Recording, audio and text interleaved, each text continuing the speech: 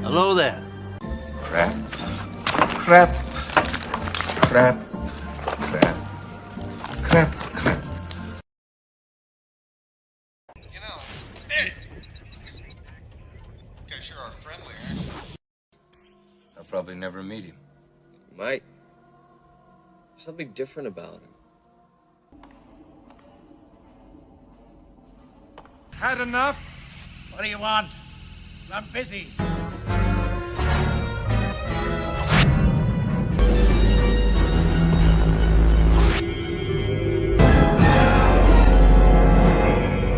No, we have a race. No. There's nothing special about you. You're nothing. You will each be part of me, and together we will be complete. Use the Force. Let go. The Force is strong in this one.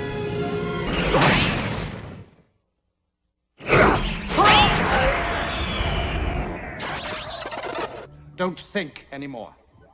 I do the thinking around here.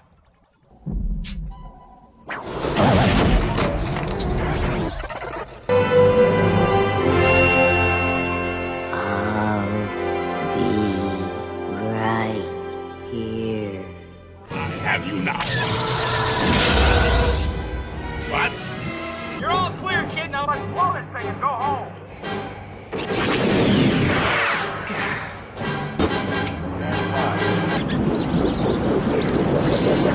He saved us. He really did it.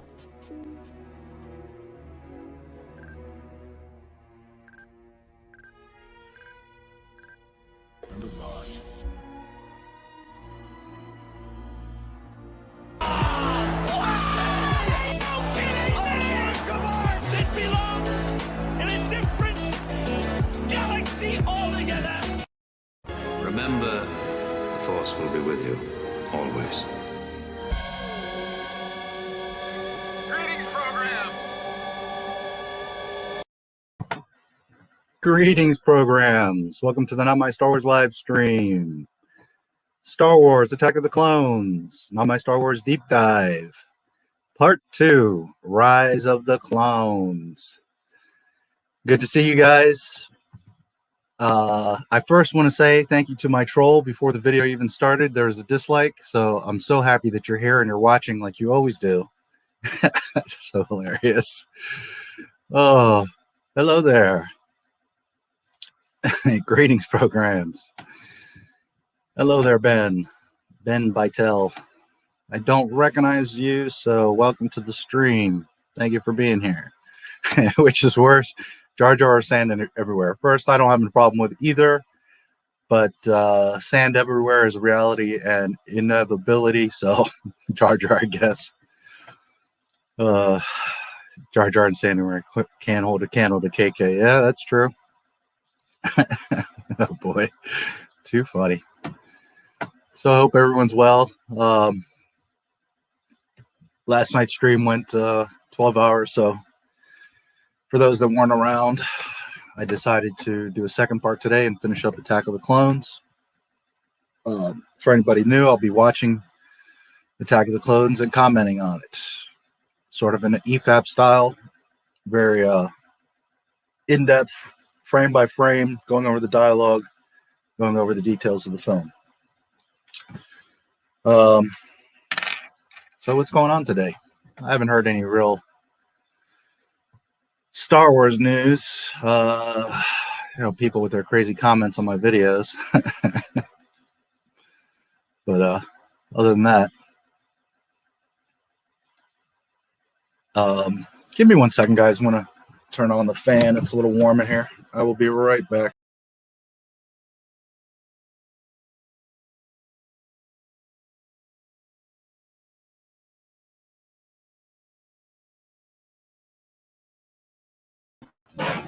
Okay. That's a nice little breeze.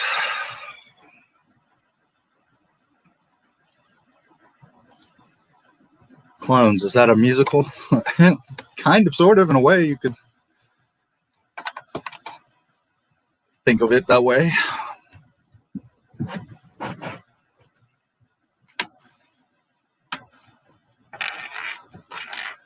So, I have a couple articles that I want to talk about after, but I'm going to try to get through the second half of the film pretty quickly, as fast as I can. You know, it'll still be detailed where I need to elaborate. I will, but hopefully we can make it faster than yesterday. And I want to share those 2 articles of some interesting stuff. If you have Disney Plus, you can join me in a watch party, so you will be seeing the film as I see it. For anyone else that's in the live stream, I can't share the music, the sound, or the video because it will take down the stream. So I'll be commenting on it, but let's see.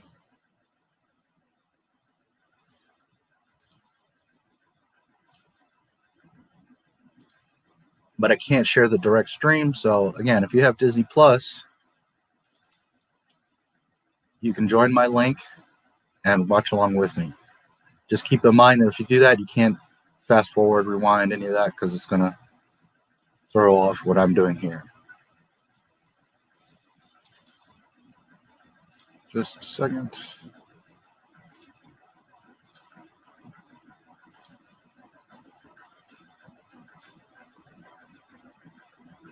Come on. Okay. I hate that it does that.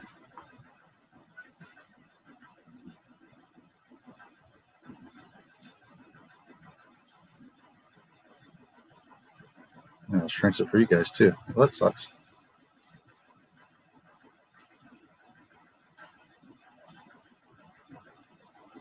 Yeah, unfortunately, that is what it is. All right. Share time code. Yes, I will be calling out the times. I am going to be starting right where the asteroid chase is with Jango Fett and chasing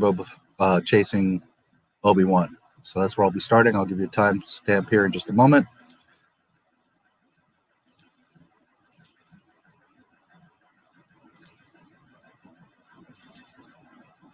Here's the link. If anyone has Disney Plus, 6 of you can join.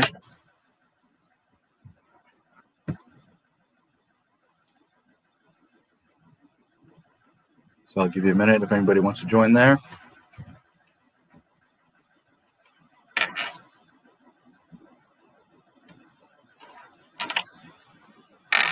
And we will talk about Attack of the Clones.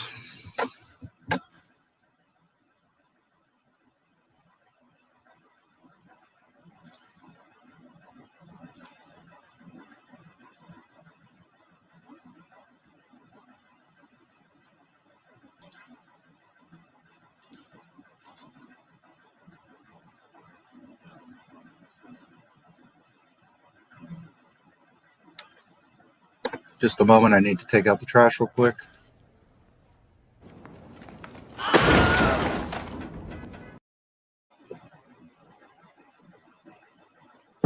Okay, much better.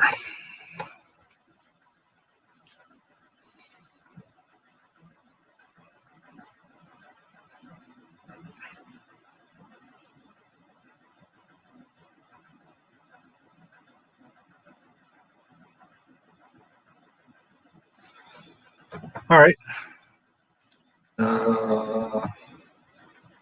I guess I will start.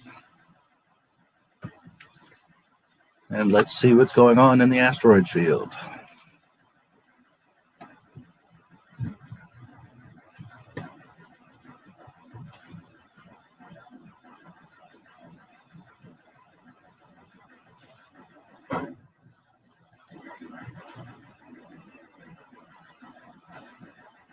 Just a second.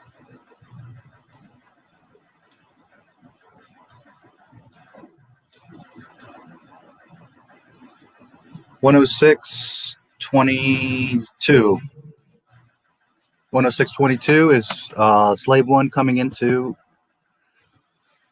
the asteroid field area.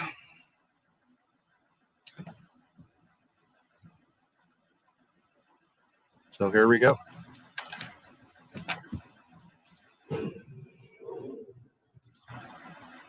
Hi, Dana A. Sorry. Dana I. Hello, good morning. It's good evening for me. It's about 8 p.m., but good morning to you if it's morning to you. I'm just literally about to start the asteroid field chase, so here we go. 106:25. There's a beautiful shot of Slave 1. As a matter of fact, let me take a screenshot of that. That was sweet. Slave 1 by in front of this red planet. What a gorgeous shot that is.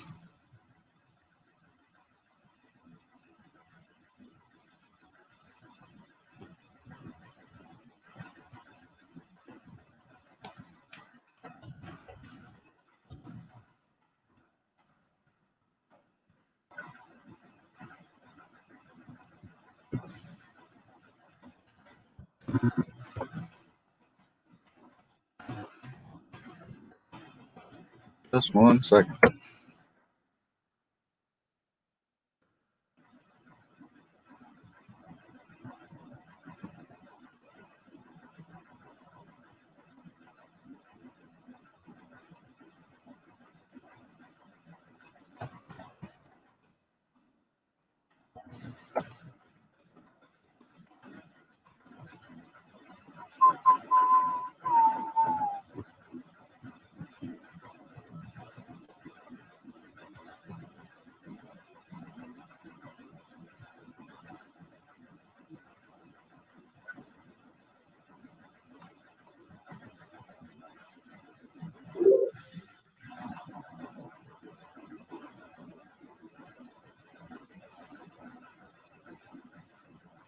I think we've been tracked. Yes.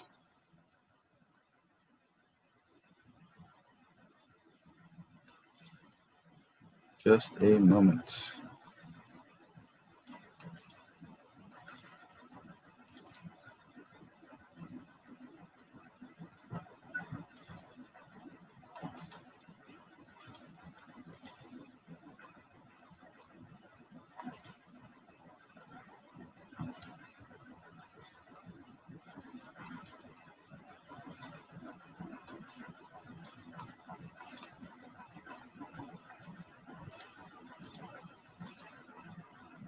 There we go. That was too cool for me not to. Geonosis, yes. Should be coming up for you. There's a little delay, but yeah, you should have it here in a second. Well, I guess you do see it because you said it was geonosis. So, what a great way to start the day. Thank you. No, thank you for being here as always. Very happy to share Star Wars with you guys. So I guess it's morning for you, huh? What time do you have over there? You must have a homing device on our hill. Oh. All right. So I'll continue and I'll be looking at the chat. I am at 106:25. Here we go. Oh, let me put the subtitles are on. All right. Here we go. 5:25 p.m. Okay. It's about 8:25 p.m. for me. Obi-Wan comes out of hyperspace. He's floating there in front of Geonosis. This time he detaches and like goes under through his hyperspace loop. I think we're being tracked.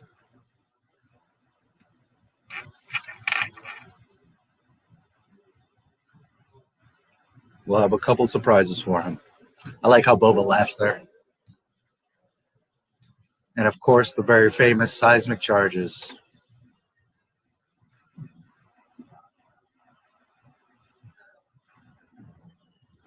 Okay. This scene is one of the very few in the entire Skywalker saga that has no music. The pod races, or at least it doesn't have music for a section of it. The pod races is the same way. The beginning of the pod races doesn't have music, and then it comes in. George was very adamant about there always being music in the Star Wars movies. But Ben Burtt approached him about there's a few scenes, and the one in particular that he talks about in the behind-the-scenes stuff is this asteroid scene. How he begged George, and he said, please, let's leave the sound out of this section. It's going to give some extra impact. Of course, George, very much respecting Ben Burtt, let him do it. So while I know most of you probably know this, sometimes you might watch it and just not occur to you that there's no music here. So that really amplifies not only the scene, as you're getting into it, but the fact that the seismic charges are so quiet. And then all of a sudden you have this massive explosion. So anyways, this is one of those very few scenes that for the first half of it, there's no music. And then it, of course, comes in when he shoots the rocket towards the end, the homing rocket. So Bubba says, get him, Dad, get him. I'm going to start saying, get him, not my stars, get him. When you go off and dump people, huh? Yes. So the first seismic charge, actually, where I pause it, as a matter of fact, let me get a screenshot of that, because that's really wicked, too. Jeez. What an awesome shot that is.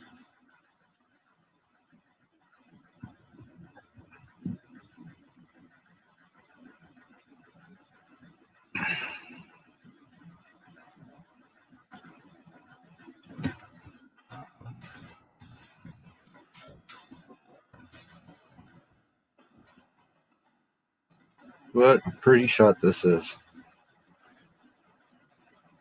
Pretty in a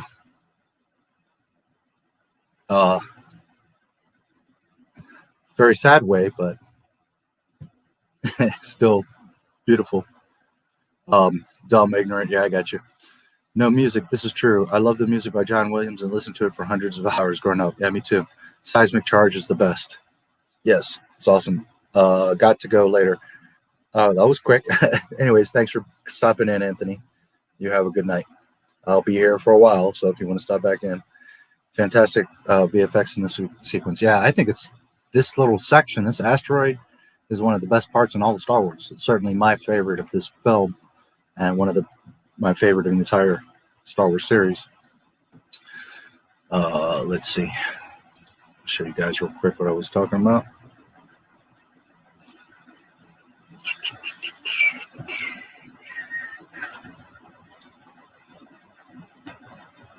Where'd you go?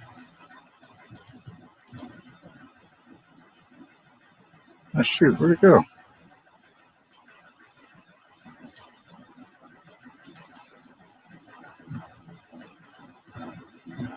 Did I forget to save it? I closed it and forgot to save it.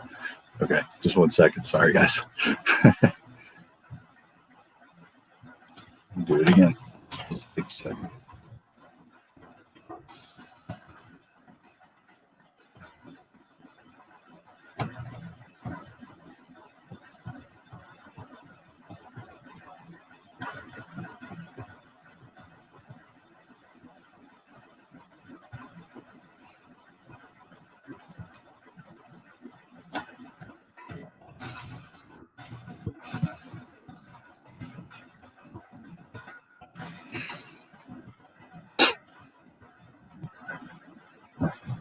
All right.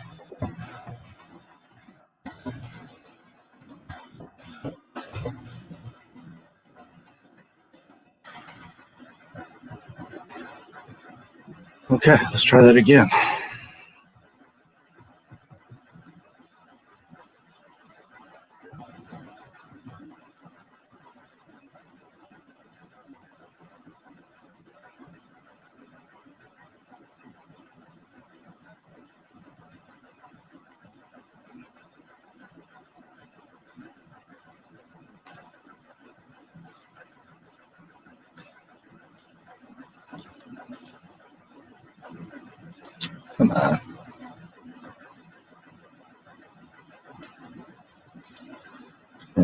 pain in the butt right now.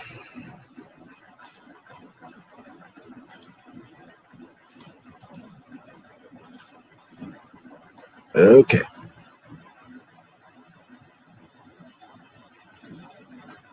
Pretty wicked. All right, I'll change that in a minute because it's going to get annoying seeing that bright star thing, but I'll leave it there for a second. Okay. Seismic charge blows. It's awesome how it tears through all the asteroids. And then he launches the second one. It cuts right through a massive asteroid. Obi-Wan's a pretty good pilot. He's zipping and zagging and rolling. He doesn't seem to take a hit, this guy. I love that. Then Jango flies through this like asteroid tunnel, if you will, which Obi's little Jedi starfighter, you know, no problem. But man, Jango getting Slave 1 through there is pretty impressive. Watch out! The lighting coming through the tunnel. Then he flies out over a rock. Slave 1 always sounds so awesome. Obi-Wan comes out, and then Jango's behind him. Get him, Dad! Get him! Fire!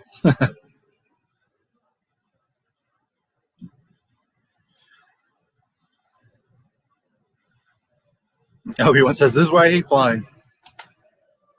Yeah, I wouldn't be too happy if I had Slave 1 on my ass either. So beautiful going through the field, just shooting down all these rocks. And then like the flak explosions around Obi-Wan's fighter. We got him. And then here's where the music starts. Side rocket panel opens. Music comes on. We'll have to finish him. And that rocket's right on Obi-Wan's tail. Zigging and zagging with him. Going around rocks. So awesome. Beautiful John Williams music.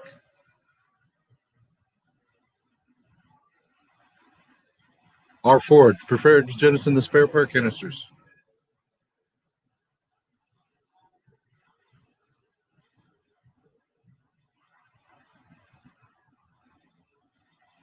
Now you got no spare parts, buddy. Okay, so the rocket, Obi-Wan flies through a crevice. The rocket hits the spare parts, and on Slave 1 sensors, Obi-Wan's ship kind of like fades out from the sensors, and then you see Slave 1 heading to the planet, and the last asteroid is rotating, and Obi-Wan's Jedi starfighter is there on the side of the rock. Okay, this is important. Just a second here. Let me switch this picture.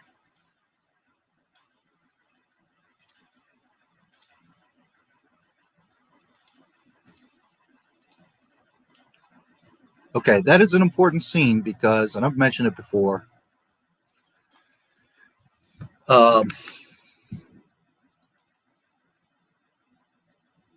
Obi-Wan says, jettison the spare parts, the rocket explodes, and then it appears that he's gone. Then you see him on the side of the asteroid. This is important because years later in Empire Strikes Back, that is exactly what Boba Fett does to Han Solo.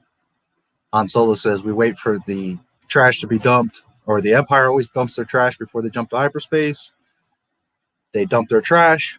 Star Destroyer, Chewie detached. They detach the Falcon from the side of the bridge. Star Destroyer zips off. Han lights up, starts flying away from the asteroids, and then you see Slave 1 rotate, and he's tracking Han Solo and the gang in the Millennium Falcon. That comes directly from this. Boba Fett learned that trick and that lesson from this, because obviously Boba Fett's going to see that Obi-Wan's alive here in a few. So that was literally George Lucas, again, with the recurring themes. Where Boba Fett learns that trick is from right here in Geonosis, above Geonosis. Obi-Wan playing as if he got destroyed. Okay. No music certainly accentuated the audio, and the creativity on the creation of these sounds is incredible. Dare I say, Bert-tacular? Yes, very good call. Very, Very good. That deserves.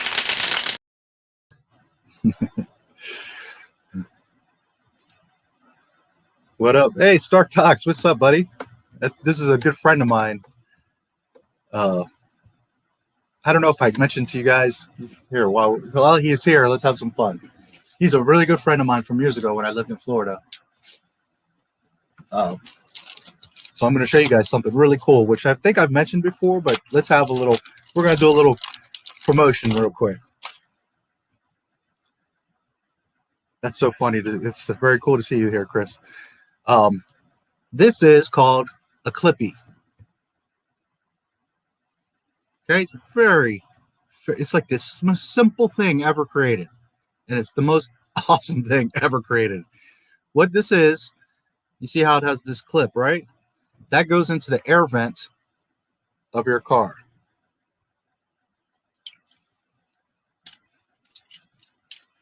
That's the Clippy. Again, it's the most simple invention. It also swivels this loop. But one of the coolest things ever. This is version 2. He created this years ago, and this is a better version. It's very strong. It's 2 pieces. The original one was like 3 or 5 pieces. It's super small. As you can see, it's like not much bigger than a quarter. Maybe if you put like 2 quarters side by side. It comes in gray or black. It could be also in custom colors. Another cool thing is, if I can find one right now.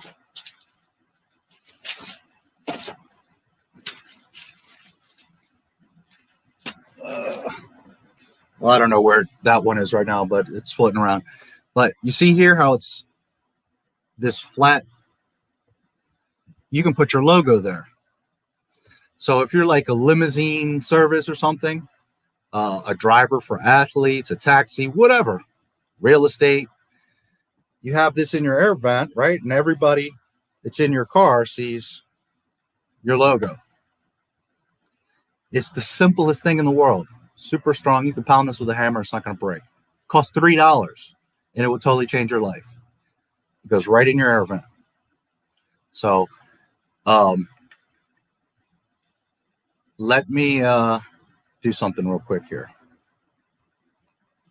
Just a moment.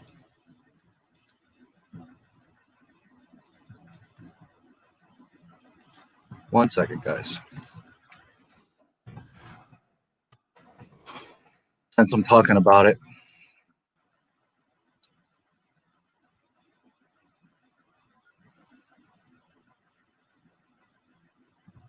And you know me, I don't usually promote things or do all that, but since we're here and we're talking about it, and my good buddy is here,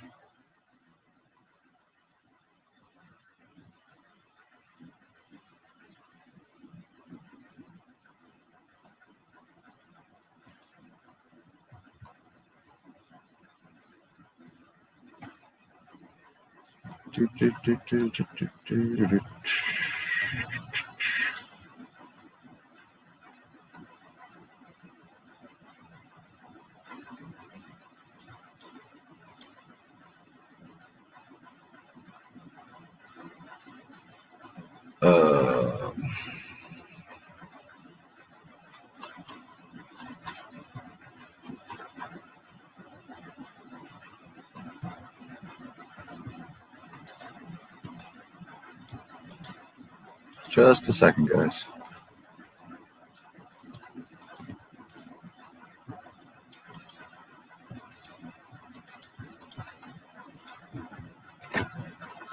It's really cool to see you here, Chris.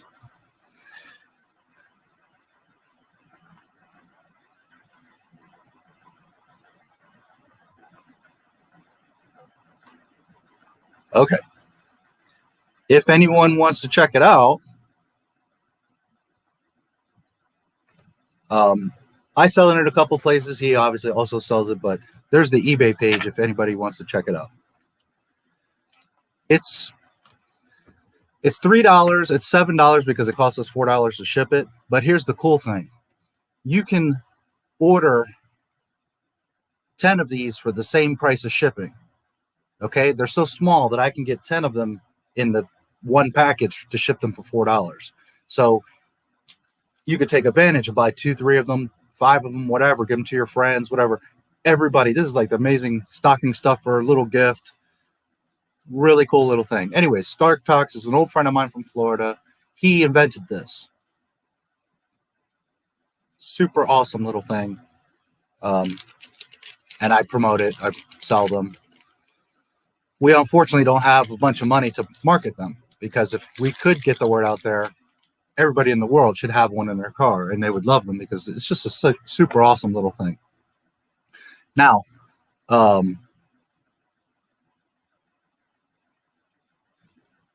yes, you can put it in like a janitor's closet or an electrical closet. You could hang like working goggles.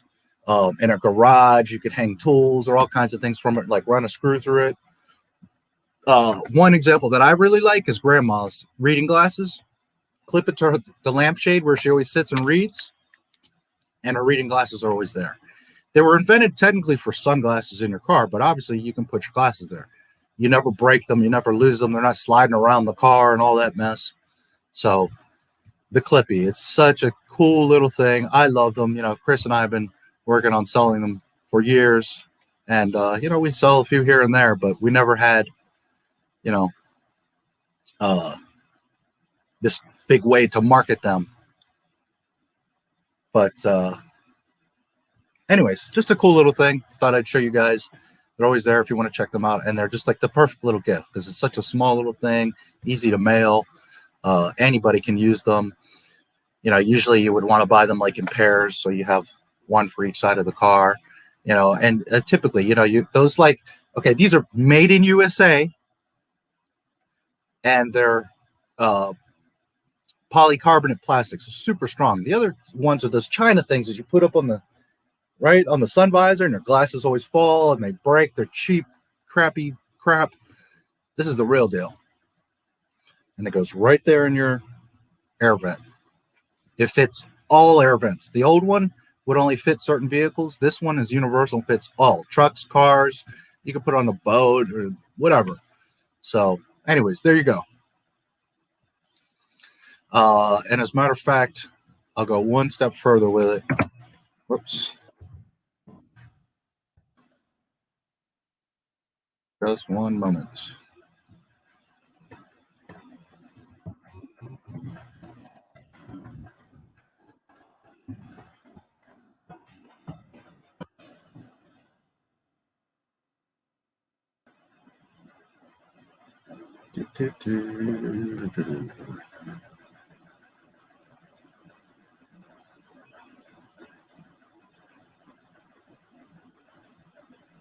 Here is the YouTube video. It's a commercial.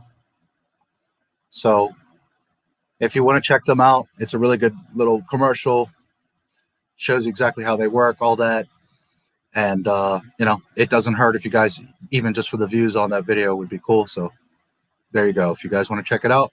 And again, I wouldn't endorse it unless it's like a, you know, real product that I use and is like really awesome. And, you know, I personally know the inventor, so there you go. But anyways, the original Clippy, very cool little thing. Please check them out. And yeah, we've, you know, if you go to the eBay, you'll see I wrote this massive description, and you'll see like there's tons of examples there of how you can use them. So yeah, very cool thing. Found it on your site. Yeah, absolutely. The eBay right now is the best way to get them. Yeah, of course, Chris. My pleasure. It's good to see you, brother. There you go. Very cool. Yeah, and it's the most simple thing. It's one of those things. It's like, damn, why didn't I think of that? It's so freaking simple. Not expensive to make. I mean, he has spent a lot of freaking money and time. Don't get me wrong. You know, he certainly has not made back. Well, I don't know. As far as I know, he hasn't made back his investment on them, but that's okay because he believes in it. And when he showed it to me, I was like, holy shit. And ever since, we have both been, you know, trying our best to get them out there. You you know, and slowly but surely people see them. Can you use them on set of commercials, on camera to hold things? Yeah, absolutely. You could use them for all kinds of stuff. And it's like the clip is, it doesn't have a spring, but it's like kind of tight, not so tight that you can't open it, right? But it's got a good grip, so you can clip it to other things. It's only going to hold so much weight, of course. That's why I was saying, like in a garage, you could run a screw through it because it's hard plastic. So you could run a screw through it and put it on the wall, and you'll always have your, you know, like your safety goggles, for example, stuff like that. So, anyways, they're really cool. Is that the one where we killed the stuffed dog? No, the stuffed dog's not there. Yeah. He has spent a lot of time and money on them. But yeah. So anyways, he has a funny commercial where the stuffed dog gets killed, and a lot of people like got upset about it, and we're like, it's a freaking stuffed animal, folks. But in seriousness, one of the great things about it is you're not putting your glasses down the dashboard or the seat, so now they're not like getting sat on or falling on the floor, sliding across the dashboard. You know, typically you have them on the dashboard, you turn, they go sliding across, then they fall, and now you're like this driving, trying to grab your sunglasses. You know, you could get an accident, you could get a ticket. So they can keep you from that. But the main thing is they keep them always in a place that's arm's reach, safe, not getting scratched, broken. So anyways, let's continue. I don't want to make this a big plug for the Clippy, but just a very cool thing. And again, very cool to see my buddy here. So Star Talks, you don't have Disney Plus, do you? I don't think you do.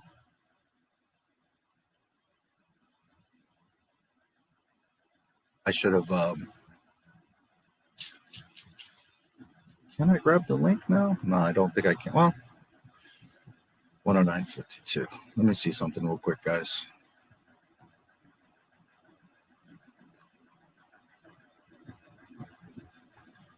Come on, Disney Plus.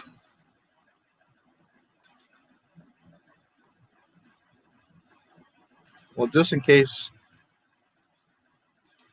Star Talks or anyone else.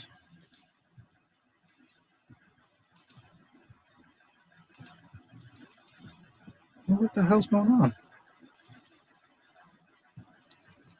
Hold on. Disney Plus has been a little bit of a pain.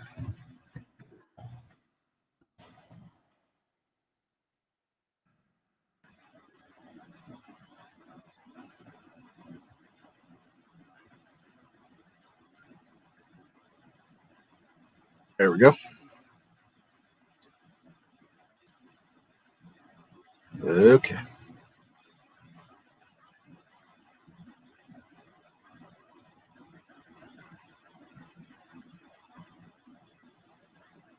All right. Well, anyways, if anyone else has Disney Plus, you can join me in the viewer here. All right, I will continue. So Star Talks, I can't show the movie or the music because it'll cut down my stream. So basically, I watch it over on Disney Plus and comment on it. So, and of course, if anybody has questions or want to say anything in the chat, we will chat. In the meantime, I'll put up this lovely picture for you guys.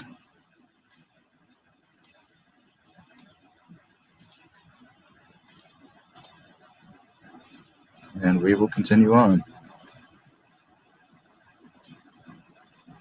Okay. So I'm at 109.52. And Slave 1 is coming into the... it's already in the atmosphere. It's like coming down onto the surface of Geonosis.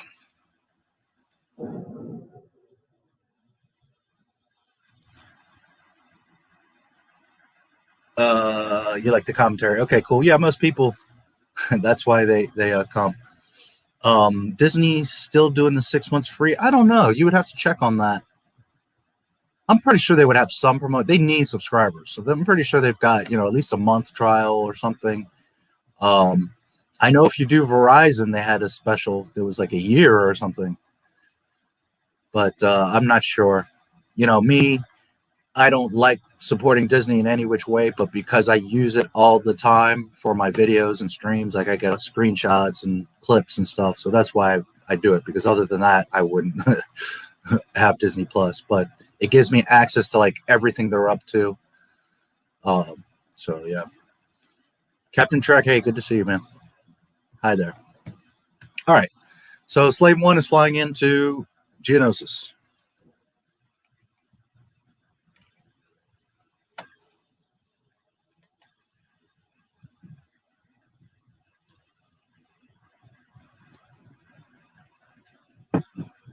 Very cool how it comes to like this like docking bay where the ground opens up, and just like the angle, the way Slave 1 comes and like angles and comes down. So then Obi-Wan back on the asteroid, he's like, well, I think we're clear, and takes off from the asteroid. And then he goes down towards Geonosis. What a cool shot, all the rocks, asteroids floating around on top of Geonosis. Then from Obi-Wan's view, we see the big command ships, the big round command ships.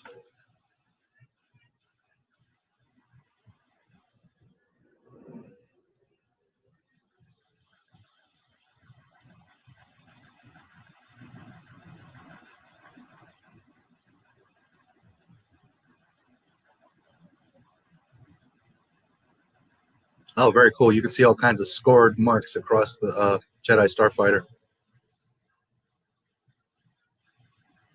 Man, that thing got shot up. Okay, so Obi-Wan's walking along this rock wall or whatever, and it cuts to Tatooine with Padme and Anakin. And then Padme tells Archie to stay back at the ship. Poor little guy. Okay, so we're going to pay close attention here because of a few things. First of all, you just saw the video that most of you probably just saw the video that I put up that George Lucas always proof that George always had a plan. This is the area where he was filming. Back in Phantom Menace, he was filming the scenes for this. Also, because there's always this question about why doesn't Lars recognize 3PO? Well, right here from the very first shot, you can see 3PO is like all charcoal color. Okay, so he would look totally different. But we're going to pay close attention to how much we see 3PO, because this is always like something that people bring up. And I always make the same point, but we're going to pay close attention this time. I'm in Ireland. Oh, wow. Over here with the UK, they are offering 6 months for first-time customers on 12 contract. I think you are correct. They are sure going all out with the promotion for subs. Yeah, they desperately need subs. By the way, I did a video, 2 quick notes. I did a video months ago, their earnings report, where, well, the most recent one, they were like at 87 million. The previous one, they were like 60 million. And I had reported that Netflix was at about 100 million subscribers, which was more than ESPN Plus, Disney Plus, and Hulu combined. Okay.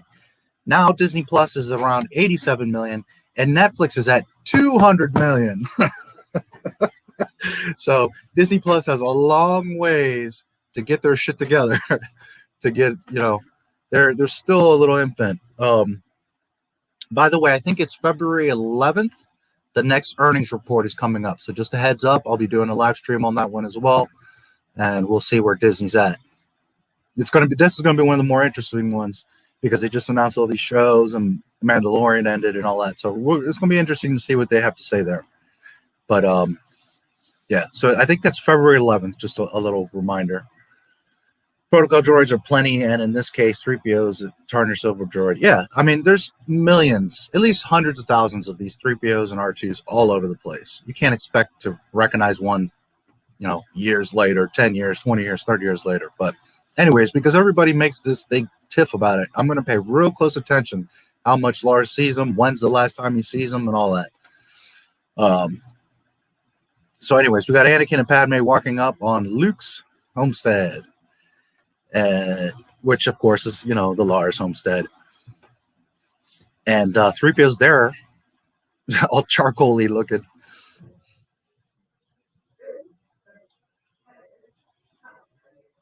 Okay, now, right off the bat, the first thing 3PO says, "Oh, hello there. How might I be of service?" He doesn't recognize his own freaking maker, but yet Lars is supposed to recognize him. Well, anyways, 3PO, yes, the maker.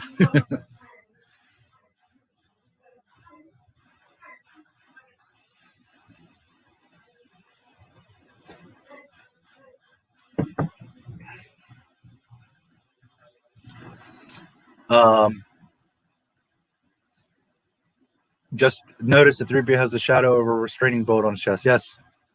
Again, Lucas did not miss the details. And to be fair, Lucas had a ton of people around him that would remind him of stuff and be like, hey, you know, they would go back to the vault and pull out the old costume and be like, you know, it's not that Lucas just remembered every little detail every second. But you know what the difference was? He planned it out. He wrote it out. He took his time making it. And then he would go back and revise and make sure, okay, is everything right? Are all the details there? Is the mark of the restraining bolt there? That's the difference, as opposed to Disney just rushing shit out. I think we better go indoors, he says.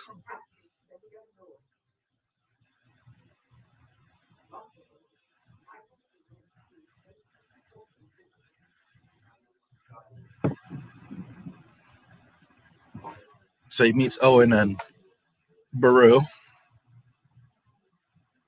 And Padme introduces herself.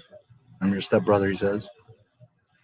Side note, Baru, I can't remember her real name right now, years later as an adult, joined a cult. She was part of the, shoot, I'm forgetting the name of it right now. But it was this cult that was, they had like a headquarters in like the Buffalo, New York area. There's a whole documentary on it. I watched that thing. Anyway, she was part of a cult. I'm not saying she's like an evil cult person, but she like got tricked into a cult with her husband, Mark. And she like, after not too long, figured it out and got out. But she was in a cult, Miss Baru.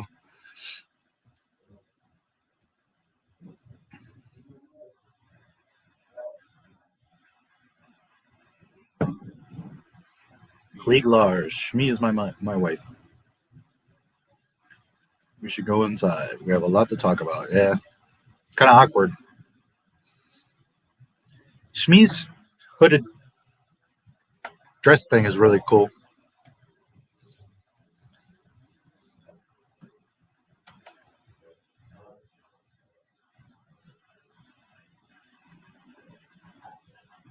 So he's talking about how Shmi went out to collect mushrooms and Tusken Raiders got her.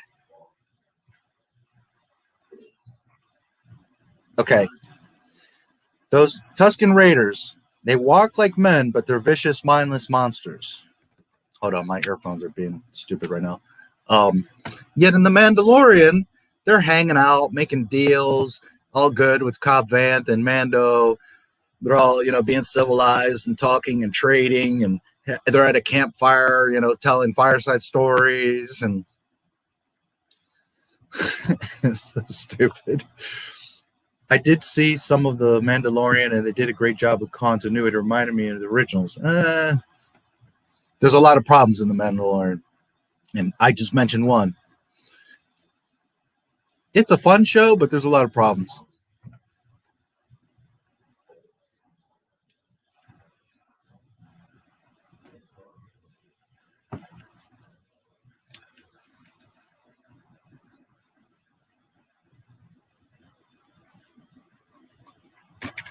Oh, these damn earphones are being stupid. There we go. Okay, so he's lost his leg. There's not much he can do. She's been gone for a month. And he gets up and Owen's like, where are you going? And he's like, I'm going to find my mother. And Klieg, of course, is like, she's dead, accept it. And the look on Padme's face, so well done. Okay, so then here you see where he's outside of the hut. He turns his head. You can see the Vader shadow in the, which is, you know, I'm sure you guys all know that when baby Anakin was outside of the hut, there's a shot where the shadow looks like Vader, and then now young man Anakin, you can see the shadow also of Vader. And this is the scene where George Lucas had proof, that video that went out today. Oh, here you go. With the swoop bike. Set-wise, yeah, no, it looks a lot like it, but the story, the writing is a bit crazy.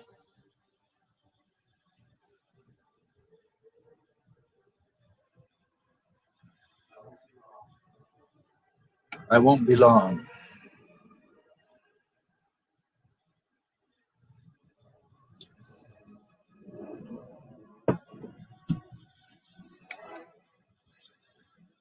And a very cool scene here.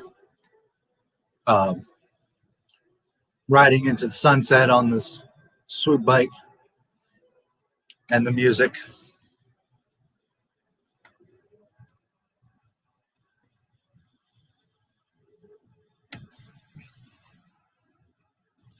While wait with the Vader shadow. Okay.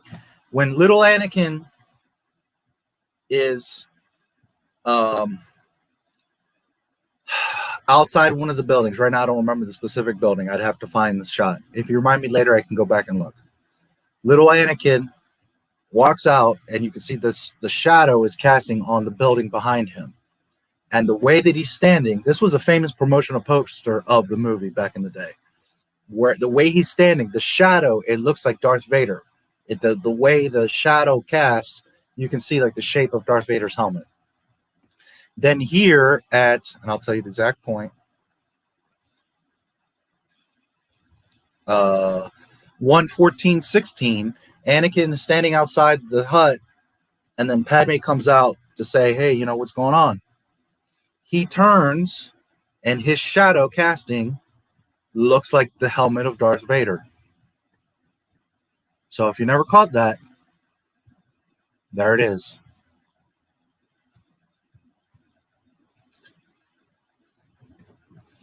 Let me see.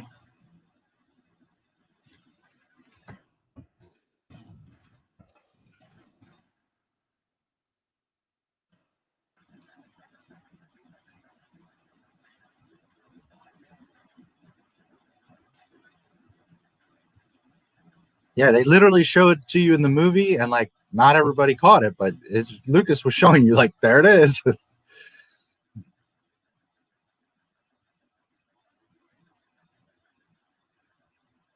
Just 1 second. I will show you.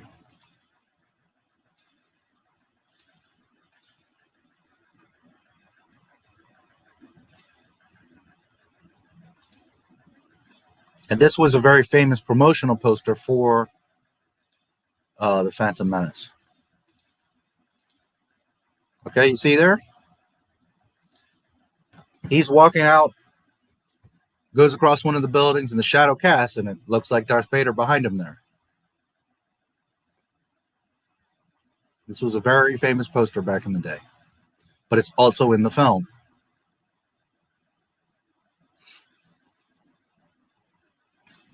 And then when you look at, like I said, 1:14:16 in Clones, he turns, and against Luke's old hut, right, the Lars homestead, when he turns, the shape of his head, it's not like exactly Vader, but like you can totally tell Lucas is like, there's Darth Vader. Literally, like, there it is. So I'll leave that up actually so you guys can. Just a sec.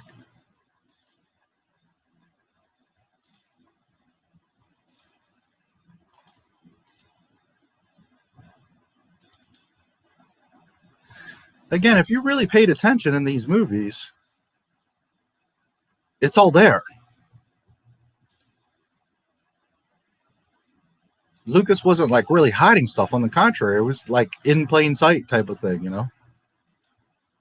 It was just a matter of were you paying attention.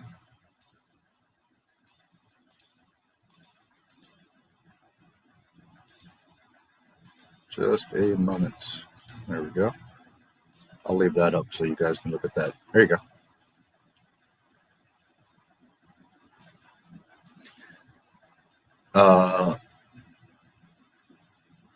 Yep, the Vader shadow. Yep, there. Well, there you go. You see it. Come on, chat. All right. Yeah, and it's in the film. It's not even like just a like for the promotion. It literally, you know, it's there. Yeah, it is. It's like, you know, it just goes by passing, but it's there.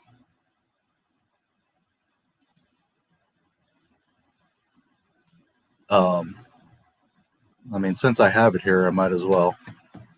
Just a second.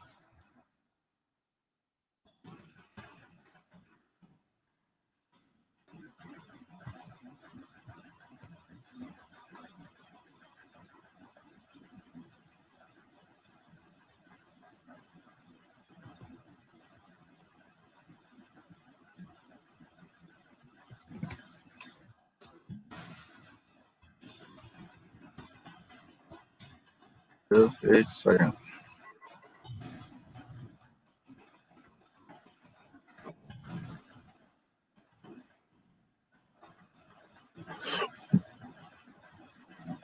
I'll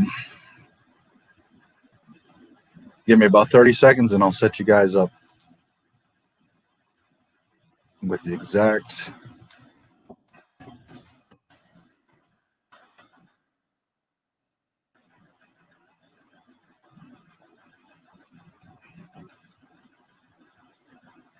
Whoops.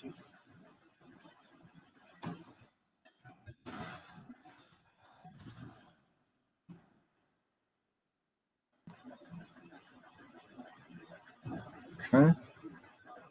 Almost there. And you'll see exactly what I'm talking about.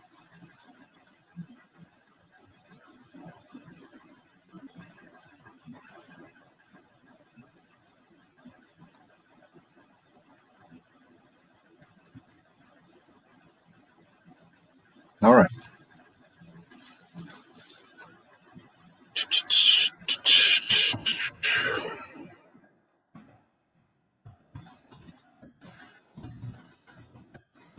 Okay.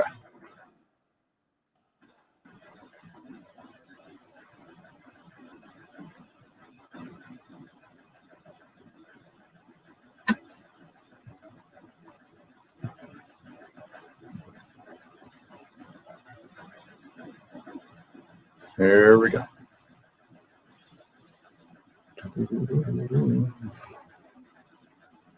There you go.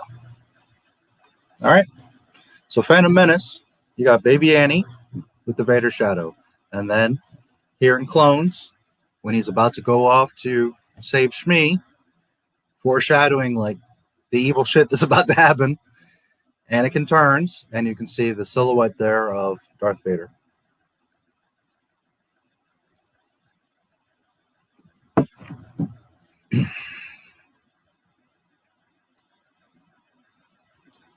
All right.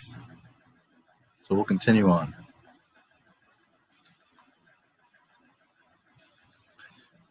You're going to have to stay here, he says to Padme. The classic Star Wars. Well, there's like soft music here, but then when he zips off, you have the dun, dun, dun, dun, dun, dun, dun, dun, dun.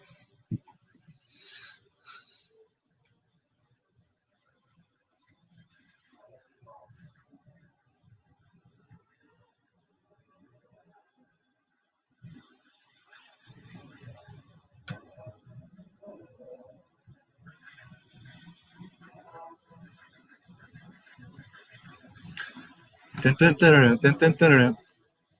Which, you know, like I said in the Rinzler stream, you would walk out of these movies, and I know because it happened to all of us, and some of us were saying it out loud, but if not, it was in your head, and you were like, dun, dun, dun, dun, dun, dun, dun, dun, you know, dun, dun, dun, dun, dun, dun, dun, dun.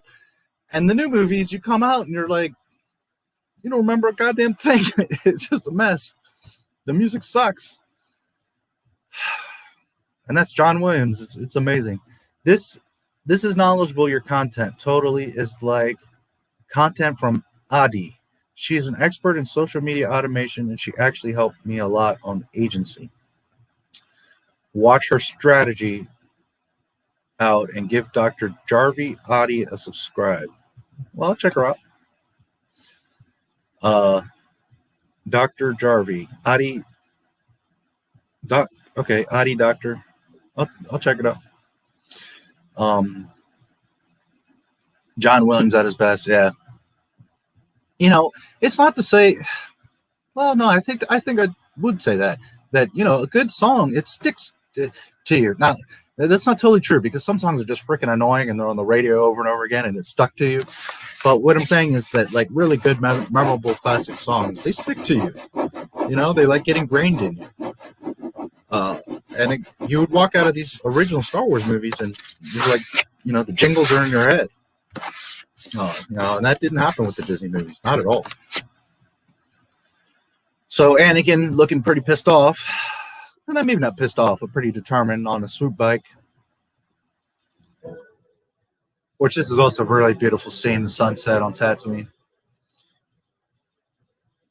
One of the suns is going down. Here, look at this. Look at how beautiful this is. See if I can catch it.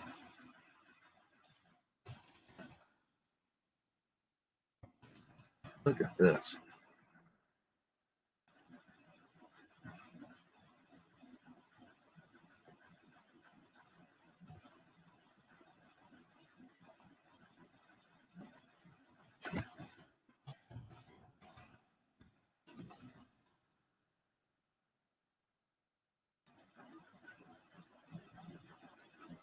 Just a second.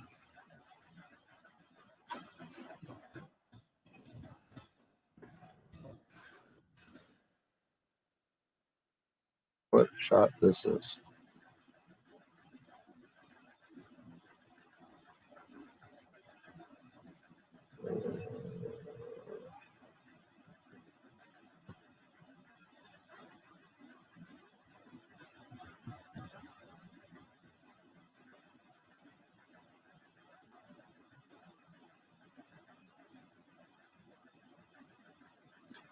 You can see the twin suns there.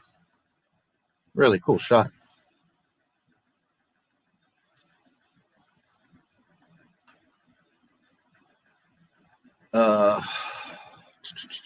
Yes, John Williams at his best. All right, we'll continue on. What a cool shot that is, man. And again, the music.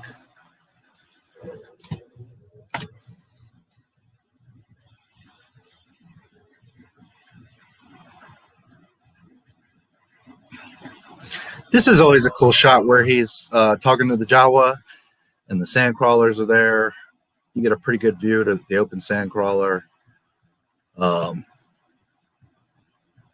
Man, those things are massive. That's another thing. The sandcrawler on Mandalorian looks really small to me. These things are massive.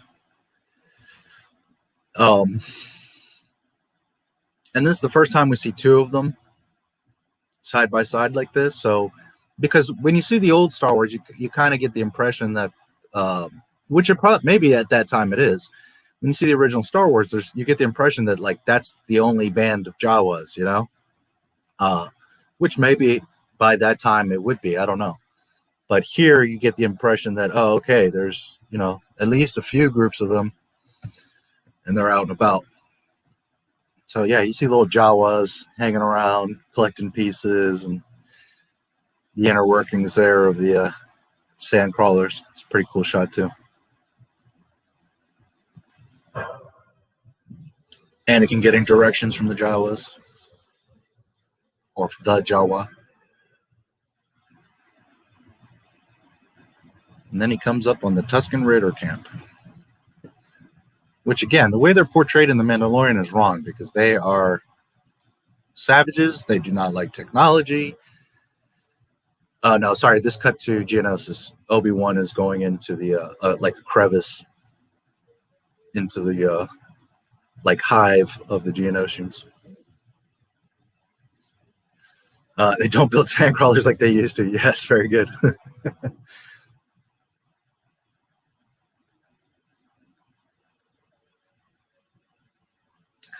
The Geonosian hive is really cool too. lot of detailing. And he hears the machinery, and then he sees the droid factory, or a section of it from the top.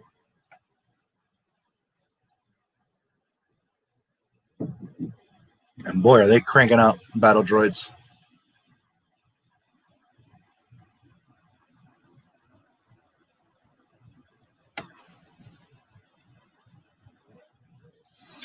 The Tuscan camp scene is a homage to John Ford's The Searchers. I didn't know that. I'll have to look that up. I don't, off the top of my head, I don't recall The Searchers. So I'll have to look at that. Let me take a note of that.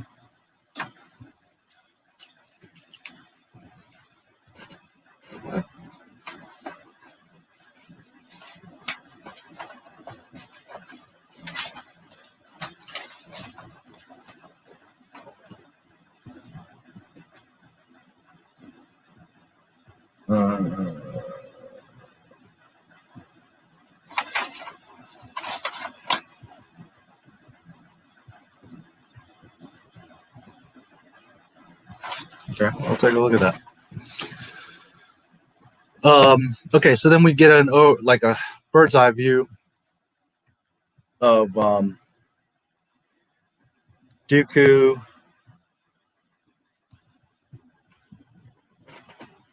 I believe that Newt Gunray's down there. We'll see here closer in a second, but I believe some of the guild is there, and I mean we do see like Sand Hill.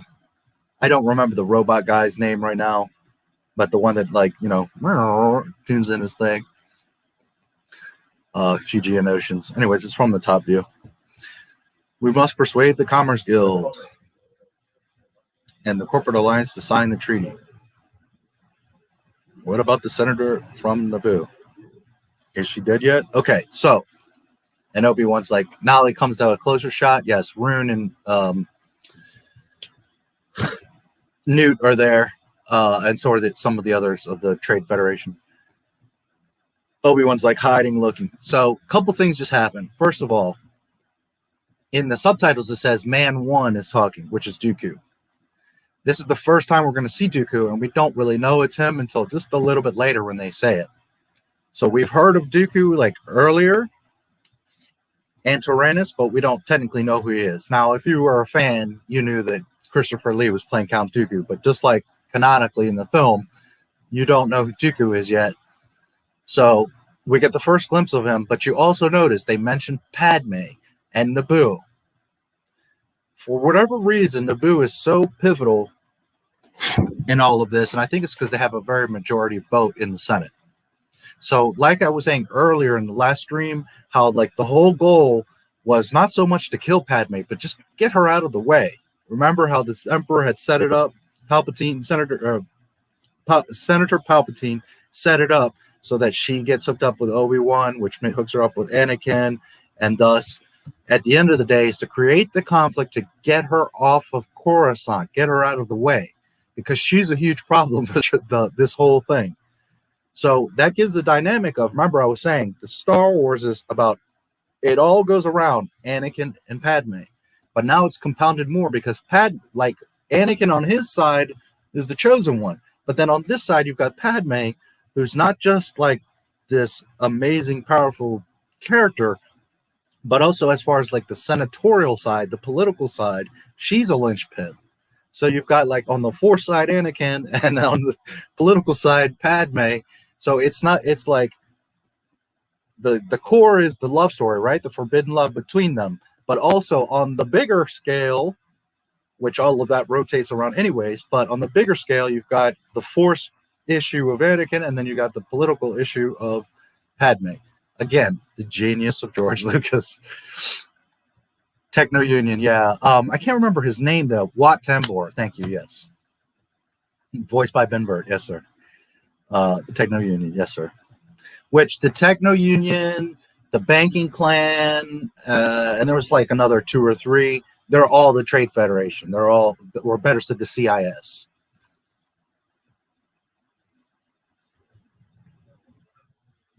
With Dooku, obviously, organizing it.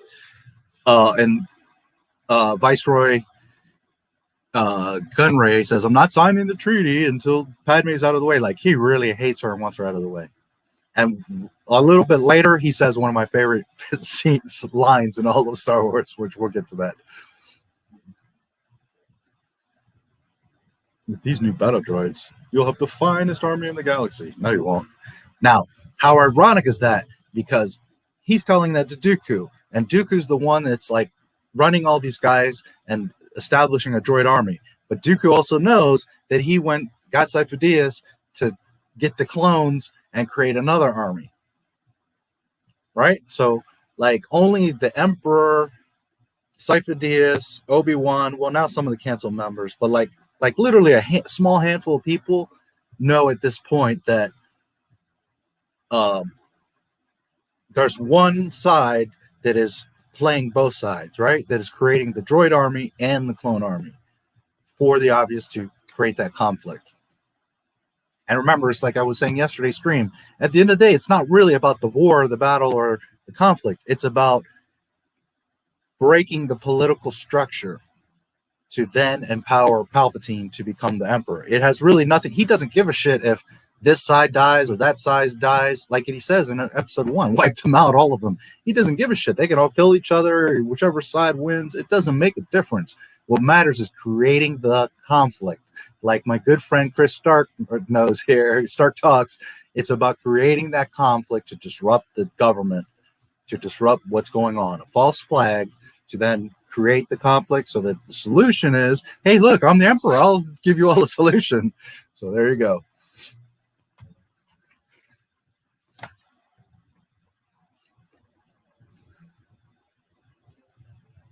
So Obi-Wan is peeking. And Dooku's saying, I'm convinced that 10,000 more systems will join us. What you're proposing could be construed as treason. Techno-Union. Techno-Union is at your disposal, Count. So there is the first hint, right? Because he says it was at your disposal, Count. And again, if you know Star Wars, you knew, oh, that's the Count Dooku. But assuming you don't, there's the first indicator, Count. So now we can put two and two together. That must be Count Dooku, and he's the one that's kind of orchestrating all of this. The banking clan, Sandhill, which has always been one of my, he's weird, but he's like a cool character I always liked. Which in the EU, there's a lot of stuff about the banking clan. They fund a lot of dirt going on in the galaxy, but they're also behind the Kuat shipyards. They fund a lot of the Kuat shipyards, and the Kuat shipyards are the ones that build like all the TIE fighters and Imperial stuff. They built other ships as well, but they're mostly known for building the Imperial Army, their armada. So it's interesting when you know that who this guy Sandhill is, because if you don't know the lore, you're just like, this weird guy that's in the banking clan, but he's behind a lot of the shit that goes down with the Empire, including the Death Star. There's always the banker, right? That's behind the politicians. George Lucas.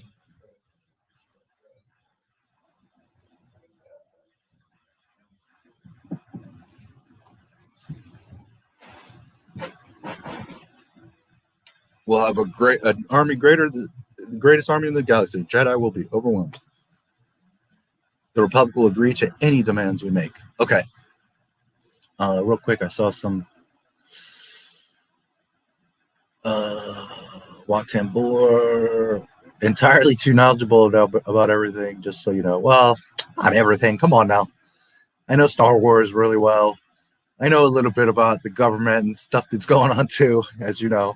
But don't get me started. Yeah, the banking clan financing the filth of the galaxy. Yes, absolutely. Which is a neat thing because again, if you don't know him from the EU, you're not going to necessarily make the connection. But again, that dude, Sandhill, is the one that's funding Kuat that builds all the terrible ships that the Empire has. So it's a cool connection. So then we cut to Tatooine at night. Again, what a beautiful shot. Let me get this. What a gorgeous.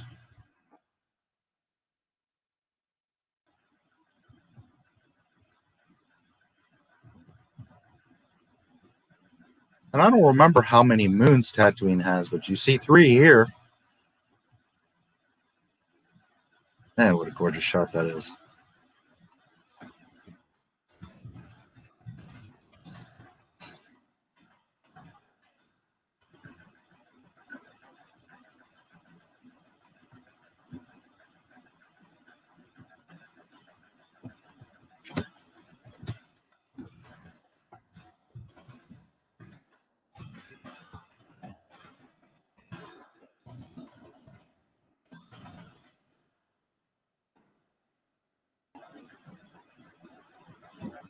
Check this out.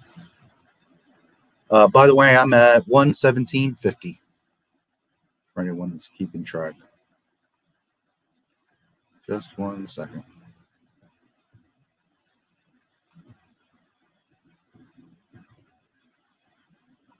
Look at how pretty this is. Man, I miss Star Wars. Why, Disney? Why?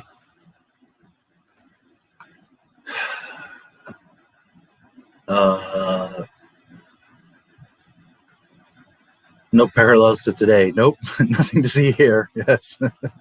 Sounds like a washing machine in the background.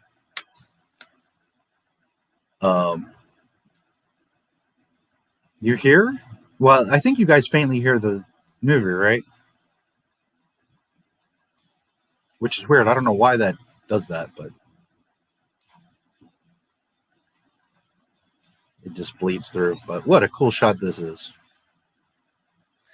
Now, there's a few observations here. You can see that the Tuskens aren't like, I mean, they're like out there, so nobody's really, but it's basically just a wide open camp. Like you could snipe them, you could drop a bomb on them. You know, they're just like out there. They're not like hidden in some cave or, you can see their camp is not very large. Let me see. 1, 2, 3, 4, 5, 6, 7, 8, 9, 10, 11, 12, 13, 14, 15, 16, 17, 18, 19, 20, 21. Roughly 21 little huts. You figure what?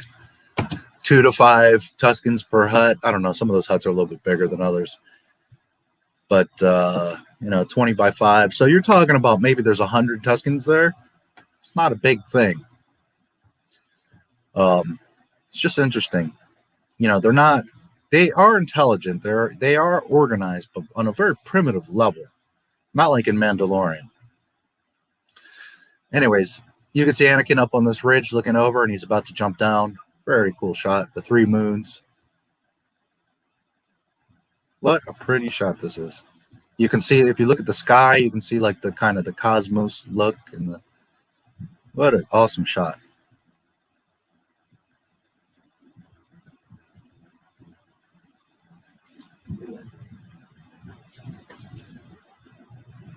All right, let's see. 1, 2, 3, 4, 5, 6, 7, 8, 9, 10, 11, 12, 13, 14, 15, 16, 17, 18, 19, 20, 21, 22, 23, 24, 25. Okay, there's a little bit closer shot over Anakin's shoulder. 25 huts.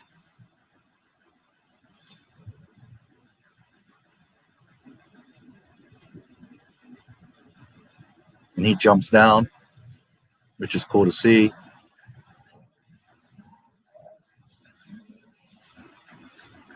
They're doggies. I don't remember the name of them, but they're in the Mandalorian too, chewing on a bone.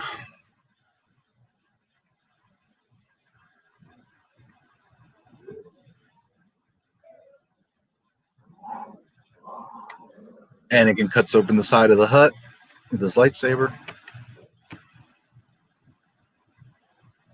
which it makes sense. He would sense Shmi. She, of course, is all tied up and cut up and scarred. Poor thing. You talk about a rough life. That lady had a rough life.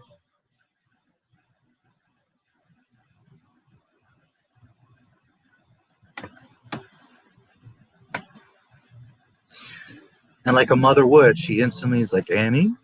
She would recognize him.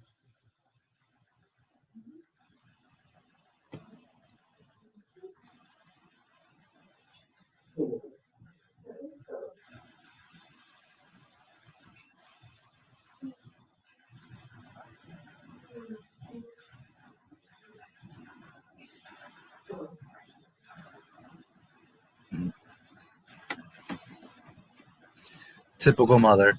You look so handsome. I'm so proud of you.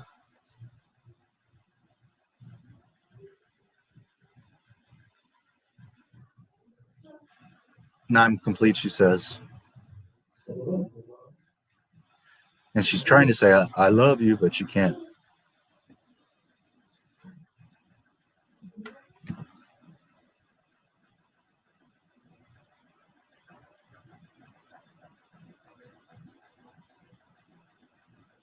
And she, of course, just falls out.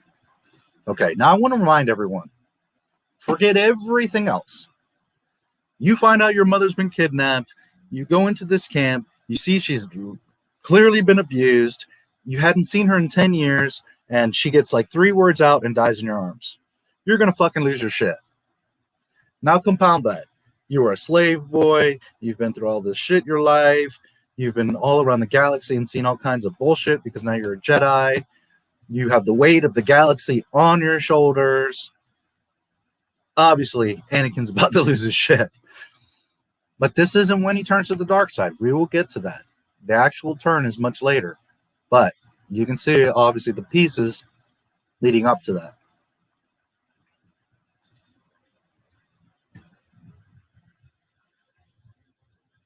You know, and I think, like, so many people say, like, Hayden did a horrible job. He's a terrible actor. He was whiny. There's none of that. I mean, he is perfectly fine in this film. And the next one.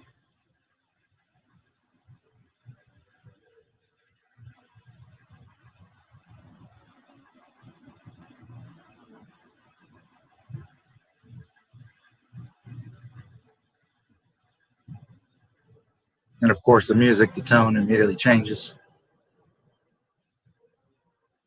You know, he's about to lose his shit.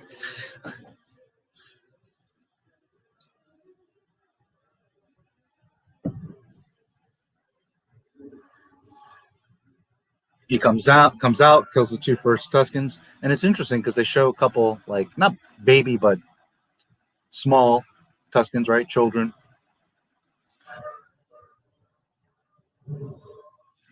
Okay, very important.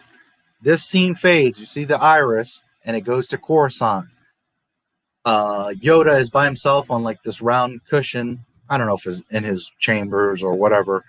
And this is very important.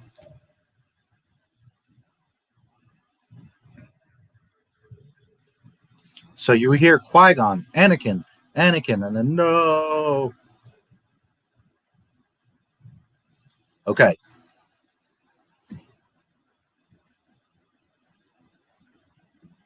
It's not totally clear if Anakin heard him, although he is talking to Anakin. So we would presume that he does. But we do know that Yoda hears him. So then later in Sith, when he says, you know, Qui-Gon has learned how to commune from the other side. Right here is when he first hears Qui-Gon. There's obviously a tremor in the Force. Now,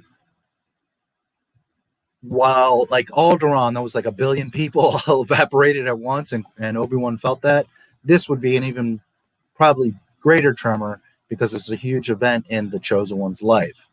So it's such a big tremor that from, remember I showed you the galaxy map yesterday? From all the way down here, Geonosis, to up here, Coruscant, which is in the center core of the galaxy, you've got Yoda not only hearing Qui-Gon, but also feeling that tremor. Because remember, when Obi-Wan felt the tremor, they weren't so far away from Alderaan, which Alderaan, by the way, is next to or very close to Coruscant in the central core. So this would have been a massive tremor because Yoda, you can see, like, not only is he about to say something to Mace, but you can see, like, his whole, like, he kind of, not collapses, but, you know, you can see that he's very affected. So Mace walks in, very conveniently. But anyways. And Mr. Smooth, he like sits on the cushion and like turns, and it's so funny. And then Yoda looks at him. Mace is like, what is it? Pain, suffering. Death I feel. Okay, from Geonosis to Coruscant. Something terrible has happened.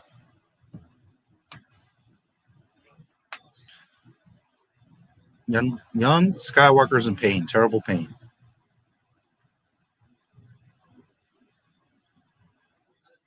And you can see the distress in Yoda's face, you know.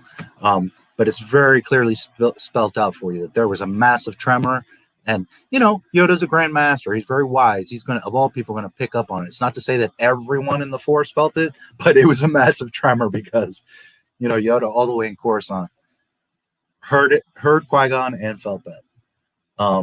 You're going to make me get Disney Plus. I hate to support Disney, but it is only $7 a month. I can't believe I'm like promoting this right now. It is only $7 a month, and they do have, like, you know, like, for example, that's how I got to my Video Man. You know, there's all the old Marvel Spider-Man and all those cartoons. There's, you know, all the classic movies. There's all the Star Wars stuff. You know, for $7 a month, it's really a lot of stuff. Just saying, you know, a lot of it we've already seen, you know, but if you like the old cartoons, all the Mickey Mouse stuff, and, you know, they have all the Marvel movies and all the Star Wars movies. So, yeah. You know, plus, and again, I stress I use it because this is what I do with the videos, but also it's a write-off, you know, for the channel. So at the end of the day,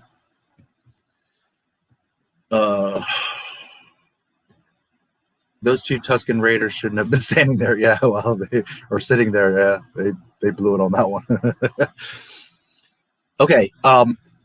Like I mentioned yesterday with the High Republic saying you need beacons everywhere because you can't communicate. Well, this is actually going to be in my High Republic video, but since we're here and talking about it, Obi-Wan is back at his ship and he says the transmitter isn't working, but the transmitter is working, but we're not receiving a return signal.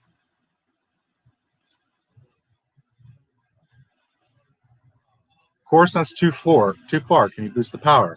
Okay, so then he says we'll have to try something else. Now this is all important as well.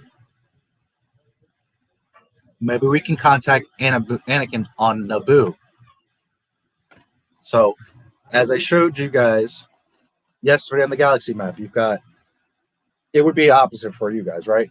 So here, let me try to do it backwards. Like here would be Geonosis.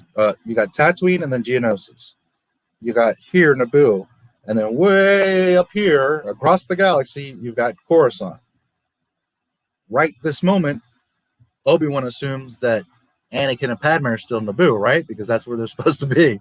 And then they decided to go to Tatooine. But you're going to have from Geonosis, Obi-Wan communicate with Anakin and Padme in Tatooine. And from there, they send a signal all the way to Coruscant. Yet in the High Republic, they say they can't transmit long range because, you know, they got to have beacons everywhere. Anakin, do you copy? He's not on Naboo. Yeah, well, we know that, Obi-Wan. Where you been? Gonna try to widen the range, he says. His little starfighter could even widen the range. Then they show a like bird's eye, the Geonosian soldier spots Obi-Wan's ship. That's Anakin's tracking signal, but it's coming from Tatooine. What the blazes are you doing there? Obi-Wan with that mullet. It's so funny.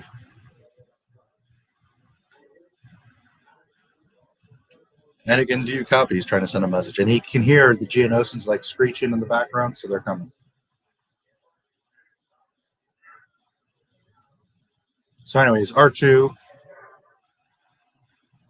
Master R2, you know, working stuff, is picking up the signal.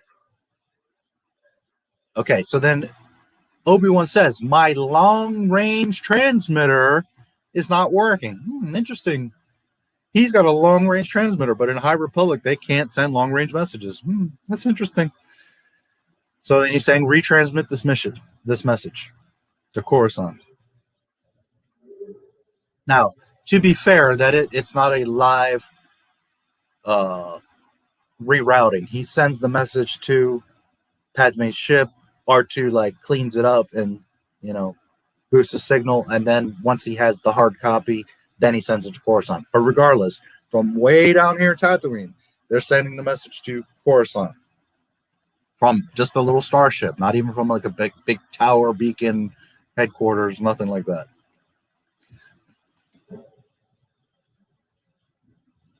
Anakin comes back with the swoop bike, and of course, Shmi in a bag.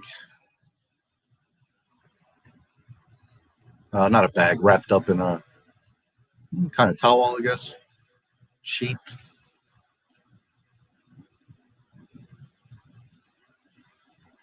Everyone, of course, knows what's in the sheet.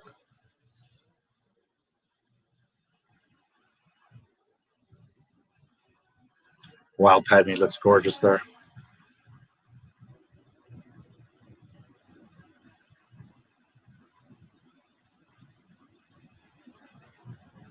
So,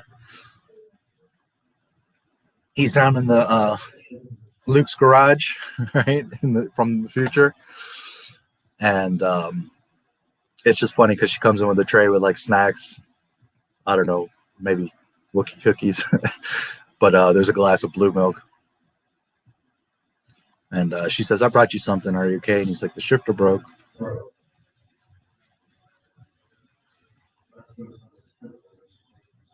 Life seems simpler when you're fixing things.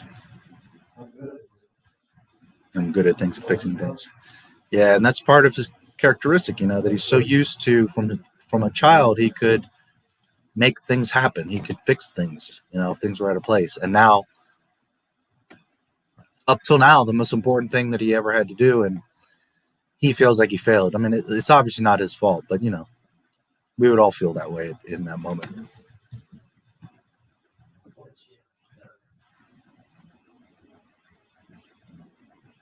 Well, to be fair, you did wait 10 years. That's why she died, dude.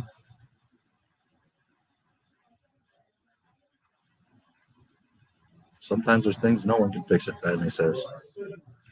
And that this is so important. You're not all powerful. And he says, well, I should be. Someday I will be. You see where it starts?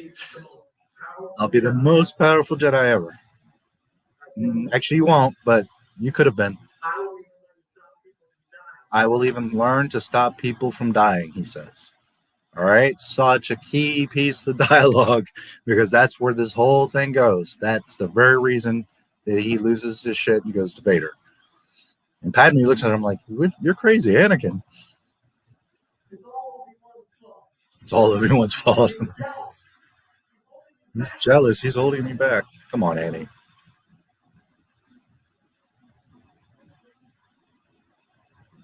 What's wrong, Annie?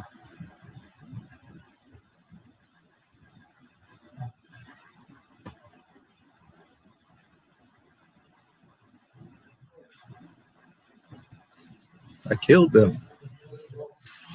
I killed them all. Every single one of them. Not just the men. Everybody loves this, to quote this, but the women and the children.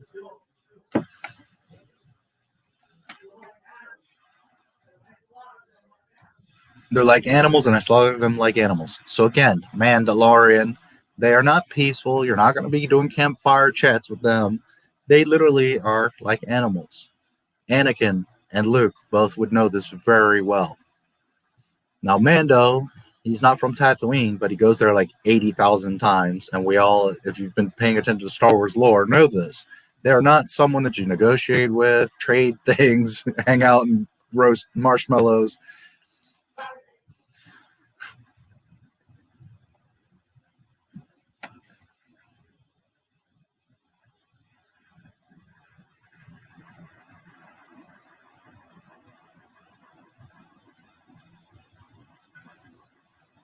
Padme should have turned and ran away. To be angry is to be human. I'm a Jedi. I know I'm better than this. Well, but yet you're constantly slipping, son.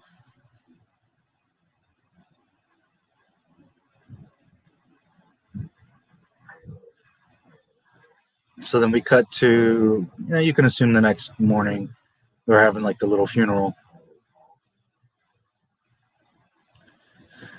Now, there's an interesting thing there. There's 3 gravestones, and one of them is a little one.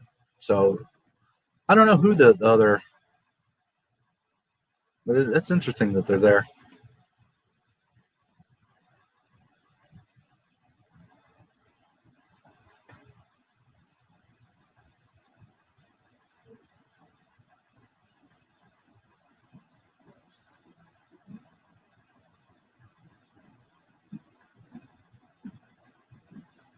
One thing I always appreciated of how George wrote it is that he didn't have Anakin blame Owen or Klieg.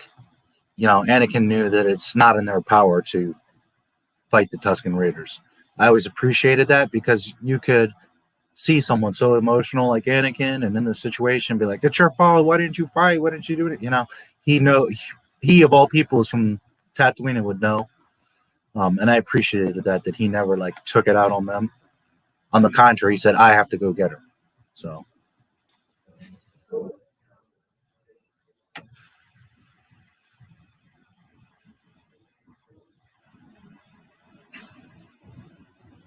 I wasn't strong enough, he says. I promise I won't fail again. So we've got in very short dialogue that he's very angry, that he won't fail again, that he will become the greatest Jedi, and he'll even keep people from dying.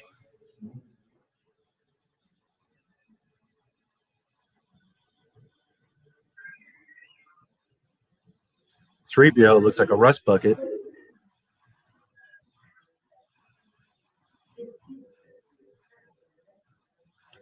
He's carrying a message from Obi-Wan Kenobi.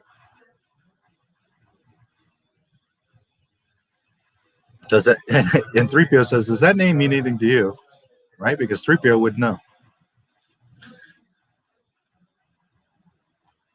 So then we cut to Padme's ship. My long-range transmitter has been knocked out.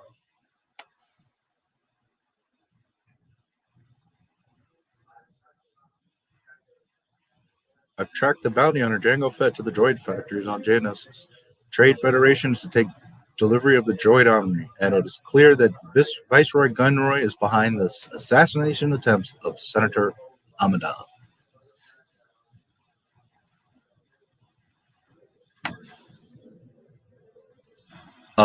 And here Obi-Wan mentions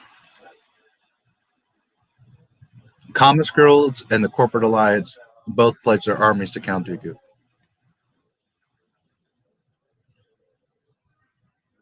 This is him in a hologram to the Senate. And then, you know, of course, Wade and the droideka comes. So right there, he mentions to the council that Count Dooku is behind this. Very important dialogue. Droideka.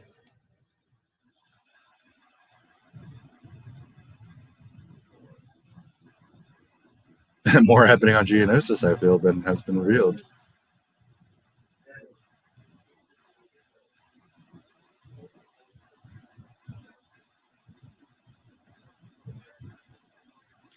We'll deal with Dooku. Protect the senator at all costs.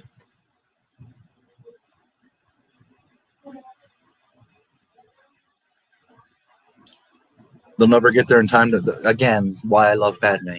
They'll never get there in time to save him. They have to go halfway across the galaxy. Geonosis is less than a parsec away. So like I told you, here's Tatooine. Geonosis is right there. And Padme's like, we're not going to waste time. We're not bullshitting. We're going to go help Obi-Wan. If he's still alive. Come on, Annie. You going to sit here and let him die? He gave me strict orders to stay here. Strict orders to protect me. Love, Padme. You want to protect me? You'll have to come along.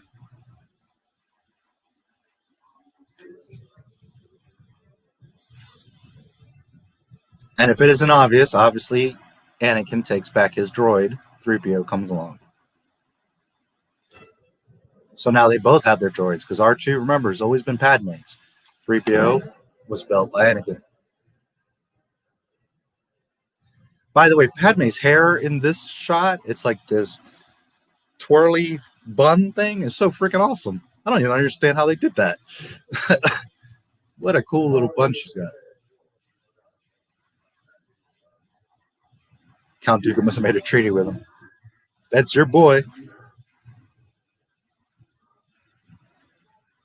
Palpatine was talking. The Senate will never approve the use of clones. The Senate must vote the Chancellor emergency powers. He can then approve the creation of an army. But what senator would have the courage to propose such a radical amendment? If only Senator Amidala were here. Now, Palpatine, as usual, manipulating and knowing. Guess who's right there? Darth Jar Jar. He's right there. And he's like, who's representing Padme while she's gone? So, scenario 1, Jar Jar is indeed the bumbling fool. Palpatine just manipulated him because he got Padme away from Coruscant. The whole point of this, to get her out of the picture.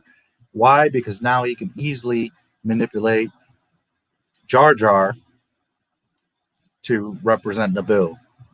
Or Darth Jar Jar, who's manipulating all of it, set it up to where he looks like he's the innocent bystander, but in reality, he's controlling Palpatine for Palpatine to then say that, so then it gives the degrees of separation for Jar Jar, who's about to go and give him emergency powers.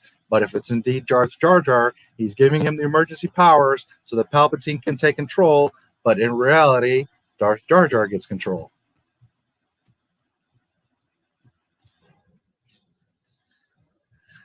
So back on Geonosis, Dooku is going to see now prisoner Obi-Wan Kenobi. Traitor, he says. Oh no, this is a mistake, a terrible mistake. Yeah, you've got him in a containment field, but it's a mistake. I thought you were the leader here, Dooku. It had nothing to do with me. I'll petition to have you set free. I hope it doesn't take too long. I have work to do, he said. My ass, why a Jedi Knight is all the way out here on Geonosis. I've been tracking Django. Do you know him? The Geonosis don't trust him.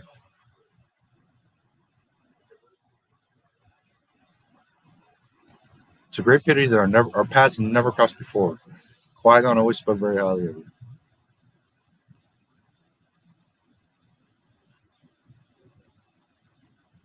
I wish you were still alive. You could use his help. Yeah, because Qui-Gon would help. Qui-Gon would never join you, he says.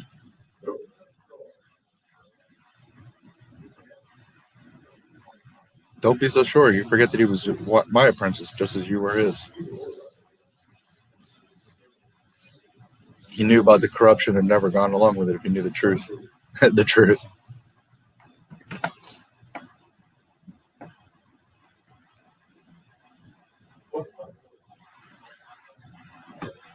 What if I told you the Republic is under the control of the Dark Lord of the Sith, Darth Jar Jar? That's not possible. The Jedi would be aware of it. Dark side of the Force has clouded their vision. Hundreds of senators are now under the influence of a Sith Lord called Darth Sidious. Viceroy of the Trade Federation was once in league with Darth Sidious. He was betrayed. He came to me for help, which is a lie. You must join me, Obi-Wan.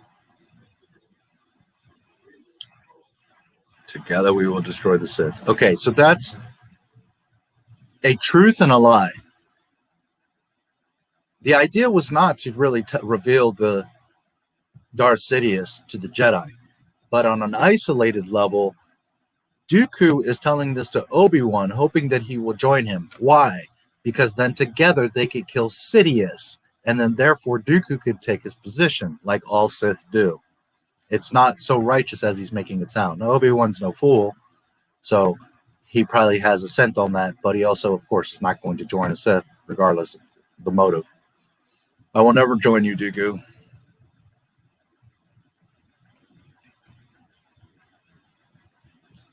It doesn't benefit Sidious, Dooku, the Sith, the Trade Federation that the Council knows that there's a Sith controlling the Senate. That was purely personal. Dooku trying to recruit Obi-Wan so that they can take out Palpatine.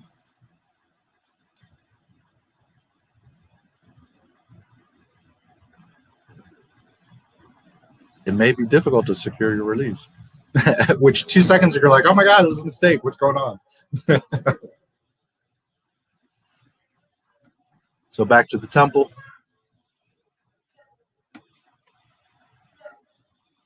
And now we're in the Senate chambers, and guess who's babbling? Jar Jar. In response to the threat, Misa proposed that the Senate give immediately emergency powers to me, Darth Jar Jar, the Supreme Chancellor.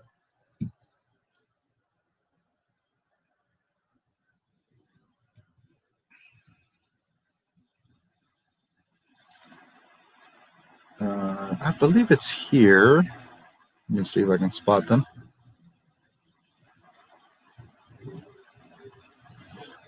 It is with great reluctance, Palpatine says, that I've agreed to this calling. I love democracy. I love the Republic. I'll make this sacrifice for you. The power you give me, I will lay down when the crisis has abated. Mm-hmm.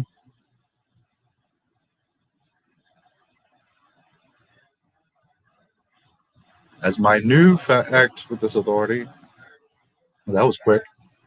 I'll create a grand army of the Republic.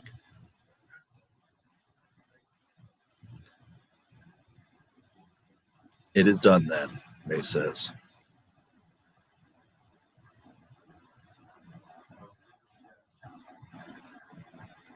I'll take what Jedi we have left to Geonosis and help Obi-Wan. Visit I will, the cloners on Kamino, Yoda says. See this army.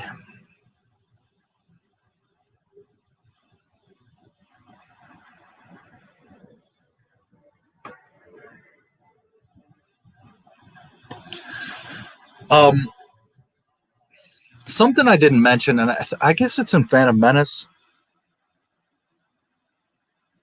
I think it might be in Phantom Menace. It's in the Senate chambers. If you pay attention to the Senate boxes, you know, those round seats. If you pay attention, there's a scene. And right now, I think it is Phantom Menace. There's this.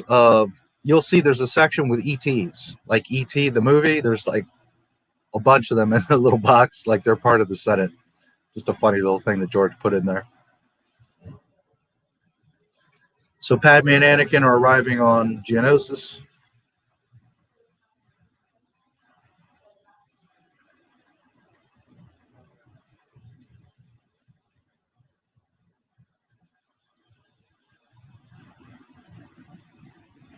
So they go land in these exhaust vents.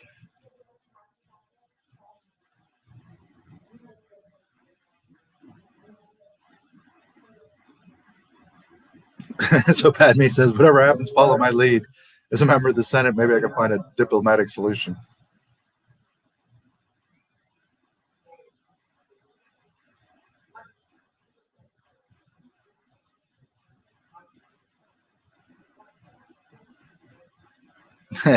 So then R2's like, let's go. And 3PO's like, my little friend, if they needed our help, they would have asked us for it. You have a great deal to learn about human behavior. Yeah, right. If anybody needs to learn, it's you, 3PO. The ETs are in TPM. Yeah, I forgot to mention it yesterday. I didn't catch it, but it's something, I knew about it a million years ago. But yeah, if you pay attention in the Senate chamber, you'll catch them. There's a bunch of little ETs there. Cool little thing that Lucas did. What was I going to say? Padme and Anakin go out.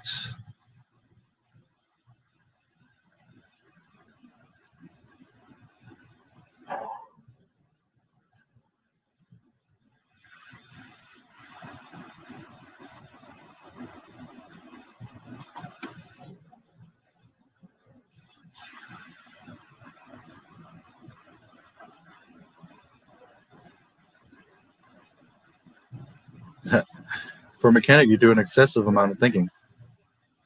I am programmed to understand humans, he says. That means I'm in charge. Where are you going?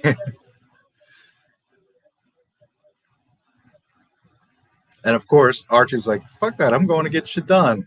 And 3PO's like, no, don't go. What are you doing? You're crazy. And then, of course, he follows him, right? Just like he does back in A New Hope. He's like, you're dumb. What are you doing? And he ends up going right into the mess with him.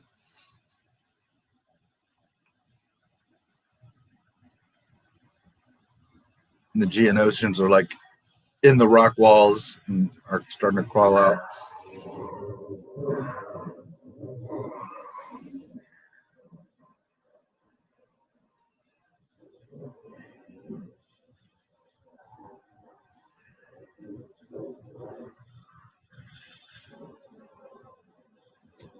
And now they come to the droid factory.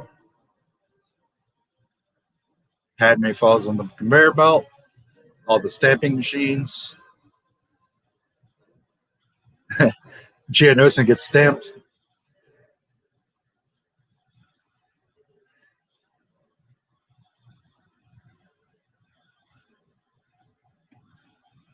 Padme does some obstacle course.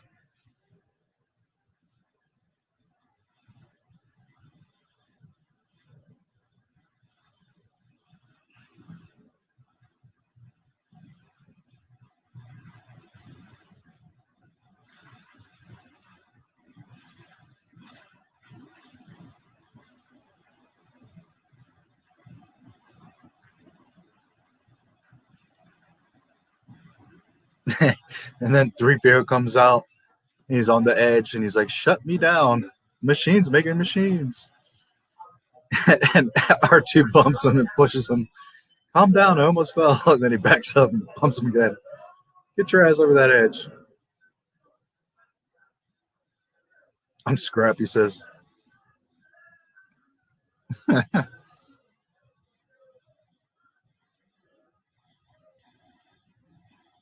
So now 3PO's on the conveyor belt. And R2's little jets come out of his legs. Which a lot of people complain about that. I never had a problem with his little jets.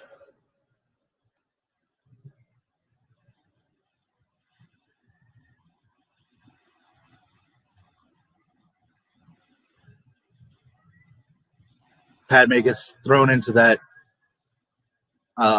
like mixing vat, whatever you want to call it, mixing bowl.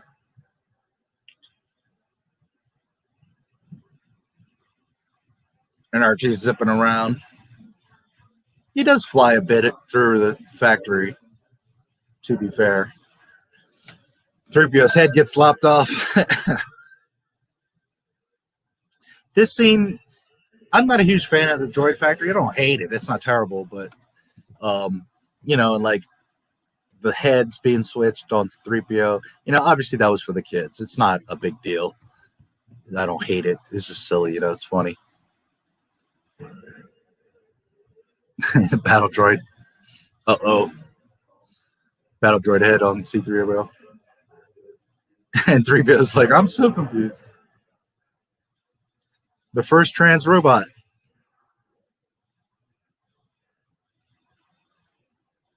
Disney's late to the game. Anakin gets whacked. His hand gets stamped. Bonehead.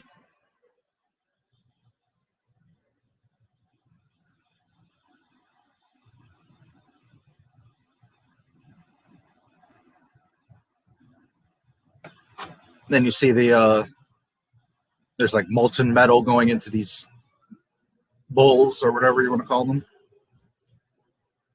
And Padme's is coming up. Archer, of course, as always, the hero of Star Wars.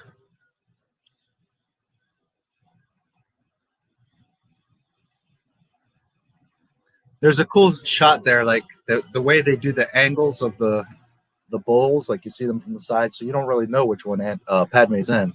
And then they show the upper view of the liquid metal dispenser above head, so you don't know. Is that Padme's? I mean, you know that they're not gonna roast Padme, but it still gives you that tension of which one is it?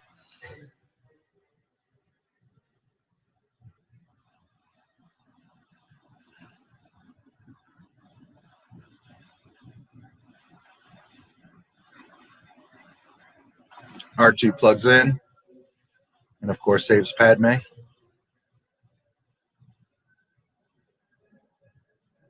Then he releases the bowl, and she's like, drops, rolls out.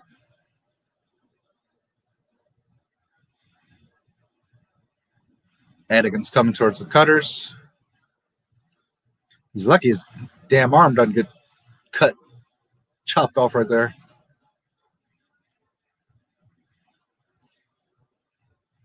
His lightsaber gets, of course, chopped. And he pulls it out and realizes, hey, my lightsaber's in half. Not again, he says. So obviously this has happened to him. I always thought it would have been kind of neat if he had like some robot arm around him, and then he like broke her free, like foreshadowing, that he's gonna have a robot arm. But so then Django comes down with some droidicas, 5 droidicas, shit, and they surround Anakin. So not much you can do there. And then we see the Geonosian arena, and there is a shit ton of Geonosians. All right, let me see what you guys are talking about. ETs and TFM, yeah. How do y'all feel about the new series coming out on Disney? Obi-Wan show? I assume you're talking about. Me personally, have you seen the Last Jedi and what they did to Luke Skywalker? That's what I feel about the Obi-Wan Kenobi show. Okay, so yesterday I showed you guys a couple scenes. So there was the one scene of Padme trying to negotiate with Dooku, and he's basically like, hey, we can't do anything, and then they take them off. So as you can see, it wasn't really necessary because they're in the same place. And then there was the trial scene where she's like, I hope you know what you're doing because you're going to face the consequences. And, they're found guilty. So now we're here in that hallway where they're about to go out into the arena. And Padme says, I'm not afraid to die.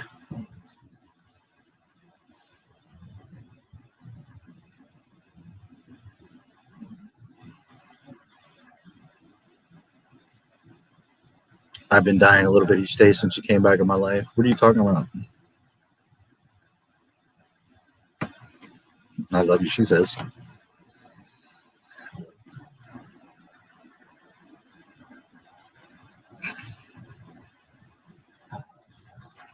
I thought we decided not to fall in love.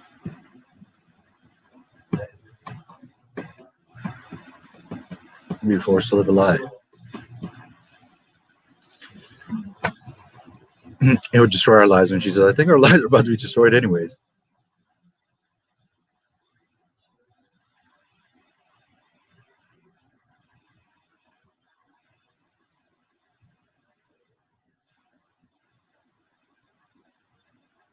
Before we die, I want you to know, she says. Well, I suppose there's worse ways to go out than kissing Padme and her telling you she's deeply in love with you.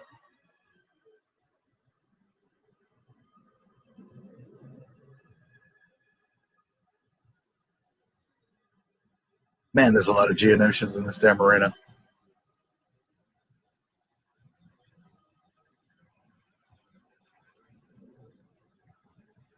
So Obi-Wan's chained up on the pillar, and now he sees these two and he's like, what the hell are you guys doing here?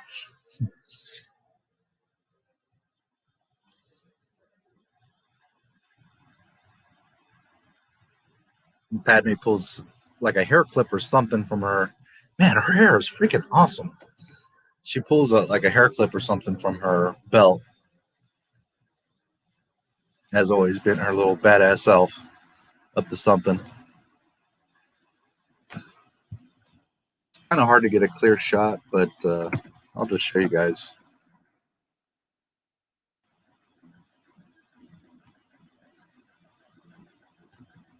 must have taken someone like 2 hours to do her damn hair because this thing is ridiculous.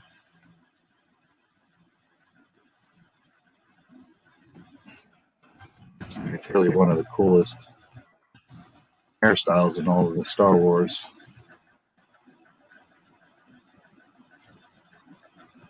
I like it anyways.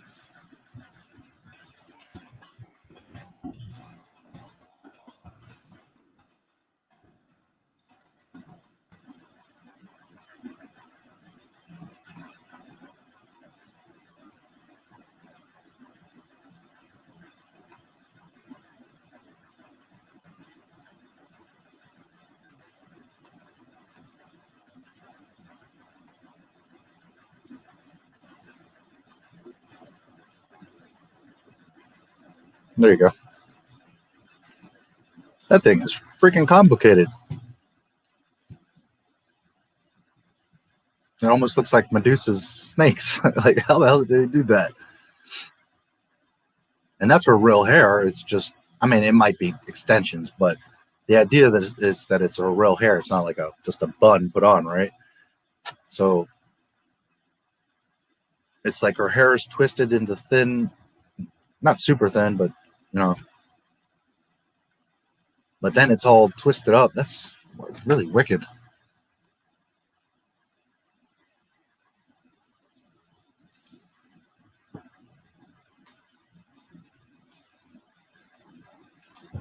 All right.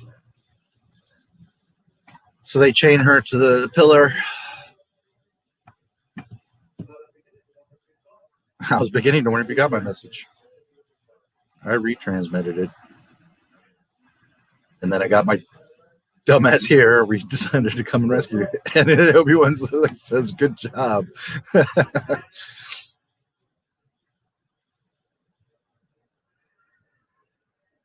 Wow, there's a lot of Geonosians in here. Oh, look, a Mandalorian with his helmet off. Imagine that.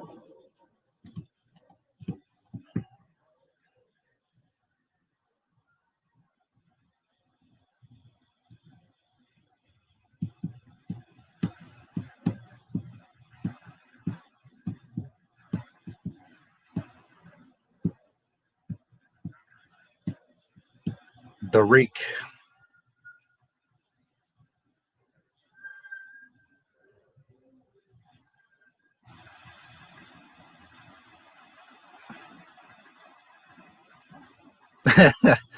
It's so awesome when the like cat-like creature comes out and the Geonosian's poking him, and then he jumps up and snatches him off his ride. And everybody's cheering, yeah! Typical gladiator scene, right? Gladiator arena.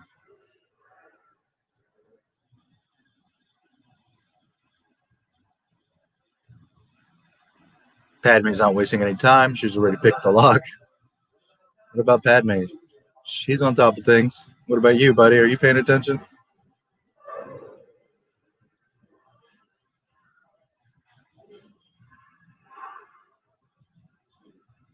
Obi-Wan gets loose.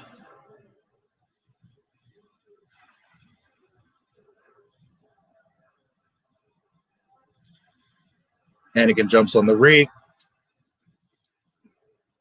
Wraps his chain around the horn. Breaks loose. Padme's whipping the... I can't remember his damn name, but... And she gets her back clawed, which is a cool... And Newt is chuckling. He loves it. He hates Padme.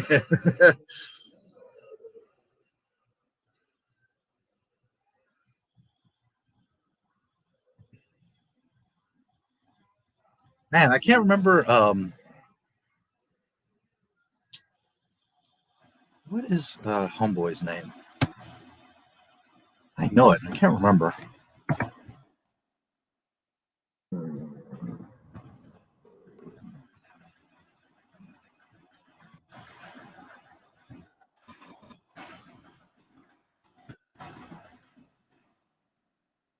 Poggle, right.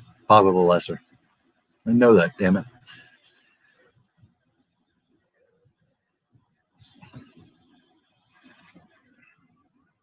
Padme swings and kicks the cat. She can't do that. Right here, this is my favorite, one of my favorite. Shoot her, something.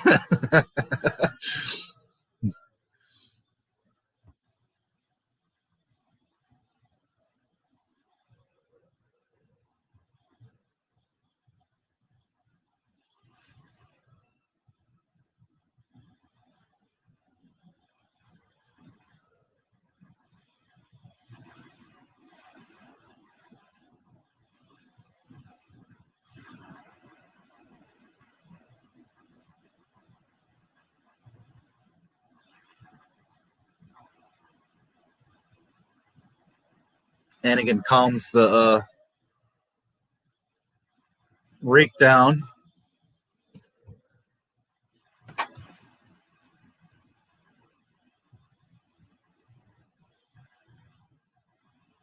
Wraps the chain around its neck. And he goes for a wild ride.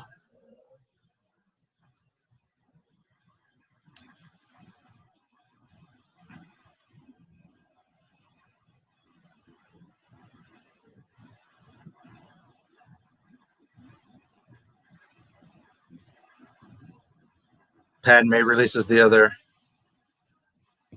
chain. She jumps down on with Anakin. Kisses him on the cheek.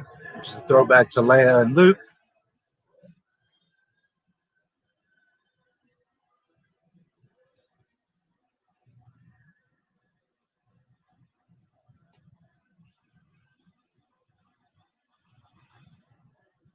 Obi-Wan jumps on. This isn't how it's supposed to be. Django, finish her off. Patience, fight for her. Patience, she will die. And here come the droidicas. This also, which I'll capture screen of it for the younger crowd. This is an all beautiful shot as well.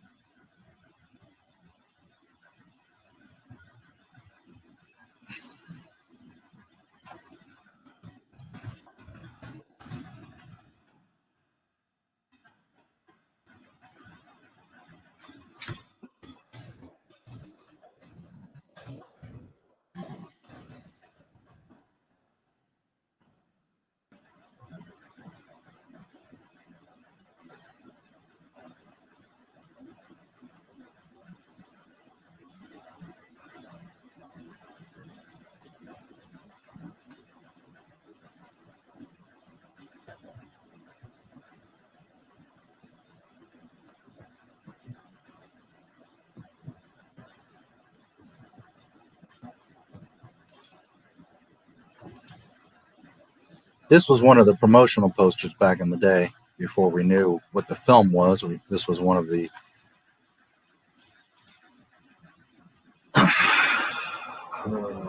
let's see.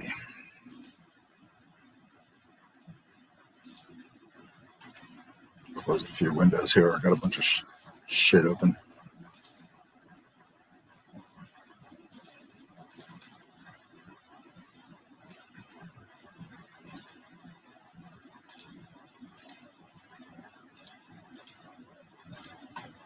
Okay.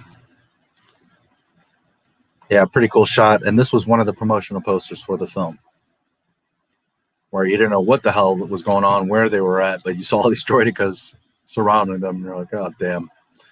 Anakin, Padme, Obi-Wan surrounded by what? 1, 2, 3, 4, 5, 6, 7 droidicas. Not a good position to be in.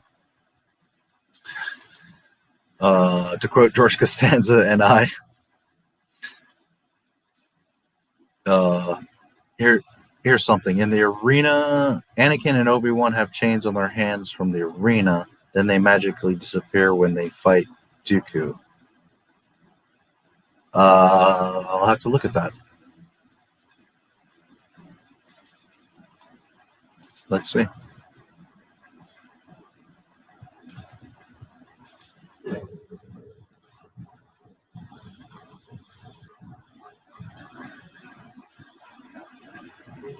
Mace comes creeping along behind Django. puts the purple lightsaber to his neck, which is the first time we see the purple lightsaber, correct? Yeah, we don't see it in the Phantom Menace.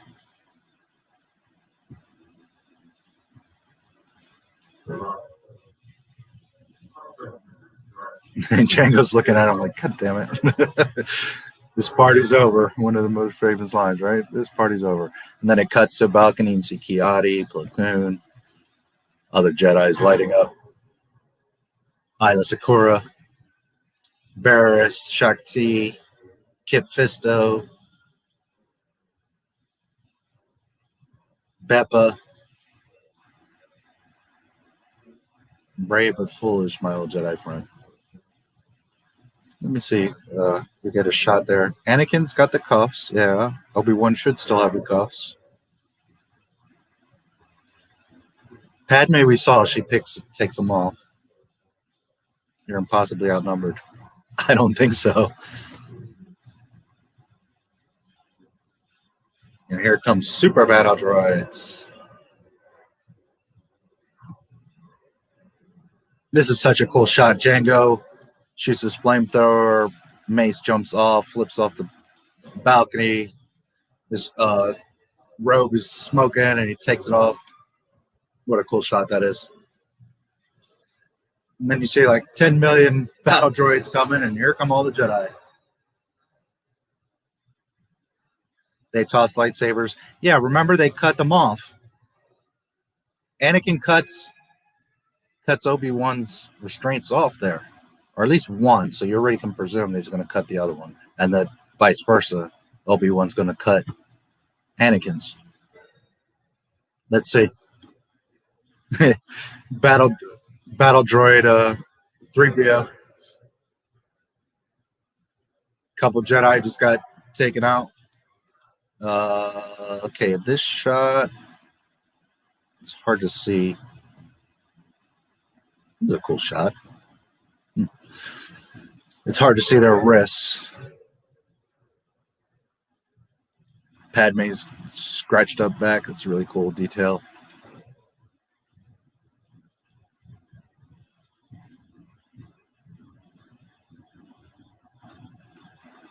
Yeah, it looks like their restraints are already gone, dude. They cut them off of each other with the lightsabers.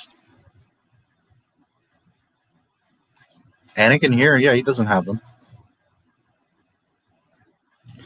Padme's in that little, like, chariot. Anakin jumps on.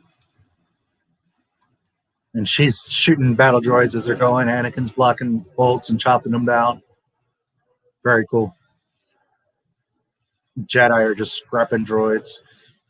Then they show a shot of little Boba, like up on a balcony, kind of watching over everything.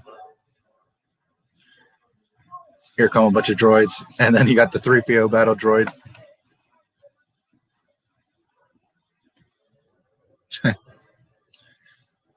Mace blocking shots all over the place, being his badass self. And then one of the coolest shots, I think, in all of Star Wars, he's blocking shots, flips out over, then he lands and starts running, and there's a battle droid behind him that shoots, and he just turns and deflects the shot back at him. So smooth, Samuel L. Jackson.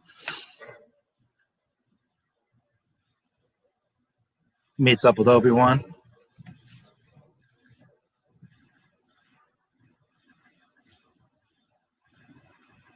Someone deflects the shot and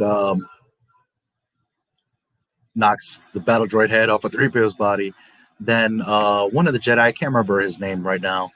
He's one of the obscure ones, but he lands next to Dooku with his saber and then gets gunned down by Django. So add another scratch to Django's kill count. There goes another Jedi for Django. Trolls his blaster, puts it away.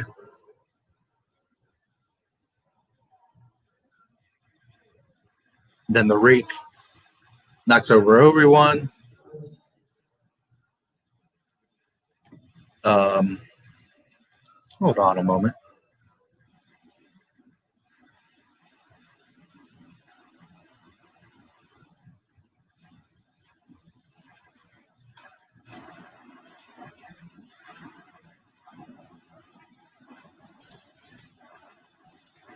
Yeah. So the Reek is like trying to trample Mace, and he turns and like swipes, and you don't see it real clearly, but he literally chops the horn off of the Reek.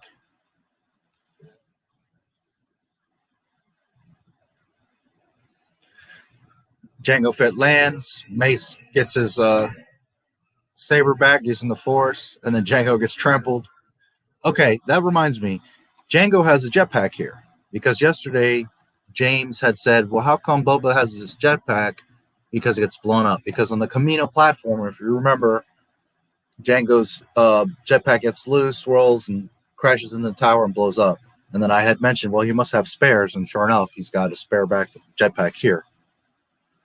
Which Jango's jetpack is different from Boba's anyways, so he had got a new one or adapted a new one, but just saying, Jango would have had at least a few spares in the Slave one.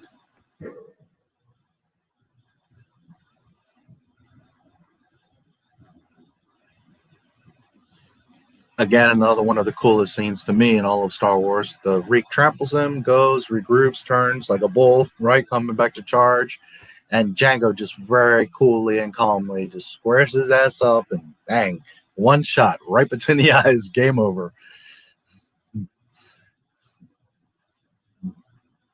That's it. The Reek is done.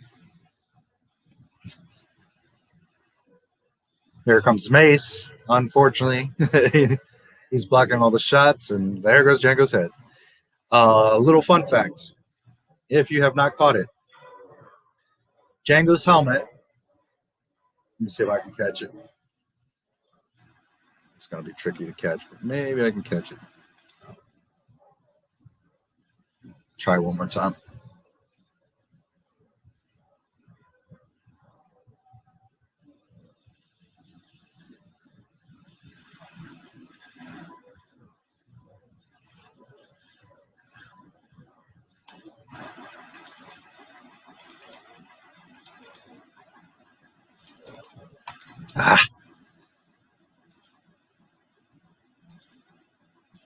Well, it's very tricky to catch, but here, let me see. Maybe I can get it. That's one thing. Disney Plus, I wish it had like step, but it doesn't. It has 10 seconds forward and 10 seconds back, and it makes it tricky to catch stuff because you have to like pause and go back. And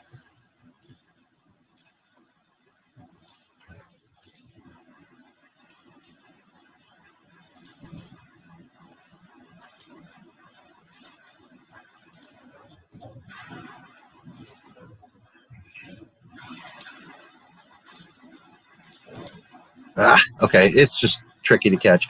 But anyways, most of you know this, but just in case you didn't, Jango's helmet gets lopped off and it goes flying. And if you look real closely, you'll see that first you see the shadow of the helmet, and then the helmet comes in the screen. But if you look closer, you're going to see there's a shadow to the side, and that's Jango's head coming out of the helmet. Obviously, George Lucas wasn't going to show that, the head, so that's how they compensated for it, is by showing the shadow. And that also, that's why his head doesn't fall out of the helmet when Boba Fett picks it up, because his head had flown out of the helmet.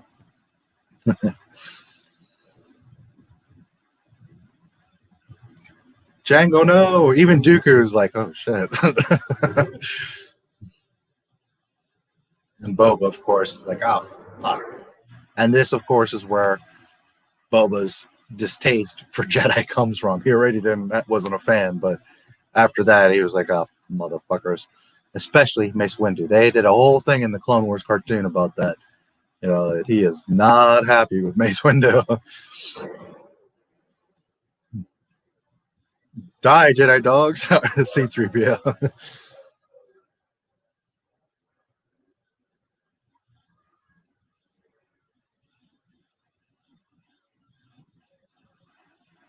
I'm terribly sorry. And Kit Fisto force pushes him, so he gets stunned. Battle droid falls on top, and Kit smiles because Kit knows he's not under control there. He can't help himself.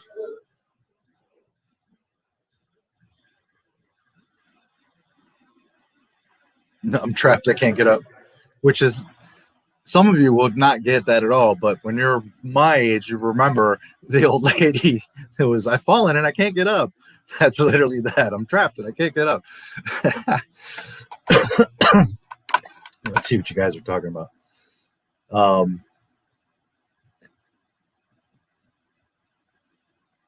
So yeah, in the arena I just checked. They cut the bindings off, so they're gone before they come up to Dooku. Significance of the purple lightsaber. There's no real specific significance. Mace Windu likes purple. Mace Windu's flamboyant and wanted to be different, right, and stand out. So there's actually it's been in many interviews and like talked about, but there's actually a video scene you see where Samuel L., when they were first beginning to do the production, is with George Lucas and somebody else. I forget who's there. John Knowles, or maybe I forget who else is there. But anyways, and May says, or Samuel L. Jackson says to George Lucas, "Hey, what's up with the Jedi lightsabers? What colors are they?" And George Lucas is like, "Oh, well, you know, the good guys are blue and green, and the red guys are red."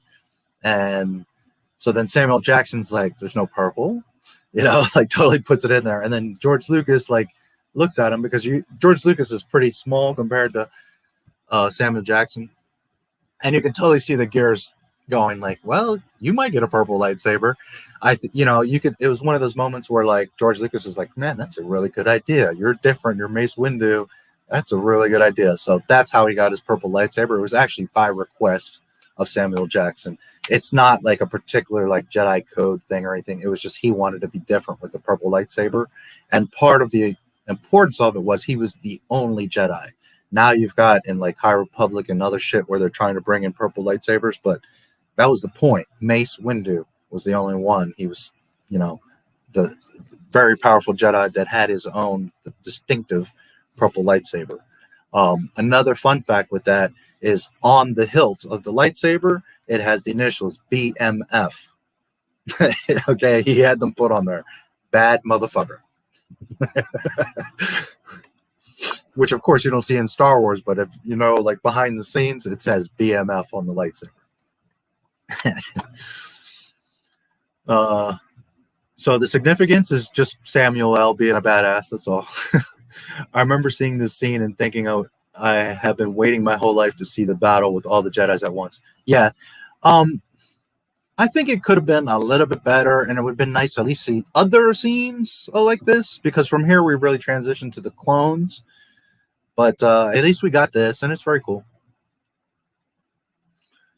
By the way, it's about 200 Jedi, and I know that because in the behind the scenes, Ben Bird and them are talking about it. John Knowles, how they were developing the shot. So I could have remembered seeing them with cuffs in the gunship. Well, we'll check. Maybe there is a mistake where later they do have the cuffs, but I just watched it, and you could see when, you know, they get the lightsabers tossed to them. Oh, first thing, you know, Anakin cuts Obi-Wan's, I think it's his left one, off. So we can presume right there that he cuts off the other one, and Obi-Wan cuts off his, you know what I mean? Because all these other scenes, we're seeing them without the cuffs. Maybe later they messed up. We'll see. We'll keep an eye for that. But as I had remember it, they were done at that point with the cuffs. But we'll double check. Clunky, but I still use it for Star Wars. Yeah, you know, it has all the stuff in one place, and they have other stuff. So Jango has two separate jetpacks. One has the long center missile, and the other has a short center, and they've painted differently. The one with the long missile is the same one Boba Fett wears. Cool. I know that it's a different version of the jetpack. I don't remember the exact number, but there's like a version 1 and 2 per se. And obviously Boba's is the newer version. But yes, Boba's is a bit different.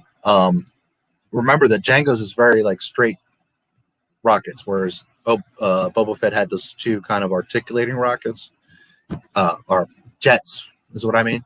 And then of course he had the long rocket. I had several of the Jango action figures. Nice. I loved the Jango toys. They were awesome. Star Talk's interesting. I wonder how the Jedi entered Geonosis and entered the arena in the first place. Well, we do see Yoda come in, right, with clones on a gunship, but that doesn't mean the other Jedi did. Yeah, I guess, you know, they maybe could have showed that, how they actually get there. I guess maybe on Jedi Starfighters they all showed up. Would be the presumption, or maybe some sort of transport.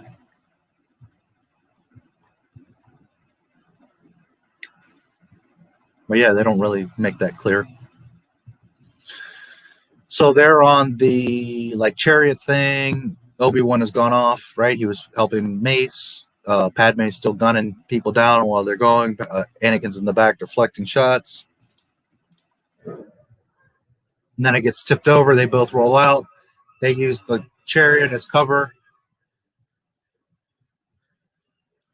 Super battle droids are zoning in on them. You see Jedi in the background chopping down droids. And then this is, of course, one of the famous lines from Star Wars.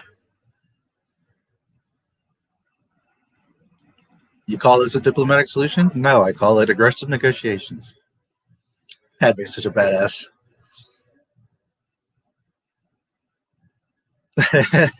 Obi-Wan's coming up to these two battle droids, and one of them's like, uh-oh. The other one's like, Roger, Roger. I love Roger, Roger.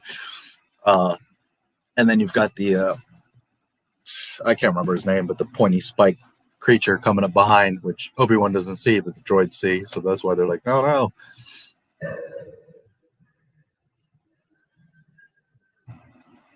And then obviously Obi-Wan does the obvious and lops off his spikes. Spins his saber and decapitates him. R2 comes in, suction cups 3PO's head. What are you doing? That's some strength because he pops his head off. It was like welded on. And he's R2's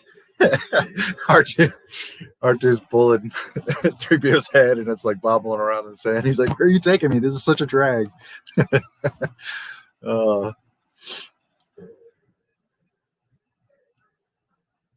I'm quite beside myself, he says, and he's literally there. And then, of course, R2's going to weld his head onto his right body. Now we're coming to very cool shot. The droids are starting to surround the Jedi and get them centered. And there's a battle droid like shooting at them, and a super battle droid comes and it's like, get out of my way, you stupid little droid, and like breaks the battle droid and keeps stomping on the super battle droid. This is a neat little thing. So Padme and all the Jedi are starting to get their backs to each other, centered in.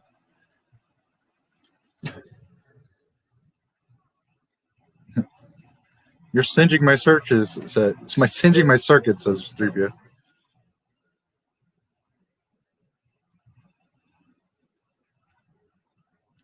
So now we've gone from about 200 Jedi down to, which I've never counted. It's interesting.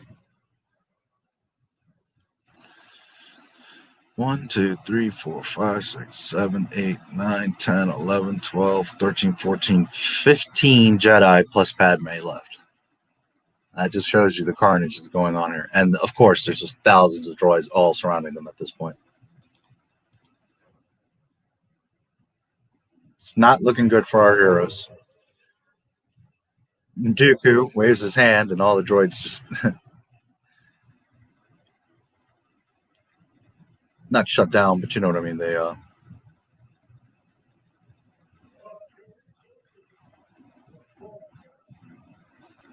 now it's interesting because it's not strange just saying that Dooku says to all of them, he says, "Master Windu, you fought it valiantly." Like, you know, automatically we know he's the leader there, the authority.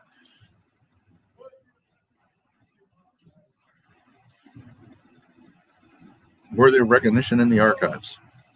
Okay, so there's Ki-Adi, there's Plo Koon. They bring over a couple more Jedi that are still alive. Surrender and you'll be spared. There's Isla. She shows up. We will not be hostages to be bartered. I love Isla Sakura.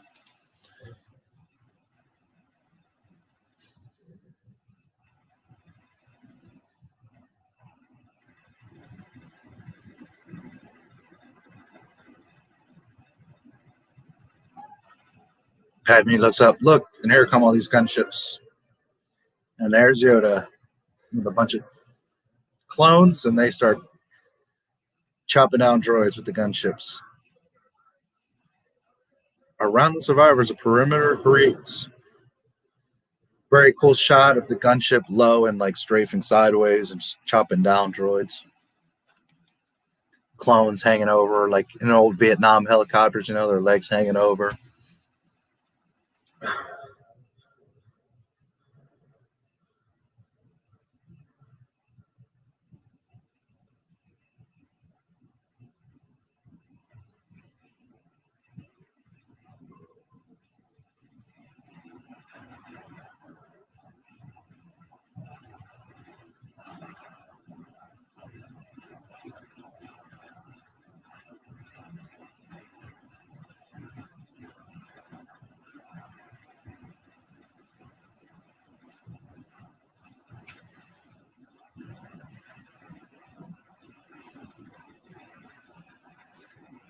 Man, the clones have evolved a lot, right? These are the phase 1, very first ones you see. They're very just plain white, kind of like stormtroopers. And then we start to see, you know, lieutenants and captains and phase 2 suits. And I like the phase 2s much better. But it's interesting to see the very first clones. The first Bobas. And R2 and 3PO is finally getting up. And they're both in the... They got left behind. Don't forget the droids. I've had a particularly bad dream. Then we see Boba picking up Jango's helmet, puts it to his head. I always appreciated that George did that little thing where he picks up the helmet. There's so many connections there, like, oh, fucking Mace Windu, I'm going to get you. But also, like, he gets his father's helmet.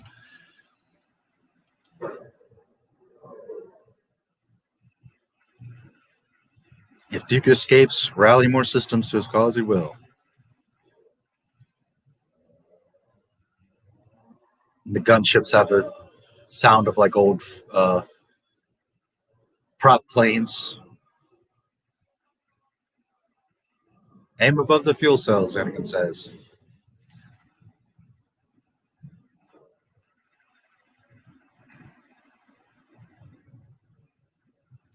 And now we start to really see the scale. All the gunships landing and all these clones running around. And keep in mind, there's only 200,000 of them right now, with 1 million more on the way.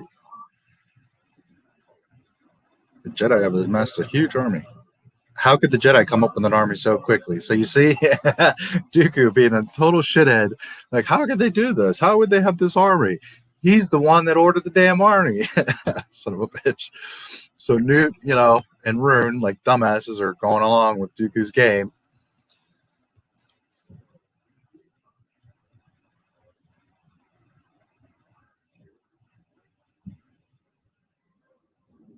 Our communications have been jammed.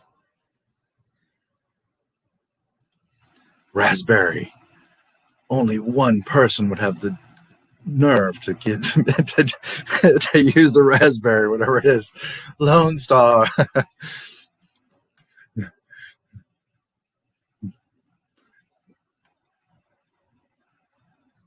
That clone pilot looks really cool with this yellow helmet. And now we see a shit ton of clones. A few with different colors. I have special command units awaiting your orders. Yoda to the forward command center, take me. Very cool. All those clones, man. And just a massive battlefield. Holy shit. Spider droid. Little dwarf droid.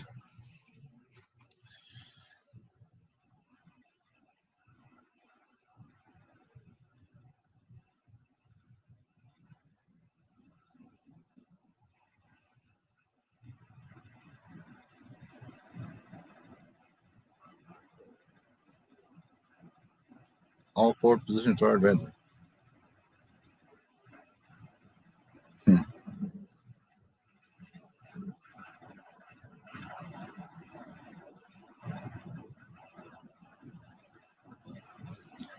One of my favorite vehicles in all of Star Wars, and right now I can't believe I'm forgetting the damn name, but the ones with the big round treads that are like big wheels that are just all missiles.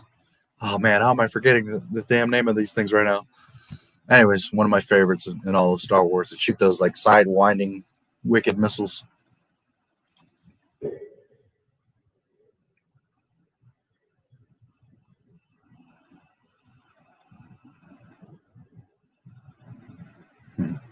Very cool shots there. This is not looking good at all, Viceroy. Gunray says. That's actually Newt, but not Rune. That's another one. Rune, I think well, no, he gets killed in Sith, I think, doesn't he? Anyways, that's not Rune there. I'm sending my warriors to the catacombs. The Jedi must not find out our designs for the ultimate weapon. If they find out what we're planning to build, we're doomed. And then, very cool reference here. They show the plans for the Death Star. So cool, that little hologram of the Death Star. Which goes to show you how far back, Palpatine or Darth Jar Jar are planning things, because those plans they've had for a while, and we're talking about, this is 22 BBY, so 22 years before the Death Star. I think the Death Star, if I remember, was like a 30-year project. I could be wrong, but I think it took about 30 years. So it just goes to show how far back, Palpatine was pulling these strings.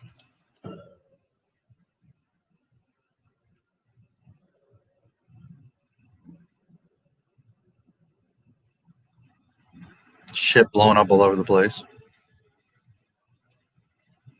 The Neimoidians escaping, of course, in their little ship. And then Dooku gets on his little swoop speeder thingy. And he has those escorts, which always remind me of the Cloud City cars.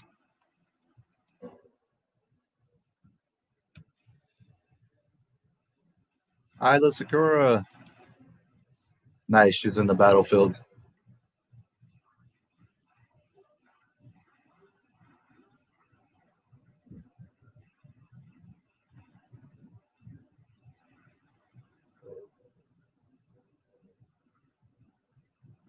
Yoda orders them to all attack the starship. The starships are so weird, those balls. Maybe foreshadowing mini Death Stars, I guess. Because they wouldn't be very functional,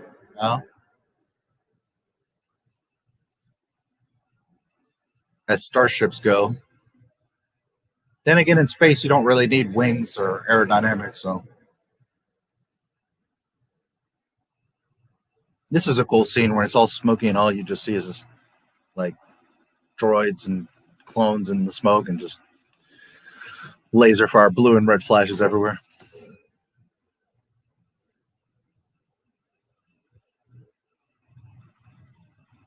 So then we got Anakin, Padme, and Obi-Wan. Let's double check. As a matter of fact, go back here a second.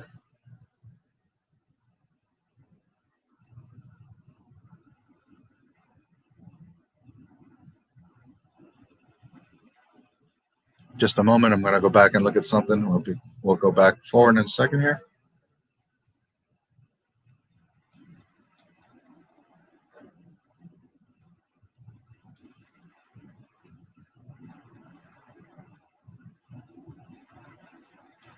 Okay, let's see.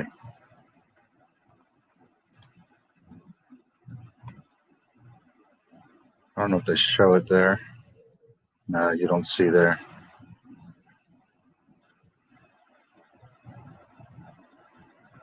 Okay, so you don't see them there. What about here?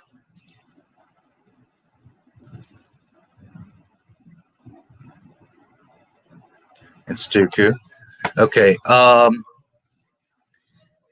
in the gunship, Let's see.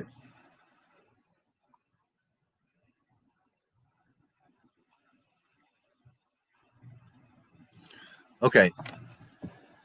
They're in the gunship. Padme, Anakin, Obi-Wan. Obi-Wan points. Look over there with his lightsaber, I believe. It's hard to see because it's like his robe is over his wrist.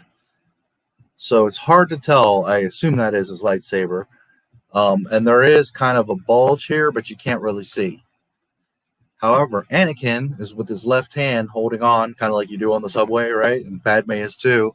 And he does have the shackle on his left wrist.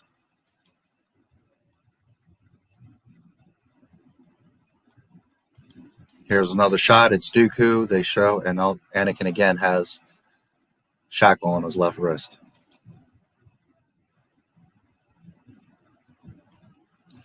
Another shot. Shackles on his left wrist. Shoot him down. We can't. There's some time. Anakin and I can handle this.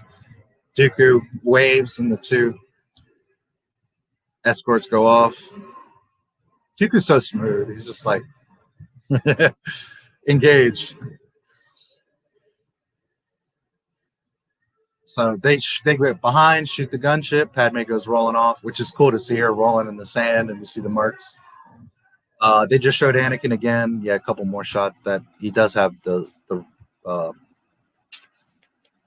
cuff on his wrist. Put the ship down. Don't let your personal feelings get in the way. Follow that speeder. Lower the ship. I can't take Dooku alone. If we catch him, we can end this war right now. We have a job to do. Put the ship down. No, you'll be expelled. I can't leave her. Come to your senses. What would Padme do, you dummy? She would do her duty, of course. Knucklehead.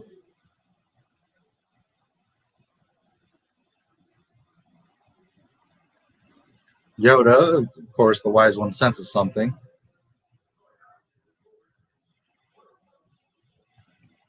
Bring me a ship.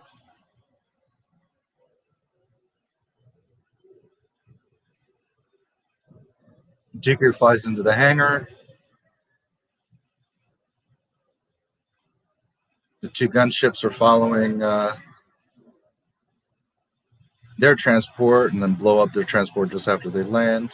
And here come Anakin and Obi-Wan to face the Counts.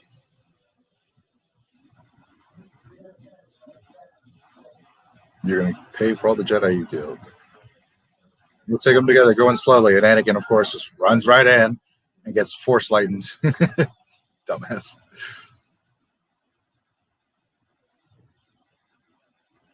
As you see, my Jedi powers are far beyond yours. So again, I'll remind you, as I was talking about in the last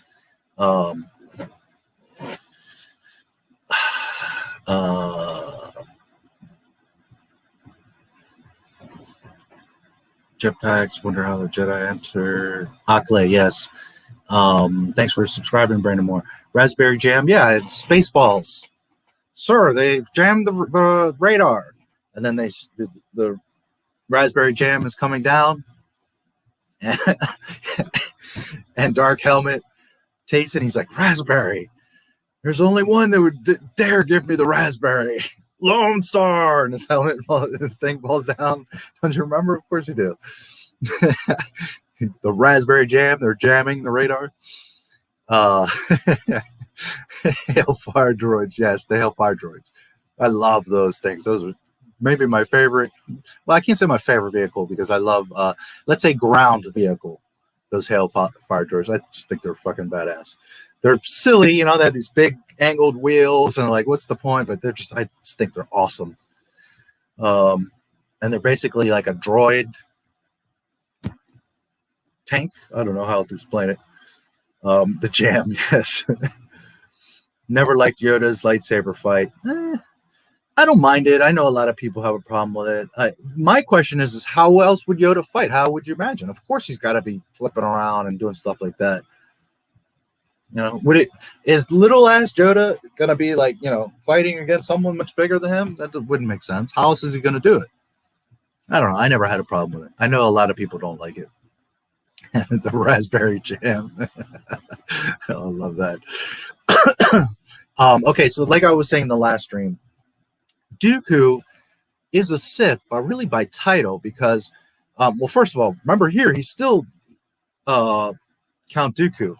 They did mention, Django does mention the name Tyrannus, but Dooku is more so a Sith by title, Palpatine saying he's Lord Tyrannus. He's not a Sith in the same way as Anakin or Maul or the typical Sith that literally gets engulfed by rage and turns to the dark side, like their soul turns to the dark side. So therefore their eyes are yellow and they've become like this creature. Dooku's calm and cool, and that's why his eyes don't turn, because he's evil, he's a Sith, but like by choice, like mentally he's choosing to defy the Jedi. He's not like consumed and enraged by anger. Okay, and this goes back to possession, to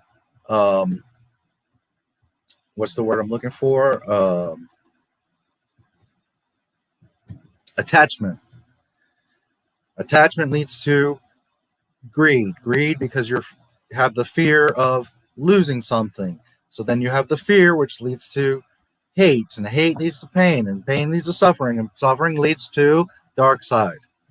Dooku doesn't know anything about that because, like I told you guys last stream, he grew up as a count and had everything in the world. He knows nothing of jealousy or need or desire because he has everything. He's very wealthy. He's always had everything his whole life. Plus, he's one of the most powerful Jedi and then Sith to exist. So Dooku doesn't get consumed in the same way by the dark side to become like your typical Sith, where he's all yellowed out and wicked. He's doing it more so by his personal political motivations to be bad, not because he's consumed by the dark side. He's more in control of it in a sense. So just wanted to remind everybody that, yes, technically he's a Sith, but that's why he's not like all yellow and beastly, because he's somewhat under control. And I will remind you, he would have wiped the fucking floor with Darth Maul, because just from the beginning, you see him with the Force lightning, that shows he's much more advanced, much higher level of understanding of the Force than Darth Maul ever was. Maul was a badass, he was very athletic and young, but Dooku would have wiped the floor with his ass, because he's on a whole other level of knowledge of the Force.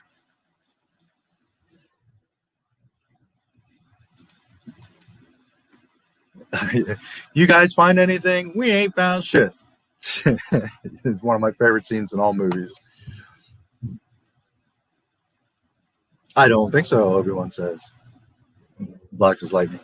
And then Dooku with his bent hilt pulls out his saber.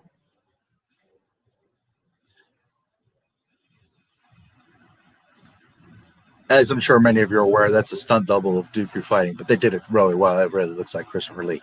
Christopher Lee did do some of it. He did as much as he could, especially like the face shots.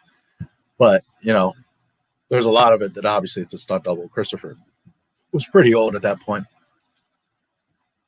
Yoda holds you in such high esteem. What happened?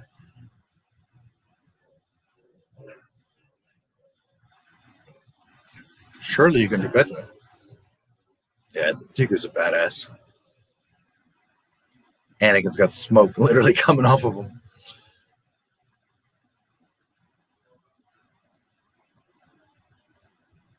So then the clone comes, finds Padme. We got to get back to the command center. And then she says, no, gather troops. We've got to get the hangar.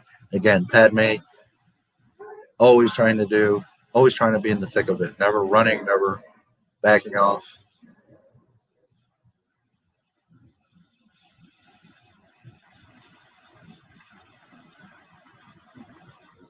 And then Dooku tricks Obi-Wan, catches his arm, pokes him in the leg, and he's incapacitated.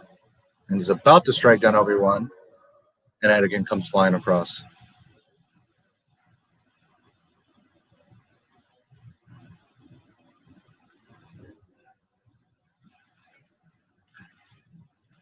Obi-Wan tosses him his saber, so now he's got a blue and a green. For a moment, until the green gets chopped.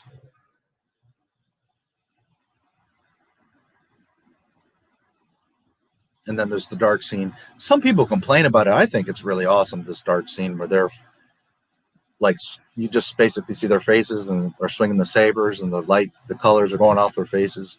I think it's freaking awesome. Some people don't like it.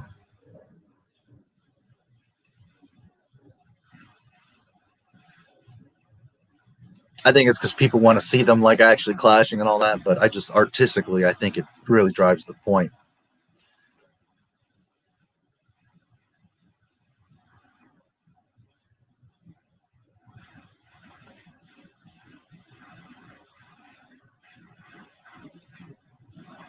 And there, Anakin loses his arm. And Dooku, it's such great acting, Christopher Lee.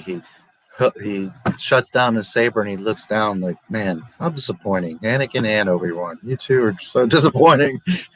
Such great acting by Christopher Lee. I've heard so much about you two, and it's like, is that all?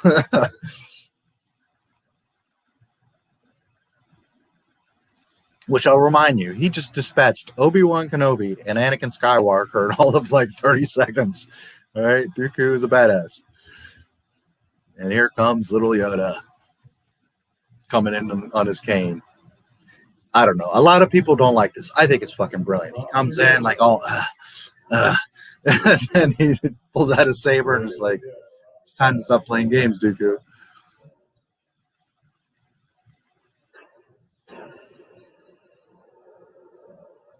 So he hurls a thing off the wall at Yoda, another one. Yoda just tosses them aside.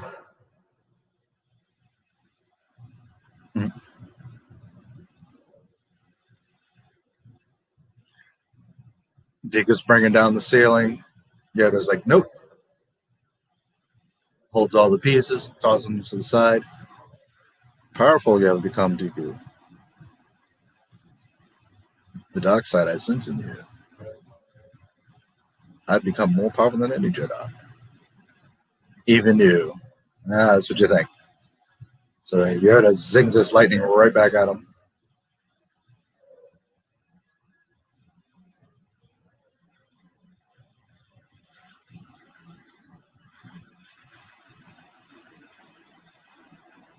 Much to learn, you still have.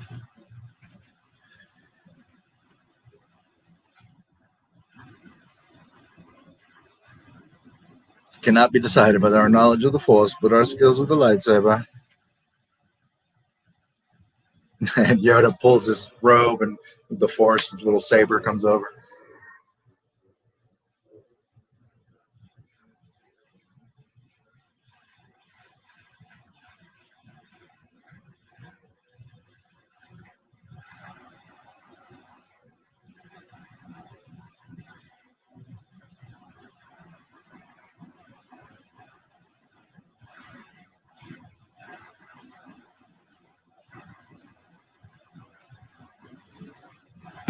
Yoda, of course, is flipping all around. I don't have a problem with Yoda's fighting, and it's been a while since I've seen it. I mean, how else is the little guy going to fight, you know? And then one of, I think, the most important lines, obviously in this film, but of all of Star Wars, like reminding you who the fuck Grandmaster Yoda is. He says, "Fought well, yeah, my old Padawan, but the game is over." You know, it's like he's literally saying, "Well, I'm about to finish your ass." So it's a good thing that Dooku escapes, because he's literally saying it like, "Yeah, well, you did fight well, but game over." Of course, Dooku has to escape, so he knocks the pillar over on Obi-Wan and Anakin, and Yoda holds the pillar. But if it wasn't for that, Yoda was about to serve his ass. And, you know, Obi-Wan, you're conscious. You saw that the thing helped Yoda. Use the Force, dude. That's okay. Yoda knocks it loose. Dooku's escapes. Anakin's starting to wake up. Dummy.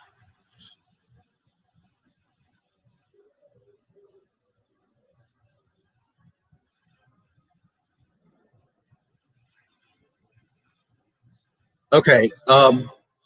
Padme lands with the clones. They're shooting at Dooku, who's escaping in a solar sailor, which the solar sailor is freaking awesome. He goes outside of Geonosis. It opens up. That sail like comes out. So fucking awesome. God, I love that shot. What a beautiful shot that is. Okay. Obi-Wan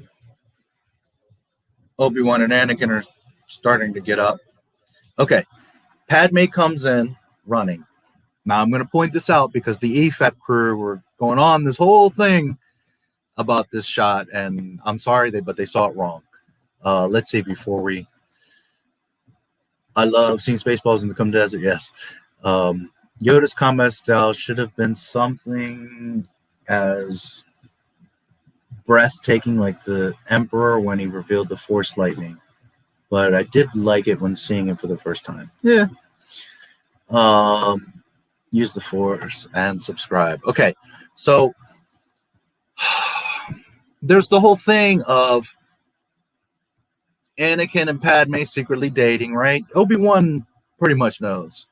In the deleted scene, you remember that Obi-Wan says to Mace, you know, hey, he's connected to the girl. But as that scene was taken out, we have to presume that conversation never happened.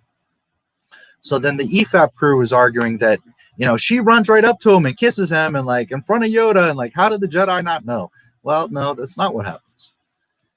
She comes running in, Anakin, and of course, yes, she does run straight to Anakin, but they're the two human young people that have been hanging around. He's been protecting her. Obviously, the first person she's going to run to is Anakin, so that's explainable.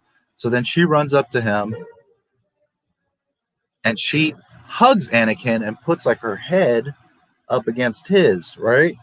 And she like comforts him, but it's not like they make out. The EFAP crew is like, oh, they kiss, and it's like right in front of Yoda. No, it's not. She just embraces him.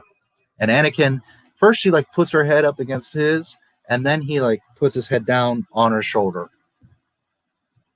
So can you see affection there? Yeah, by all means. But they were saying like, oh, they kiss and all this. And it's like, no, they didn't. It wasn't all that. They're not that nitwitted either, you know. But they do show some affection. She is a mother in her, right, is giving him some nurturing. Anyway, so then it cuts to Coruscant. Again, Coruscant from outer space is such a cool planet.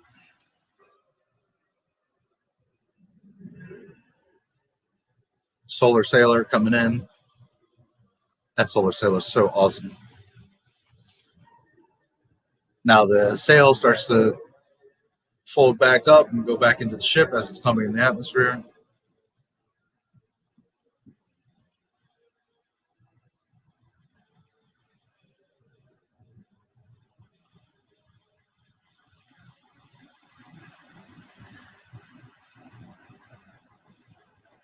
Which I've never heard like a specific reference, but I have to assume that Solar Sailor comes from Tron, right? From that concept of Tron. I've never heard anyone in the behind the scenes or George Lucas say it, but to me it's pretty obvious. It's got to be from Tron.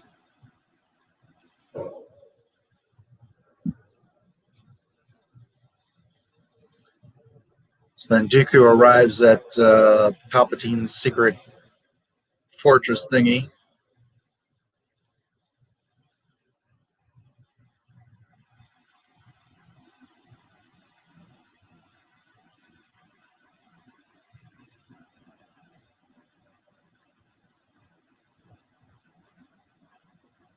Dooku comes out. The Force is with us, Master Sidious. Welcome home, Lord Tyrannus. You have done well.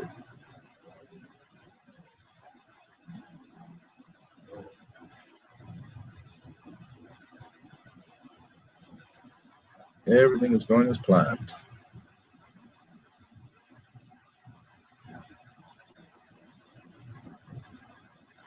Which, you know, I'll remind you, it's not about who really wins or what goes on in the war. It's about just starting the war, just starting that conflict. That's what matters, because that's what shifts, that's what gives the imbalance in the political climate. So then Obi-Wan's telling Mace about a Darksider controlling the Senate. Join the dark side, Dooku has, Yoda says. Creating mistrust are his ways now. We should keep a closer eye on the Senate.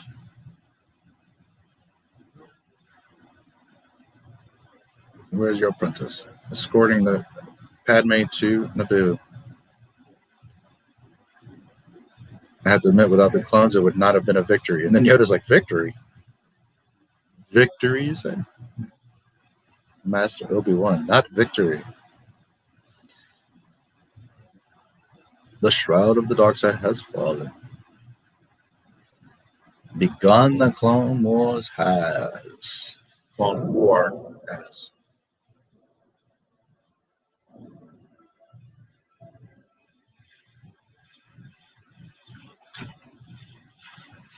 Which I always thought it was weird that the Clone War cartoon is called the Clone Wars. Because there is only one Clone War. And Yoda specifically says it. The Clone War has begun.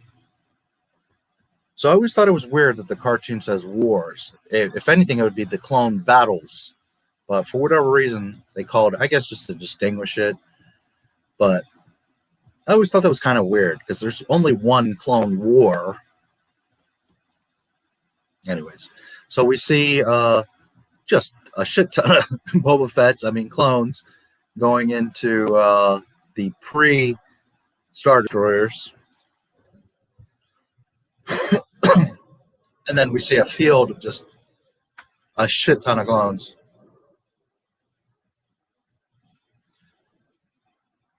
And we hear the music of John Williams. Dun, dun, dun, dun, dun, dun, right? Foreshadowing that this is what the Empire is going to look like in not too long. The same, all the Star Destroyers, all the Stormtroopers. A total foreshadowing. Palpatine with Bail, Mas Almeida, looking over a balcony at the army.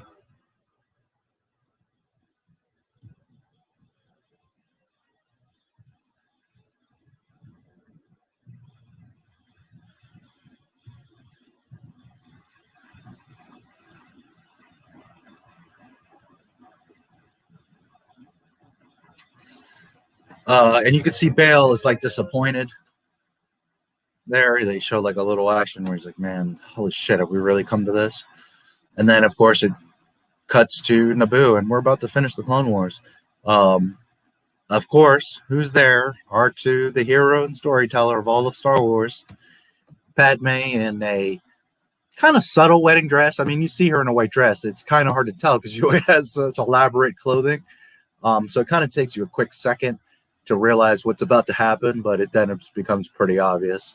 There's like a minister there. R2 and 3PO are there to witness it. Which, you think about it later, but it's interesting because R2 and 3PO were there, right?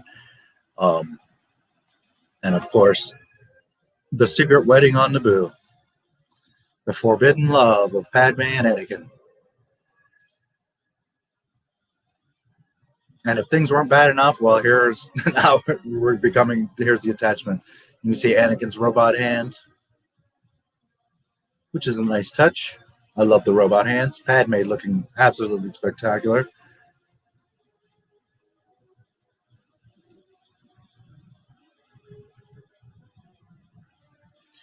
$3PO turns R2 and puts his hand on his head. Call back to the original Star Wars. These two sucking face.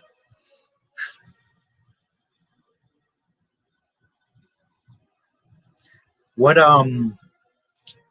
Padme's headpiece, going back to like the conversation of clothing design, what amazing embroidery and detailing in her headgear there. Or I guess somewhat veil. Then we hear the music closing, the sun is setting, and Iris is out, of course. And there's the beginning of the end. By the way, I always in Star Wars movies in particular, I always stay to the very end of the credits. I like to see all the names, see if there's anything. And like Star Wars never had like a little extra scene like some movies do. But there was something in Phantom Menace, which some of you will, of course, know. But maybe Mojo, if you're still here, since you didn't know about the shadow, if you stay to the very end of Phantom Menace, you hear Darth Vader's breathing at the end of the credits. Just a little tidbit there. Okay, so that is Attack of the Clones, Episode 2. Let's see what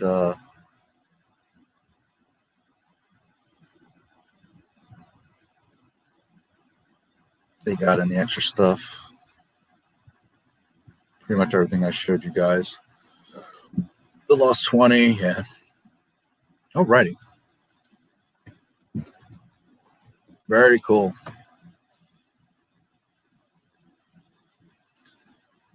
The Clone Wars item in Episode 4, Luke says to Ben, "You fought in the Clone Wars?" Yes. Absolutely.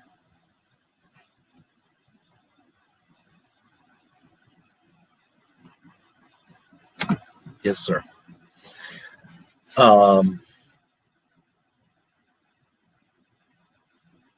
Not the greatest film of all time. It's my personal favorite of the prequels.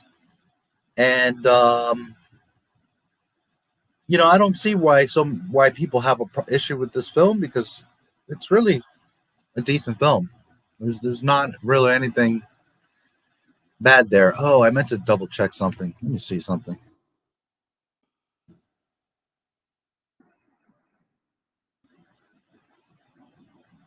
Since we had looked at the detailing of the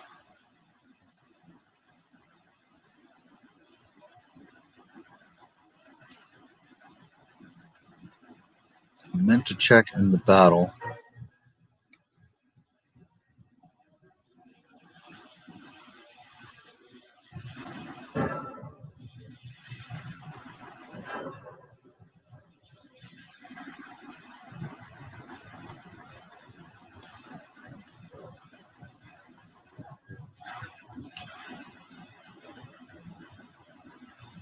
Okay.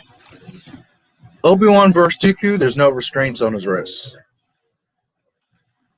Double check Anakin.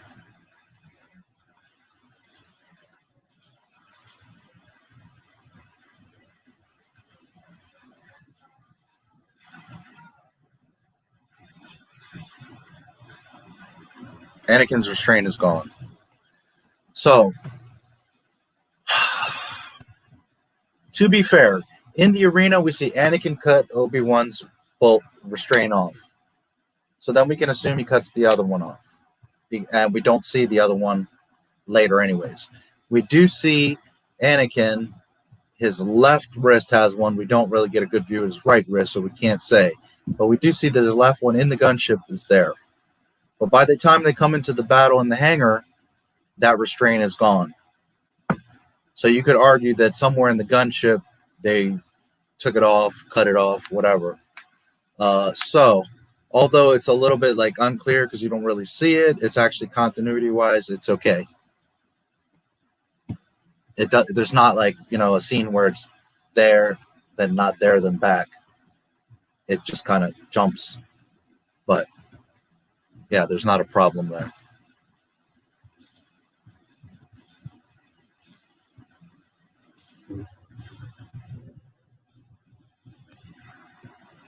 Yeah, Anakin doesn't have it anymore. He has smoke coming off his body, but he doesn't have, neither does Obi-Wan.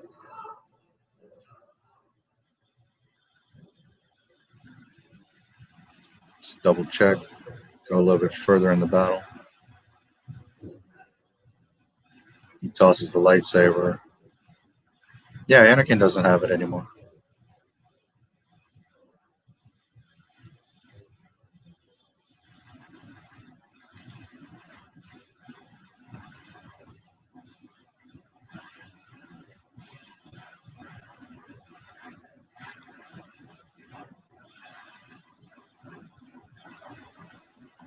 Yeah. So it's okay, continuity-wise. It's kind of funny because you do see it in the gunship, but it's gone by the time they fight in Geonosis or in the hangar.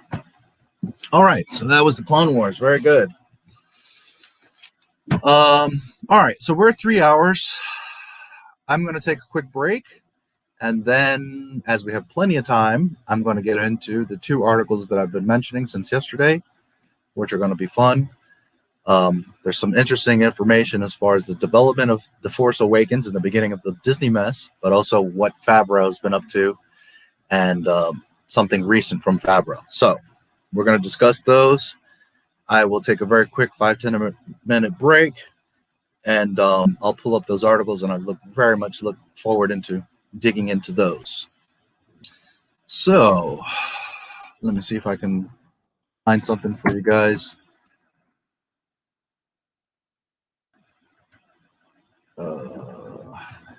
Well, let's see.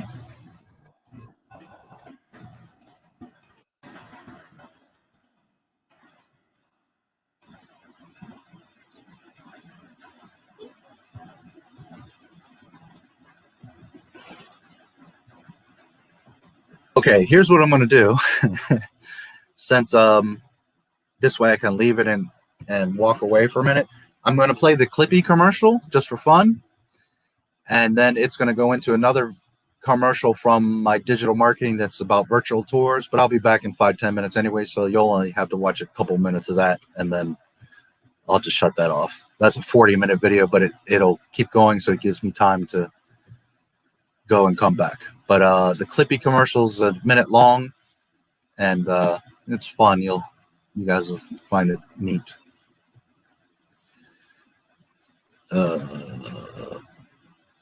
I am curious.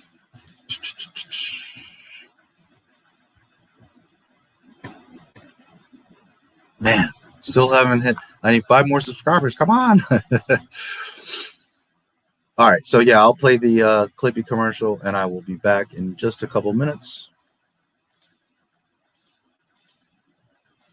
Just a moment. There's no ads on these. That channel's not monetized.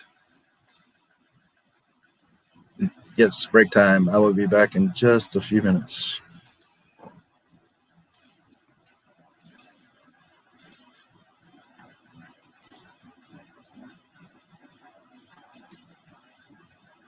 Okay, so here's the Clippy commercial, and again, it'll go into another video, which is interesting, but I'll be back in a few minutes anyway, so you won't have to watch too much of that. All right, I'll be right back.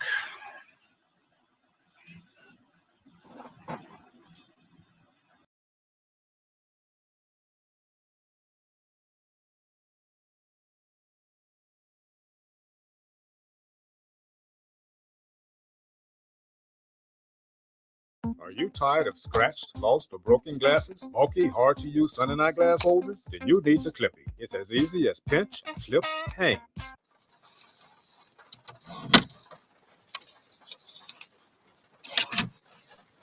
Did you know the average American spends 101 minutes a day in the car? Wouldn't it be great if your customers could see your company logo every time they hit the road?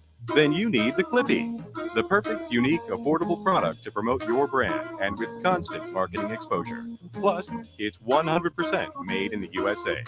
No longer will your promotional investment become someone's unused, unseen, discarded item.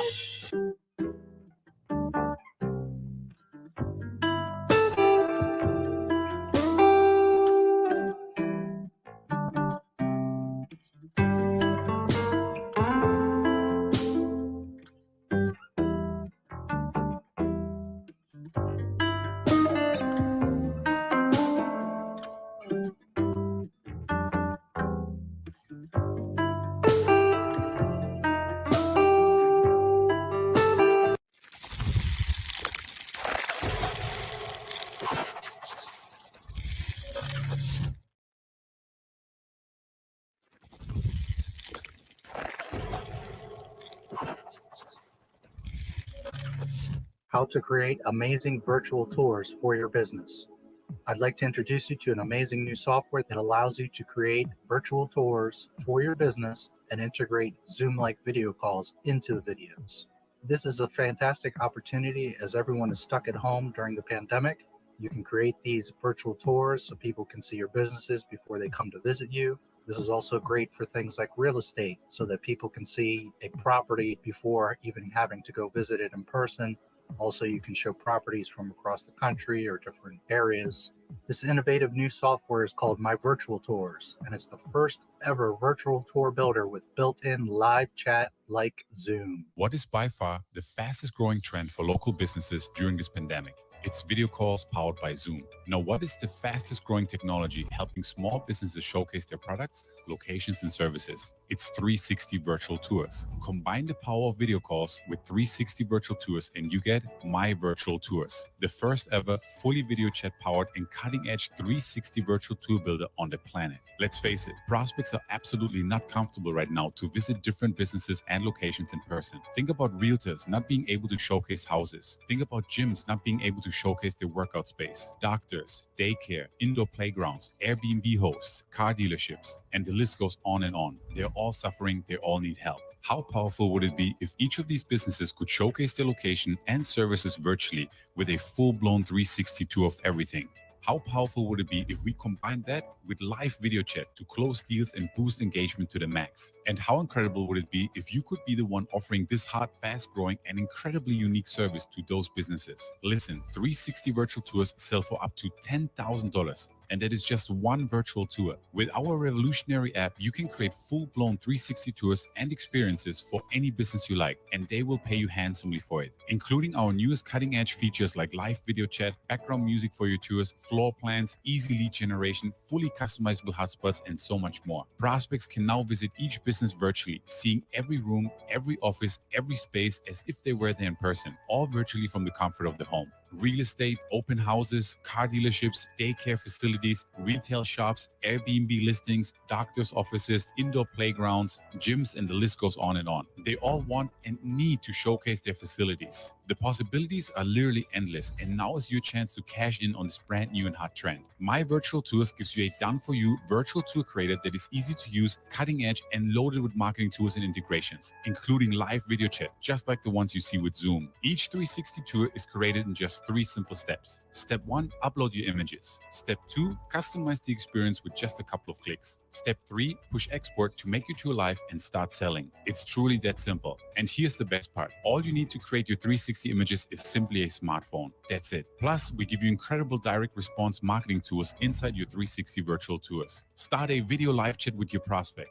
Add videos, URLs, phone numbers, maps, polls, surveys, text, and anything else you can imagine. Even full-blown lead capture forms right inside the experience. We integrate with the most popular autoresponders, and you'll be able to charge thousands of dollars to create 360 virtual tours and generate leads for your clients and prospects. Like I said, due to COVID-19, business owners are eager to present their businesses online right now, and there isn't a more engaging and more captivating way than virtual tours with live video chat to get the job done. 360 virtual tours are sold between $3,000 and $10,000 each. Imagine signing up just 3, 10, or 25 clients in the next couple of weeks. Businesses are hungry for help, and you'll be a force to be reckoned with, providing a truly helpful solution for a real and very current problem business owners are facing. Check out the demo and examples below. Just see how powerful and easy to use your brand new app is. Best part, during this launch special, you can get your hands on My Virtual Tours without ever having to pay a monthly or yearly fee. How incredible is that? But make sure that you come on board before the special deal is gone. You're 100% covered by our rock solid, no questions asked,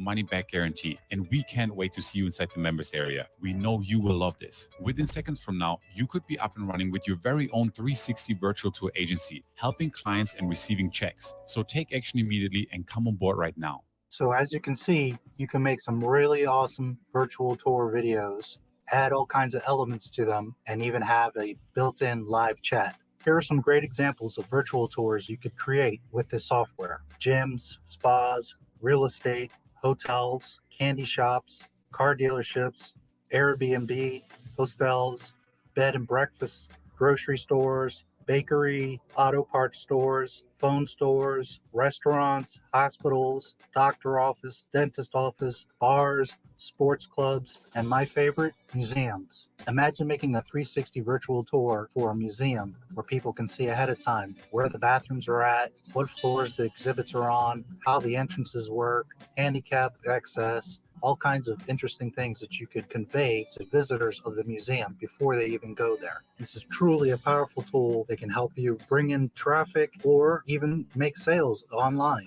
You could close a real estate deal right online, as people can literally take a virtual tour of the entire property and then talk with you about it right there live. The best part about all of this is no one has to meet in person until the closing of the deal. You can get all the information, see everything, and then whenever you're ready to go shopping or close a real estate deal, what have you, you can meet up and close the deal. This is great for hotels. Someone traveling across the country, they can see your hotel ahead of time and decide on if they want to book a room there. And another great example that I really like is a auto parts store where someone can compare what parts you have. They can see the aisles already. So for example, you could indicate that this aisle has light bulbs. That way a client could come in straight away, go to the aisle that they need to find the light bulbs, and be on their way.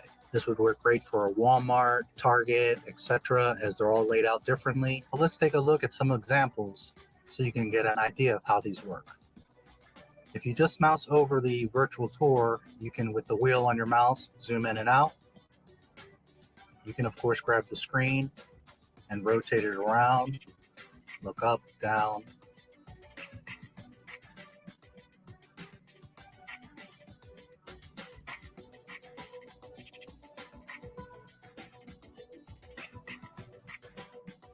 And then you can add hotspots. For example, the Museum of Modern Art, the past, future.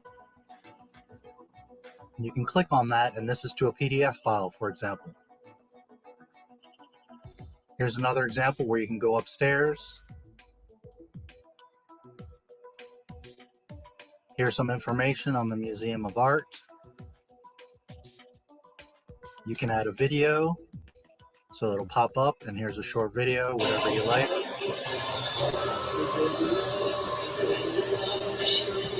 So you could show off an exhibit, you could show off a product. There's a million uses you could do with this video here. Here you can add a contact form. You can, of course, put these hotspots wherever you like, but you can add a contact form. There's more information. And again, you can zoom in or out. And then, for example, upstairs. Now I'm on the upper part of this museum. Here's an example of an exhibit. You could add information to that exhibit. For example, they have a video talking about that exhibit, but you could also have a PDF or some sort of bio. Here you can exit. Here's some information on this sculpture.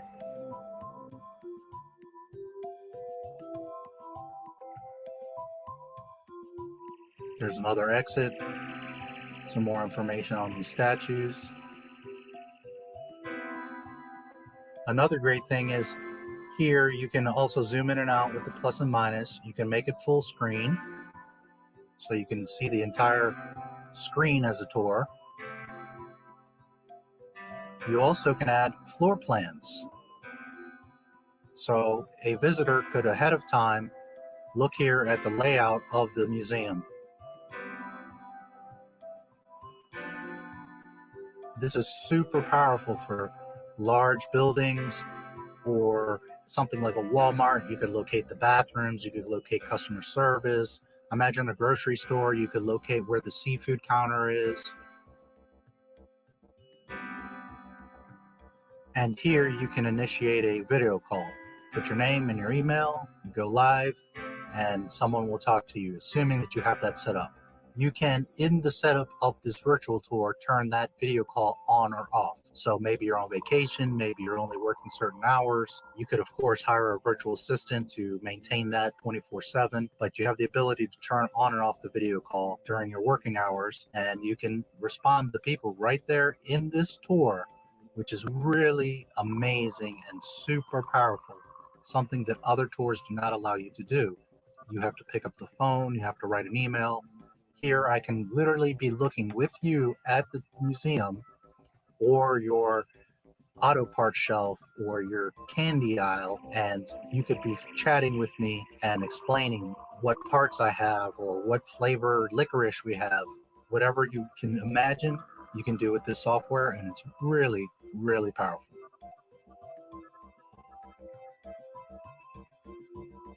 There's 4 examples here on this page. If you visit the page, you'll be able to take a look.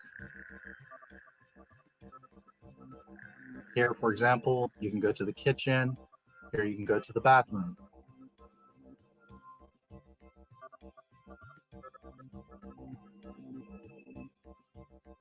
I can get a really good view of what this bathroom looks like, all the beautiful wood, the windows. Now keep in mind, a bathroom is a tight space, so it looks a little bit elongated, but you can get a full 360 view, get a really good idea before you even have to go out to visit a property or bother a real estate agent. You can see really well, get an idea, and some people will be ready to buy. Most will at least know right away. They can vet the property and say, okay, this is something that interests me or not, and they can meet up with a real estate agent.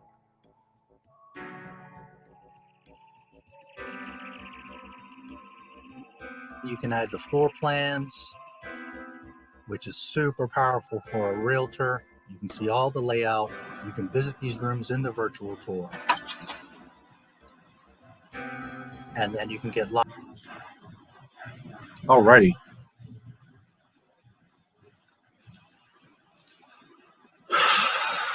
Those virtual tours are pretty neat, huh?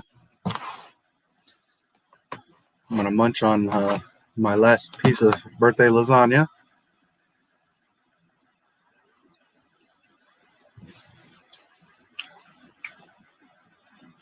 Hey, James. Good to see you, buddy. I just finished Attack of the Clones, but we're going to look at 2 very interesting articles. Hopefully D is still here because this is something I definitely want him to see.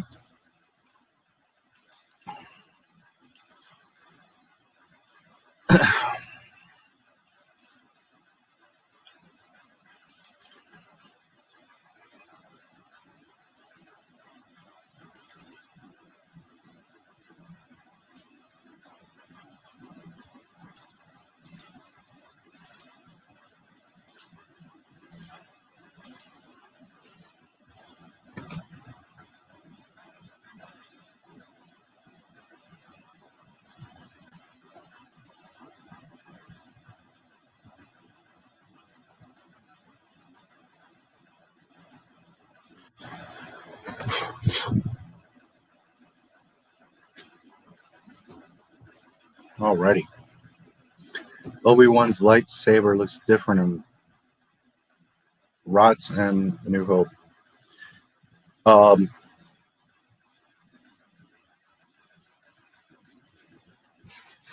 Obi-Wan, I don't think gets his original lightsaber back because remember, he gets captured by the Geonosians and he's tied up. And then when the Jedis come into the arena, they toss him a new lightsaber.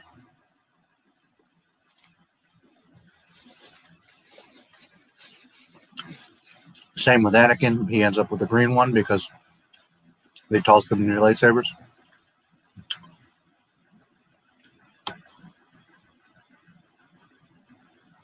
He also, yes, drops it on Utapau. Yes, he does later, but he actually has a few lightsabers. But here in Clones, he has it, gets captured by the Geonosians, they take it, and the Jedi come into the arena, right, and they toss him a new lightsaber. So technically, when Anakin's fighting with the green and blue, neither one of those are their lightsabers.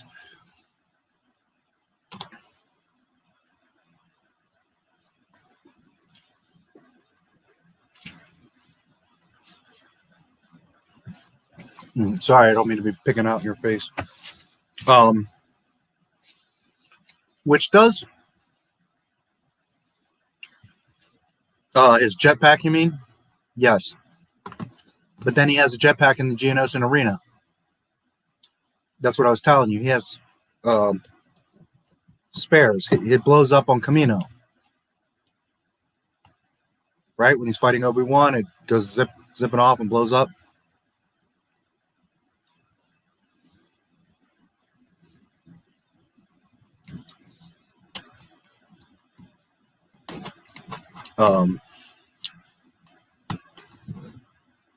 I'm here, D. Do you not see me, or is the chat like way behind?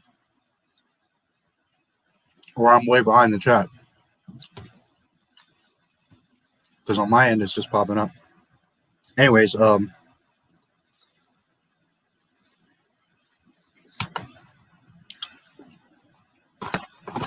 yes, Django has another backpack in Geonosis Battle, which I didn't mention, but when he gets trampled by the Reek, you can see sparks coming off of his jetpack, so it doesn't work. That's why he's stuck fighting Mace like that. He has nowhere to go, and that's why Mace runs him down. Boba's jetpack leader is different.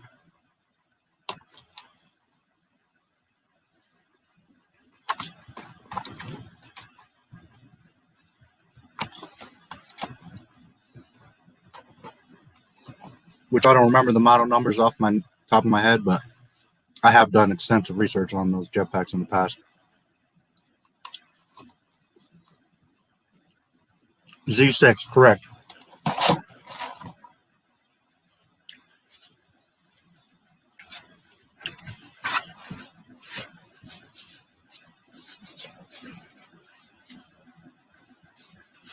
Favorite ship, hands down, Slave 1, not even close.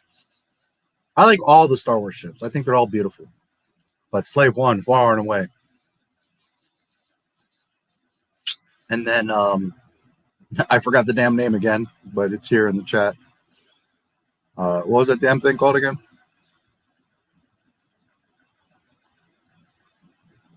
I don't know why I always forget the name of that thing. I love that vehicle.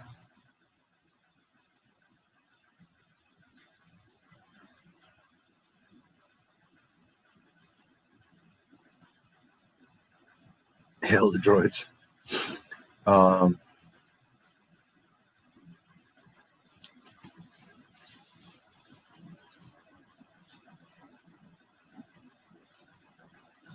Where'd it go?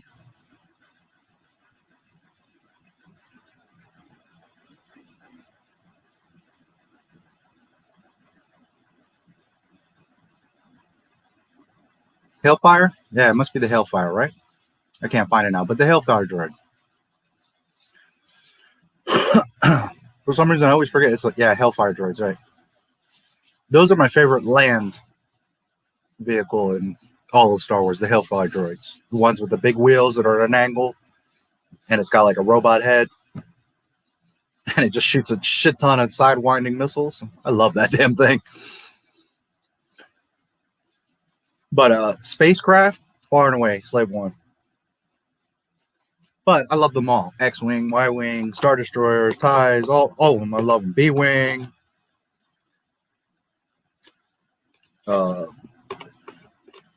What's Akbar's? Home 1.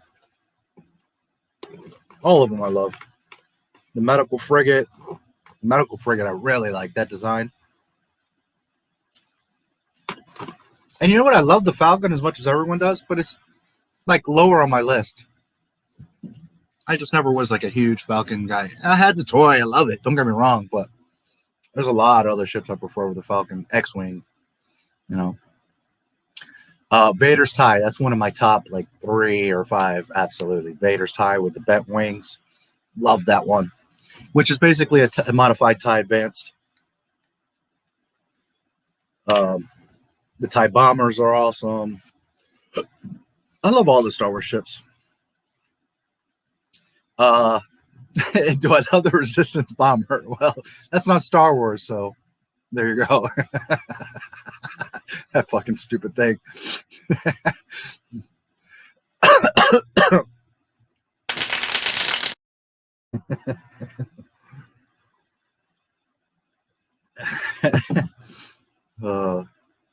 just for saying that. Arrogant punk. If I didn't have more important things to do, I'd let Video Man put you in your place.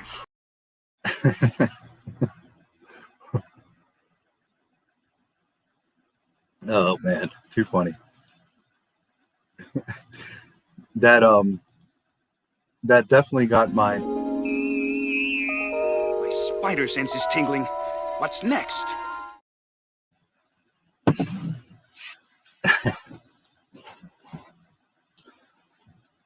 All right, let's see where we're at.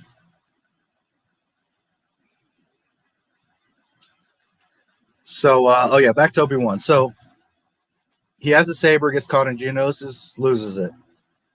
They get freed. The Jedi give him a new one. He uses that temporary one.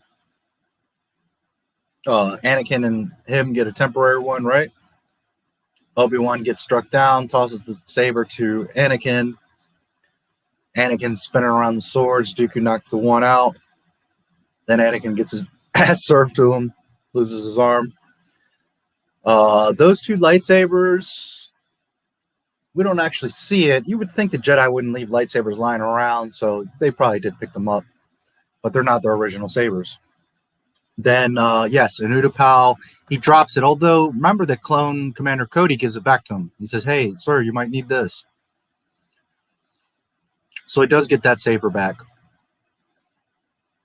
It always brings up a question because the idea is that they go and find their crystals to build these sabers, but yet over time they have different sabers.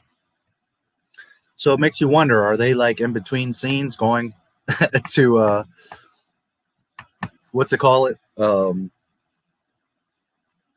Oh shoot, I'm forgetting the name of the planet now.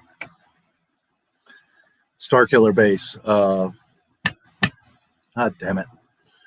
Anyways, you guys know what I'm talking about. The planet where the crystals are. So are they going to get a new crystal and building a new lightsaber? Do the Jedis have a bunch of crystals like hanging out at the Jedi Temple? I don't know. This is the thing. It's like, it's not a problem if they have spare lightsabers. Fine. But the idea is that the lightsaber is a personal thing that you build. It's like a part of you, right?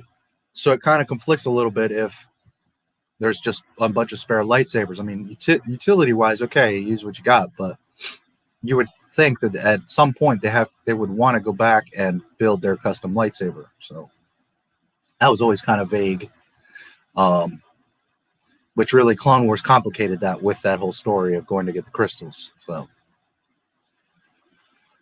he got a new one. He dropped an Utapau. Yes. Django's jetpack. Yes. Favorite ship. Yes. Z6. Susceptible. It's susceptible to outer casing damage. It's not so much that it's susceptible to outer casing damage, is that they're very sensitive. Like in the actual description, it says like if they take a hit, they're susceptible to igniting and going off. And that's part of the explanation of why Boba Fett, and he taps him with a, I mean, it's not just a tap, he gives him a decent whack, but there is just in the description on StarWars.com from even years ago that they're susceptible to, like, if they take an external hit, they tend to ignite. That's like one of the flaws of the Mandalorian jetpacks. So, yeah, which was basically an explanation of why Boba Fett gets, right? So not so much damage, it's that they tend to ignite. Shaq T is the Kenny of Star Wars. Yeah, I suppose you could say so. I was never a huge South Park guy, but you know, I'd watch it, and there's always an episode that sticks out to me because they always say, "Oh my God, they killed Kenny," right? And there was one episode where it looks like something happened to Kenny, and they say, "Oh my gosh, I found a penny," and there's a penny on the ground. And for some reason, that always sticks out on my mind because it was the one episode they variated from, "Oh my God, they killed Kenny. Oh my gosh, I found a penny." I always remember that. Just thought it was funny. Still here. Okay, good. What do you think of the new stormtrooper types, like the Incinerator? I think there's a lot of really cool designs. They have that kind of different helmet color, you know. I think they're cool. Now, when you're saying Incinerator, are you talking about from the game or from Mandalorian? That's where they get it from, is the game. And it's essentially the same thing. Just saying. I think the variants are cool. I have no problem with them. I like that the clones started introducing like colors for lieutenants, captain, and stuff like that. That's normal military. I think that's awesome. Yeah, I don't have a problem with them. I think there's some very cool variants.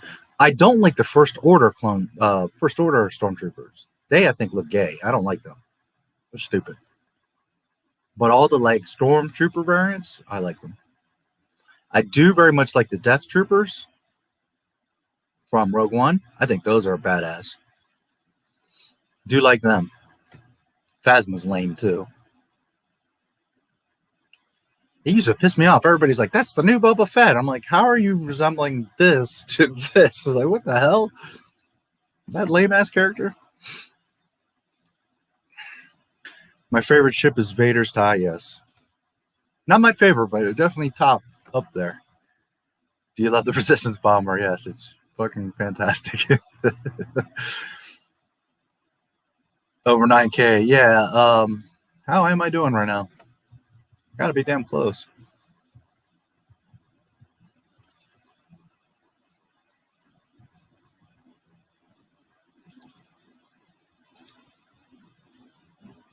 I'm very, very close. 5 more. I need 5 subscribers. Do it. Use the force on the subscribe button.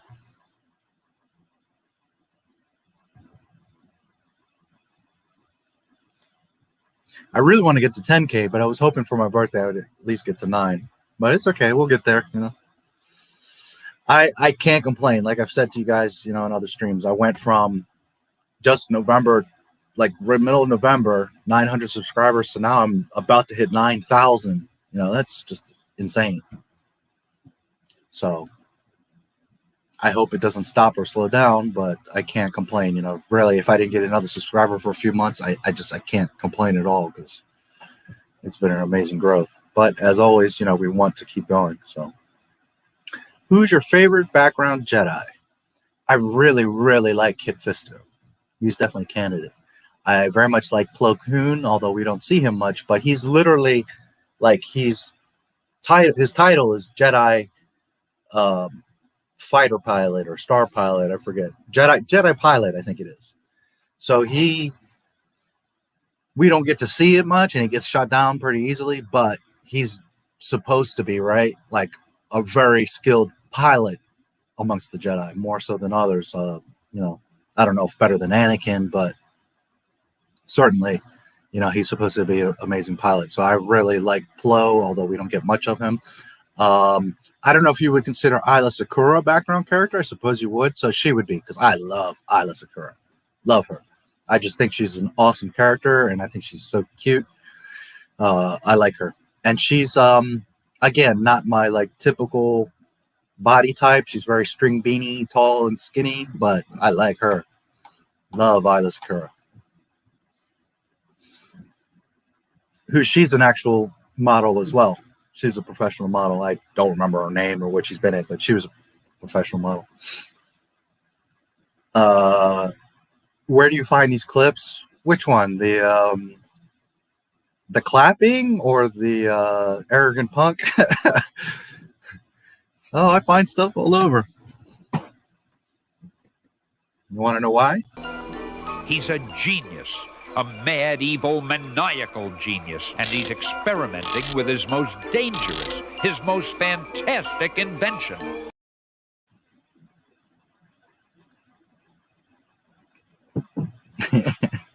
Oh, no, you didn't. Yes, I did. Just remember, guys, that at any time, I can wipe you out of existence. Like this.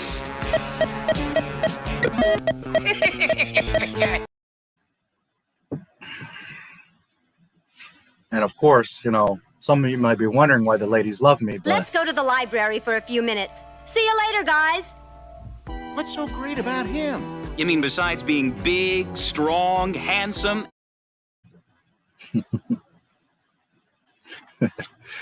oh, I like my little shenanigans. I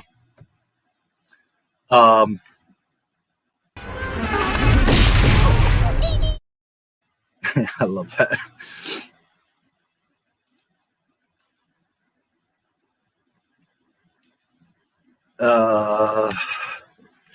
Can't remember any of the stupid trilogy vehicles. Yeah, there's not really anything. The sequel trilogy isn't even about design. It's just like, make everything bigger, you know? So the interdictor, I think it is. I forget, but just that massive, like, wing Star Destroyer thing that Holdo does her stupid shit on. It's not a terrible design, but it's like this just massive wing. I don't know. Black One, to be fair, is pretty cool. Pose custom X-Wing. That's okay. It's decent. Black One. It's nice. It's unique and individual. I like that. But yeah, outside, you know what, Carlos? I think it's a Sith Infiltrator. No, Sith Infiltrator's Maul's ship, which I very much liked. TIE Infiltrator, maybe? I forget, but Kylo's TIE is decent. It's okay. It's a bunch of bullshit. He gets shot down and rolls and explodes, and then Kylo just walks out like, oh, it's all good. No, his clothes aren't burnt or broke, cut, or nothing. He just, I'm all good. No cuts or dirt on his face. It's so stupid. They fucked up the Falcon, right? Changed the dish and changed some of it. Dumb. Why would you change the damn Falcon? I mean, Disney just has to. But yeah, there's not really much in the sequel trilogy that's worth a damn. The gorilla walkers, you know, the AT-ATs with the damn, they're lame. Hellfire droids, yes. Ilum, yes, thank you, Ilum.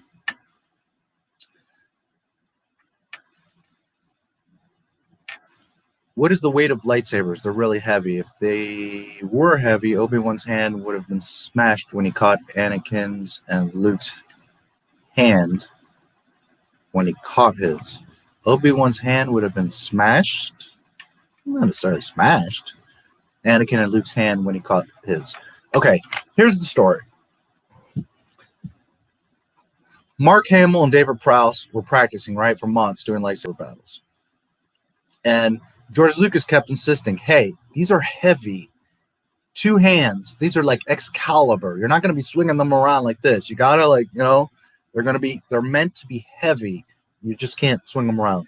But then Mark Hamill and Dave Prowse, but especially Mark Hamill, was like, come on, man, let's just have, you know, get a little bit loose. So then, you know, George is loosened up a little bit. And that's why you see, like, in Jedi where they're, you know, also Vader, like in Empire at Cloud City. But the idea is that lightsabers are a bit heavy. They're supposed to be like Excalibur, not something that anyone can just wield because they would have some weight. You would have to have some strength and skill and knowledge of how they swing. You know, yes, you could turn it on and like Han does to cut open the tauntaun. But as far as like really fighting with it, you would have to have some, not just like practice and skill, but you would also have to be used to like the weight of it. Because it's not like, you know, we picture like the toy lightsabers, right? Or the model ones that are pretty, they're meant to be heavy. But again, Lucas kind of laxed a little bit on that. And that's why you see that Luke and Vader, you know. To be fair, if you pay attention in Geonosis, and I'm not saying it's perfect 100% of the way through it, I would have to go frame by frame and check, but you're going to see a lot of the like no Jedis are using 2 hands, and then guys like Mace, Yoda, Luke, Vader, you know, they're the ones that are one-handed. So to presume that they're more powerful and skilled, Dooku, then that would make sense. But the original intent was that they are heavy. Literally, the quote is, they're heavy. They're like Excalibur. You would need 2 hands to be swinging them around. As we see, that's not quite the case. But they're not, The reason I stress this is they're not so light as you would think to like anybody could just pick it up and start swinging around. No, they would have some weight to them. And it wasn't so much the blade, but the hilt would have some weight. And as far as smashing, I mean, you know, something heavy, if you're in good physical shape, you're a Jedi, right? It wouldn't be that bad.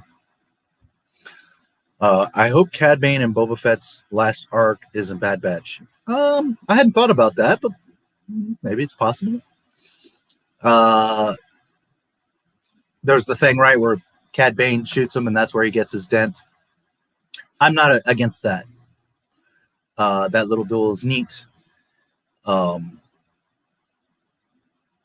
Fett wins, as he should, so that's okay. That does bring a problem for Mandalorian.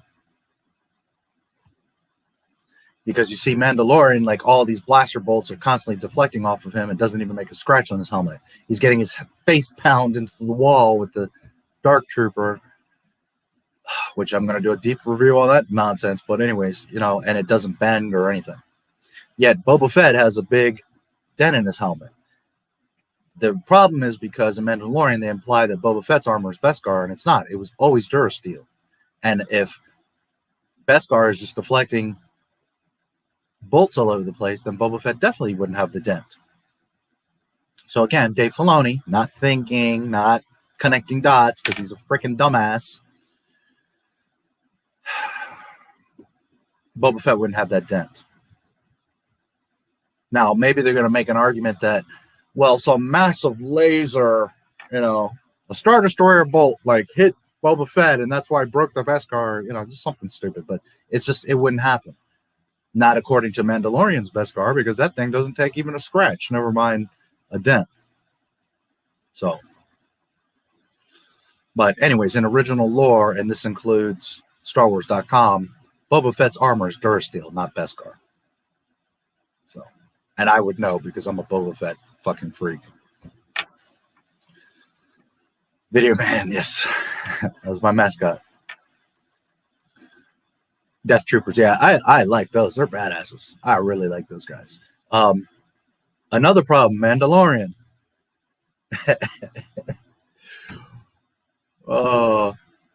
You've got in the Mandalorian, 5 years after Jedi, there's Death Troopers. But where did the Death Troopers originally come from? Before A New Hope, right? In Rogue One. So then it brings up the question. You've got this whole 3 movies of the rebellion fighting the Empire, dealing with stormtroopers and everything they go through, and there's not a single Death Trooper. So Palpatine got stupid and isn't going to use his elite force of Death Troopers anywhere. Why? This is because when you try to insert member berries and you don't think it through, now you've got problems. Like Grogu trained at the Jedi Temple by many Jedi Masters in Coruscant. Bullshit. That's going to cause massive problems down the line for them trying to tell the story. They've written themselves into a corner because bullshit. Yoda, Obi-Wan, all the Jedi would have made it a priority to save Grogu, get to him. Anakin would have gone straight for Grogu.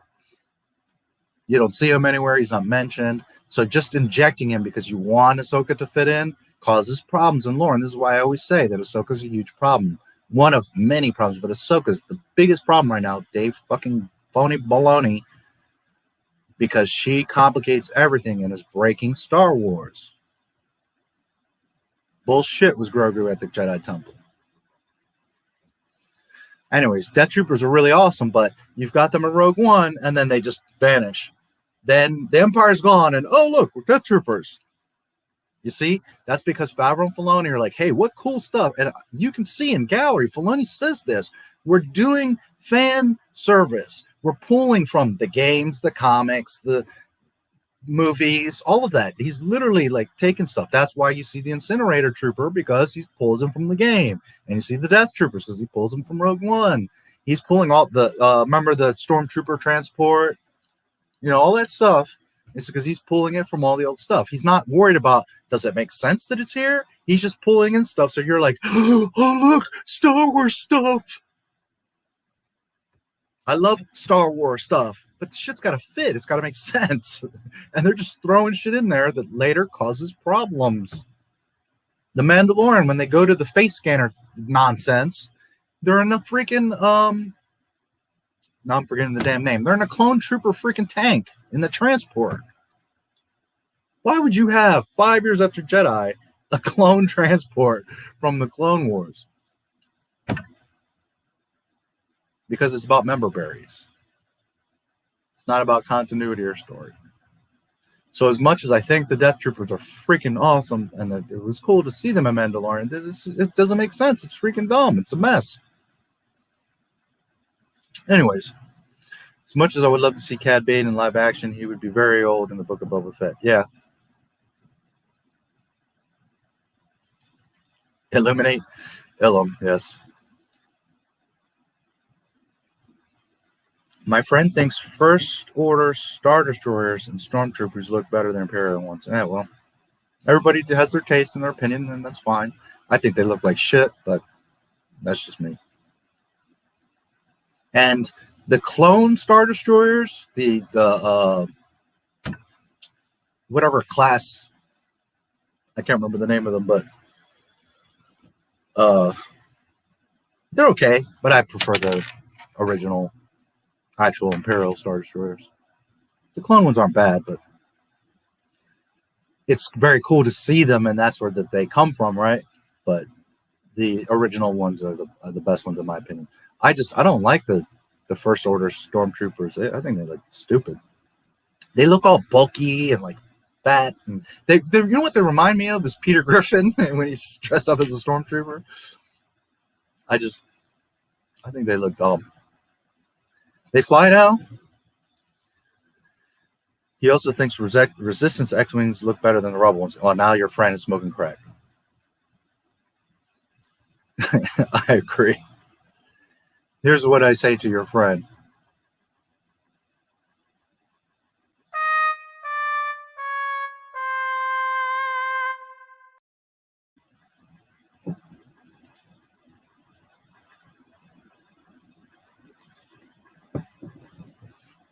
I like Olive for 2 reasons. Yeah, and that one's, you asked me like a behind secondary character. She's kind of in between because she's not like totally in the background, but she's also not like right up front, right? But we see her and everybody knows her that she's from the EU, and so she's kind of an in-betweener.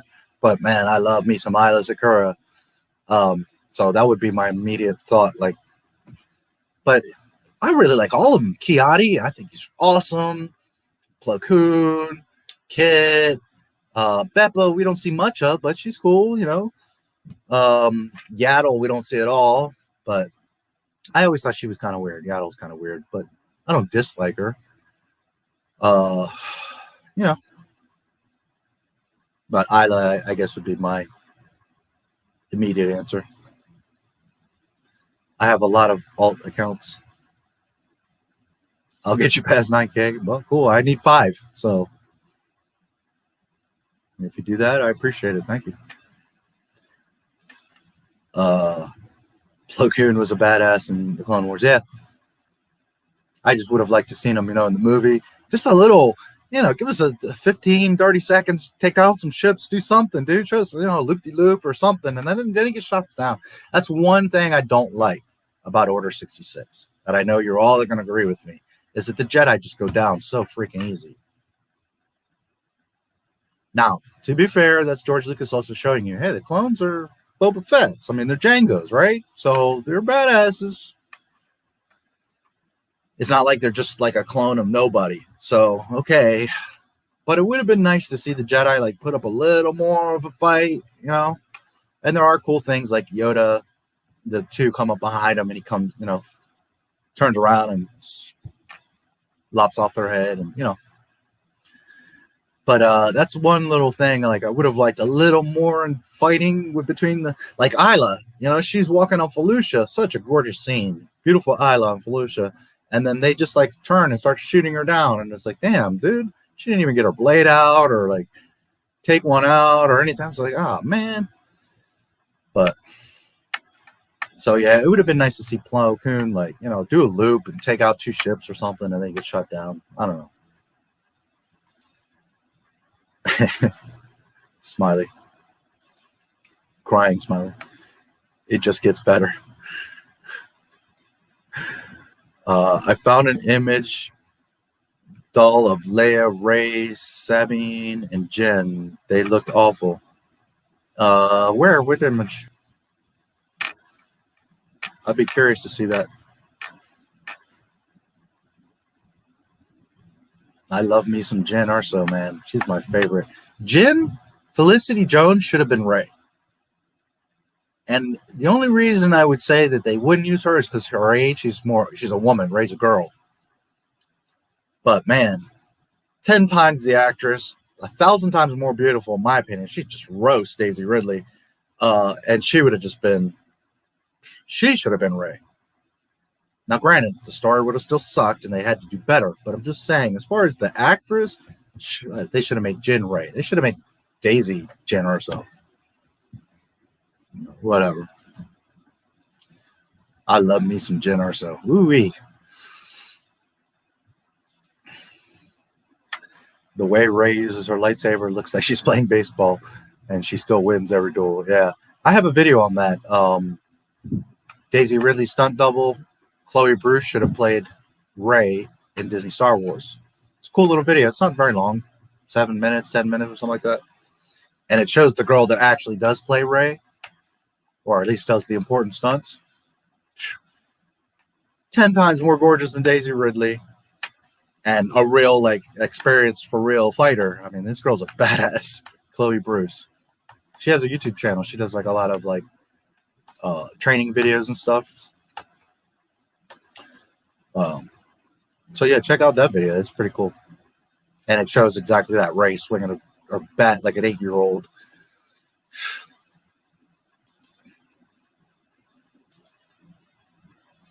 Kylo's meant to be good, yeah.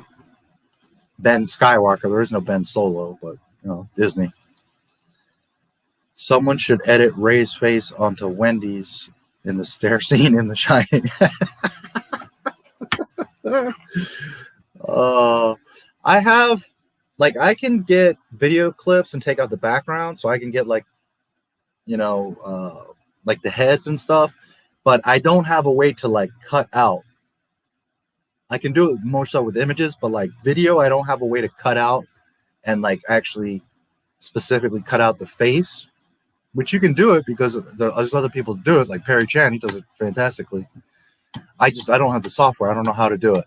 So that's why, like, my Yoda walking scene, it's with his shoulders, because I don't have the ability to cut out his shoulder. Because really what I would have wanted was Yoda's head on that guy walking. But I was stuck with the shoulders, which made it hard to line it all up, and you see part of the neck. It's okay because it's like a parody video, but really that's what I would have wanted is Yoda's head. I just don't have the software to cut out a video on video, the head. But I can get the background out. At least short clips.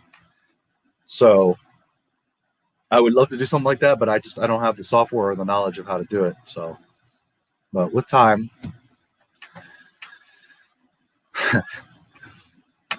Daisy's too busy masturbating to Ahsoka. Dave's too busy to Ahsoka to make stuff fit in lore. Yeah, and it's sad, you know. Dave Filoni, of all people, man, you know this stuff. You should be getting it right. Kyle Ron's tile silencer. This is Fort Pinto.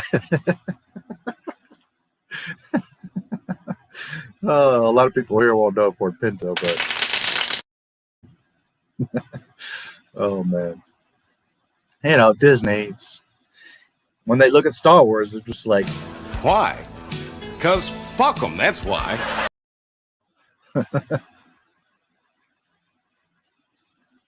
Oh man.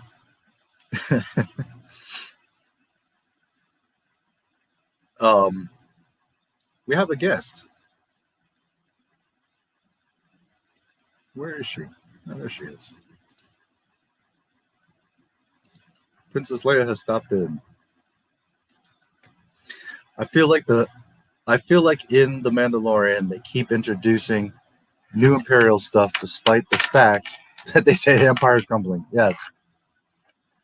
And I read like several sections, not the whole book, but it's Bloodline. I forget if it's a comic or a book or whatever. I read several sections of it online, and they kind of explain the whole how the First Order comes along, that it's remnants of the Empire that go out to the unknown regions, and they start secretly building up the First Order for several years, for the 30 years, and nobody knows, and they're like bringing ships and parts and troops and all this shit into the unknown regions, which nobody's supposed to really be able to get there or know how to get there, but apparently this whole empire is gathering there, and that's where Ilum is in the unknown regions. You've got Ilum, Exegol. Well, for you guys it'd be backwards. So Ilum is like here to the side, Exegol, and then like way down, not way down, but a good ways down is Acto. That's all in the unknown regions. So, you know, all these remnants of the Empire go there for like 30 years, and they build up all this stuff, and they make Starkiller Base and blah, blah, blah. And yeah, that's how the First Order comes together. But it's basically just the Empire anyway. So, like, why call them the Empire? And why, you know, or call them the First Order? It's just, well, because Disney, again, trying to make their own shit and not having to pay George Lucas. That's why. Why even make a new Death Planet thing? Oh well.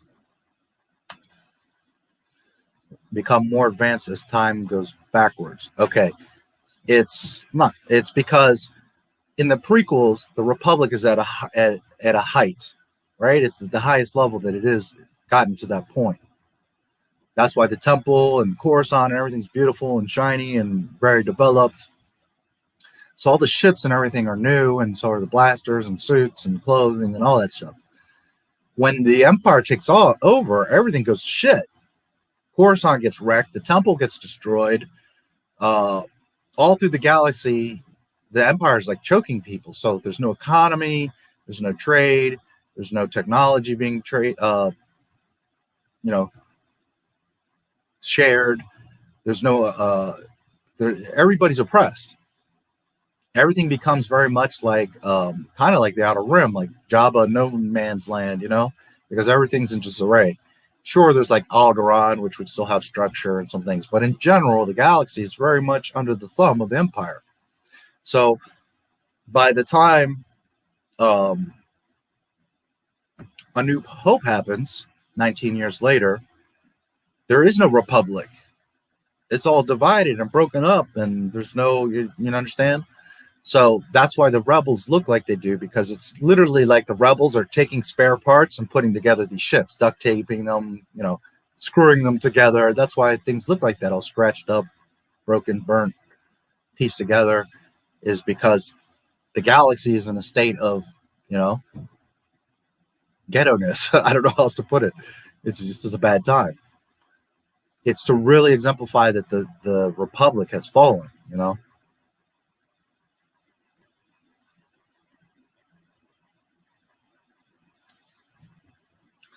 Zori Bliss has a nice ass. Carrie Russell has a nice body. She's cute. Why they even got her to do it if you never see her face? Well, to be fair, there is one little where her like face shield goes up and you see her eyes. She looks cute. Her eyes look nice in that, but it's kind of like, why would you go through all that for her to? The reason she's there, okay. Zori Bliss, Snap Wexley. Do you guys know who Snap Wexley is? No name, dumbass fighter pilot who I actually made a video, and it's so great because you see him in The Rise of Skywalker, gets shot and boom, blows up on the side of I forget if a Star Destroyer or I think on the side of a Star Destroyer. I was so happy when I saw that. I was so happy. That, and when I saw the Razor Crest get blown up, I was like, yes. Anyway, Snap Wexley is a nobody. You see him for like 2 seconds in Force Awakens. He's not in GLJ. And then he's in Rise of Skywalker. He's the chubby guy. The reason he's there, and Carrie Russell are there, is because they worked with JJ many years ago on the Felicity show. So JJ wasn't worried about the character or how good of actors they are or how they fit or whatever. He's just bringing his friends onto the show. That's where they come from. Now, Carrie's a decent enough actress. I'm not saying that she's, you know, like out of nowhere in a film. And Crybaby Ben, who is Snack Wexley, you know, Lord, he was terrible in Felicity. Anyways, I don't know, he's nothing exceptional. But they are actors. It's not to say that they're nobodies. But the reason they're there is because they're buddies of J.J. Abrams, and he brought them onto his show. Not because they made sense. So, little fun fact for you there. She does have a nice ass in that suit, no doubt. I think the Mandalorian has Dark Troopers, not Death. No, has both. Season 1, finale actually. Season 1, they're back at the bar. Werner Herzog is like, oh, the phone rings, and he goes and he gets shot, and then all the stormtroopers come. Gideon comes, the ship folds, right? The TIE fighter that now folds up, that later isn't in the First Order, so now we've gone backwards in technology, but okay, that's Disney. They send in the incinerator trooper. Well, there's a detachment of death troopers there. Maybe now you remember, there's like 6 of them. Right before the incinerator trooper comes, there's death troopers. When Gideon is saying, hey, I'm giving you 1 night before I come in, instead of just like, why would you give them time? Why not just go in and get Baby Yoda? The logic in that show is so freaking stupid. But yes, there are death troopers. In fact,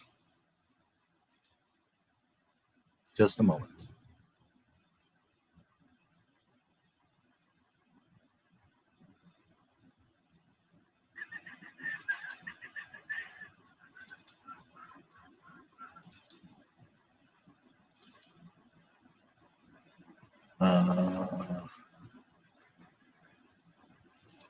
It's in one of a couple places. It'll take me just a moment to find.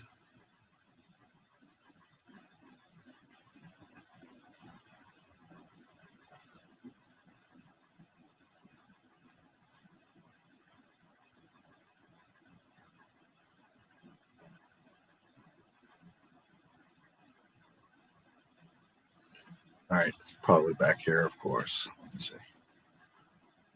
Can only be in like 2 or 3 folders here, so I'll find it in just a moment.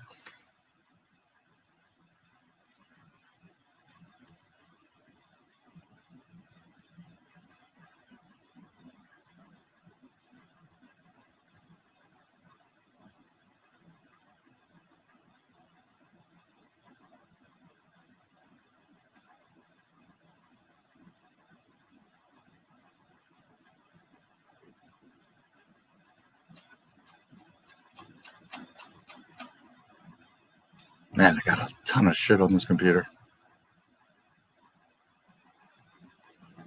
Years of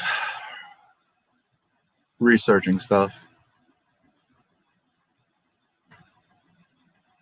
Okay, I made this like a year ago. It's funny. Let's see if I have another version just to...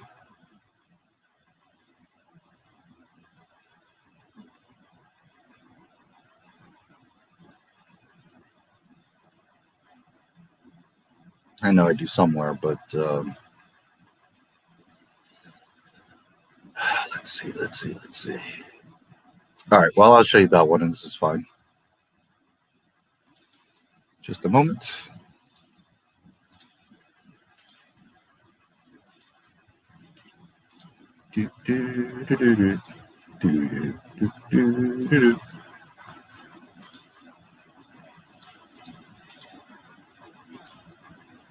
All right. So this was right when season 1 was finishing. I want to make a disclaimer. I love Cara Dune and I love Gina Carano. It's not against her. All right. But I was calling out the bullshit in Mandalorian. So number 1, you got Baby Yoda using dark and light force powers. Bullshit. Force hero, especially. Bullshit. Okay, because he chokes Cara here. Then you got Cara just manhandling the Zabrak. I know she's big, she's strong and all that, but, you know, just muscling a Zabrak like this, kicking him in his ass. Then you've got a scene here where This is when they come back with Baby Yoda and meet up with Grief Karga before that dragon scene, you know, at night, and your Baby Yoda uses the Force heal thing. And Kara says, it's a trap. So, yeah, why are you using it's a trap here? But they did. Then you got these knuckleheads, right? They can't shoot a damn thing. But the point was in They Fly Now, right? They're using tank treads. So you go from Jedi, where they're hovering.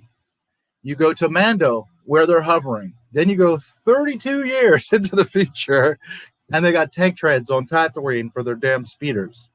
How fucking stupid are you? So in about 30 years, they'll figure out it's better to use tank treads on sand. Silly us floating above the terrain all this time. Hello. Okay, right here is the Death Troopers. 1, 2, 3, 4, 5, 6. This is right outside of the bar, cantina, whatever, where Werner gets shot, and then they're about to send in the incinerator trooper. So they are, in fact, Death Troopers there. Dark Troopers are later, the finale of season 2. We've been hiding since before pesky Luke started his adventure. We figured now is a good time to resurface. Aren't you excited to see us? Okay. So then you got here, you know, Mary Sue, number 2, Gina Carano, whipping the shit out of this Zabrak. I was being a little bit facetious here because, you know, again, she's a professional fighter. I'm not trying to, it's not because she's a girl. I'm not trying to down her. I think she's awesome.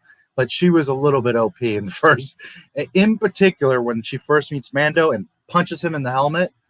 Dude, if you're Arnold Schwarzenegger and you punch the freaking Beskar helmet, you're going to break your wrist. You're going to break your freaking fingers. And she just like punches Mando like it's nothing. A Beskar helmet, no less. And, you know, there was some stuff that was dumb with Gina. But overall, no, she's not a Mary Sue. She's an awesome character. I have a lot of love for Cara, too. And then here she's arm wrestling, which again, I'm being a little bit of a shithead. Not that Mando's super strong, but she does beat him. So I don't know. They just brought her in and she's like all of a sudden whipping the shit out of people. And, you know, again, I have nothing wrong with the strong female or that she's a great fighter and all that. It's just she was a little bit OP'd. And also they do a little bit in season 2. She's just knocking around people with helmets and stuff on. You know, I get it. If you don't have a helmet on, like just squaring up with Gina Carano, she's going to whip a lot of men's ass. No argument. But when you're fighting trained fighters that have helmets and armor on, and she's just like, you know, hitting them, I don't care who you are, it's going to hurt. You elbow or punch somebody with a freaking metal or polypropylene something type helmet. You understand? So regardless if it's a guy or a girl, it's kind of bullshit that they're doing this. So that was my thing with Cara Dune. But anyways, I love Cara Dune. Nothing, Cara Dune. Nothing. It's not to attack her. But yes, here are the Death Troopers. Okay, there are in fact Death Troopers. So like I told you, the same logic. It's like before Luke Skywalker, there's Death Troopers. So you would say, all right, they were there, but then, you know, the Empire gets kind of foiled and restructured and they're gone because Krennic gets killed. So you could say, okay, they're a small detachment. So you could argue that they got killed and then that's that. But now we've got after Jedi, all this saga happens, 4, 5, and 6, the rebellion. And now, oh yeah, by the way, we got Death Troopers. Why don't we use them? It's because they wouldn't be in stock. They wouldn't be around. They don't fit or make sense. It's because member berries. That's why they're there. It's because Favreau's like, oh, we'll put them in there. Everybody be like, oh, look, Death Troopers. That's why they're there. And that's why they're a problem. Not that I don't like them. It's that they don't make freaking sense. They shouldn't be there. But Mandalorian. So anyways, they're there. Which, now that you mentioned that, it makes me think. Season 1 finale, I think that was the finale episode. Pretty sure. It's been a while since I watched. You have the dark colored troopers. And then season 2 finale, again, dark colored troopers. I don't know if that was an accident or they're trying to be clever there, but Venerator class. Yes, thank you. Those people who say the stupid trilogy understand Star Wars only like it because it's the original trilogy. Again, it's instead of its own thing. Disney strives on nostalgia. Yes.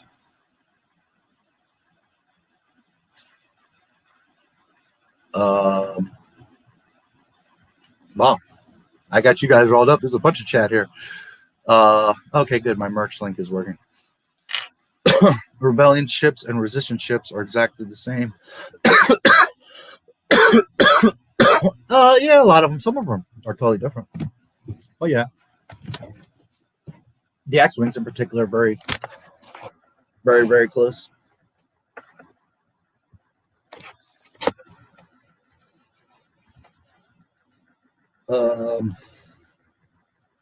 Savage, he's cool. Savage Opress. I always thought he's cool. He's technically not canon, because he's Clone Wars cartoon. But I think he's cool. I always thought that storyline was cool. I knew him more like from like other stories before the actual cartoon. But then they brought him into the Clone Wars cartoon, and you saw quite a bit of him. Maul's brother. I think he's cool. He didn't do much. He didn't get far, but he was cool. I liked him. I like Maul better, but he's cool. There is an old fan film. It's one of, not necessarily the first fan film, but let's say modern day, like Star Wars fan films, like in the past 20 years, let's say. I don't remember the exact name right now, but it's a Darth Maul fan film, and it's freaking badass. It's arguably, to this day, still the best Star Wars fan film. And it's got Maul, it's got, I forget if it is, in fact, Savage. I think it is. But there's another Zabrak with Maul, and it's really awesome, man. It was made on not a big budget, but there's a scene where Maul is like working on this whole computer panel thing, the hologram panel, and he's scheming. I think it's supposed to be before Phantom Menace, so like, you know, his kind of backstory, and he's training to become Palpatine's apprentice, if I remember correctly. It might be called that, Apprentice. I think so. Anyways, most of you probably know exactly what I'm talking about, but that thing, and one of these days I'm going to make a top 10 fan film, Star Wars fan film video. At least my top 10.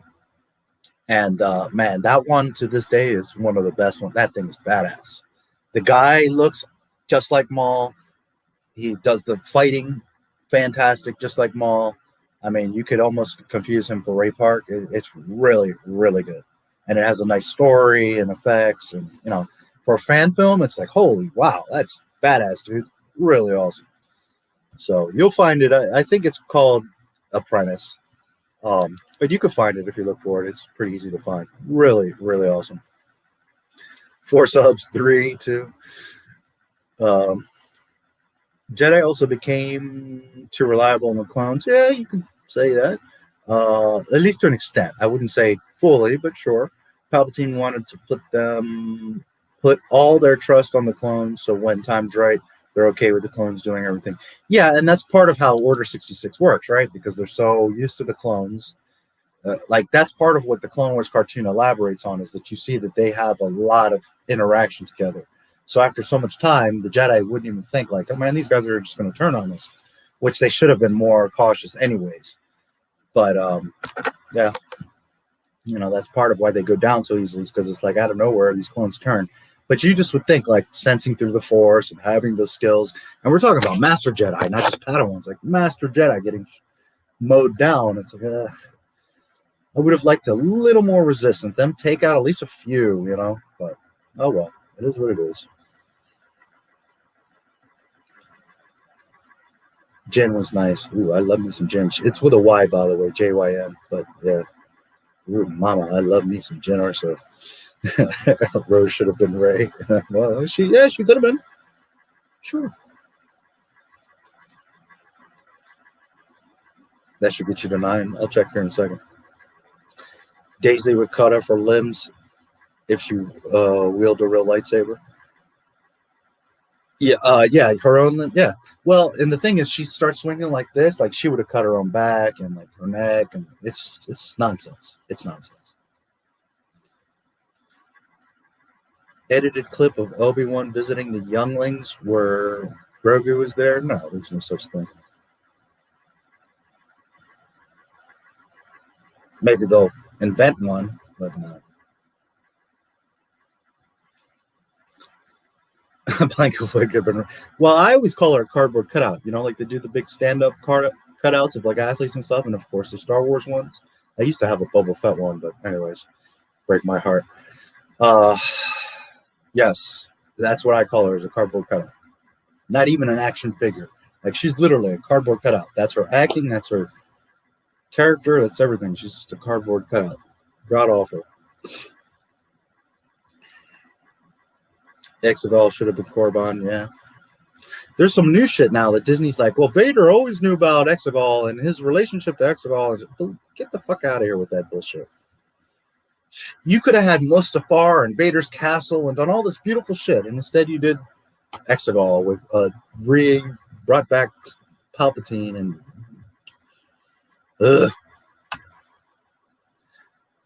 why are they even called First Order? What does First Order even mean? I don't remember the specific reason why they said that, but like I said, there were remnants of the Empire that are out in the unknown regions, and they just I can't remember the exact reason behind that. And there's a whole story of Leia. She's part of the New Republic, a senator and representative, but then at some point someone brings up that she was Vader's daughter, so then a lot of people in the Senate lose faith in her, so then she kind of backs away from the Senate because they wanted her to be chancellor at one point, but then her opposition like brings up, well, wait a minute, that's Vader's daughter, we can't trust her, so then she backs out and she goes and starts the resistance. She's the founder of the resistance, Leia. You know, in their Disney story.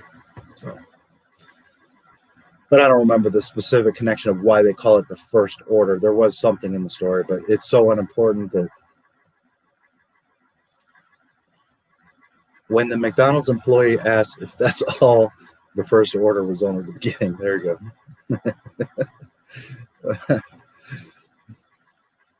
Captain Fate, Phasma, she was pointless. Oh, yeah, it did. Not sure which part you meant, but Jedi Fallen Order. I haven't played it. I heard pretty decent things. I think some of it looks weird, especially that black girl with the big fishy bubble eyes. I think she looks very strange. I've seen some people play it. It looks like it has nice controls, but I wasn't blown away by it. I don't think it's like anything out of this world, but for the most part, what I've seen, it's gotten pretty positive reviews. It looks like it would be fun to play, but I don't imagine it would be like, oh, wow, what a great game. But just to be fair, I haven't played it, so I can't say. Just going by what I've seen, and I've seen quite a bit, it didn't blow me away. Your favorite trooper? Probably for me, too, the Scout Troopers. I always love the Scout Troopers, those helmets. Yeah. A Jedi is my favorite movie.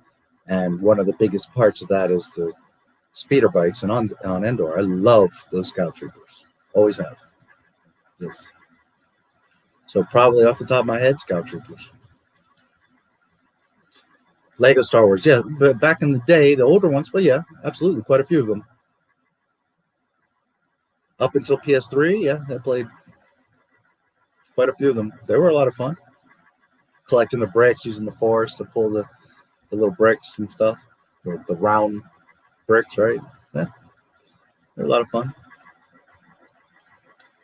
I love Legos and love Star Wars, so it was naturally, to play those games, and they were cool.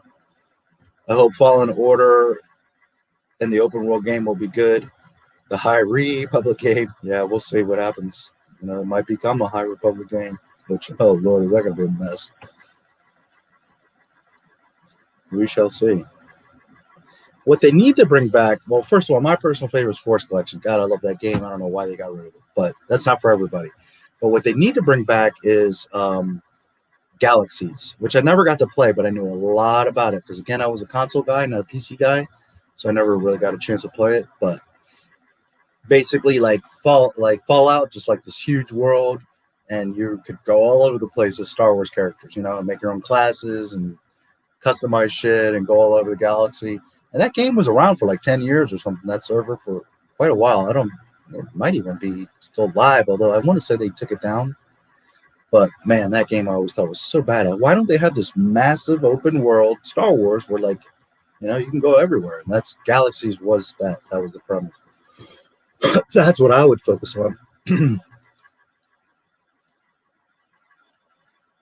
Gina likes pissing off Twitter. Yeah, no, she's awesome. I think Gina's amazing, and I love Card Dude. You know, don't get me wrong. I'm not trying to down her. It's just there was some stuff they did with her that was like, come on, guys. You know, I understand you're trying to make her badass, but again, Arnold Schwarzenegger punching a Beskar helmet would have been like, ah. If nothing else, you'd have been like, ah, damn. You know, he would have broke his wrist or his fingers. Period. But at least he would have been like, ah. And there's none of that. She just like bang. You know, it's fucking Amanda. And it's like, come on. I know she's supposed to be badass, but and we're not just talking about any helmet. We're talking about Beskar Mandalorian helmet. And it's like, you guys are stretching it. You know, that was the thing. The high republic game will probably be glitchy because they'll only care about how woke it is. Yeah, that's true. This game sucks. I can play it. It's too glitchy. Gamer.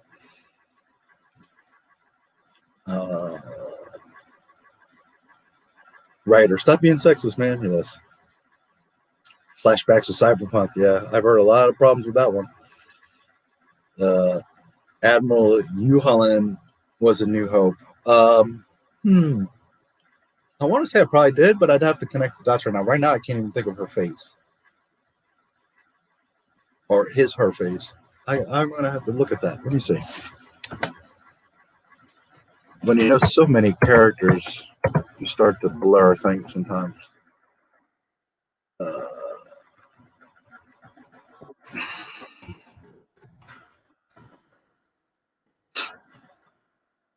Oh, Wolf. Let me see.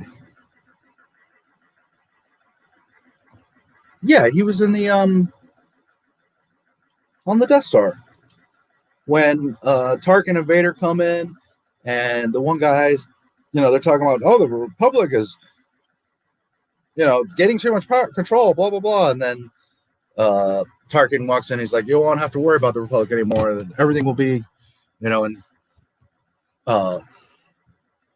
controlled in sectors or whatever. I'm paraphrasing.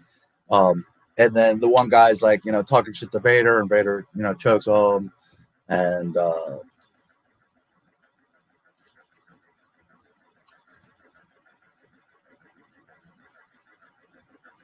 this happens. I find your lack of faith disturbing. There he was. Did you see him? So, yes.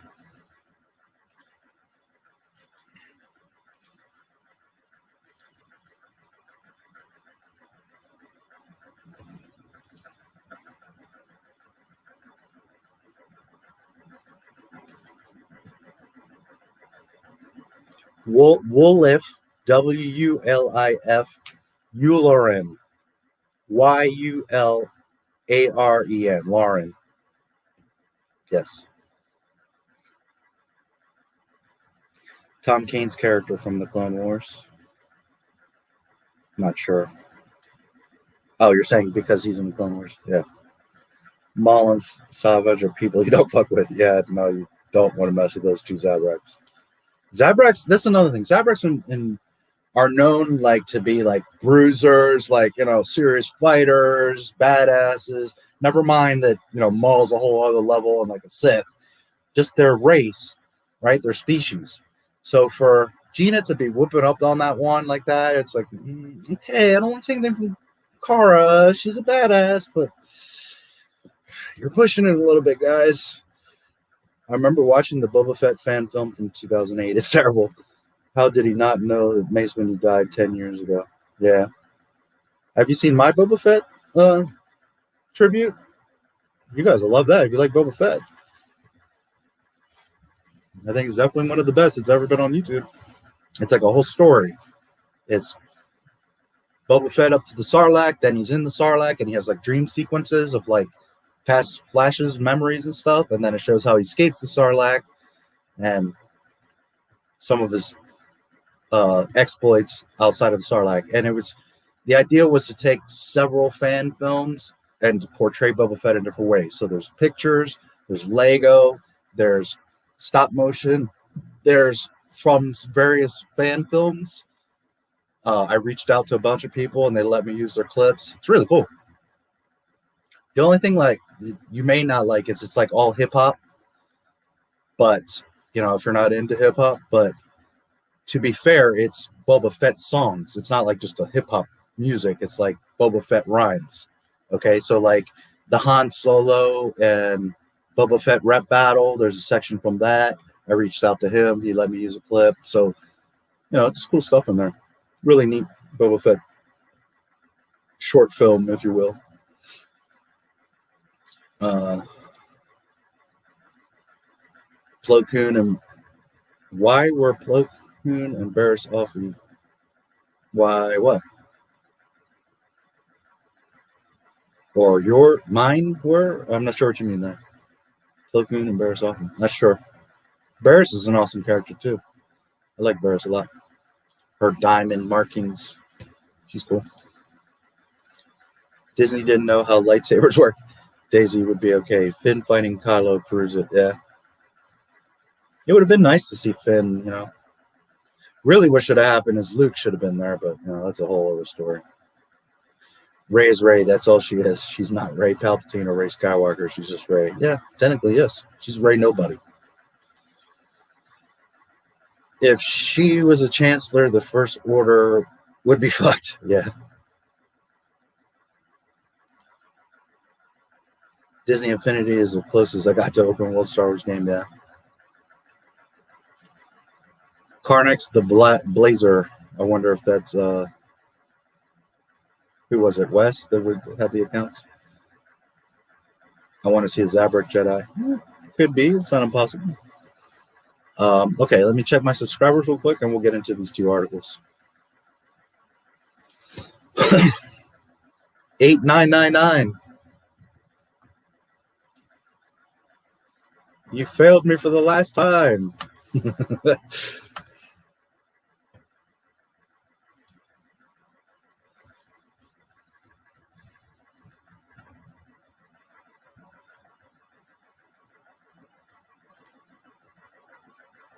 $8,999. All right. Just a hypothetical. What studio company would you prefer to have done Star Wars right? DreamWorks, Universal, Warner Brothers, Lionsgate. They all have their things, but they also have their politics. And to be honest with you, if I had a choice right now, it would be Netflix. As counterintuitive as like you could ask me 10 years ago, Netflix, Star Wars, I'd be like, what the? But when you look at the track record, Netflix has had a lot of fantastic shows. And Cobra Kai, like, you know, there's shows like Dark and other stuff that I like more than Cobra Kai, although Cobra Kai is fucking amazing. But when you talk about an old franchise, respecting the continuity and the canon, doing proper callbacks, not fan service and member berries, but correct, properly placed callbacks, when you're respecting a franchise, far and away, Cobra Kai, it's not even close. They did it correct. That's how fucking Star Wars should be. Cobra Kai. So therefore, that brings me to the conclusion, Netflix. Because Netflix isn't getting in the way, not forcing politics or agendas. They're just like, here's the show, make it. And they're allowing the guys that are the writers and the people that own Cobra Kai to make the show, not getting involved like Disney and Lucasfilm are. Obviously, Lucasfilm has to be involved, but you understand what I'm saying, the politics. So with that said, Netflix is not even a thought. I mean, Cobra Kai shows me everything. Plus so many other great shows they've had. But Cobra Kai alone shows me proper respect for franchise as it should be. That's who should have Star Wars. Now, maybe they would get Star Wars and shit on it too. Who knows? But I have to go by what I've seen, the track record. And right now, if I had Lucasfilm and I was God and had to decide where it's going, straight to Netflix. Not even a thought, second thought. Straight to Netflix because of what they did for Cobra Kai.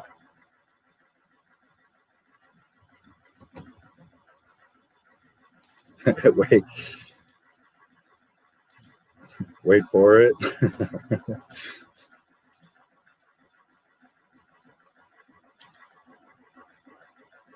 $9.99.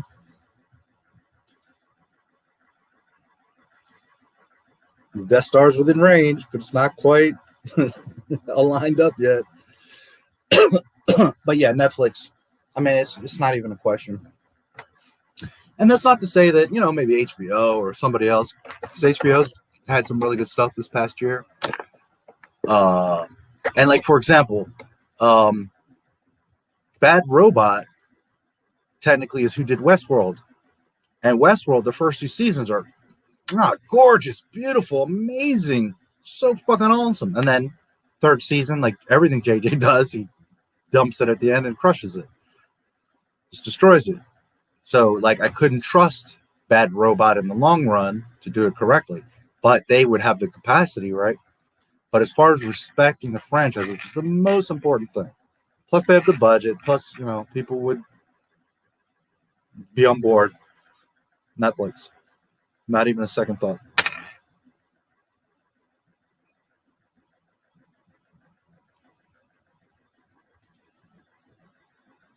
I've only played Lego Star Wars, Force Unleashed, which is amazing, Force Unleashed. Lego Star Wars 3, Battlefront, Lego Force Awakens, that I haven't played. Battlefront 2, I haven't played. I did play some of Battlefront 1. Fallen Order, I haven't played. Squadrons, I heard, is an absolute disaster, and thank God I've never played that.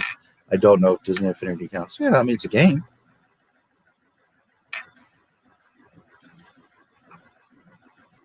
The bad channel has the different accounts. Oh, yeah, bad channel, right. Because I said West, right. There you go. All right, we'll see about that. Yeah, no, I know. I'm perfectly aware. It's JJ, and that's why I was saying, you know, like, they started off, Bad Robot has the potential to make amazing shit, but then you got JJ who throws the wrench into it, you know. But, like, Westworld, man, that shit was awesome. And then they blew that shit. Daredevil. You know what? I've heard a lot of really good stuff about that Daredevil, and I always forget about it, and I don't watch much TV, but I got to check it out. I've heard from a lot of people that it's really, really good. I got to check out Daredevil. But yeah, Cobra Kai says it all, man. You know. All right, let's see about this. Do I need to choke you through the screen, or is this going to really 8999? Let me see. It does sometimes take okay, on my channel it says 9K in K. In the studio it's saying 8999. Let me see on an actual video. It says 9K subs. Woo! How about in my 9K? It says in the Videolytics TubeBuddy. It's just in my studio for whatever reason. It's been dumb. Here, let's do this.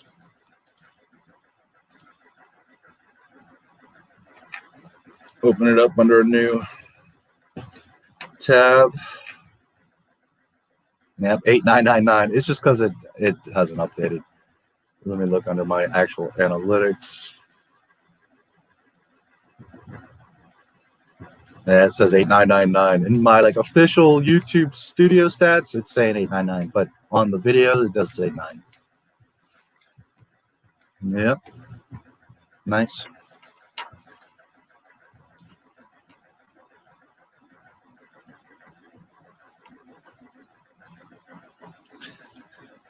I play Squadrons every once in a while. It can give my sister and mom headaches. What? Oh, because yeah, because I was saying it wasn't showing. It's just because again in the studio sometimes it takes a little bit to update. I'll double check, but yeah, it on the video side it is saying 9K, so awesome. Not even 100 subscribers. Yeah, well, it's tough, man. Your first 100 is the hardest. And every milestone, it gets a little bit faster and easier, you know. But your first 100, I don't remember how long it took me. Not terribly long. I've been meaning to look at that. Let's see. Because I don't remember how long it took. And again, this is just an example because everyone's experience is different. Everyone's channel is different, depending on the content topic that you're making, how niche down you are, the quality of your videos. There's so many things that can affect it.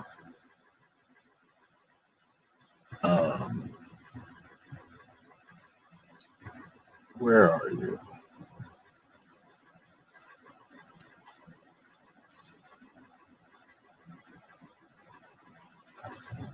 February 14th. My channel was right around November 12th. The first upload was like the first or second week of December. So 2 months roughly it took me to get to 100. Not too bad. But every channel's different, you know. There's not like a set formula that's gonna get you there. Now I can tell you one thing that can help you tremendously is on Twitter, you find the Phantom Collective.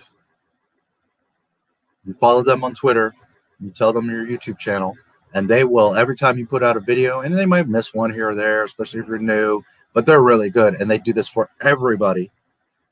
You hook up with them, follow them on Twitter, send them a DM, hey, you know, I'm a new creator, I'm trying to grow my channel. Let them know your YouTube channel. Obviously follow them and, you know, follow their YouTube to help them. But every time you post a video, they'll put it out on their Twitter. And everyone that follows them sees it. And that's what they do. They promote everybody's videos. And they're not just Phantom Menace, because some people kind of get that twisted. They do have a lot of Phantom Menace people, but they also have, I'm not Phantom Menace. I'm fine. I support them. I'm fine with them. I'm just saying I'm not Phantom Menace. So you've got Phantom Menace, but you also have like comic people and, you know, my comedy channel. They promote that.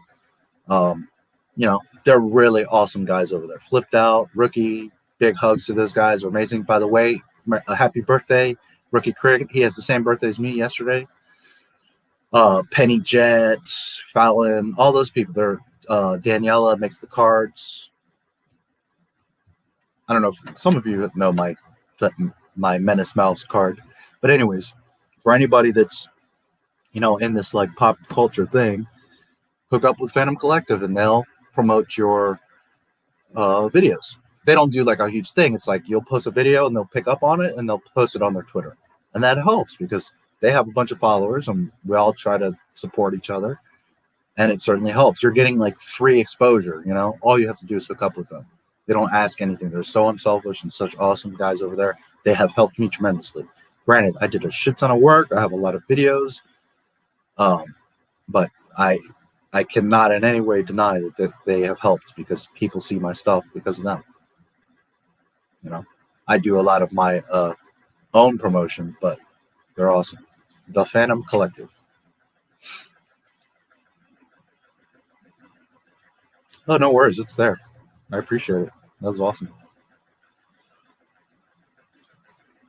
Key Audio was a sociopath. I don't know about that. Maybe in a Disney comic or something. I don't know. I don't know.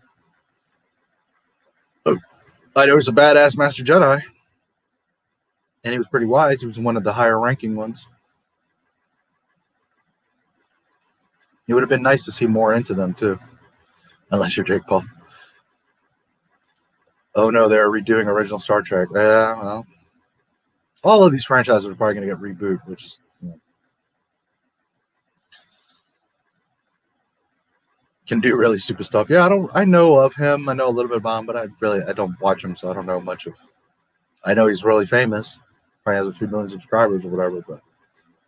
And I know he did some like creepy shit. Like he was talking about, like, you shouldn't be like talking to younger women, but then they caught him talking to younger women or something like that. I don't know. I don't know the story. I don't want to speak out of place, but I did hear something sus about him. My first upload was 2 years ago. Yeah. I mean, I know channels that are 5 years old that have videos with 5 views on them.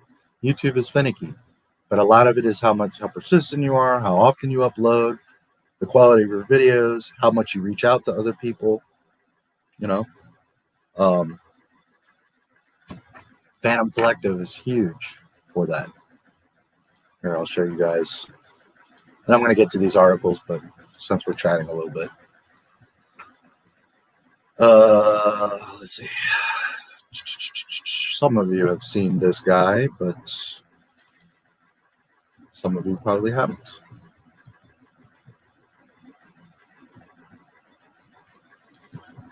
So Daniela, who's one of the people at the Phantom Collective, she makes like these trading cards, right? Like baseball cards.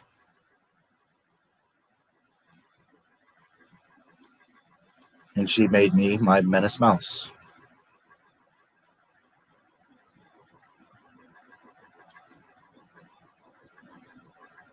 Which you guys can probably read it.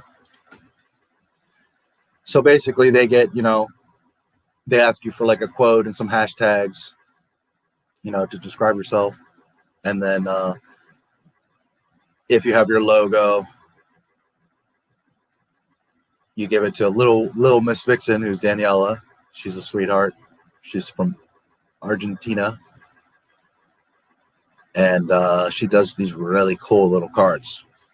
And they're very, like, they're not all the same. They're all kind of really individualistic to your channel and your personality. So, yeah, that was, Daniela made this. Very cool. Without respect, we reject. Which that I got from Doomcock. But, yeah.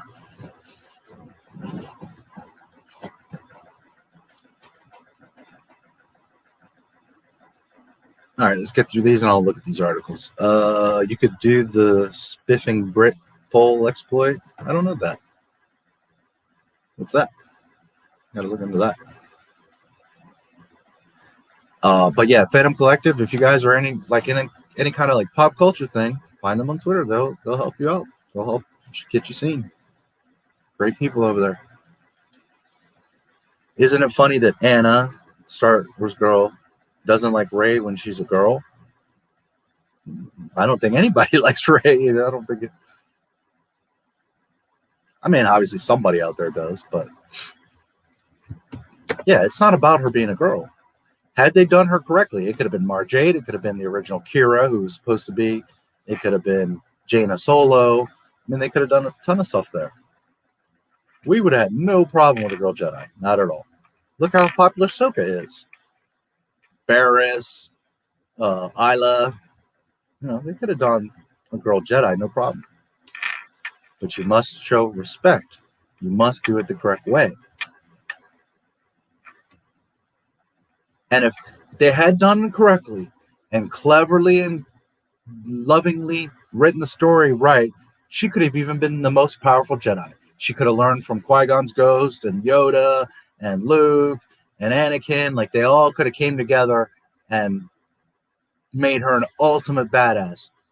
If you would have done it correctly, and she had the training and the time, and you showed respect to these original characters, then nobody would have had any problem with her being as bad as she wants to be. But when you just got some bonehead that lives in the desert that comes out of nowhere and just knows how to do everything, fix everything, is beating an experienced Jedi killer, you get no credibility. You get no clout. Rey's dumb. But had they done her right, none of us would have had any problem. If she would have been taught by Yoda and Luke and Anakin and these people, by all means, we would have been go, girl. You go, girl. We all would have been fine with her. Come on, girl. Get hot. No problem. But you must show respect.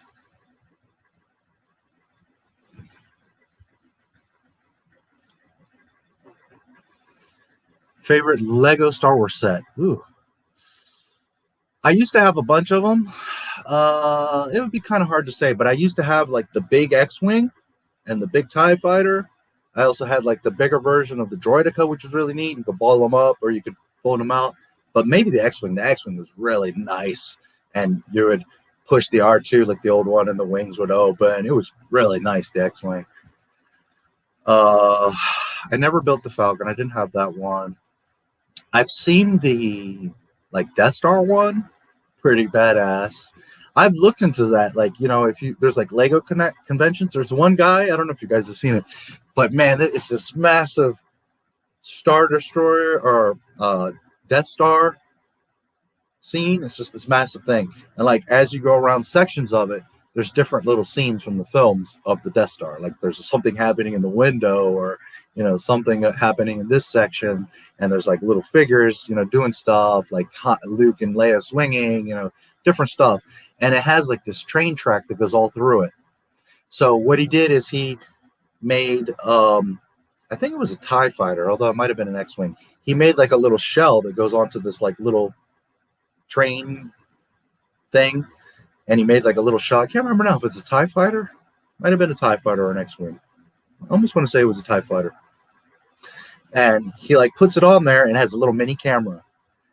So you can see it, like if you're looking at it, you can see the TIE like flying around and in the trench. But you can also look from the little camera view, and it's like it's flying through the trench of the really badass. I mean, amazing. This massive Lego set. Check it out. So awesome. And like I said, you go around a turn and it'll be like a section, something from the film that happened in the Death Star. And then you go to another section, there's something else going on. You'll see like the trash compactor, or you'll see, this or that, the hangar, and, just different little things. Really awesome. Yeah. But my personal, from what I built, probably the X-Wing. And it was a big one. I don't remember. It cost me like $150 or something. But yeah, that was cool. Why can't we just expand franchises or leave them alone? They better not remake Remember the Titans or Back to the Future. Yeah, well, sadly, all that stuff is probably going to get remade. Hollywood doesn't like to make new shit. They're scared. They think because something worked in '86, it's to just remake it. It'll work again. And they don't understand that this is not how it works. UCS Slave 1, yeah. I did have some. I had like about this size Slave 1s. I had, I don't know, 2 or 3 versions of Slave 1 over the years, the Lego ones. But they were always like roughly, I know that there is a nice bigger one, but I never got it or found it, or at the time I was making them, it wasn't around, or I forget what it was, but subvert expectations, yeah. Liking her because she's a girl is what Disney was going for. They want gender first, character second. Yeah. Anna's reactions to Star Trek Lower Decks reprises. Check them out. Yeah, I'm not a big Star Trek person, and I know that Lower Decks is like a freaking total slap in the face. So it's like I have double the interest of not seeing it. But Anna does some cool, funny stuff. So maybe one of these I'll check one of them out just for the fun. I'm sure they are entertaining. I'm not a big Star Trek, and even less for lower decks, as they say. All right, let's look at these articles. So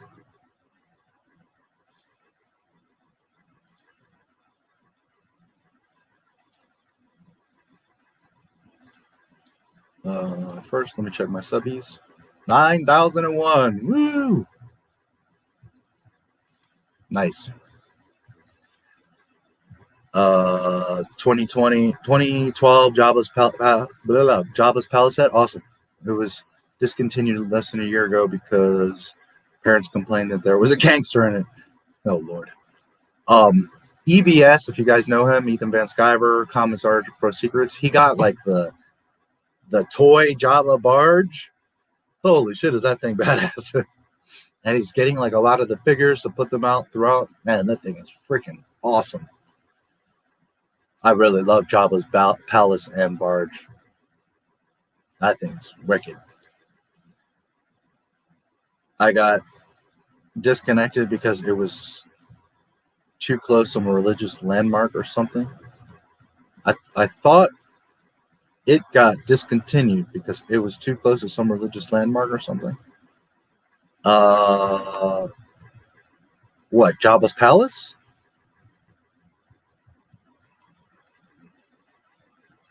I'm not sure what you mean. 2012 Rancor pit, nice. I always loved the Rancor. He's badass. People are dumb, yeah. Sadly. Oh, sweet. Awesome. They are, yeah. All right. Let's take a look. And the irony with these two articles is one is from the beginning of the Disney mess, and one is till now, Mando.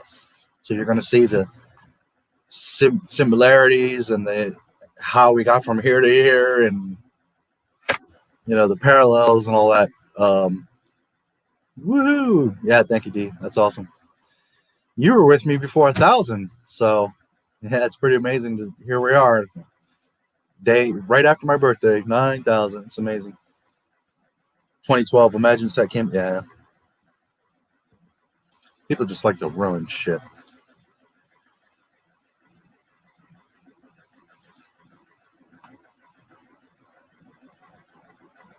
I'm trying to think. What do I have here? I don't really have.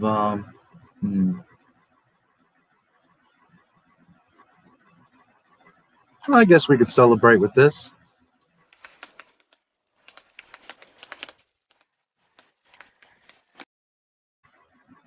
$9,000. I'll of course do a video for 10,000 because that's a pretty important milestone. But like I was saying to you earlier, James, and I'll sub to you. I'll check it out later. I'll sub to you just so you have another. The more you do it and the more you grow, it becomes more and more exponential. I know your first 100 is tricky. Some people it does take years. Some people it's like overnight. You know, it's hard. It's a tricky thing. But if you keep at it and this is what you really want to do, you can make it happen. You know what I mean? With very little resources, just my laptop. I don't have a mic. I talk to you guys through my laptop. My camera isn't great because it's the laptop camera. Not that I'm pressed on a... Because what I do, I don't feel like it's important to have like a nice camera. I'm talking to you about it in an informative way. But what I'm getting at is, you know, everyone's experience is different. But if you really enjoy this, then keep going. And the more you do it and the more you grow, it starts to get more exponential. So sometimes to get to 100 can take quite a while, but then to get from 100 to 500 or to 1,000 is actually usually faster. Believe it or not, you just got to keep going. Share it in places, you know, reach out to other people sometimes can help.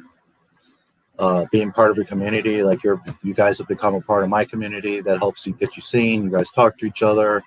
When I have time, I can check out your channels too. You know, stuff like that.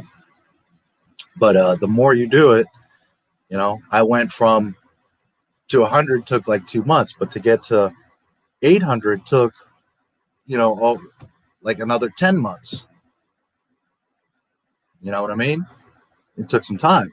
And that was partly because I got lucky because the Clone Wars came out May 4th and I already had the original Clone Wars up. I wish they didn't block that thing because I had a full 2-hour movie, the original Genndy Clone Wars up. That thing got 160,000 views and I got 500 subscribers in like a few days. That thing really bumped my channel. And then I was stuck at like 820 for like 2-3 months. It just would not move. I'd get a sub, lose 2, gain 3. I mean, it was just like stuck there. It was making me crazy. And then finally it got up to 900. And then boom, this George Lucas video took off. And it just like turned everything around, you know. It just took off. That video is about to hit, well, not about to, but it's getting close to 3 million views. So, you know, that thing really kicked it. So you never know which video is going to take off, what's going to happen. But what I do know is you got to just keep at it if that's what you want to do. And yes, I've seen channels that are old, have videos years ago, and they got 5 views on them. I'm sure it's very depressing for some people, but you can't expect to like make one video and then just walk away and it's going to, you know, some people get lucky. They put up one video and it takes off. But in general, you have to keep at it. Doesn't mean you have to make a video every day. But once a month, anybody, a student on the weekend, someone that works, if you can put out one video a month, you can do it. Later, you get better, you get faster, you get more traction, you put more time into it. But if you can seriously buckle down and get one video a month, you'll see that it will start to grow. I did much more than that. I'm just saying that if you can at least do that, because you're strapped for cash or time or whatever. But if you could do just one decent video a month, you will grow. 9K, woo!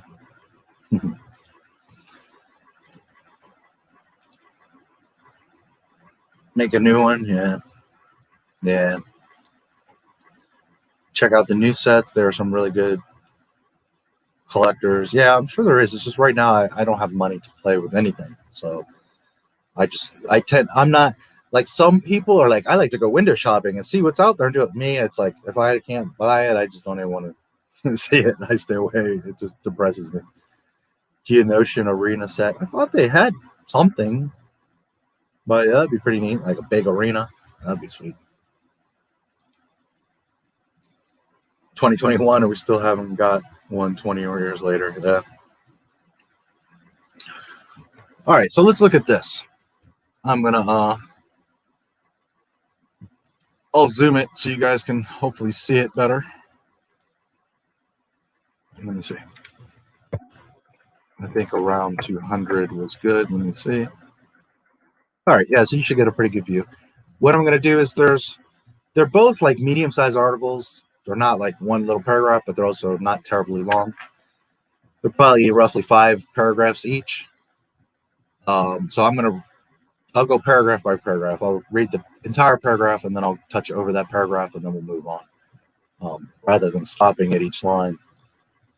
So you're going to find a lot of this interesting, especially UD. You're going to love this stuff. This is from the Writers Guild of America, West. Is there a date on this thing? I don't remember. Anyways, Waking the Giant. Lawrence Kasdan, J.J. Abrams, and Michael Arndt talk about the daunting task of reawakening the Star Wars saga for Episode 7 and dissect that one spoiler moment in The Force Awakens you can't talk about. Here we go. December 22nd, 2015. So this must have been like right when Force Awakens came out. Right? I don't remember when it came out, but I would believe it was December? November, December? Pretty sure. Which, you know, everything Disney has done has been wrong. Star Wars movies are in May, and they're putting them out in Christmas. Literally every step that Disney makes is incorrect. So this would have been right when Force Awakens came out. These 3 knuckleheads. Imagine being tasked with the responsibility of reviving. You didn't have to revive it. Star Wars was there, it was plenty strong. Reviving an epic tale so culturally significant. Like these 3 were going to save the franchise. It has become the defining modern myth for generations of moviegoers. Well, wait a minute. You just said they had to revive it, but yet it's the defining modern myth. You've just contradicted yourself and from one sentence to the other. A film franchise so cinematically historic, and now the next sentence, it practically invented the Hollywood blockbuster. No, it did invent the Hollywood blockbuster. Yes, Jaws was big and all that, but Star Wars was a whole other level. Consider also that when your work is finally revealed, every last minute detail of your efforts will be scrutinized instantaneously in trillions of blogs, social media posts, and trending topics across the globe. The thought alone of bearing such a weighty burden could be enough to cast less brave souls into a great cartoon-like pit of writer's block from which they might never emerge. Or maybe you could have just used George Lucas's treatment and not worry about writer's block, but, you know, what do I know? Photo, Michael Jones, Michael Arndt, Lawrence Kasdan, J.J. Abrams at the guild screenings of Force Awakens, okay? Arndt, Kasdan, J.J.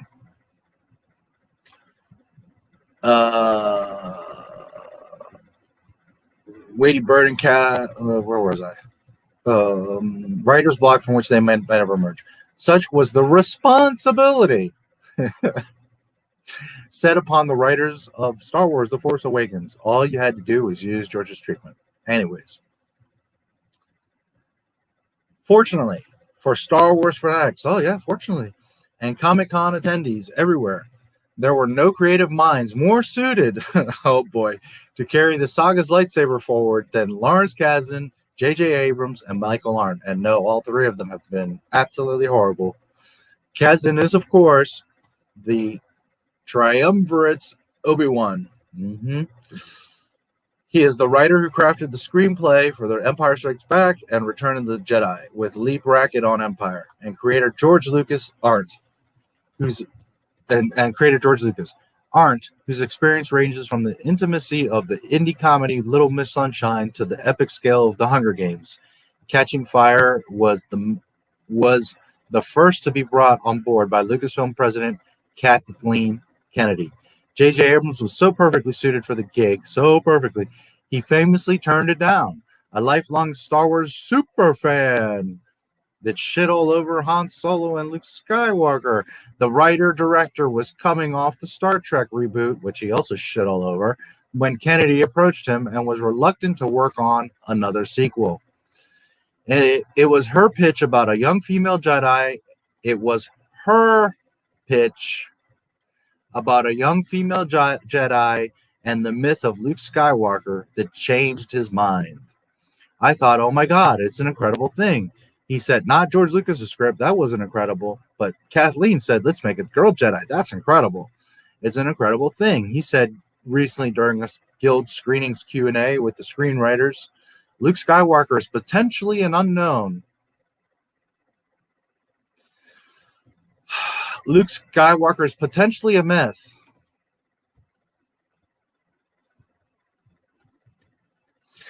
Luke Skywalker is like, King Arthur to someone who's 19 years old. What does that mean? Everybody in the goddamn galaxy knew who Luke Skywalker was, dude.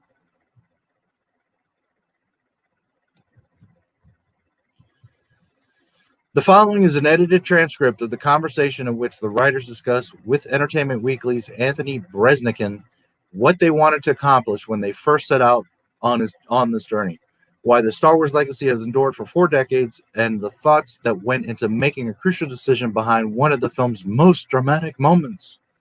Warned are you within major spoilers lurk.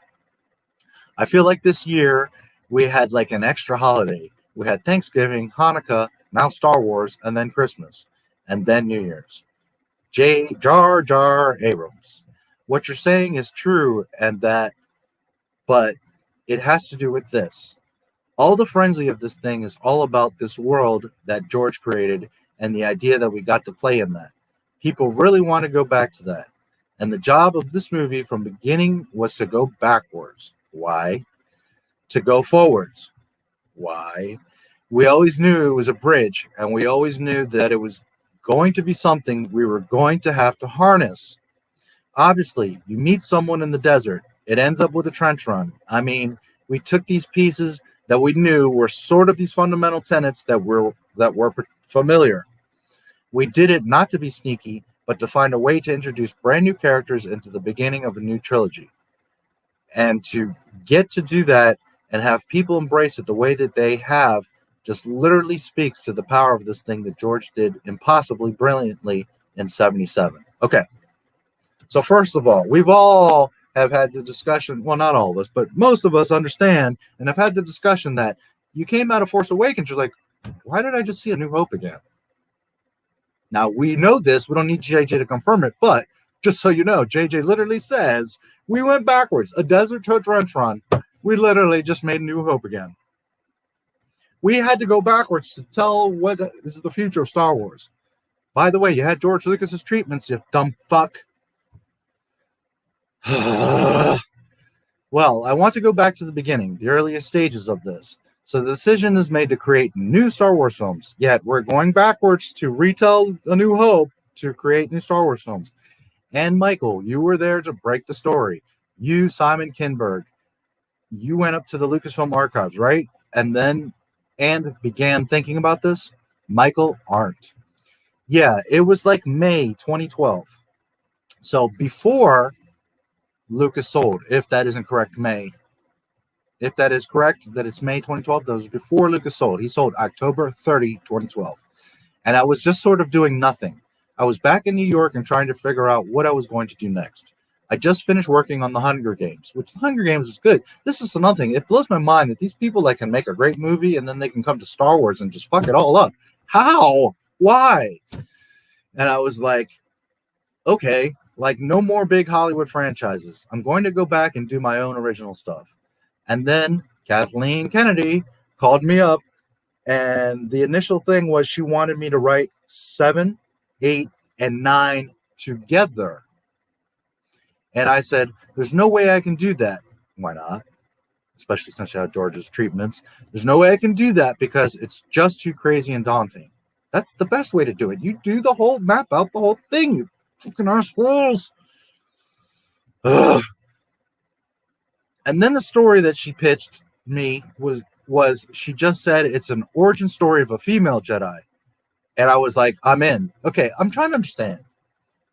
You guys grew up with this franchise. You love Star Wars. It's 35 years old. You know all about Luke Skywalker, and none of that excites you. But Kathleen Kennedy comes along and says, hey, we're going to make a girl Jedi. And you all get excited and like, oh, I'll do it. What is the logic?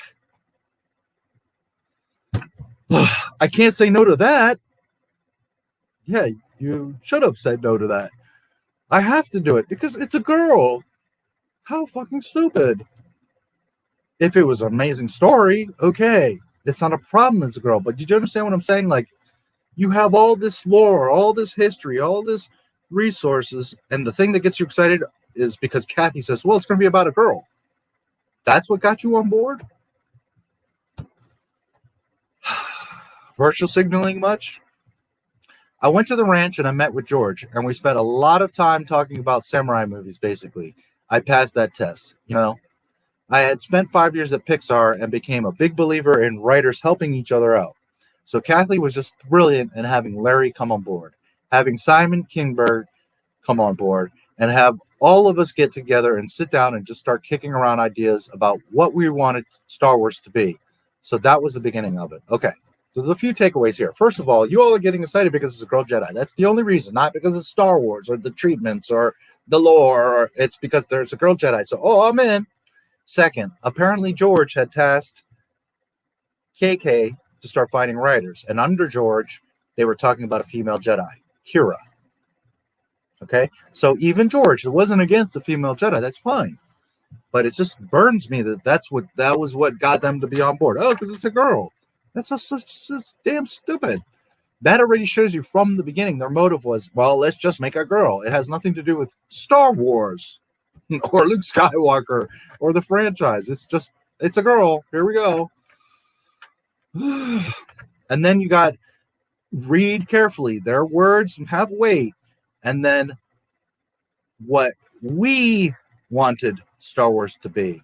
Not what George wanted, not what Star Wars is, but what we wanted Star Wars to be. Do you begin with characters, or do you start by saying, what is the world we're in, and then supply the people who live in it, as you should do? It was all of a piece.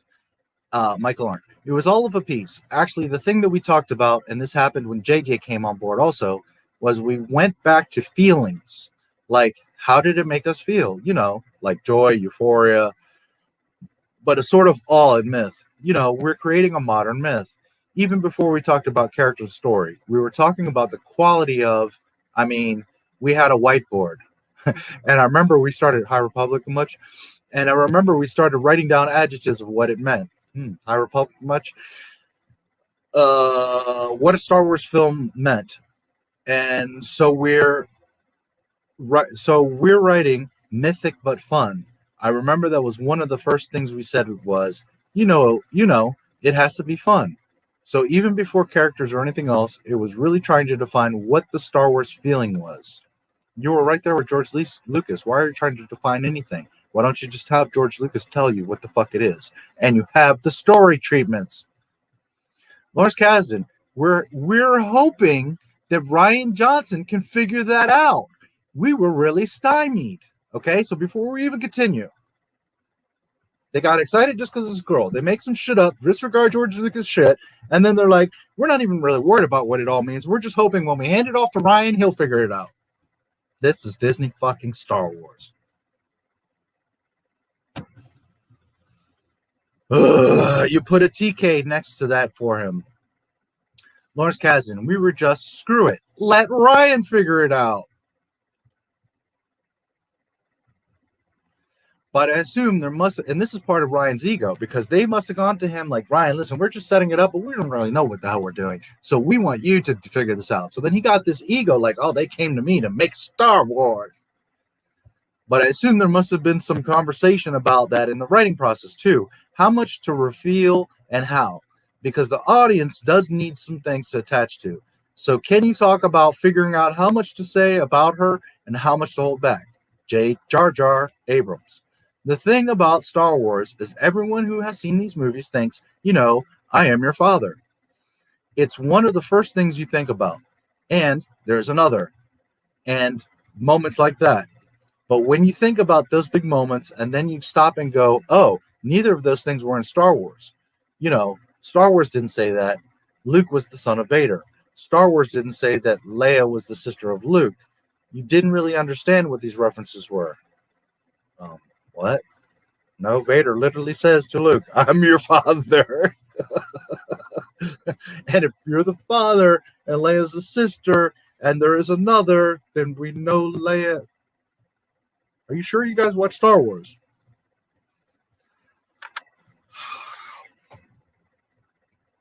People getting millions of dollars to fuck this thing up. Neither of these things were in Star Wars, you know? J.J. Abrams, who claims since 10 years old he's been a huge fan of Star Wars. You didn't really understand what these references were. You didn't understand because I did. And I know like 18 million other people understood damn plenty well. Star Wars didn't say that Leia was the sister of Luke. Yeah, it did. Now, maybe what he's trying to say is A New Hope. But you didn't really understand what these references were. The Empire, Dark Times, Clone Wars. These are the things that are discussed that don't get explained. Okay, but they were referenced and explained enough so that you understood. Did we know exactly what the Clone Wars were? No. But we knew that it was a major battle that affected the galaxy, that Obi-Wan had fought in them. We knew enough. That the Empire were dark times. Yes, the movie makes that very clear, Jar Jar Abrams. These are the things that are discussed that don't get explained. It was Empire, episode 4, you know? Okay, so he's referencing A New Hope. He's just speaking like a dumbass. But the issue of Luke being the son of Vader doesn't even come up till Empire anyways. So, anyways, episode 4, you know? George, among the unbelievable list of brilliant things he did, dropped you into a story and respected you and said, yeah, what happened, Disney? Dropping you into a story and respecting you. What happened, Disney? You will infer everything necessary to understand exactly what you need to know. And that's what we tried to do with this. No, you didn't, because nobody understands anything of what you did in the sequel trilogy. It has no answers. It just raises more questions. We knew what we were going to have a moment when Snoke was going to say to Ren.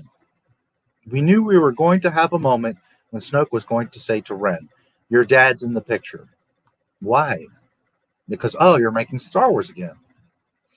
Can this movie actually hold, you know, and Rey is this, and Finn is that, and this is where Poe, well, actually, Rey is everything, Finn is nothing, and Poe is lost.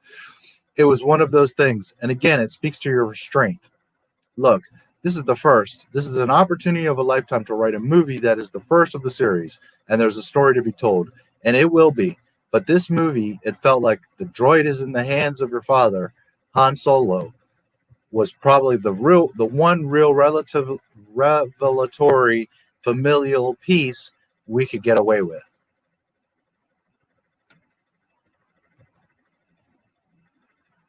Huh?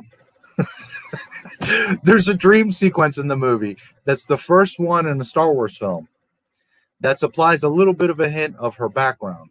Did you experiment much with telling a lot more and then pulling back, or was it always going to be that impressionistic?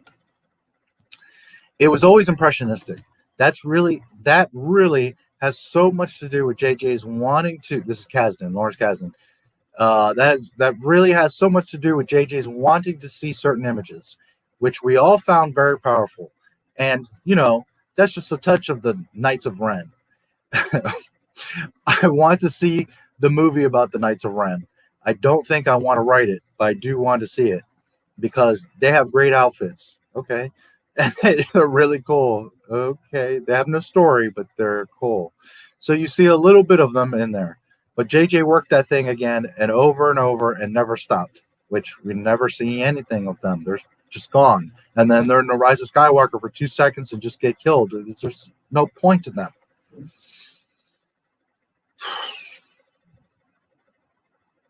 It's very much an expression of his, the impressionistic revelation of emotion that she's going through.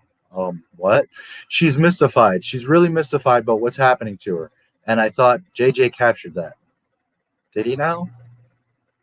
You hear some voices in that sequence too. Can you tell us any more about that? Well, I'll say this, is that it never was. It was never the disaster for that sequence. I think would have been if it felt like it was a travel log or a literal narrative, because then it would become exposition as opposed to overwhelming. The idea was that this young woman who is a critical piece of the puzzle is being reached out to by the force that she is not in tune with. So it's almost like having a radio, but it's not tuned to the right frequency. It comes and goes. You're hearing these distant waves of sound, and the notion of this cry that's coming out that ends up actually being herself as a girl, it was something that came out over time after a number of iterations of the sequence. Man, he speaks funny. But the thing that happens with the voices is we wanted the audience to feel and not necessarily be presented right in your face this idea that familiar moments, four strong voices were connecting with her as well as they could. So you do hear a little bit of Yoda in this. You hear Luke yelling out, "No," from the moment in Empire. And you hear Obi-Wan at the end, and he says to her, "I'm just going to tell this story because who cares?" What? You hear Obi-Wan say, and this came up when we were working on the sequence over months in post. You hear him say to her, "Rey," and then she falls out. These are your first steps. Here's the cool part. When we okay, before we go further,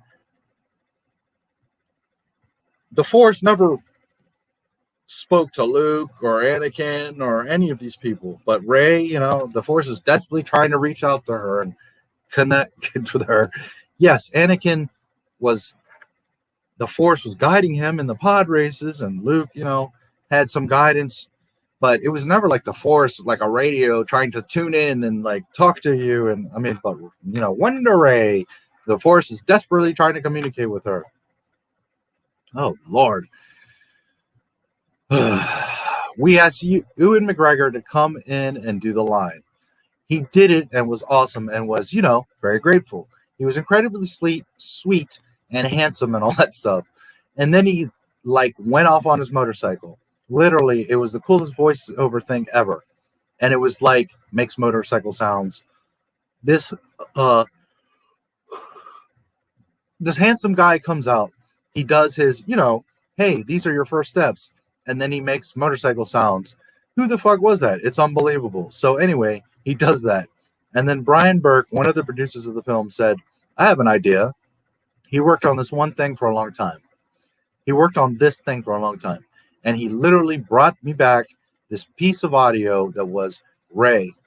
It was just amazing. I was like, oh my God, that's cool. Wow, Rey, that's amazing. That's the thing from Ewan McGregor. He's like, no, we took a line from Alec Guinness saying "afraid," and they cut it. If you hear the performance, he's saying it the way I would have begged and prayed Alec Guinness would have said it. Rey, he does it in this way that's so crazy perfect. So when you're hearing Obi-Wan talk to Rey, it's both Alec Guinness and Ewan McGregor speaking with her in that. Okay. All that hype for one little Rey that makes no sense, no connection, no reasoning. You barely hear it. This whole thing over that. That's the coolest thing in the world. Is Frank Oz doing the? Is it a Yoda sample from a previous film? Jar Jar Abrams. Frank Oz actually came in and recorded some stuff for us. The piece that we ended up using was actually a pre-existing piece, but he was incredibly generous. He came in and we were at Bad Robot in our little recording area, and he was doing Yoda, saying a number of lines that we had given him. Again, this whole experience of working on this movie has literally been one outrageous moment after another. Oh yeah, we know, we saw the movie. I was just watching Frank Oz imitates Yoda's voice, doing his thing, and I'm like, holy, you look at him, and when you talk to Frank Oz, he has an incredibly deep voice, and then he does this Yoda voice that sounds nothing like him. I mean, I don't know why I would have thought he sounded like Miss Piggy, but he's incredible. So he did come in, and I want to say thank you, Frank Oz.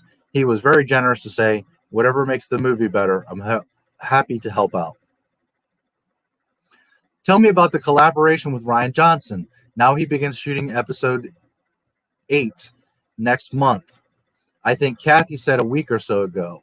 So what was the back and forth with him as you're setting up his film, essentially? Were there things he asked you to include, or were there things he asked you to not include? Lawrence Kasdan. For me, the real issue is not that, not the communication back and forth, but that this saga, all 6 films really that preceded this, are defined by their directors. And in the case of episode 4 and then 1 through 3, we have George at very different ages in his life, very different concerns in his life, very different relationship to Hollywood, because Star Wars is very much a parable about Hollywood. George was a rabid revolutionary against Hollywood when he made A New Hope. When we went and made 1, 2, and 3, he was at a different place in his relationship with his own relationship in his own life. He was living a different life. When he finished A New Hope, which 2 is just absolutely genius, instead of saying, I'm going to do the next one too, and it'll be more of this, he said, I'm going to get one of my teachers from USC, Irving Kershner, who had made only New York art films, who made Loving and Eyes of Laura Mars, and who was a dark, serious, very funny, very intellectual guy who I loved, but couldn't have been more different from George or from that sunny spirit of A New Hope. And George knew that he needed that for The Empire Strikes Back. And The Empire Strikes Back just is a Kershner movie. Okay. I am not at all denying Irving Kershner. He very much had heavy influence on the whole film. He was there on the set. He was in Norway in snowstorms with the actors. All of that. Not denying that. But out of Irvin's own mouth, in the behind the scenes, he would send dailies to George all the time, every day. And George would be approving and disapproving stuff. For the most part, George was like, yeah, I like that. Good job. Like, he wasn't meddling or disapproving stuff. But know that every day Kershner was like, is this okay? Is this good? Am I on track? So I'm not saying that George made that film, but don't think that just Kershner went off and made his own movie and George didn't have. No. Irvin very specifically says George was looking at all the dailies and approving stuff. Since people like to say, well, George didn't direct Empire, that's why it's so good. No, but he fucking was watching everything and approving it. Ultimately, all the Star Wars films are George's films. Whether people like it or not, or want to make an excuse that this one's better because George wasn't involved in bullshit. He was involved in all of it. That's why he retired, because he was so involved in all of it. Anyways, he was also, and again, I'm not trying to take anything from Irvin. That is totally his movie. He had free reign. George, had confidence in him. It was his old teacher. Just saying, don't think that George wasn't looking over all of it, because he was. He was also a war veteran who'd seen a lot of serious action in World War II. Lawrence Kasdan, yes, he'd seen everything. A real radical, a political radical, a serious radical, a very religious guy, very spiritual. After Empire, George turned to Richard Marquand, who died way too young but was the nicest, most upbeat kind of sunny person. He knew the Jedi really is kind of upbeat. The people who are dissatisfied with Jedi are naturally. Man, he speaks so weird, Lawrence Kasdan. It's everything works out fine. How interesting is that, you know? It's pretty interesting, especially everything that Luke has to go through and the shield generator and all the shit that happens. Anyways, but he found the right director in each case. That's why I thought it was so great when JJ came on to 7, because the directors have always defined these movies. So when it comes to other directors, you want to give them props. And I'm not saying he's not giving George any props, but just in general, but people don't want to give George the props when he made everything else. People don't always recognize it. They think, oh, it's the saga, but it's not. Okay. It's really a director's thing. Actually, no, it's all George Lucas's. He oversaw it all, wrote it all, and it's Star Wars, but okay. And Ryan is a fascinating young experimental, not maybe the new stuff, but not original Star Wars. All 6, George was heavily on top of that. Ryan is fascinating, young, experimental, wonderful director. Yeah, he's wonderful, all right. What he's going to do is going to be amazing. It's going to be very different from what you've just seen. Oh, yes, it sure was. You had a challenge with this film that very few other storytellers or filmmakers have, which is everybody or a large group of people wanted to know the story before you were ready to present it. It's sort of like baking something and having somebody come into the kitchen every 5 minutes and try to dip their spoon into your mix. Were there any extraordinary measures you took for secrecy? I noticed that some of the things we saw in the trailer are not the things that happen in the film. For instance, we saw Maz's hand the lightsaber to what appears to be Leia's hand. Was that misdirection, or was that just the process of editing and rewriting the film as you went along? Okay, why are you rewriting a film as you're going along?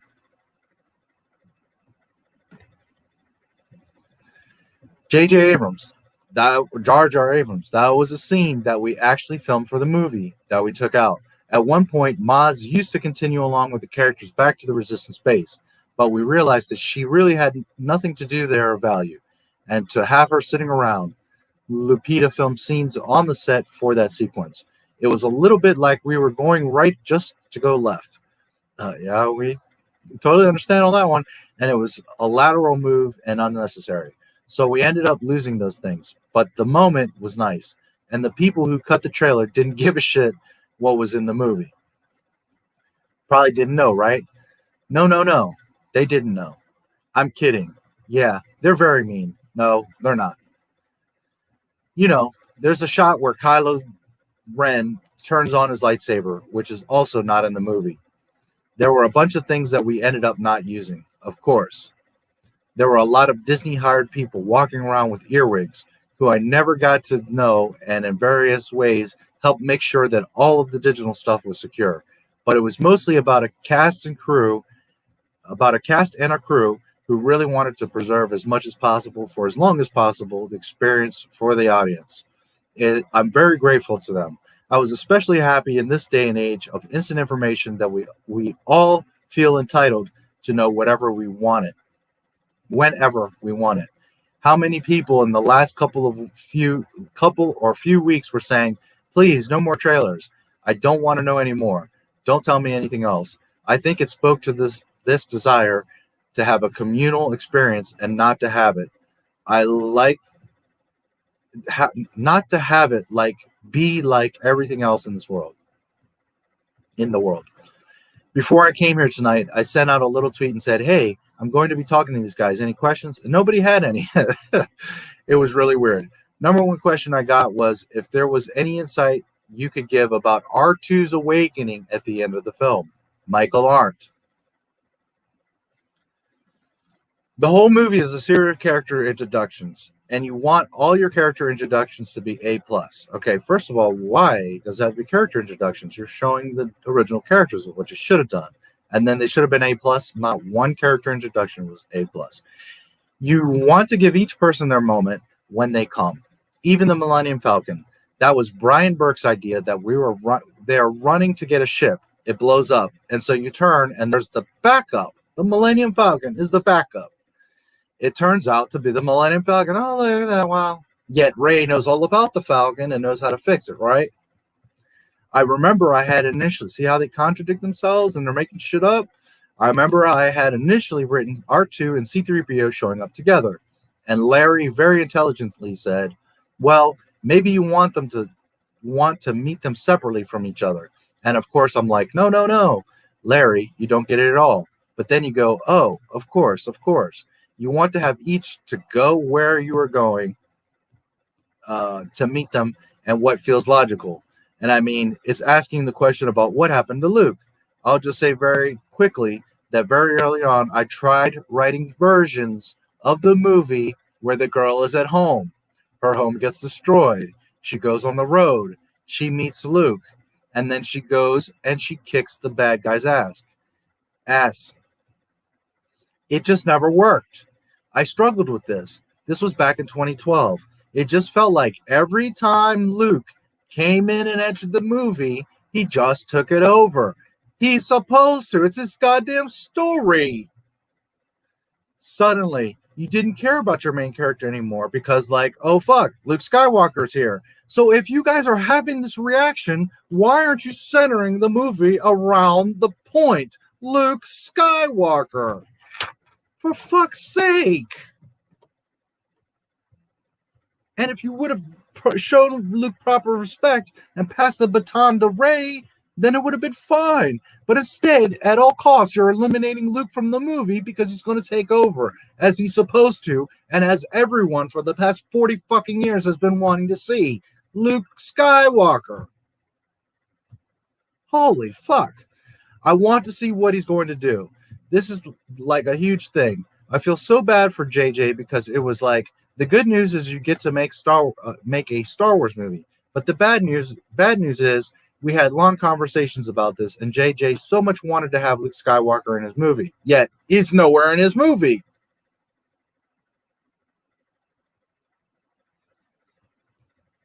But to finally say, again, anytime Luke showed up, it suddenly became his movie, as it was supposed to be. And if that is what is occurring, then why would you go against the intuitive fact that Luke is Star Wars?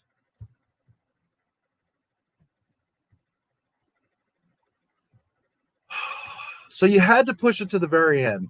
And once you made that decision, then you go back to R2 and you go, what does that mean for R2?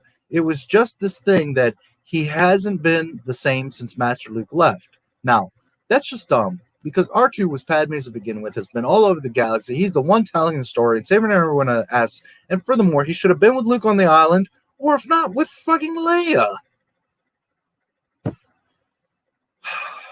I mean, we had a gazillion scenarios about plugging into the information base on the Death Star, and that's how he was able to get the full map and where all the Jedi temples were and stuff like that. Okay, so there's no indication of that in Star Wars, but apparently when he plugged into the Death Star, he got the location of Exegol, Ahch-To, all the Jedi temples, all this stuff. Yet at no point do they reference it. Do they go there? That was the Jar Jar Abrams. That was the idea, which is that, and it's not said in the movie. Yeah, no kidding. Nothing's said in the movie, because at that point in the movie, the last thing you want to hear is how shit happened 30 years ago. Okay, actually, yeah, if it's a proper reference, then sure. But you're contradicting yourself. You're saying we don't want to hear about shit, but yet you went backwards to go forwards and remade A New Hope. What the fuck?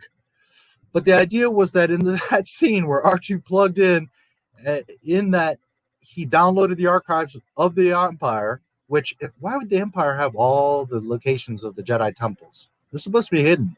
And if they're not hidden, then why isn't the Empire going and blowing them all up? Use some freaking common sense, which was referenced by Kylo Ren. So Kylo Ren would have made it his mission to go to all the Jedi temples and destroy them and look for Luke. But no. So that in that moment, when BB-8 comes up and says something to him, which is basically, I've got this piece of the map. Do you happen to have the rest?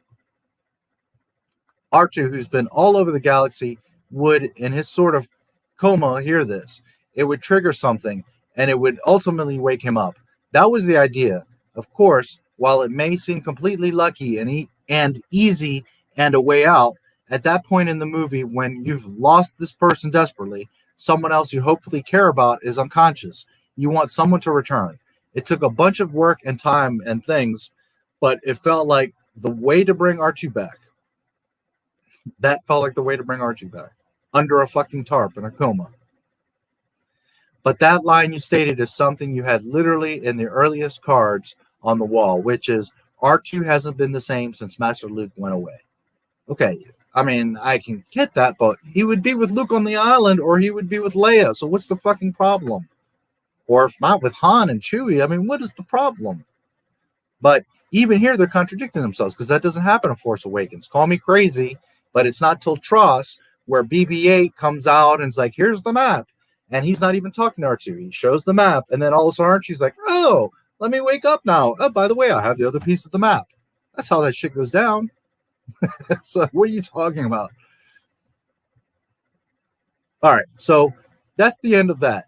As you can see, the big takeaway here is they're a bunch of fucking dumbasses. They don't know what they're doing. They never had a plan. They're making it up as they go along. They didn't tell Ryan anything. There was no plan, meeting, nothing. Like, here, we're just going to hand it to Ryan and hope he figures it out.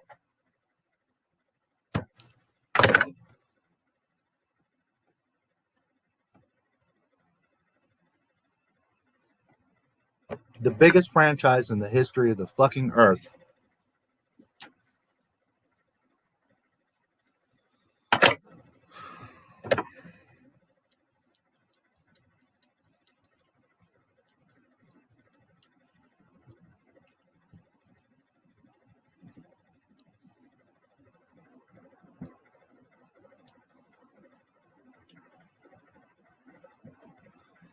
All right, I'm sure the chat is lit up, so let's discuss. Let me see what's going on here. Holy fuck, are they goddamn stupid.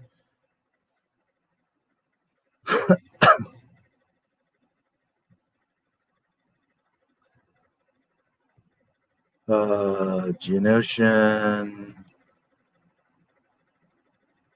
2021 sets for the Super Trilogy, but not one on a key moment in the Attack of the Clones. Yeah.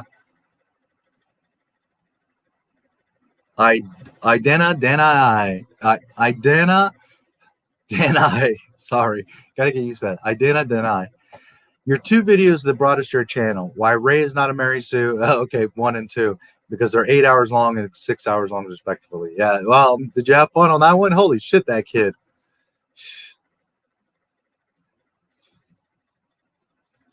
I guess you guys like the really long stuff, huh? Either have one director work on the trilogy or scrap it all together and stick to spin-offs. Or at least get everybody in a goddamn room and have a meeting and discuss the shit and work it out. For Christ's sake. I think Rockstar would make a great Star Wars game 15 years ago. Possibly. If Rockstar got the rights to Star Wars games, they would just add DLCs to Grand Theft Auto Online and nothing else. Yeah. It's a bit late to punch, but there has been a Geonosian arena set. A bit late to the punch. Yeah, I thought there was something. I'm actually wrong. Okay, maybe not. Really? I have so many Lego Star Wars books that tell the history. I'm a Lego historian. I don't remember hearing about it. I could have sworn, though, there was some, like a little side set or something. I don't know. Maybe I'm wrong. Oh. What are you talking about? What are you thinking about? Even though George didn't plan on Darth Vader being Luke's father until later, Owen saying he's afraid and of Luke being like his father feels like foreshadowing. Okay, here's something that people like, people say shit and then it's because they're not understanding or taking the time to research, and then they look foolish. Do you know what Vader means?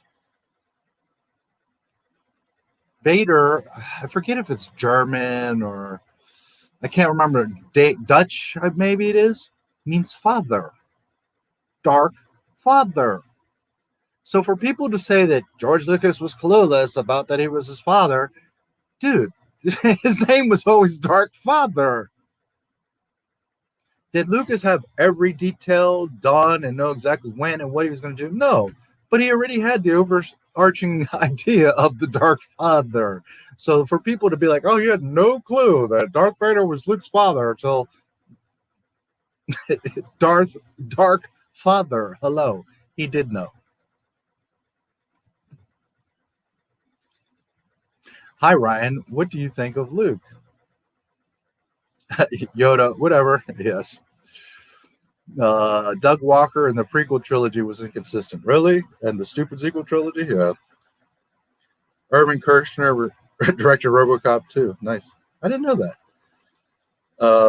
I thought he was good. Yeah, Kershner's awesome. I also remember Adam from Your Movie Suck calling Rots a lore movie for nerds. Why did Luke even make a map if he didn't want to be found? Ding! Because Disney, that's why. Because they don't know how to write a story or make sense. JJ could have fixed the trilogy, but instead threw fan service in it. Yeah.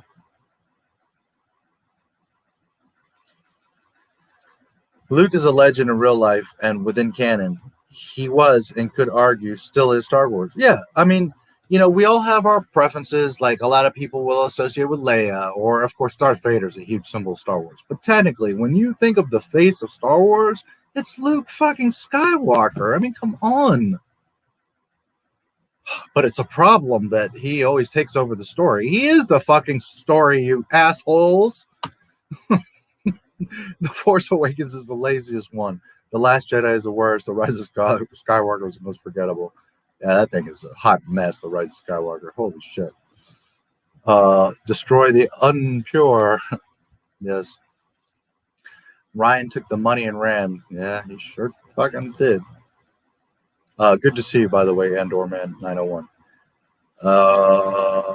Josh Idika. Just kidding.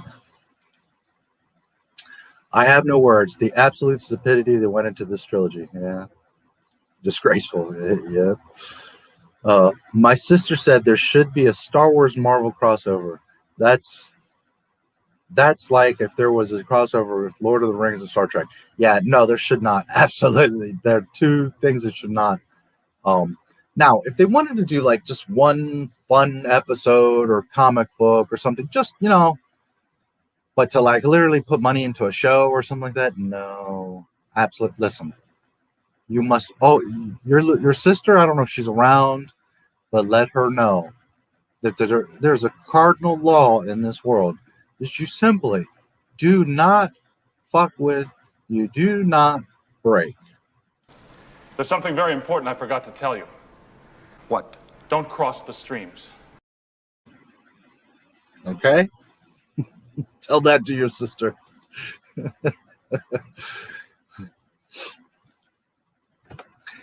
If Star Wars does a Marvel crossover, I will shoot up Disney. Yeah, it'll be.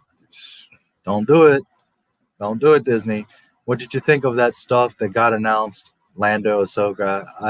I think it's all nonsense. Half of it won't get made anyways.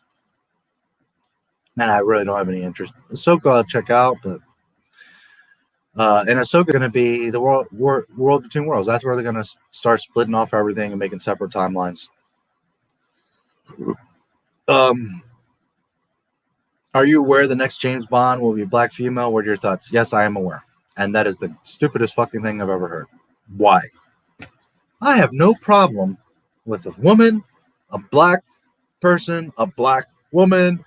That's all fine. If you want to make a black woman spy that's a badass and secret agent, cool, do that. I'm sure a lot of people would like that. I'll watch it. But this is the problem that all modern Hollywood, man, and Disney is like one of the worst offenders of this. It's not understanding. You can't rebrand and revamp original characters. People love Leia because she's Leia. People love Luke because he's Luke, not because he's Jake, or not because you're going to turn a white male British Secret Service agent into a black female. just because you got to prove that black women can do it too. It's fucking dumb. That's like, I'm going to make a blue girl be the Hulk.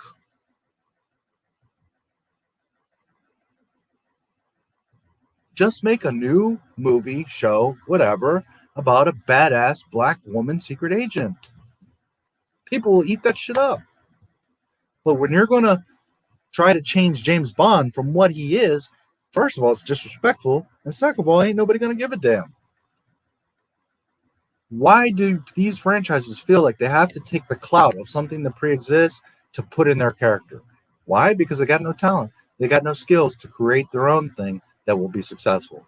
You should, as a writer, have creativity and the confidence that I'm going to make a cool-ass character and that people are going to fall in love with it.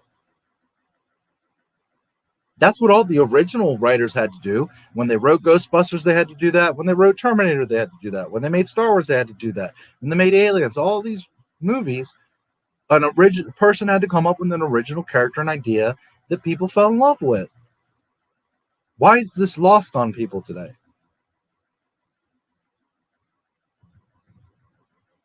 And it's constantly the white guy.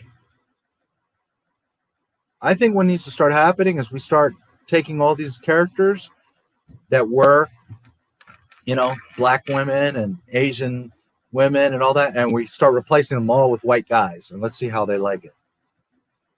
But we're revamping, white guys deserve a chance too, and everybody will be up in arms. Oh my God, but that's an Asian woman. Why are you making her a white guy? Okay, so then why are you making a black woman James fucking Bond?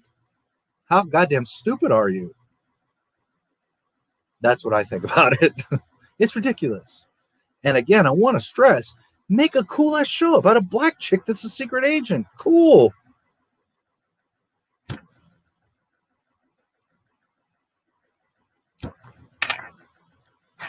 How did I forget that David Prowse was in Clockwork Orange? Yeah. How do you know about Clockwork Orange? Aren't you 16 years old? Let me find out.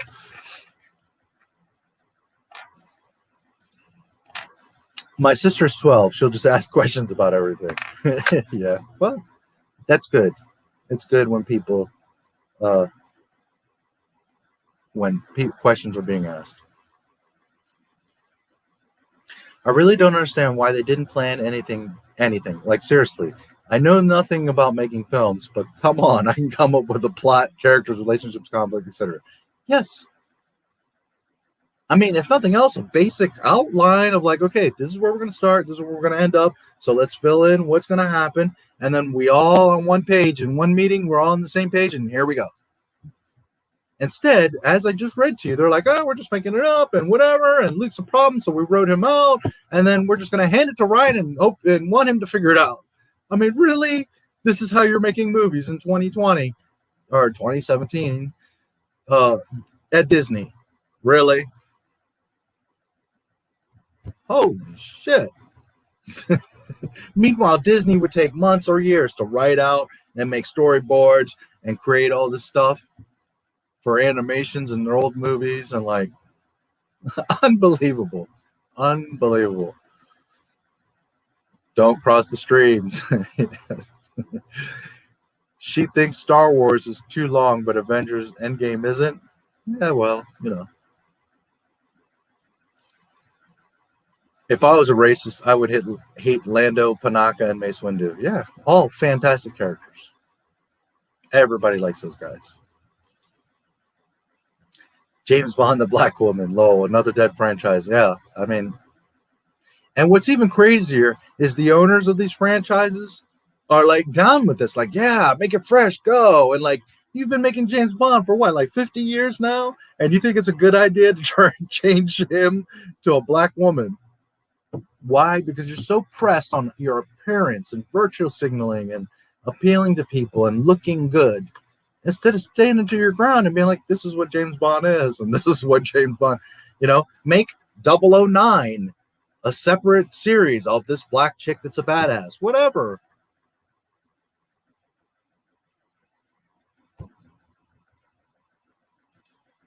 Fuck new James Bond. Yeah, and that's what's going to happen. Everybody's going to be like, fuck that. Hulk is green. Yes. So imagine if I came along and was like, well, Hulk 2021 is a purple girl. Everybody like, what the hell is this?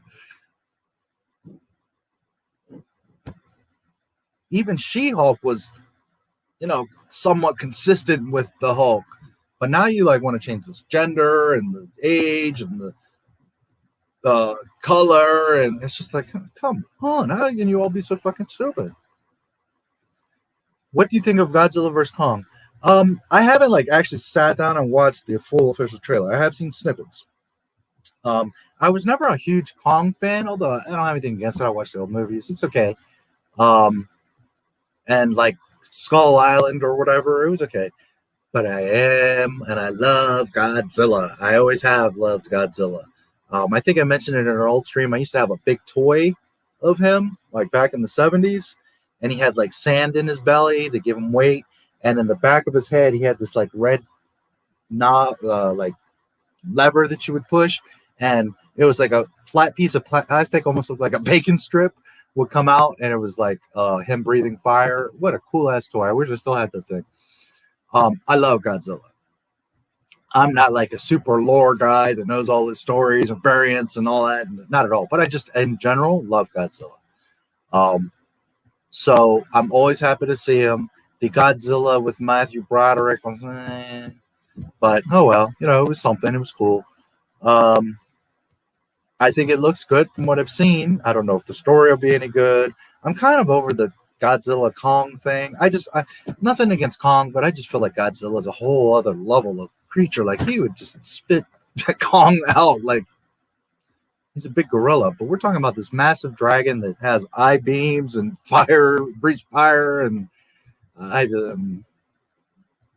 fuck Kong. That's what I think. Against Godzilla, to me, it's kind of silly.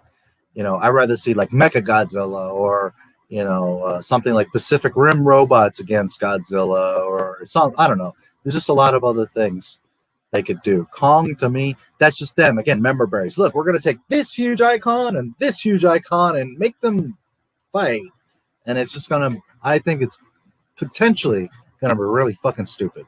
Now, I'm not against it. It might be really cool. Who knows? I'm just saying I'm not a huge Kong guy. So to me, it's you're putting this level of monster against this level of monster.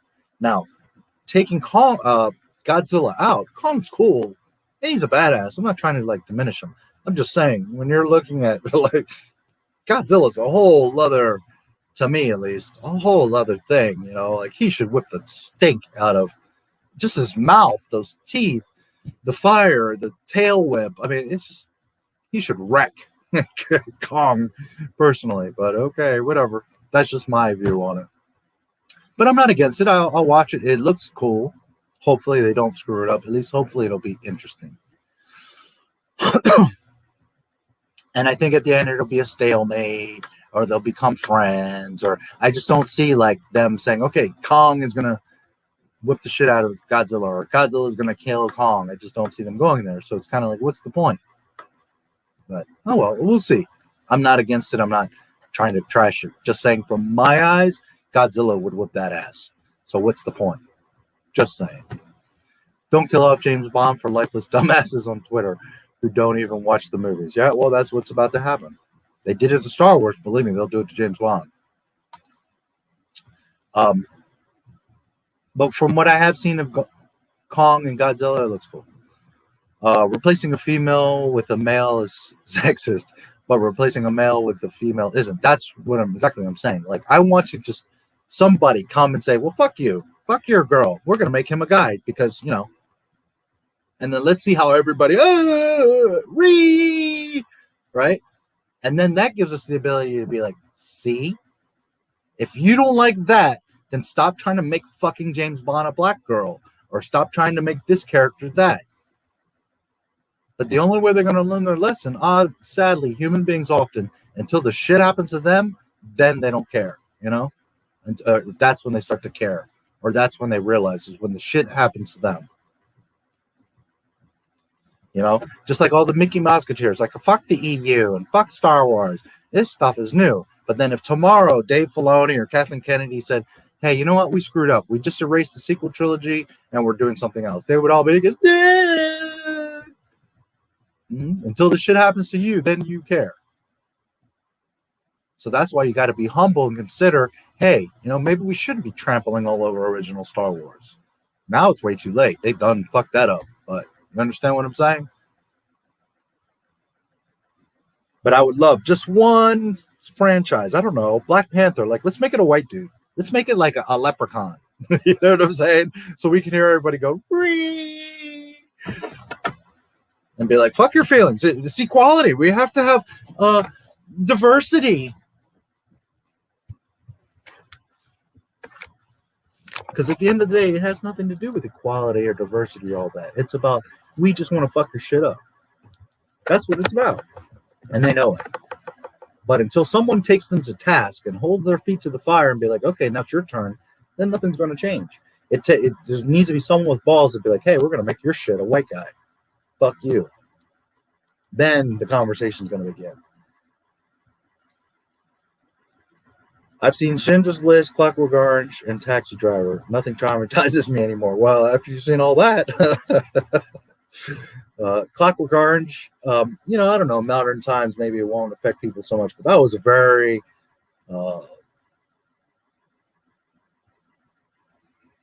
strong film, let's say, back in those times. But a great film. What's your least favorite line in the sequels? Mine is one last look at my friends. Yeah, that's definitely up there. Probably it's maybe not like my least favorite, but it's like, to me, sums up the whole trilogy.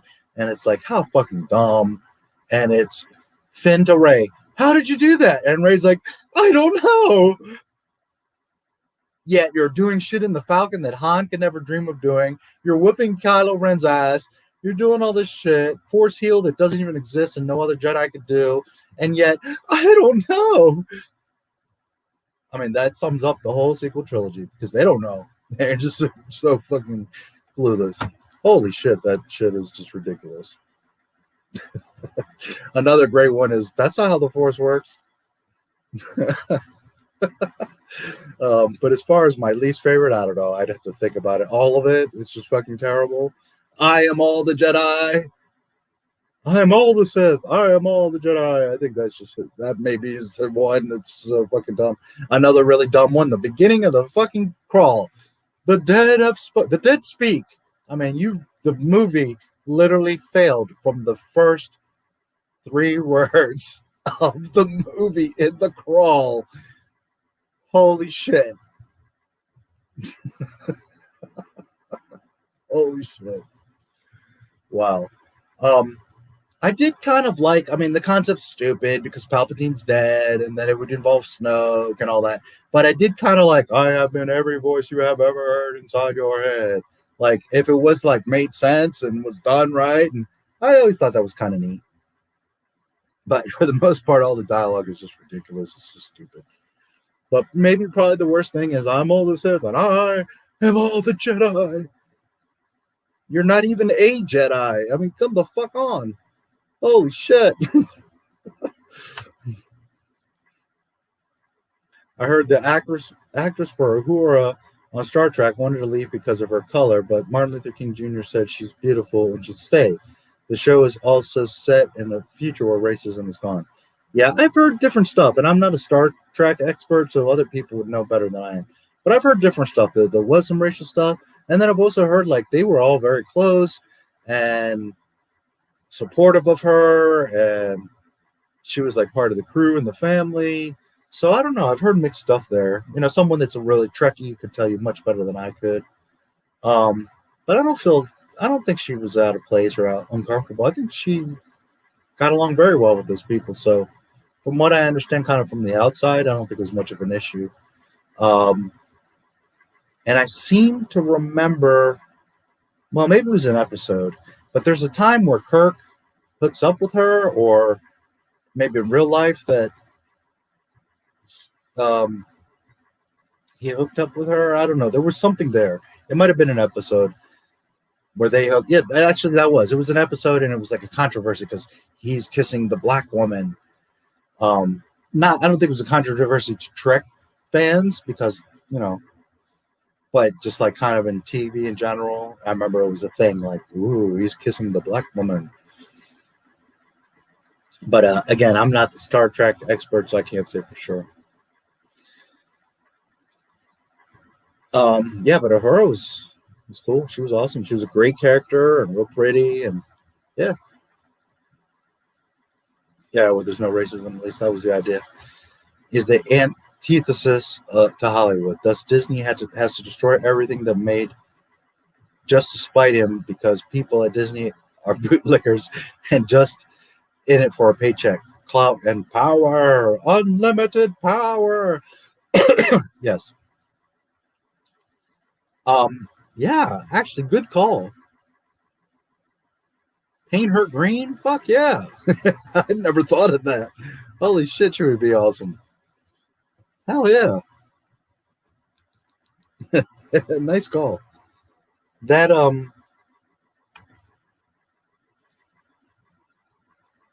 is an applause. Kong is tiny compared to Godzilla. That also deserves an applause. Yeah, that to me, that's the thing.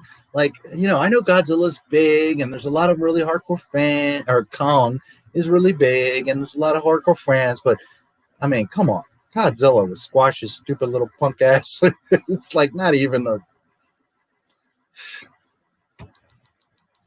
I don't know. That's just the way I see it. There's not even like a battle there.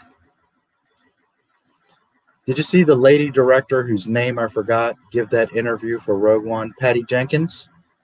Yes, where she's talking about how my father was a pilot and it's going to be all about I know all about pilots, so I'm going to make a pilot movie. But it's going to be Star Wars, even though I'm not really a pilot. It was just my dad. I think I know about pilots, and I'm going to write a movie about pilots but yet it's not really about jets or pilots. It's really about Star Wars. So it's not going to be about Star Wars. It's going to be about my dumbass trying to make my father's story in Star Wars. And by the way, I just made one of the worst films ever in Wonder Woman. So Star Wars. Is that what you're referring to?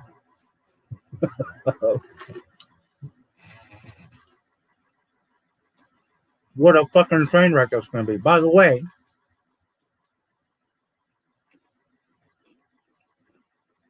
that's not Rogue Squadron. No Luke, no Wedge, and that's after the sequel trilogy. So put on your seatbelt.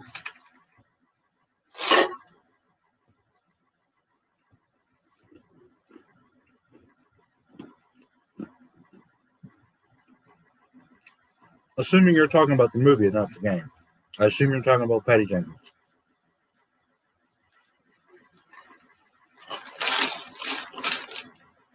Star Trek feature with racism is gone.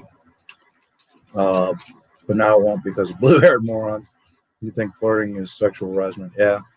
Sadly, your generation, man, it's going to be tough. It's going to be tough, buddy.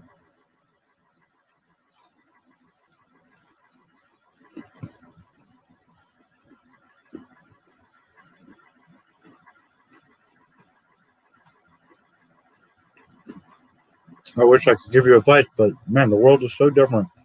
And women are tricky. Like, you know, some guys are very good with girls, and some guys are very handsome and have advantages. But in general, women can be tricky. But at least back in the day, you could walk up to a girl, and some guys were very brash and rude, but you could walk up to a girl and be like, hey, you're cute. Hey, how are you? You know, nowadays you might say that, and they'll be like, babe. You know, it's just like, I feel so bad for your generation, because, man.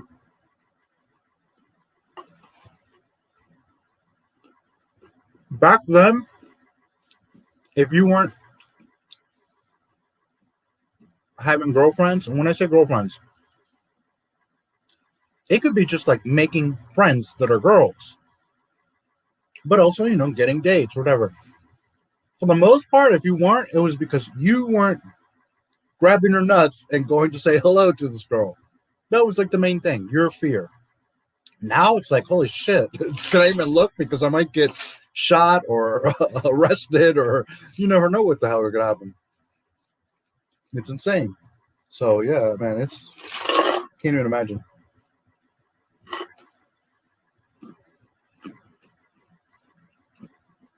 And for me, it's not bad because I'm not going to try to talk to a 20-year-old girl. But a 30, 40-year-old girl, she's going to be more from my time. So me approaching her like that, she's going to be okay because that's what she grew up with, like I did. So even, things are crazy for my generation too, but it wouldn't be as bad because the women are in par in the mentality. But for you younger people, holy shit.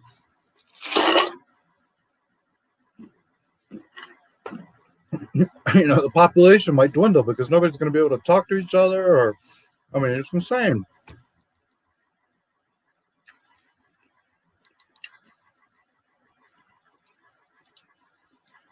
C-3PO sees them as friends. Poe could give less of a fuck about them. Yeah. None of them care about 3PO. They barely did in the original movies. And you think in the sequel trilogy, it's like totally non-existent. And Anthony Daniels was so giddy, like, oh, he's got a big part and he's going to do all this stuff. And I was like, well, they FYI now. Mm-hmm. I don't know if you meant fly or FIY, but either way.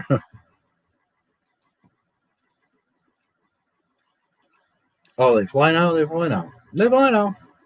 Yeah. So goddamn dumb. Meanwhile, 1980, well, before 1980, because I knew about Boba Fett before it came out, but officially, I'm in the theater looking at Boba Fett with his jetpack, and I'm like, oh. Now, technically, and it's not until 83 in Jedi where you actually see him take off, but you knew in Empire, like, oh, that's a jetpack, he's going to fly.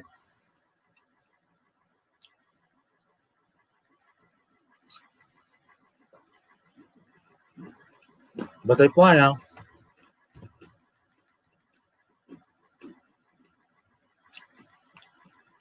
It's like they made the sequels on D&D Dice, just wanting to see how the movie plot line happens and rolled with it. Yeah, pretty much.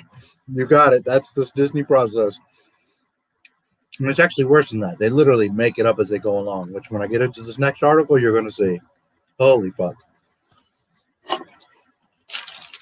Favorite Vader quote, man. All of them. There's a lot of them, but I find your lack of faith disturbing. You don't know the power of the dark side. You are not a Jedi yet. But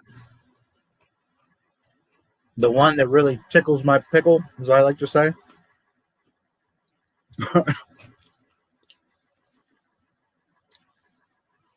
no disintegrations. That's my shit.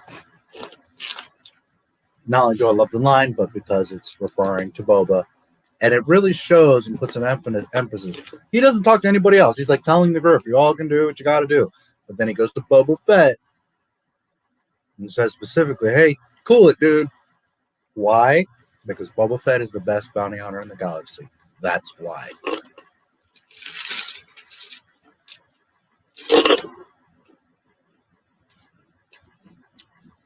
You could also argue that in the holiday special, it's another one of my favorite lines where he literally says, I see why they call you the best bounty hunter in the galaxy. But if I had to really choose, it would be no disintegrations.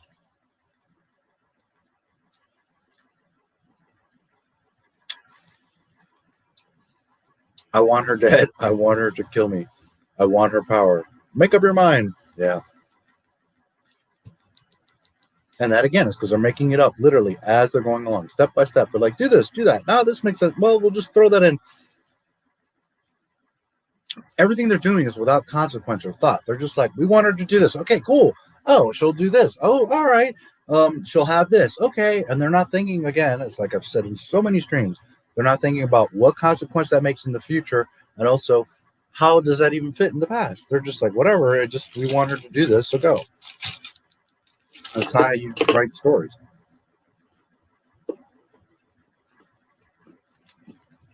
And again, it's because they think we're stupid. It's Star Wars. There's lightsabers. They'll buy it. They'll go. They'll love it. They're dumbasses.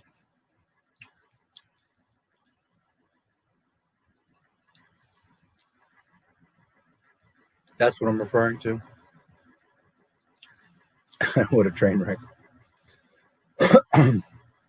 No Wedge or Luke? No, it's in the future. It's after, they've said, it's after the sequel trilogy. So yet another one of the 1,000 proofs I've already shown you guys, if you've been paying attention to my streams and videos, people saying, oh, they're going to wreck on the sequel. No, Mandalorian directly ties into the sequel trilogy.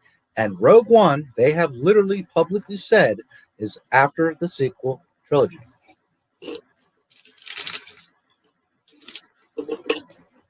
They didn't say later or after. They literally put in the words after the sequel trilogy. Why? Because it all ties together. And no Wedge or Luke.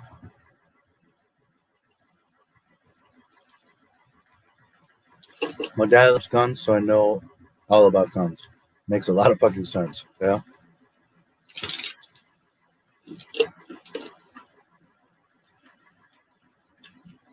There is no point. It's because reasons. It's because it's Disney. Star Wars. That's why, guys. It says Star Wars. Come on, get excited. It's because for those of you that forgot or don't know, about a year ago, Kathleen Kennedy made this big statement. There will be a woman female director on a Star Wars movie. And that's who she found, Patty Jenkins, who just made a whole train wreck of a fucking movie, and it's going to make a Squadron movie that has nothing to do with the original Rogue Squadron and make it about her papa.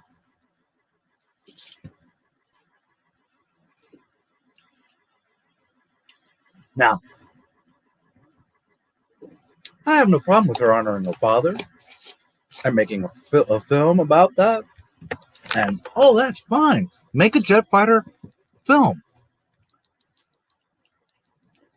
But don't get involved in Star Wars or remake Top Gun to tell your father's fucking story.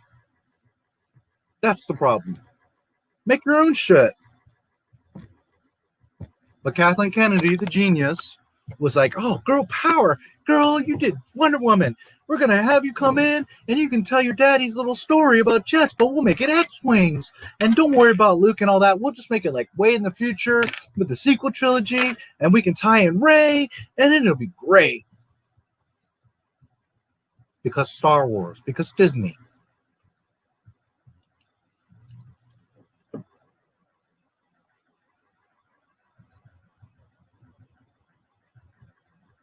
And supposedly she's going to do Cleopatra, Wonder Woman 3, and Rogue Squadron all within like the next 2-3 years. George Lucas couldn't pull that off. But Patty Jenkins, who just made the biggest shitstorm piece of crap of Wonder Woman 1984, is going to pull off a Star Wars, Cleopatra, and a third version of... Okay. But, you know, Force is female, girl power, so... You just don't like women. You just don't want a woman to direct. Uh-huh. So fucking stupid.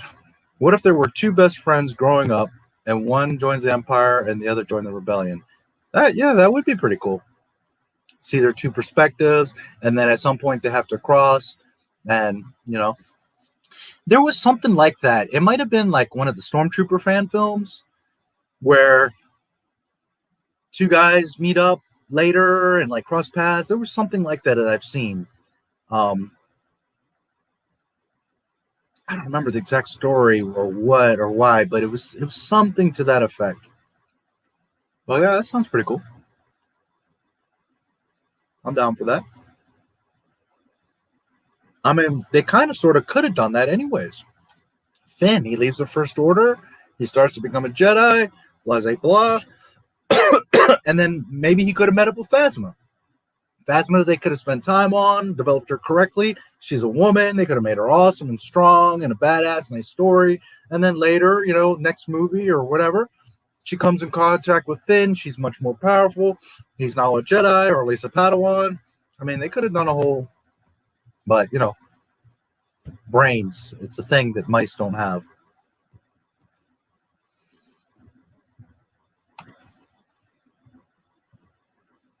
I heard a few things.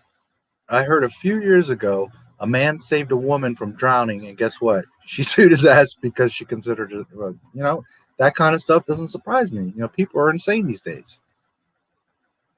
And a lot of it is no shame. Like, I get no attention. I'm not attractive. Nobody cares. So I'm just going to make up some shit to get paid and, get attention. And it's sad, but that's the world we're in.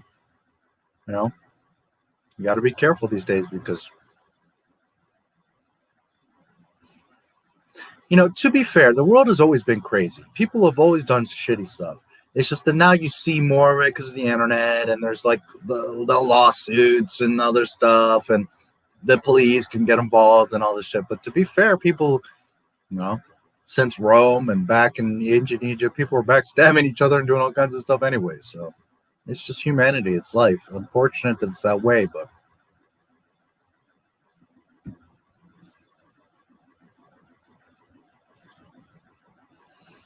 Can't make good stories. That's the issue. Yeah, they're lost. They're clueless. How do you think the effects would look if the original trilogy came out?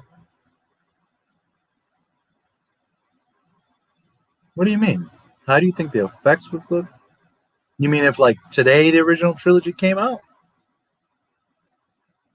Well, obviously everything would look a whole other level, right? Because we're in 2021.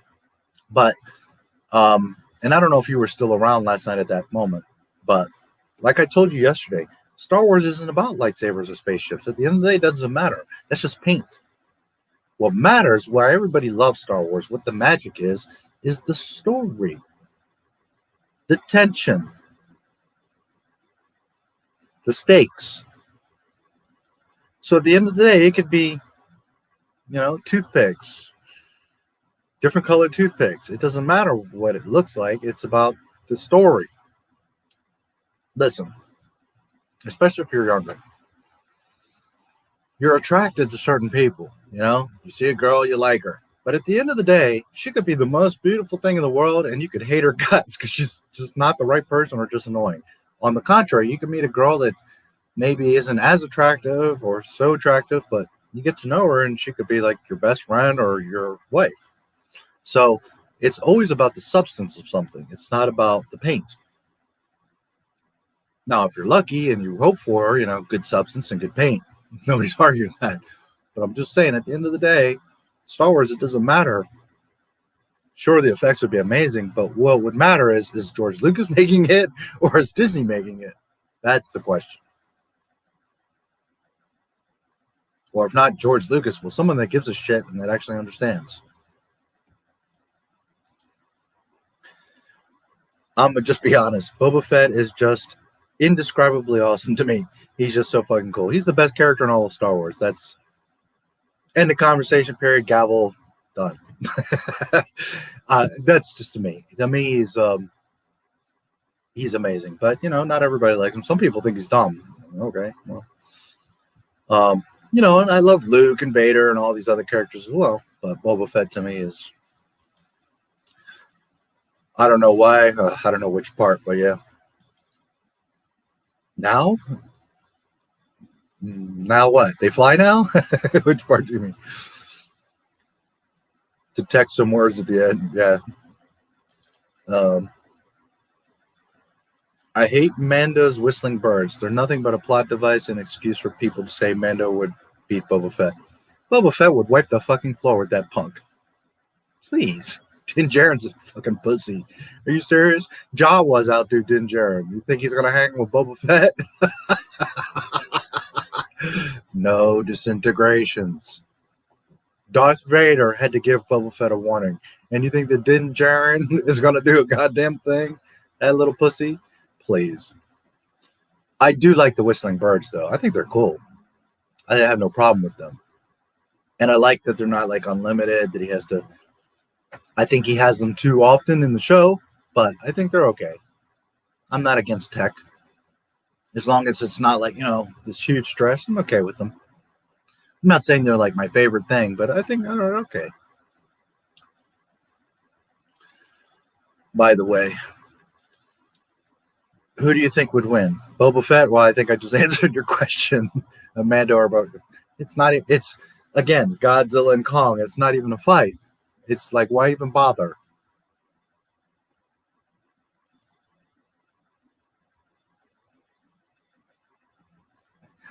Let's recap. Mandalorian. Slave One lands. Mando goes to check it out. He's walking. He gets shot at and hides behind a rock because he doesn't even know where it's coming from. Boba Fett's been tracking him the whole time. He doesn't even know that because he's an airhead. So then Boba Fett has him in a position where he forces Mando to take off his jetpack before he puts down his weapons. So who's in control of the conversation situation? Boba Fett. Daddy. It's not even a conversation or a fight, or it's a joke. Wall Street bets need to fuck with Disney stock, yeah. Boba, of course, yeah, all day. You're talking about the Mandalorian versus punk ass, fake ass doofus that gets outdone by Jawas. I can't remember if Wedge Antilles showed up in The Rise of Skywalker. Yes, I think he did. Yes. He does a cameo, yes. Yep. Which was like, why member berries? And yet Akbar, they just killed off screen. Like, fuck Admiral Akbar. You know, he didn't do anything. Who cares about him? But Rey, I don't think so. Not sure what you mean. Oh, if he was in Rise of Skywalker, yeah, he did. He had a cameo. Why would you set something after the sequel? Because Disney, that's why. Watch her put Tom Cruise's Red Leader with Danger Zone playing in the background. Well, put your seatbelts on because that might be coming. Oh, God. Oh, man. Anything is possible with the mouse. I want to make movies. Are you a woman? No. Get the fuck out of my office. Yes, exactly. I'd watch that. Yeah, I would too. Oh, that's good. Such cringe, wild man. Yeah. All within 2-3 years. So which one is getting canceled? All three. All three will get canceled because she's an idiot. There's also a lot of nasty stuff in that movie. Like, you have to be Muslim or know certain things, like with Israel, to pick up. There's little references in there that are real nasty in Wonder Woman 2. And I only know this because I've heard from other people, because I don't follow that. I'm not Muslim. But, like, for example, there's a scene where they get into a vehicle and take it over. And I think it's the guy. I'd have to go back and watch it. I think it's the guy, but it might have been Wonder Woman. But I think it's the guy. What's his face? He gets in the vehicle and they're fighting like generic, Muslim terrorists. And there's like I think it's an Ankh that's hanging from the mirror, like, somebody would have a tree or a cross or whatever. Anyways, I believe it's an Ankh or some sort of Muslim symbol. And I think it is the guy. Anyways, he gets in, rips it off, looks at it like with disdain, and throws it out the window. And that's something like most people wouldn't pick up on, but if you know what's going on there, it's like, holy shit, you just disrespected a whole race of people. And especially because the first Wonder Woman virtue signaled a lot of stuff, and then here we are. There's stuff in that movie that's like not good. But never mind the lassoing fucking lightning bolts and flying like Superman, and holy shit, is that movie dumb. Holy shit. All three will get canceled, no worries. The Force chooses to identify as non-binary, yes. Like I said in the last one, lightsabers and spaceships were the icing on the cake, and the cake was Star Wars. Yep.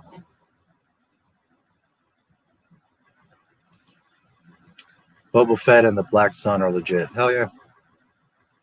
That's something else they could have done too. Black Sun. Oh well. Yoda, whatever. It would have been funny if the bounty hunter in episode 5 was shot by Han Solo. And he said he was in his spot. How it should have ended, did it well, and it was funny. Yeah, how it should have ended does some awesome stuff.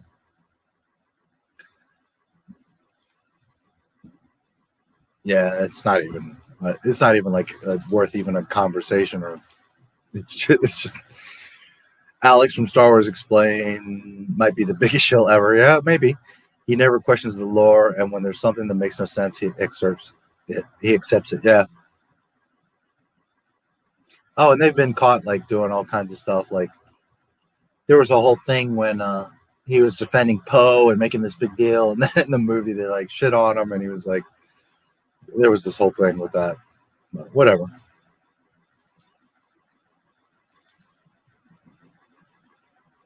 And people seem to think like they're the experts. Molly was on StarWars.com like, oh, she's a trivia expert. And I'm like, these kids are fucking clueless. What are you talking about? They're Disney Mickey Mouseketeers is what they are. Yeah, I don't get the YouTube channels that deal with theory and not real facts. Yeah, no, I mean, I totally agree. I'm all about facts here. Now, you know, I don't want to tag any other channels, and I don't have any problem if you want to do some theories. And, you know, it's not that it's terrible. I try to have fun, and if you guys want to talk about silly stories or ideas or opinions or theories, you know, it's okay. But when your whole channel is about like, I'm not going to talk about this topic, I'm going to talk about like theories on this topic or ideas about this topic, it's just to me like, what are you doing? Why don't you want to talk about the topic? Like, instead of making shit up and like, I don't know, I don't get it, but whatever. To each his own. There's people that like that stuff. Whatever. But this is part of why we have the Mickey Mouseketeers, because you have big channels that just put out globbity bullshit. So then you get Mouseketeers that are seeing that, and they get it in their head that, oh, this is what happened. Although they're forgetting that it's just a theory or made up. So then they want to come to someone like me and argue, but no, that's not how Star Wars works. It's this. But yet you're basing your information off someone that makes theories.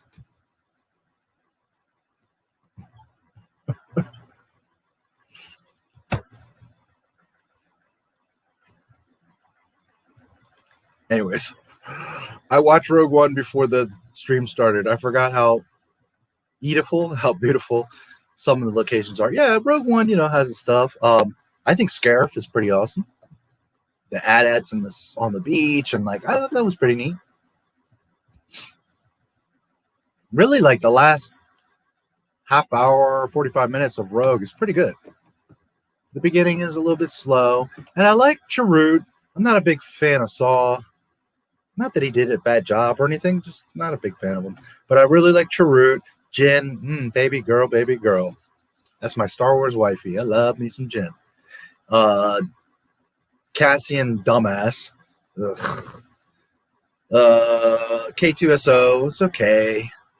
Which I'm sure you guys heard. They made this. They actually announced like last year, it's gonna be with K2SO. And oh, by the way, he's not in the show. Oh, Disney. I like the idea of Jin's father, you know, was the guy that made the Death Star, and then she goes to like redeem him and all that. I didn't have any problem with that. There's just other shit that was dumb in it. But I really like Chirrut. Really like Jin. The Death Troopers were awesome. Krennic, he's cool. Real cool character.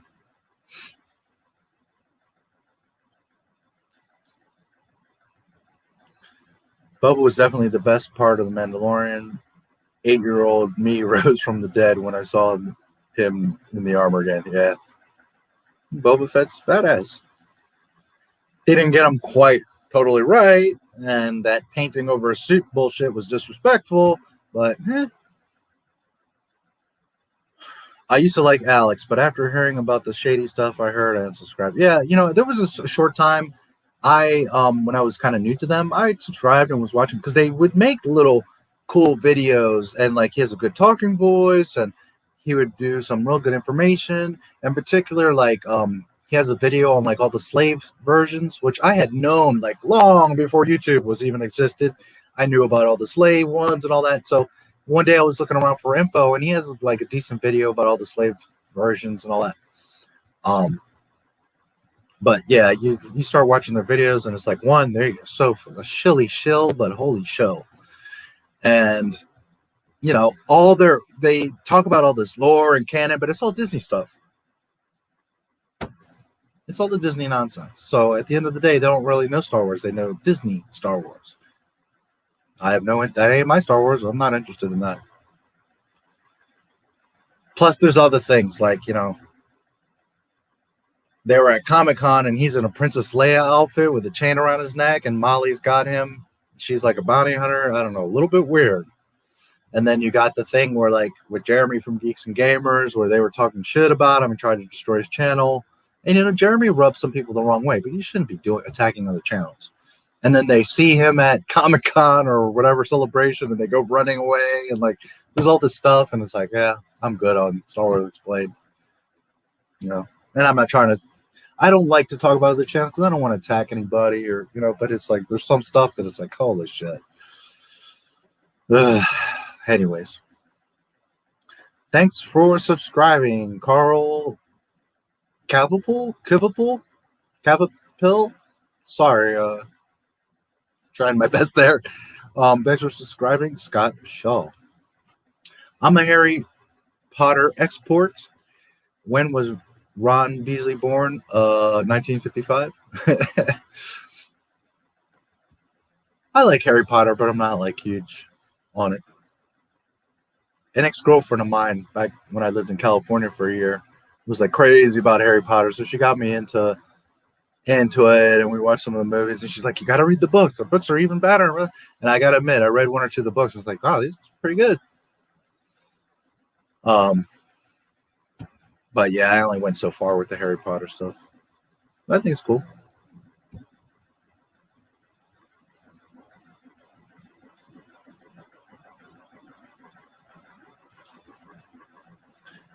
My friend told me that he saw that Kylo Ren has no lightsaber form and sat back and thought how trained with Luke and Snoke and the Emperor Reborn, yet didn't have a form. Yeah, he didn't have anything. He was just swinging around his thing like a dumbass.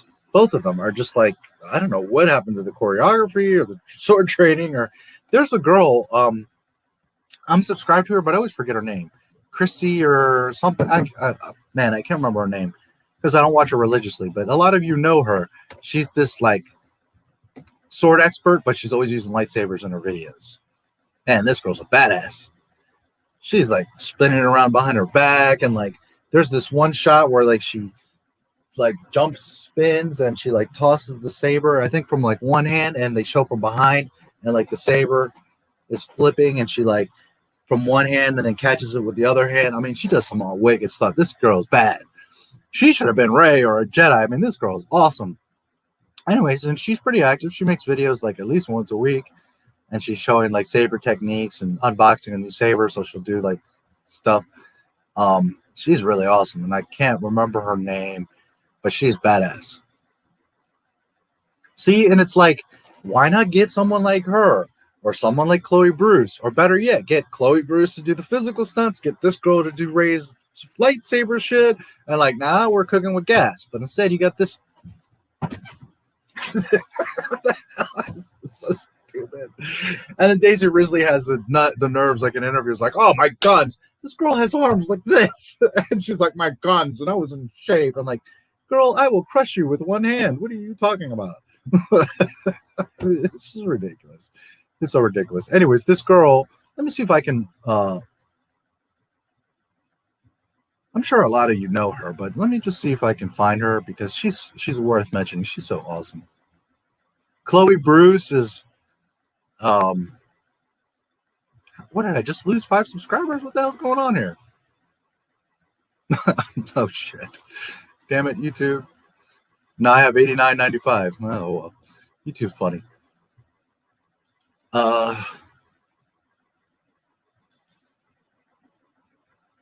Chloe Bruce is a world-class martial artist, has done stunt work in like all kinds of films, and she did the stunt work for Ray. So she's someone worth checking out. She's a cutie pie too. She's definitely not hard to look at while she works out. I'll just put it that way. Okay. But this other girl is really awesome too. She's a lightsaber chick. She's cute too. But regardless of what they look like, they're badasses. These girls are real life badasses. Chloe Bruce has the world record for scorpion kicks, which is where you like kick up and behind your head and like you twist your foot. So like if you're here right in front of me, she kicks up and behind, her leg comes up and behind, and she like twists her foot and kicks in front. Right? Like her leg comes up to her side and kicks in front of her. Like insane. It's just a world record of however many of them in 3 minutes or something. Chloe Bruce is a badass. What is this girl's name? Christy or something? See if I can find her real quick. She should be in my subscriptions. Let me see if I can find her. Because she is definitely worth seeing. She does some awesome lightsaber stuff.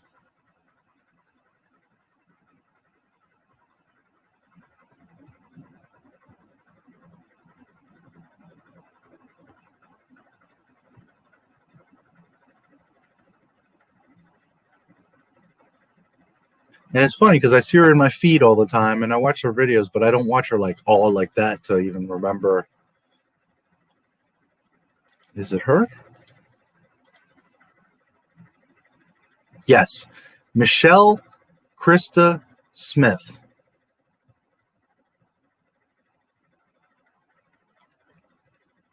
So, like, you think Ray Park is cool and does cool lightsaber shit? Well, there you go. This is the female. She does do double-bladed stuff, but mostly single sword. She does 2 swords or double blade, but mostly she does 1 lightsaber, and she does some awesome, wicked shit.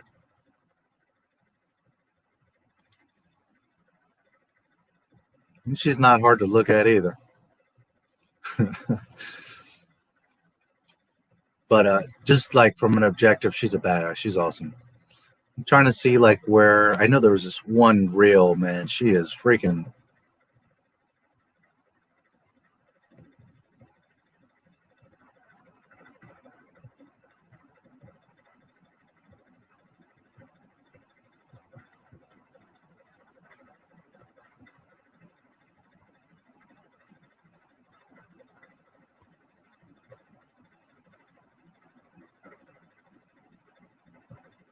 Where is she? There she's got doubles. And she does live streams and she does like, the idea is to teach you how to do staff and swords and stuff. But, you know, she got smart and was like, hey, let me do this with lightsabers. And it's just like, it's so wicked.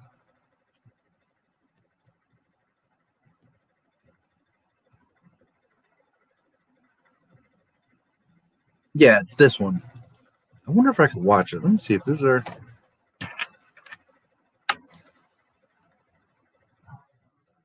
Let me see if there's any music or anything.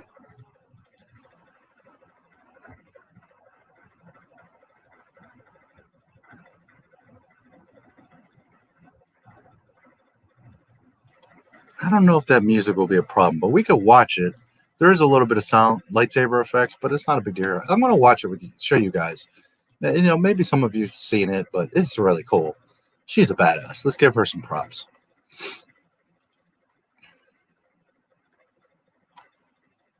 Let's give Miss Michelle some love. Because she is awesome. Check this chick out. And, you know, it's sad because when you got girls like this that can do this, and we got Ray. Oh my God, Disney. I'm going to play without sound just in case. Let me take this off. What was it this year? Kylo Ren. Yeah, no form. Okay, you want to see some lightsaber form? You want to see some skills, boys? Check out Michelle I'm going to make it full screen here. I'm going to let you see her in full glory because she's a badass. I'll be right back. It's not a long thing. A couple minutes, maybe. Check this.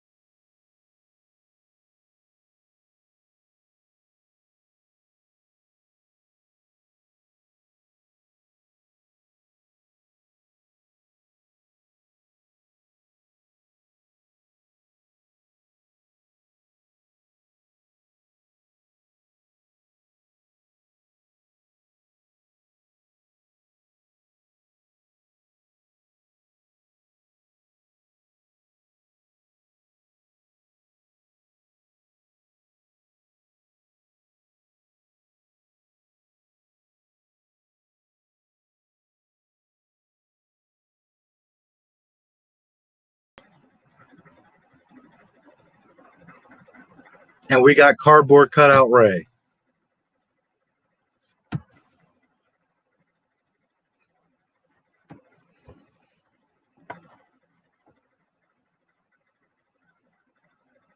Anyways, I'm not even gonna comment because you saw the fucking badassery. you're not gonna mess with her. Holy shit! And a lot of it is for show, but goddamn. And Chloe Bruce, she's not so much weapon. She's more hand to hand, and she does do stuff with staff and stuff. But she's just like her. She's a physical. Her body's a machine. Holy Christ, Chloe Bruce is a badass. Man, she's another one.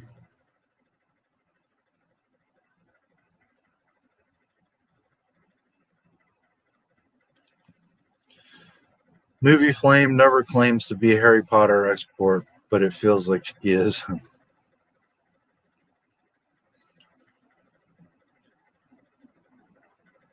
Export or expert?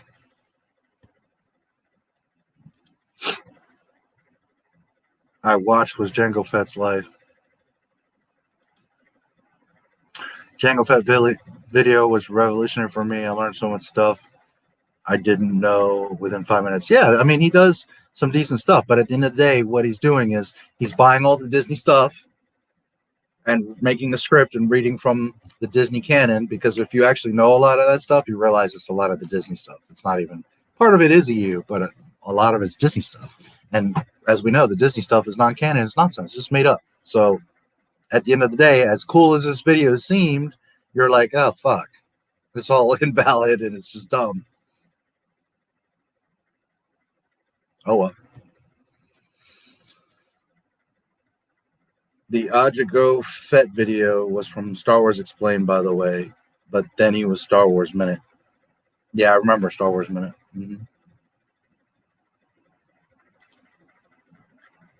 Have you seen The Last Jedi Snoke Throne? Oh, yeah, of course. I saw it when I saw the movie. I was like, what the hell is this nonsense? Yeah. Oh, it's awful. I've even covered in some. In fact, in the Chloe Bruce video that I told you of my video, there's a part in there about. Yep. One of the worst fighting scenes of any movie, never mind swords or anything. And then there's people like, oh my God, this was great. It was the greatest throne room thing. You guys don't know what you're talking about. Okay. Go watch it again in slow motion. It's like, holy shit, this is bad. Oh my God, is this bad? You auto correction. Why did you fix stuff that doesn't need to be fixed, but never fix stuff? Yeah, that's how it works. Did Ray Park do the motion capture? Yes, he did. Yes. She is hardcore. Yeah, expert. Okay. Did so much good for Star Wars. No, she didn't. No, she didn't. Yeah.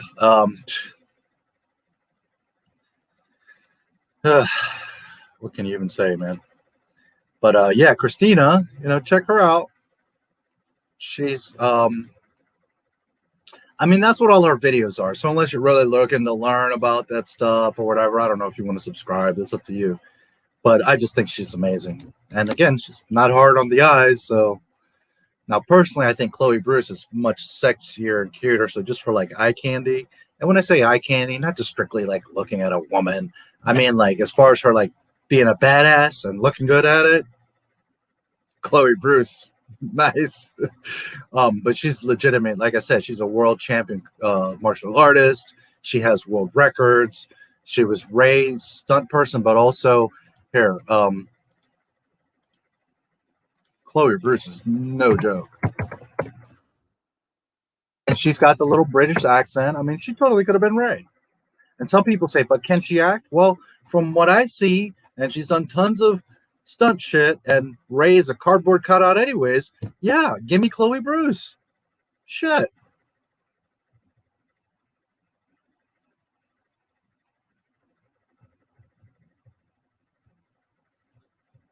Let me see if there's I know her videos have the credits, but I wonder if she has like a quick.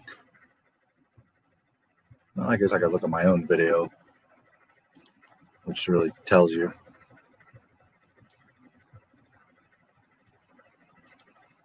I can tell you here in just a second.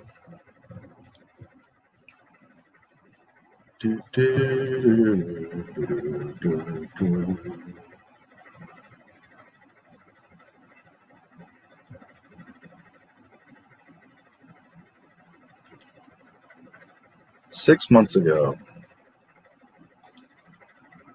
I thought this video was going to get a massive amount of views, and it's just 1,200. It's like, God damn, dude. How does this video not have, like...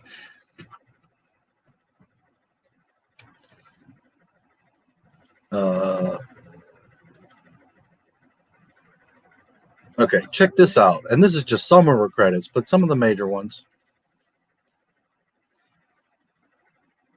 Mission Impossible Fallout, Blade Runner 2049, Star Wars The Last Jedi, The Mummy, Assassin's Creed, Exodus, Gods and Kings, Star Wars Force Awakens, Guardians of the Galaxy for Zoe, Thor 2, Kick-Ass 2, World War Z, Wrath of the Titans, Game of Thrones, Black Mirror, Into the Badlands, and she has a whole lot more. But those are some of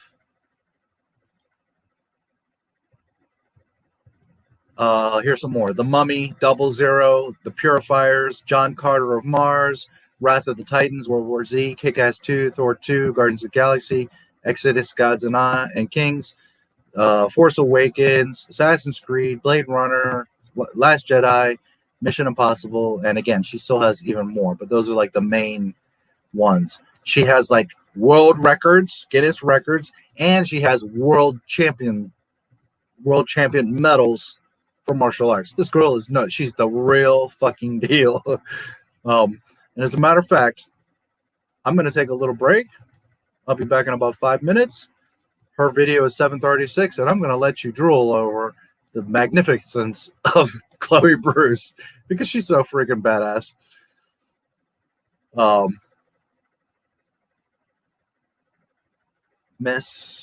Let me see. Yeah, no, she did. Miss Anthropony's review of The Last Jedi. I want to say that I have, because I know that name, and I watched quite a few. I want to say yes. I would have to see it to recognize it, but I'm pretty sure yes.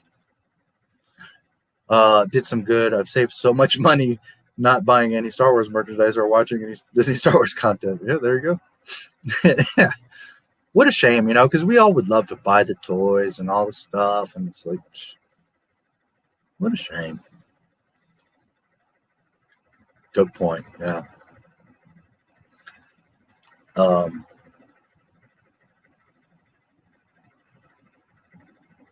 Just rewatch the AMC James Cameron interview with George Lucas. Yeah.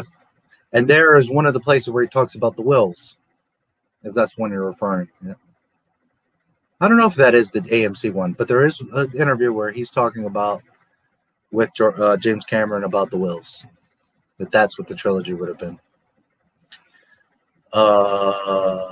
At least Alex isn't as big of a shill as Marcus from Cosmonaut Variety are.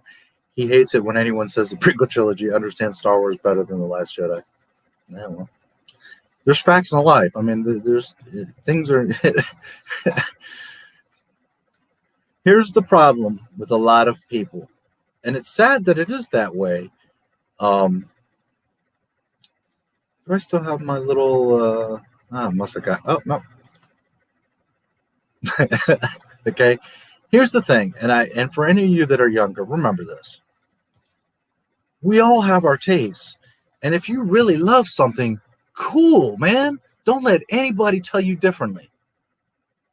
If you love a girl, a movie, whatever, you know, don't let anybody tell you differently. You have to love and enjoy and interest and be about what you care about. But just because you want or like or love something doesn't mean that you can tell everybody else that, well, you're just dumb. You don't get it. Because maybe to everyone else, your girlfriend is butt ugly. Okay? It just is what it is. If you love her to death and she's awesome to you, then by all means, dude, don't let anybody tell you any differently. But the problem is when you're now coming out and say, see, everybody, my girl's the most gorgeous girl on earth. Or see, this disaster of a movie is the best thing to ever happen to the franchise. And it's like, dude, the rest of us have brains and eyes, and you just look stupid. So just remember that, like, at the end of the day, don't let anybody tell you what you like, enjoy, care about, because that's what matters. But just also remember to sometimes shut your mouth, because you can't convince everyone else just because you like something. And not that I want to open that can of worms, but this is one of the things with the EU, that a lot of people love the EU so much that they insist it's canon when it never was. Just because you love it, just because it fits, just because you want it to be there, doesn't mean it is. Because George Lucas said very clearly, it's not. You know, so I'm just saying that, you know, in life, you just got to remember that while you have to worry about you, you also have to be conscious of that. Just because you think something's great doesn't mean that the rest of the world is going to agree with you or think that too.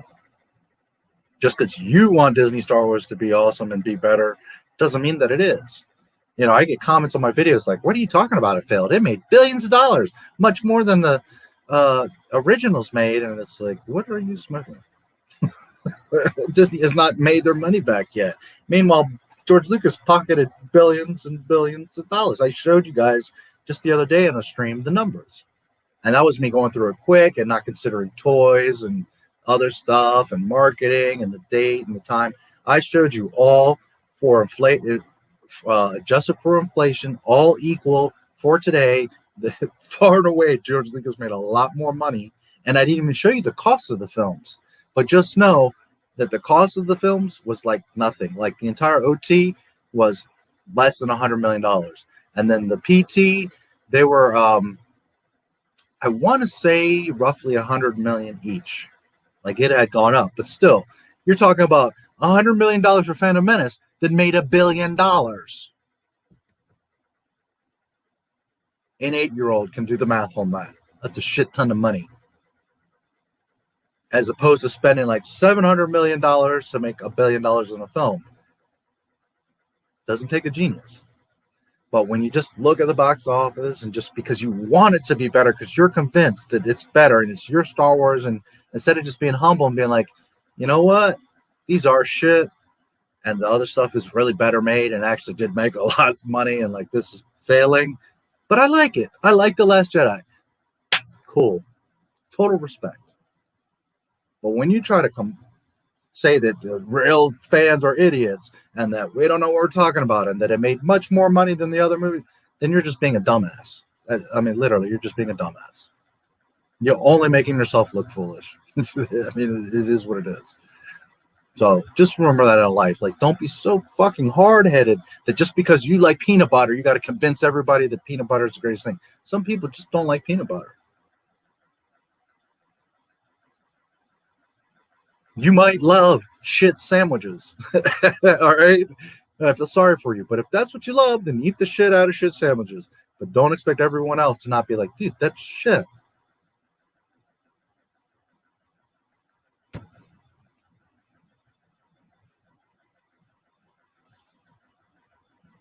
Two years ago, Christopher Nolan interview. 2, I think. Yes. I'll be back. I need to say, cool. Yeah, I'm going to take a quick 5-minute break. He says he respects other opinions and then says he's bringing people to reality because they think the prequel trilogy is good and the sequel trilogy isn't. I'm going to read that again.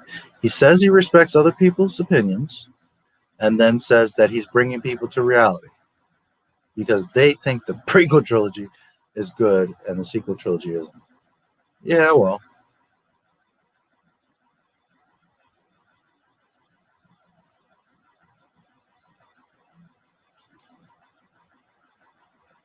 He says Yoda in Attack of the Clones character assassination, but thinks Luke in the yeah, see, that's the thing. And it's like you really got to be a dumbass to think that that's like, forget about if you saw Star Wars for the first time yesterday, or you were, 40 when the originals came out, or you like Luke or you don't. I mean, just from the outside, you see a guy that's like a hero, and then he's this asshole on an island. And you're going to tell me that that's Luke? That that's right? That that's perfect? I mean, it's not even like an argument, dude. It's just plain stupid.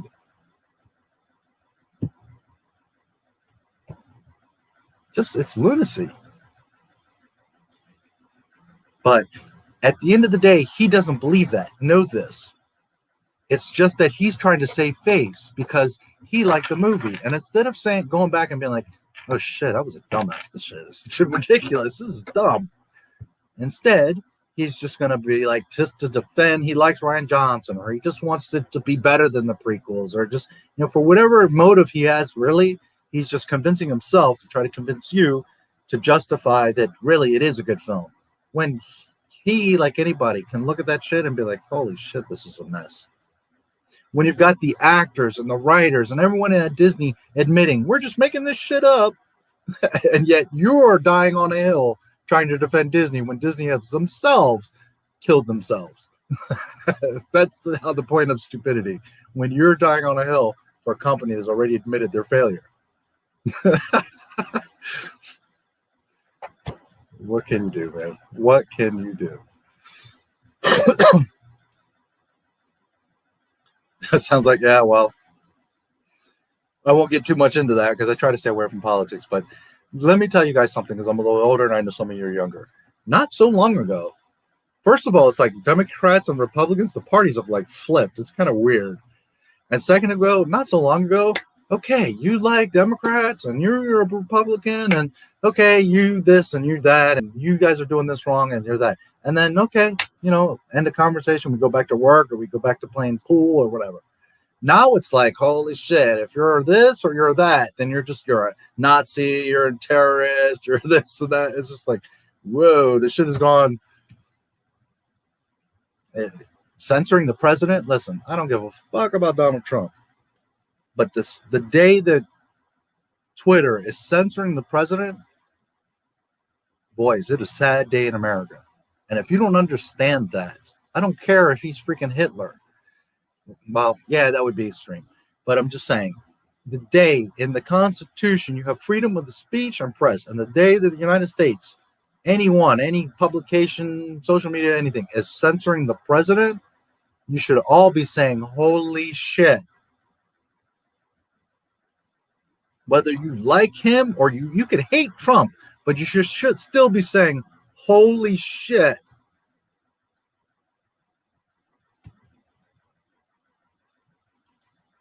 Anyways.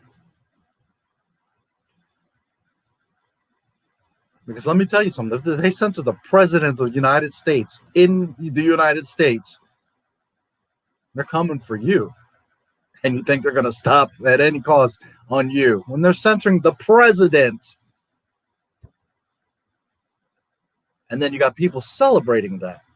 I mean, are you insane? You don't have to like them. You can totally disagree with them. Call them whatever. But censoring the president, if that doesn't click in your brain, man, I don't understand, you know?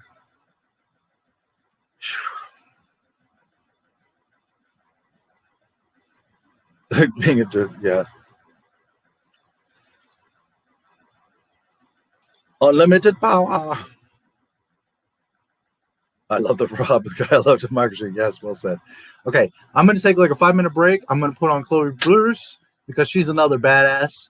And she's not hard on the eyes. Anyways, no, but in all honesty, she's, again, super props. She's amazing. She's a badass.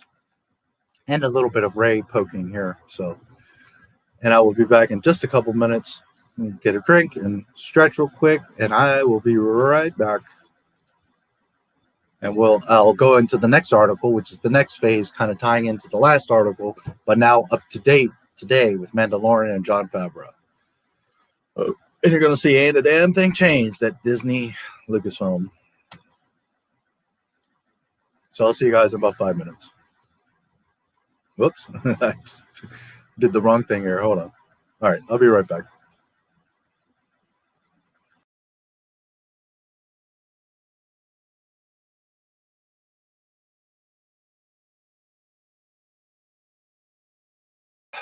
Hold on. I got to make sure the sound freaking is right.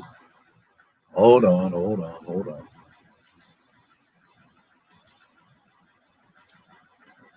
Okay, now I know it'll work. I'll be back.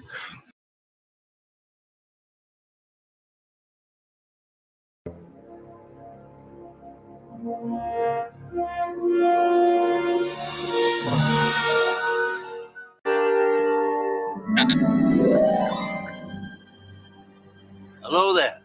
And so Ray is there, and she takes this stance. This is the stance, okay? And she is holding it, and she goes like this on one side of the rock, and she goes like this.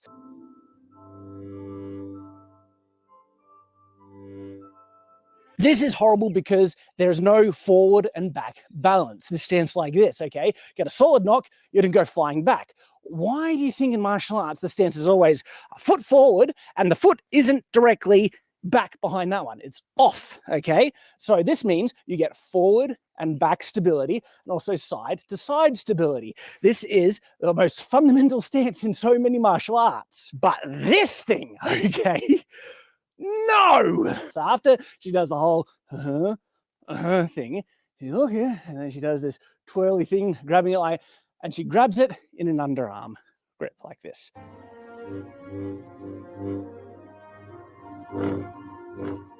Have you ever seen, like, if anyone, you know, has studied historical martial, have you ever seen a grip like this? You'll find that it's extremely rare, if not just non-existent at all. The only time you use a grip like this if you're using a dagger, and stabby. But in actual sword fighting, no, you get far less articulated movement with it like this. I mean, it looks cool, and you can do, you know, oh look, I'm spinning the sword. And then you see kind of an up, the camera is down, facing up, and you see her doing this. This isn't an over an exaggeration. This is what she is doing.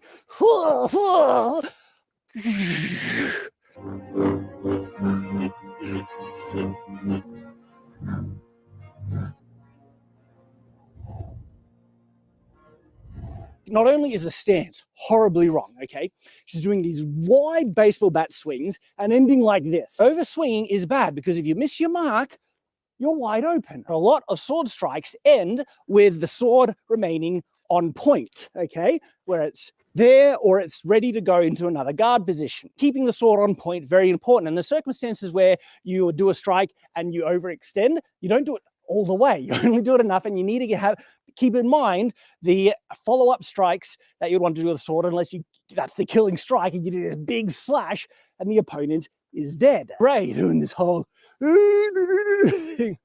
It's so bad.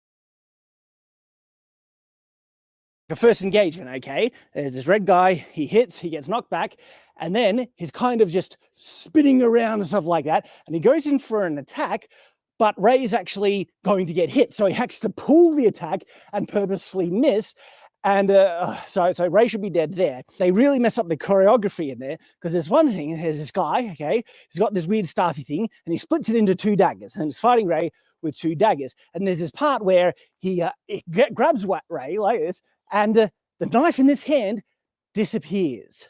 They legitimately edit it out. Have a look, slow motion. You see this? There's a dagger. And, you know, Ray should be dead. She can't defend her back. The guy has a dagger right there. You could have stabbed her in the back. And they see this and they're like, whoops, we'll just make that dagger disappear. Is that a new force power? Ray can make weapons disappear.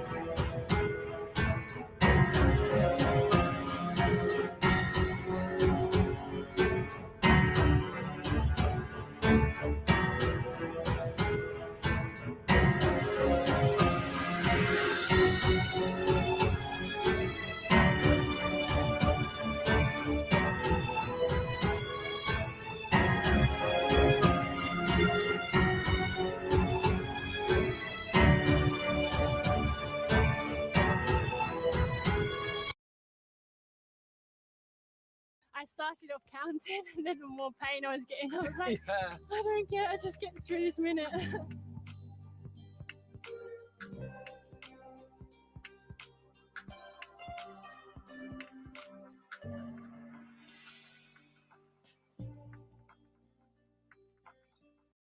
Please like, subscribe, and comment on the video.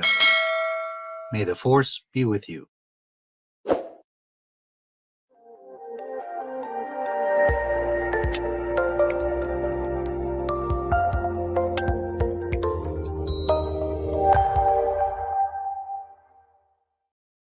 Wave hybrid. Okay, just in time. So, Chloe's a badass. I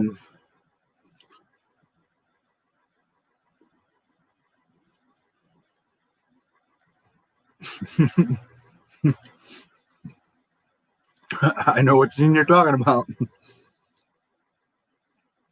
I'm going to tell you guys a funny little side story. Birthday cake. Chloe Bruce. But she's a badass, a real legitimate world champion martial artist.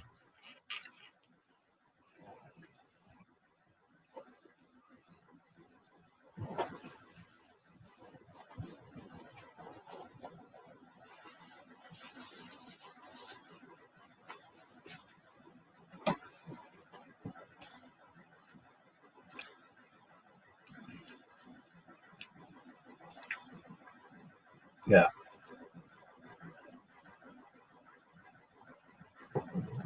She does amazing shit. That part where she's in splits on that tree log and spinning the thing. Oh my God, Chloe, stop it. Anyways, and she has the accent. I mean, she totally should have been Ray.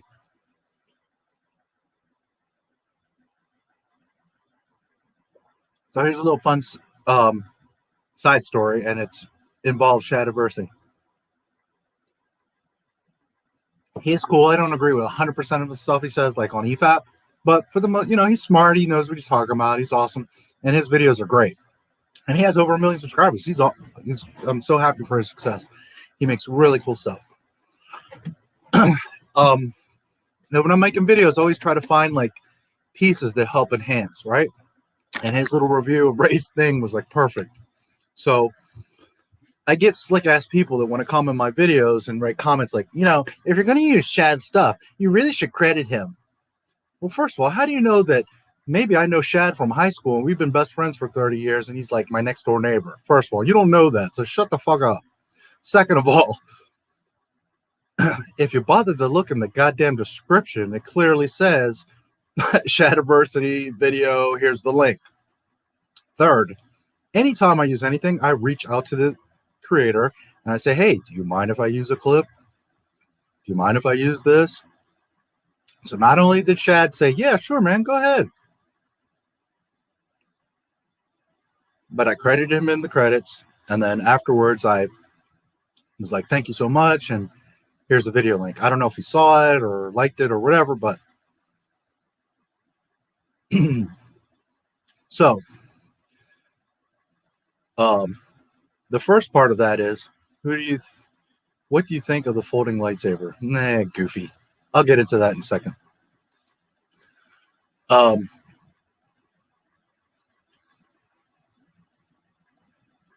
So if you're a creator, you should always try to reach out and say, hey, do you mind if I use this or whatever? And if nothing else, always credit them, you know? But I always reach out. Sometimes I don't get a reply. I've never had anybody like, no, you can't use my shit. Sometimes they just won't reply back to say that I can, which has been rare, but once or twice it's happened.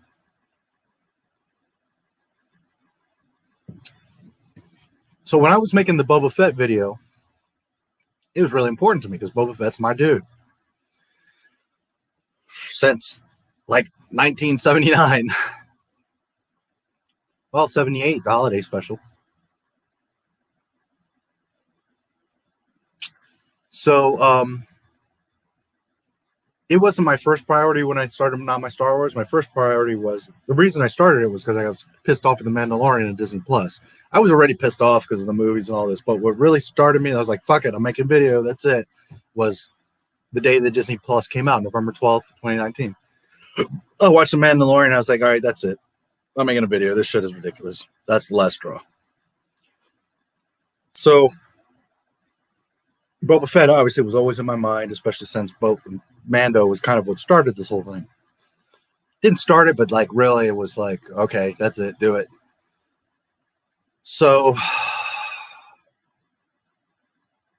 the Boba Fett tribute is very important to me. It took time, put a lot of love into it. I wanted it to be really great. And I reached out to a ton of creators that I found all these cool little things they did. And like I said, the idea was to get all these different kind of perspectives on Boba. So there's like the Lego, and there's the stop motion, and there's guys that make fan films that are really awesome. So I found a lot of really cool clips and also music, and I wrote to all of them. And most of them were like, yeah, absolutely, it sounds great, let me know. One of them was like, okay, this one time for this, you can use a few clips for this one video. And that was fine too, because that was what mattered to me. You know, to make a really awesome Boba Fett tribute. So I reached out to all these people, and I also reached out to the people of the music. Now, I'm sure a lot of you know MC Chris.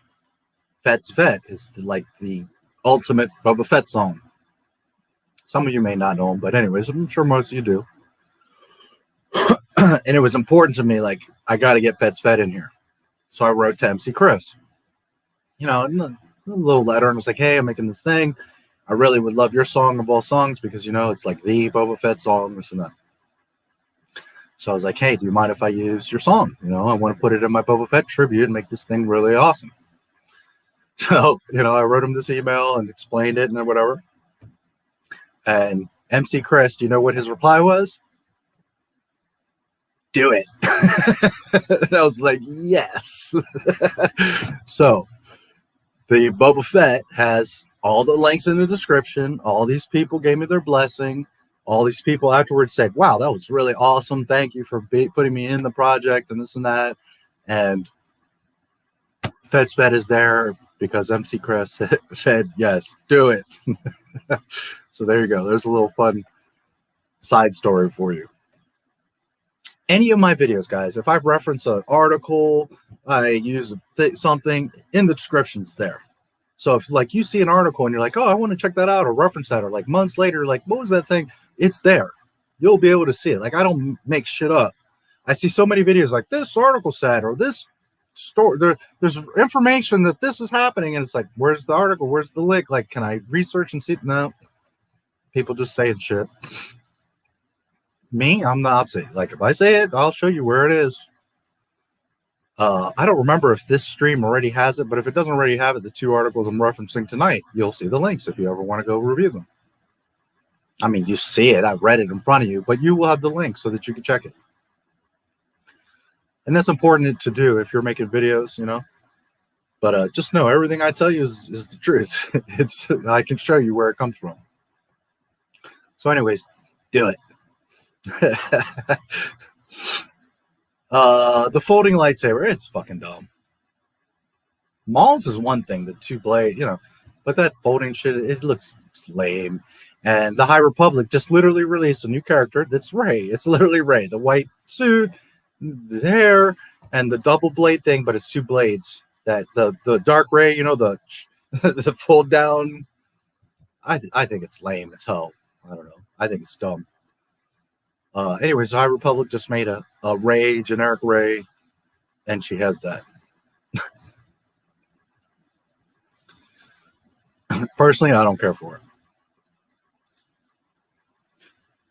Chloe Bruce should have been Rey, without a doubt. Rey couldn't act anyway. Chloe would be just as good, if not better. Yeah, I mean, it's not like Daisy did some amazing acting performance, so if Chloe can at least even a little bit act, it would have been the same, if not better.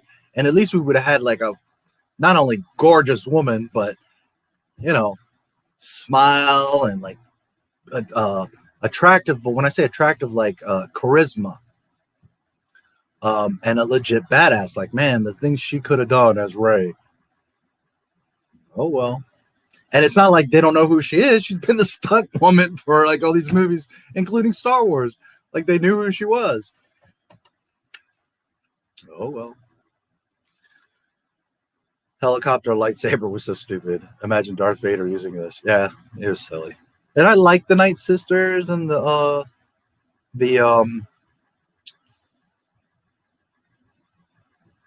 what was it, the Fifth Brother and all them. I think they're cool characters, but the Inquisitor and all that. Do you like the Phase 1 clone? Phase 2 I prefer. I like the original clones, but Phase 2.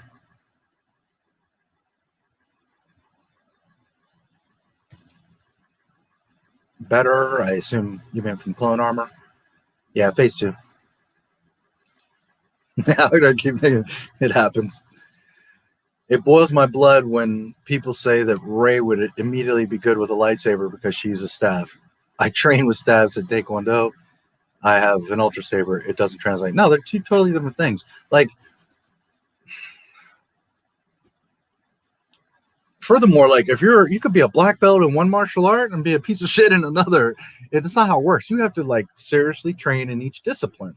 Now, is there people out there that are really good with staffs and size and swords? Yeah, but they just train for the past 30 years in all those disciplines. I mean, it's not like just, hey, I'm great at swords, so I can pick up any weapon. Now, granted, someone that is proficient with a weapon is going to be more likely to be able to pick up another weapon and do something with it than someone that has no weapon training. No argument. If you have general martial arts training or you've been in the military or something like that, you can pick up pretty much any weapon and do something with it. But to say that like, oh, I'm great sniper, so that means I'm great with a pistol or, an assault rifle. No, that's not how it works. Now, could you be great with all those with practice? Absolutely. But if you've been just a sniper for 8 years, doesn't mean you're just going to pick up a pistol and start taking people out like James Bond. It's not how it works. Now, if you've never touched a gun before, then yeah, you're a sniper. You understand ballistics. You're going to have a good opportunity to at least hit some targets. Nobody's arguing that. But to say, you're an expert sniper and you're just going to be popping people with a pistol, it's not how it works. And that's where snipers are actually trained a lot in pistols, because obviously you need that close range firearm in case you get into trouble. But just because you're good at one thing doesn't mean that you're good at everything. And that's like people say, well, I'm smart at math, so then that means I'm an authority on tigers. No, it means you're smart at math. I mean, you guys watch me. I'll sit here and tell you, I'm not a comic book expert. I don't know all the stuff about Marvel. I can't sit here and say that I'm an expert. Star Wars, hey, let's go. I can go all day with you, and I'll teach you all kinds of stuff. But that doesn't mean that I can sit here and say I know all about Trek and this and the other. I'll be the first to say, hey, I'm not the guy. I don't, want him to speak. Do I know about other stuff? Sure. But I'm not going to sit here and pretend I'm the expert on all pop culture and all this. No. Star Wars, yeah. But outside of that, no, I'm not here to tell you I know all this shit. And there are certain things I do know a lot about, but just because, you're an expert at Star Wars doesn't mean you're an expert at everything else. Not at all.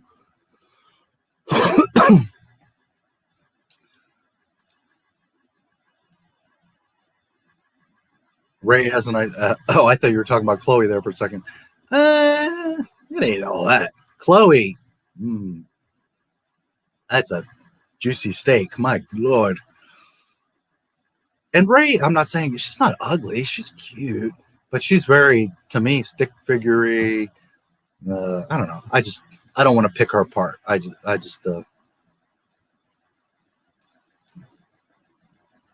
remember getting into arguments in the 90s and 2000s about just continuity stuff and whatnot. But now it's just so much. How can the C-suits just sit there and watch the core team shit itself? Yeah, well. Because it's about agenda. They don't care about money or right or reality. They just, I want to put my message, and that's what it is,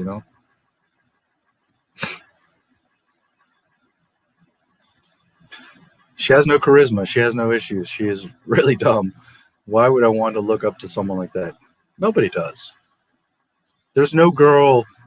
There's little girls, of course, that see Rey and they're like, oh, she's a Jedi. But that's because they're not processing, and also because they don't know the old stories. Because if you know the old stories, you're like, well, this doesn't match up. This doesn't make sense. But in general, no, she's not a hero to anybody. Favorite food? Steak. I do love lasagna. I had lasagna for my birthday, which I usually do. I like pasta too, but steak, like if I had to just, I'm good with steak. Meat and potatoes.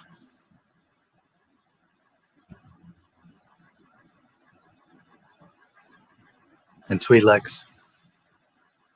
Did I say that out loud? Just being silly. Steak. I also have a chocolate problem. Like I sit back and just think how these people at Disney think. I really want to just sit down at a round table discussion with these people and deep dive into their mind, like the OG ideas had depth. You would just get frustrated and angry, and like you're not going to get anywhere because they're just going to argue, but this, but that, but it doesn't matter because you have to have this and that. And they're not concerned with canon or lore or reality. They just want to put themselves in the stories. That's all that matters. So you would just be wasting your time. I know it would be like an interesting experiment, but at the end of the day, like after 5 minutes, you'd be like, why the hell am I even here? You'd be talking to a wall. They just don't get it. They just don't get it. I'm not talking about Daisy. I'm talking about Rey. Well, yeah, but Rey has Daisy's ass, is what I'm assuming, right? If that's what you're talking about.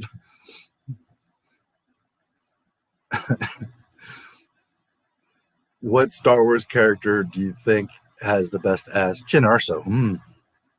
Jyn Erso to me is like far and away the hottest babe in Star Wars. Not even close.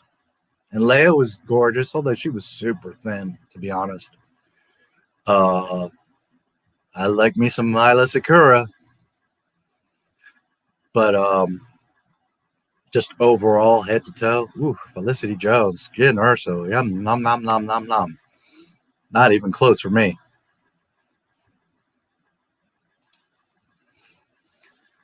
When I was little, my favorite character was Mace Windu because of the purple lightsaber. Now it's Luke.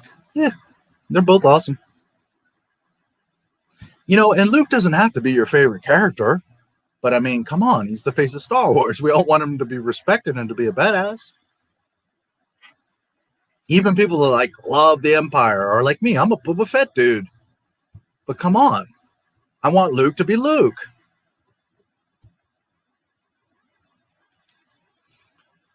So you are saying the corporation strikes back? Yes, exactly.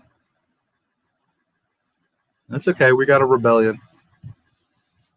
At the end of the day, good always wins. So at some point, it might be 30 years from now or whatever, but it's going to fall and it's going to, you know, things will change. We're just kind of stuck right now. Favorite soundtrack for the movies? I assume you're specifically talking Star Wars. Oh, man, that's tough. I love all the old Star Wars music. I used to have all the complete set on CD with everything, but again, it's one of the things I lost with everything else. Man, I really love all of it.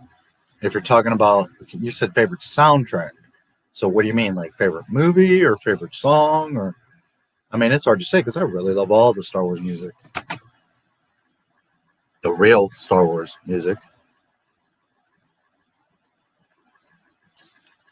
You know, I like anybody love Imperial March, you know. But like when Yoda is lifting the X-Wing out of the water, that part, like I cry pretty much every time I see that. Between the music, the emotion, little Yoda showing like, hey, start paying attention, kid. I might look like a little dude, but I'm going to show you now the power of the Force. You know, I love that scene. You know. So there's a lot of moments. Stuff on Hoth and, I mean, just all over.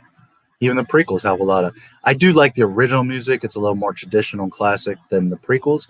But, you know, dun dun, dun dun, dun dun, dun dun. You know, that kind of stuff. It's awesome. Of course. All the, like, the love stuff, the forbidden love and all that with Anakin and Padme and Dun, dun, dun, dun, dun, dun, dun, dun, dun, dun, dun. Love all that. It's beautiful music.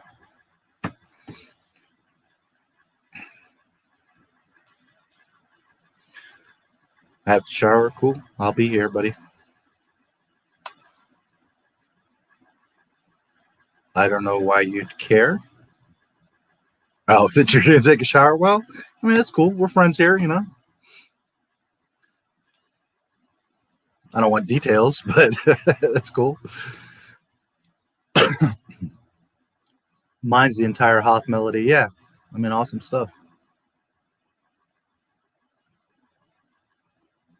The classic, you know, Luke looking at the twin suns, you know, the Ewoks.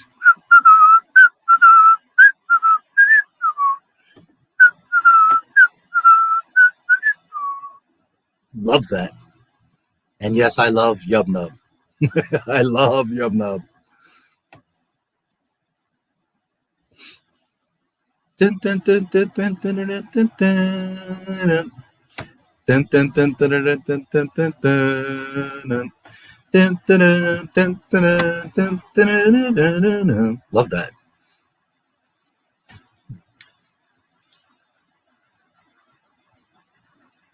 $16-minute long one, yeah. Non-Star Wars movie. Well, there's a lot. Predator's up there. Running Man is another one I really love. Ghostbusters I love, but maybe not so much up the top. But I do very much love Ghostbusters. Back to the Future, Jaws, you know, all the good stuff. Predator's definitely up there for me.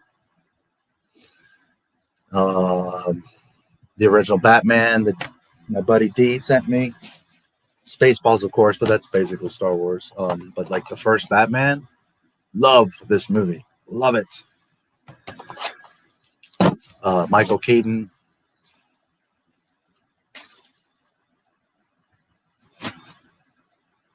And Nicholson. Love that. Vicky Vale, Kim Basinger. Man, I love that movie.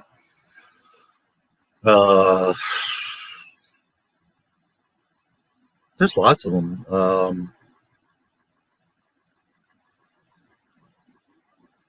Aliens I always like, but I'm not like a huge Aliens guy. I like the Aliens vs. Predator more than I'm into the alien stuff. I just really like that concept of predators hunting aliens. I think it's such a cool concept. Were those movies done great? No, but just the concept of it and seeing them fighting each other, I love that shit. Yeah, it's tough. There's a lot of really good ones, but Predator is always one that like comes back like, man, I love me some Predator. Arnold at his prime. Classic lines. He's with a badass crew. Great story. The characters are developed and awesome little stories to each. They're all brothers. They're fighting this badass alien. I mean, Predator, man. Love that damn movie. I'm trying to think of another like E.T. I love E.T. Raiders. Temple of Doom, those two are like a toss-up between the two. I love them equally. And I'm sure there's plenty of others. I just would have to think, but there's so many. But you know, time and again, I go back to I really love me some Predator. You know, I'd have to really look at a list.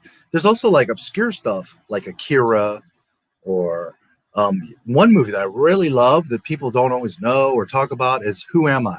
With Jackie Chan. Man, I love the shit out of that movie. And if you don't know it, Jackie Chan's like this agent.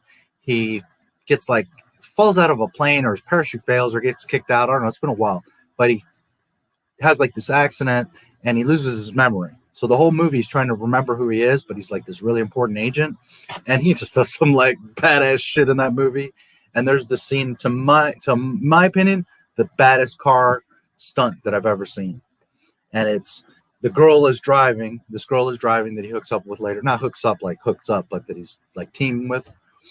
And she's this badass driver. You know, I'm sure it was a stunt person, but she's this badass driver, like, you know, like Tokyo Drift and all that shit. That shit's child's play. This girl was like what made all that. So she's doing all these stunts, but there's this scene where they're getting chased, I think, by the cops, and they come into this little narrow parking lot, and there's like all these rows of cars tight, but then there's this one spot that's open, and she like goes. I forget exactly what she does because it's been a while. But basically, she like comes turning in, goes in, like drifts in, comes in fast, and then like does this spin. See if I can kind of show you guys. Like, here's the open spot, right? And she like, I'm not gonna get it perfect. It's been a while, but it's basically like this. Like, here's the front, right? So she comes in and like spins the car, and like at the end of the spin. See if I can do it here because I'm doing it through another lens. At the end of the spin, and she like puts it in reverse, and I'm all backwards here. So she comes in, like spins, and then somehow it's hard for me to do, but she like spins the car to where the tail, right, is facing the spot, and like in all one motion puts it in reverse and backs in and parks. And then the cops go by because it's so fast and seamless. It looks like just one of the parked cars. It's kind of hard to like show and explain, but it like the baddest freaking car stunt because it's in this like tight little parking lot and there's one spot and it's all one fluid. Like she just turns the car and backs it in and parks, and it's so fast and smooth that the other cars go by and like don't even know because it's just so perfect. And I was just like, whoa. So like precise fucking driving. I mean, amazing. And just that whole movie is really awesome. If you've never seen Who Am I and you're into like kung fu and action and all that, in my opinion, if not the best Jackie Chan, definitely one of his top films. Really awesome. Who Am I?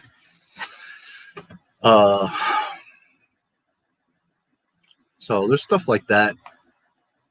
But man, time and again, Predator. I like me some Predator. Luke, Qui-Gon, Anakin, Han, and Leia are my top 5 characters. I never really thought about that. Well, Boba, and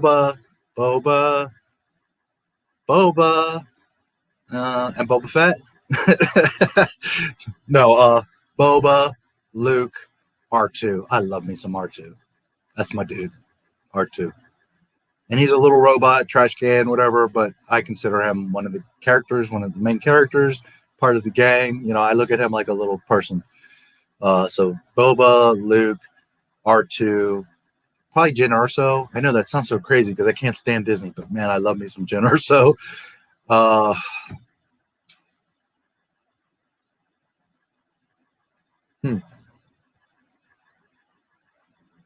Yoda. Yeah. Yoda. The wise and powerful Yoda. Yeah.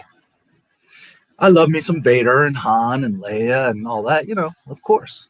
Of course. Love all of them. Chewie, Lando. But I think those would be my top 5.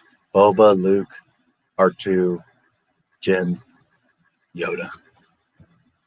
Yeah, I'm happy with that list.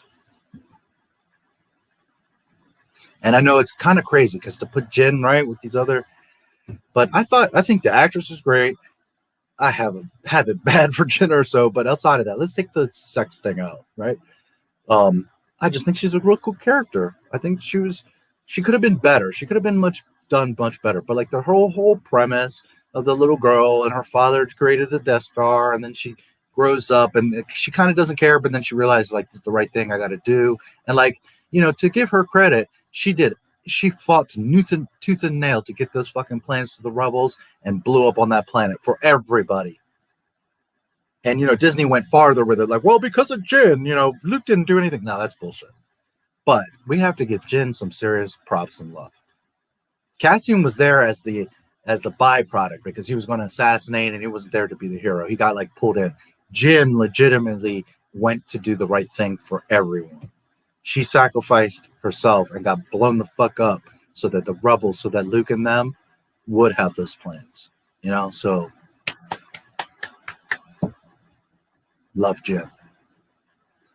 So I like her whole, you know, little arc and all that. And again, she could have been much better. They could have done a lot more with her. I'm not saying she's perfect, but between her style, her charisma, her looks, her character, her story, like all that, like that's why I could put her in that list. And that, to me, not my Star Wars, right? To put a Disney character, but I love me some Jim Erso.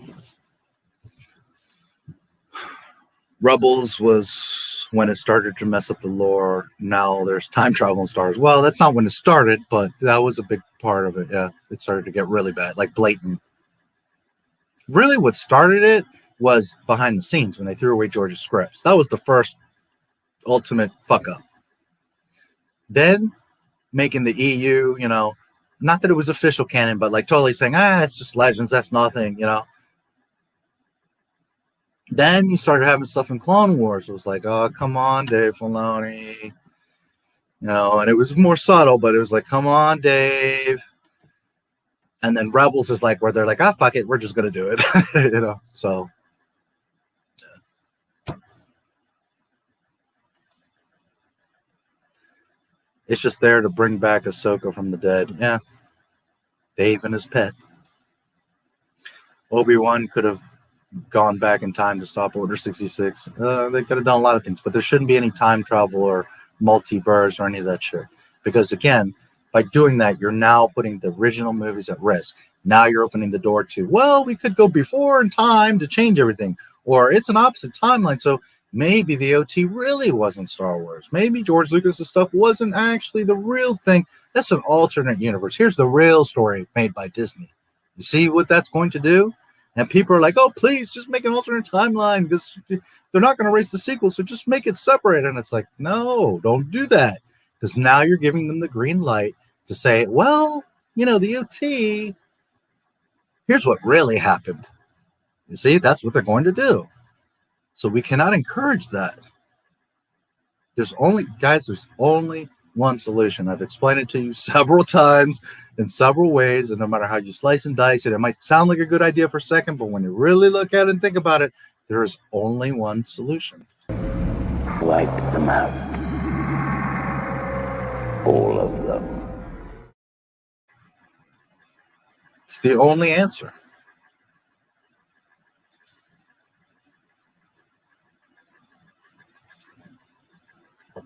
Soundtrack was Rot's Anakin music. Yeah, beautiful stuff there too. All 6 movies had gorgeous music.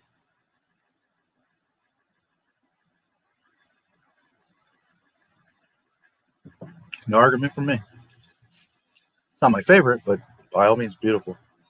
Ahsoka was killed in Order 66, or she was a coward. Or she was like Brie Larson, Captain Marvel in Endgame. Busy somewhere else. Yes. You know, and I want to stress again, I like Ahsoka. It's not me being a hater. But facts are facts. Canon's canon. You have to be respectful to Star Wars. And if Ahsoka's going to start shitting on Luke Skywalker, she's a problem. No.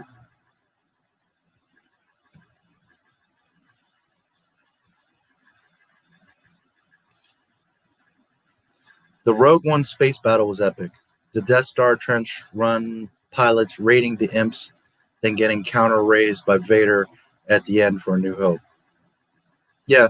You know what else I like? Because someone asked me earlier, like, what stormtroopers you like. Another one that I did like was the shore troopers that are there at the end on Scarif with the brown. They almost look like scout troopers, but they had the tannish suits. I like those guys, too. I think shore troopers are pretty cool looking, pretty badass. And they were like a little bit better stormtroopers. They weren't like your regular knuckleheads. So I like the shore troopers. But the death troopers I thought were pretty badass. And I like that whole scene with Krennic where they go and try to find, I can't remember the father's name now, but is he there or not? It's been a while since I watched it, but there's that confrontation, right, where they go to Jin's house and Jin's hiding like under the rock thing. And I think the father is there because they take him. And you see Jin's little stormtrooper doll. You know, like that whole thing. I really like the story. Not the entire movie, There are things that I don't like, but Jin stuff, I really like her little story.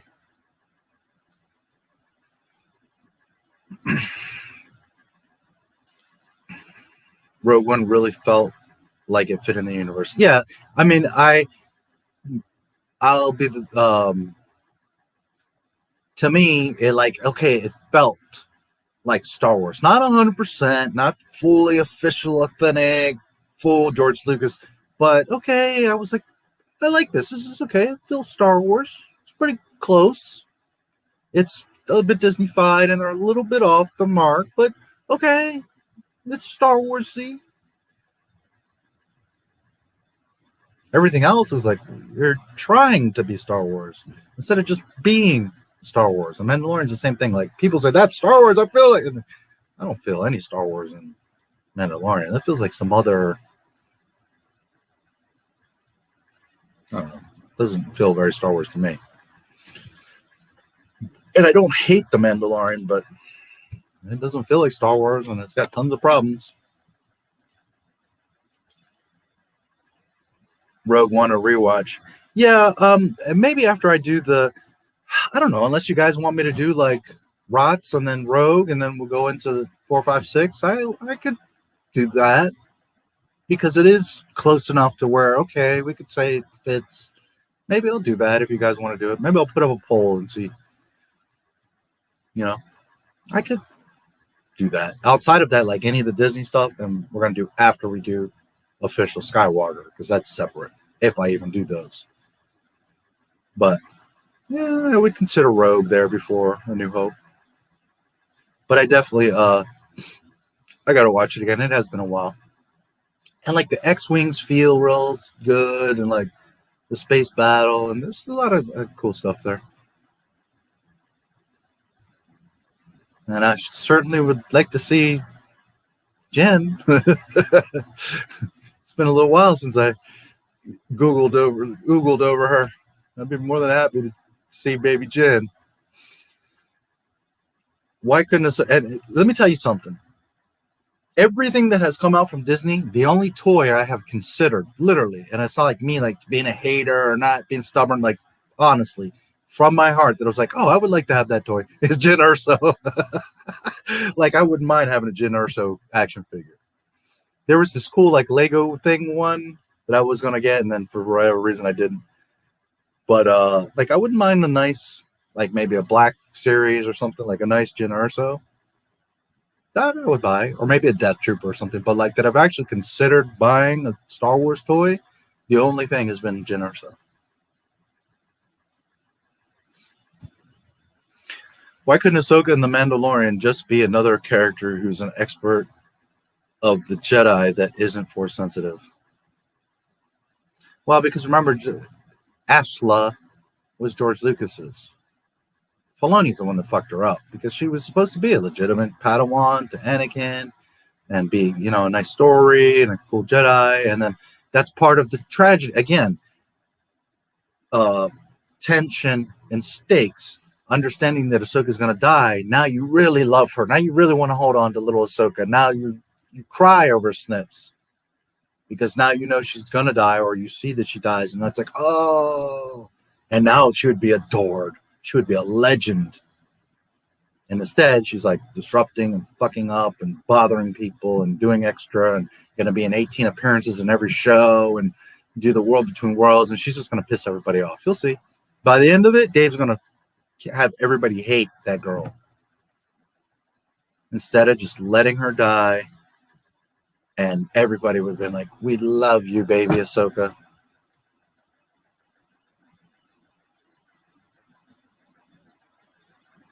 Oh well. Ego. That's Dave Filoni has gone to the dark side. The fear of loss, the ego, the greed, all of that, he's literally gone to. He's the Sith. He's dealing in absolutes. No matter what, I don't care what happens to Luke, the trilogies, nothing. Fuck all that. All that I see, absolute, is Ahsoka. Must be there. I must have my Ahsoka show. Dave Filoni is a Sith. Literally. I'm not even being funny. Like, he's gone to the dark side.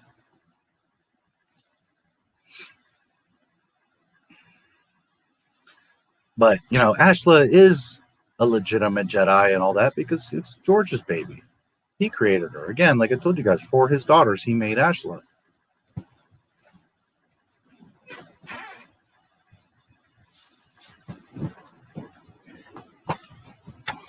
So Dave is the one that abused her. Put it to a vote. Rogue One. Okay, I'll do that. I'm down. I don't mind, you know. Hey, don't threaten me with a good time. I'll look at Jen all day, baby. I got no problems. Yes, please do deep dive a Rogue One. Okay, I mean, it could happen. I'm not mad. I'll do it.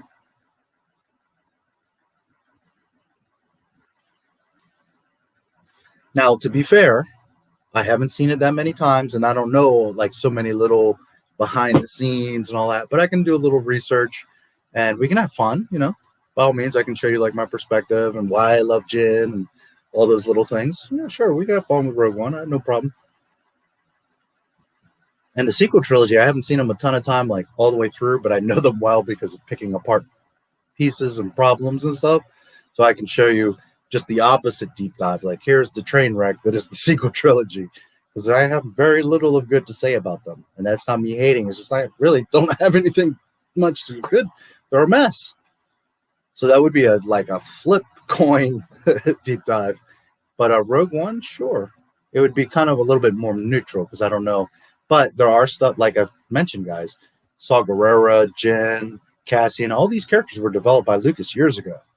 This was part of Underworld. So it's not even like Disney created this stuff. They twisted them and made them into different stuff, but those characters are actually Lucas era.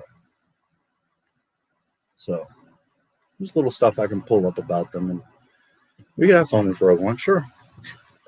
Again, you don't have to twist my arm. I'll hang out with baby Jen for a night. I got no problem. Even though Act One, and I do very much like the Felicity, the actress. I think she's so gorgeous. But she's a legitimate, like, awesome actress. You know what I mean? Like, she's real deal. Not like this little rookie cardboard cutout. Like, just... And I'm not saying that Jin, she played, like, this amazing performance, but she also only is going to do as much as what they asked her to do, right? Had they had a proper script and a proper direction, she's actually won awards. I mean, this girl's a legitimate, real actress. So, you know. Anyways, even though Act 1 and 2 were slow, Act 3 was worth it.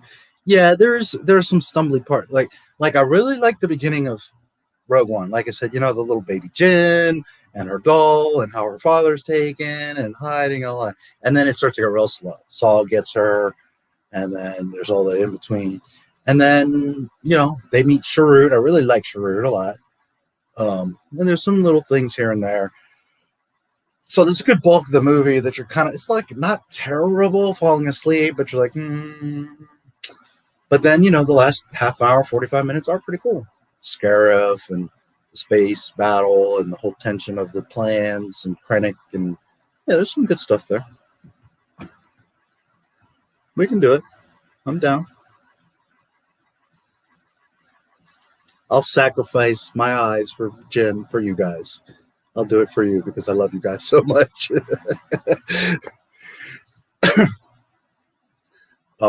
He's just like Anakin. He's in fear of losing someone he loves. Yeah, see, that's why I'm saying I'm not even being funny. Like, he's literally a Sith because he's not thinking about everyone else or the consequences or anything. He's just literally an absolute.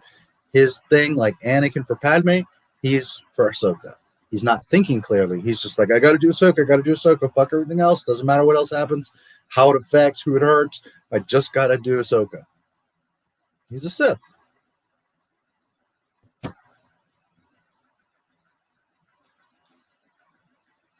Remember when those SJWs complained that Din Djarin being a band? That feels like it happened 3 hours ago. No, I don't remember. I didn't remember hearing anything about that. I know that recently you had Anita Kardashian bitching because the girls have boob armor. I mean, really? What are they supposed to have? Just a flat thing so your boobs are smashed? I mean, how You see, that's like what I was saying earlier with this other guy, Cosmonaut, or whatever you're talking about. There's a point where people get so ignorant that they're talking against like logic and reality just because they want to keep their stance and die on a hill. Instead of just admitting like, well, yes, women would have to have boob armor. Hello. It's not about sex or exploitation or that stupidity. That's not only how it has to be, but if you've paid attention to any kind of armor at all, that's how it was forever. Women knights, there were women knights, and they had boob armor. Hello. It's just, man, some people are just so determined to prove their point to the point that just be complete stupidity. Unbelievable. What can you do? I don't know. It's like I was saying earlier, guys. If you get to a point where you're dying on a hill just to prove a point, you need to look back and say, hey, am I being a dumbass here? Do I need to, like, let it go?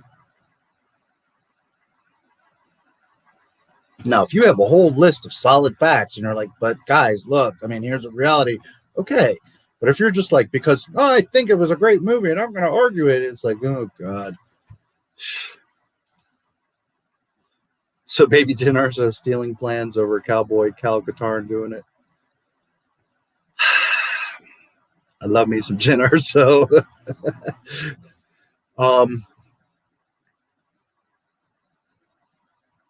Neither is canon. Neither was George Lucas. So it's really hard to say.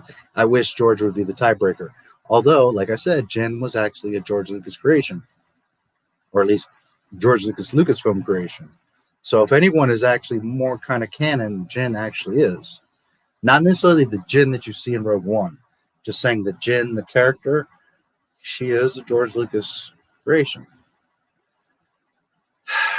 That's a tough one. I mean, I do like Kyle, and I do love the EU, but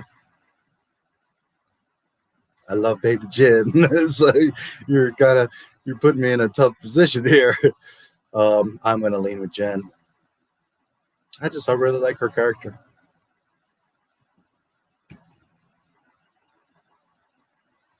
And I'm all for Kyle Katarn and all those other characters.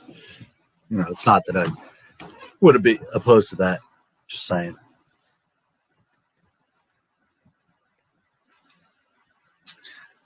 Needs to play Black Cat.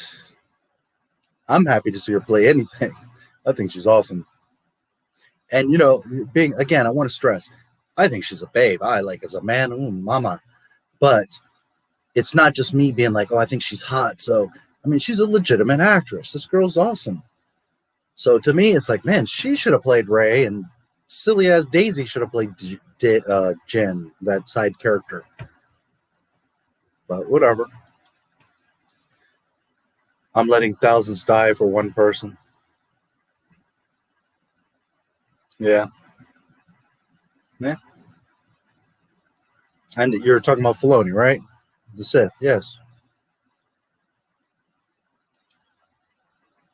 If you could put anyone, doesn't have to be human, doesn't have to be female, can be a droid in the gold slave bikini.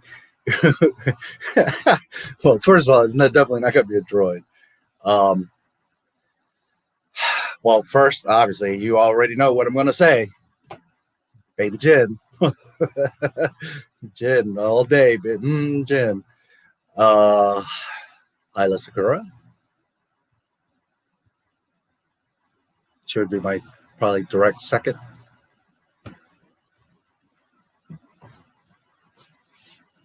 But in the gold slave bikini, oh yes, Baby Jen.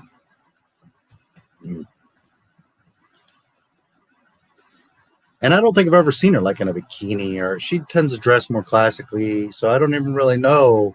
I mean, in Rogue One, she's got a nice fitting suit, so you could tell she's got a nice body on her, but I don't think I've ever seen her like, you know, bikini. I'm sure it's delightful, but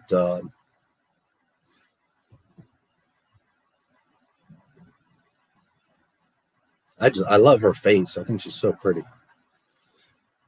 And to each his own. Some people might not think she's all that. I think she's really gorgeous.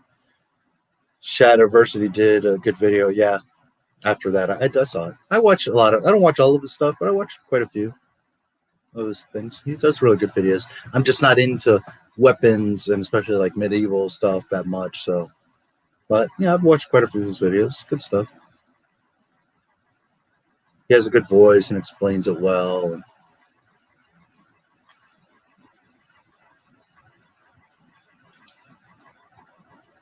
You want to know what rating Variety Hour gave season 1 of The Mandalorian? See, and that's just lying. That's just being disingenuous. Do you really love and like the show? Okay. But for you to objectively say that The Mandalorian's 10 out of 10, you're lying, dude. You're fucking lying to yourself, which is the worst part.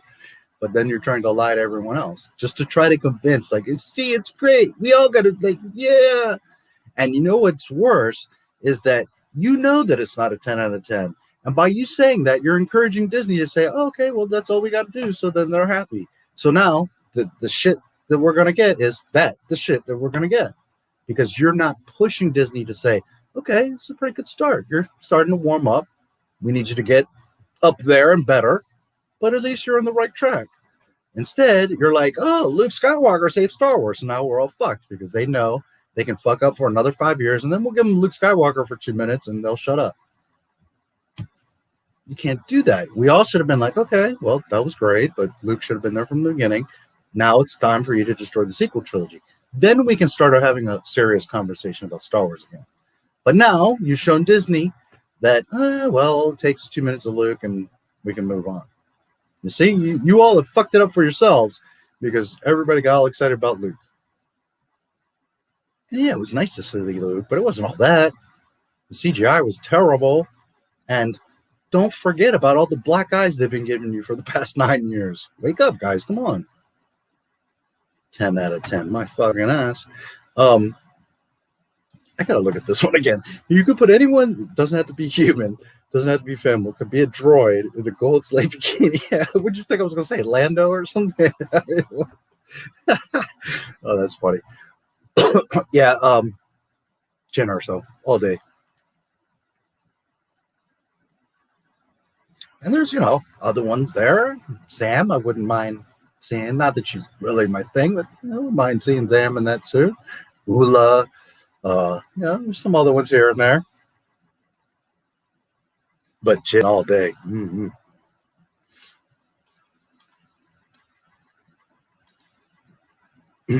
Upper left corner screen is empty.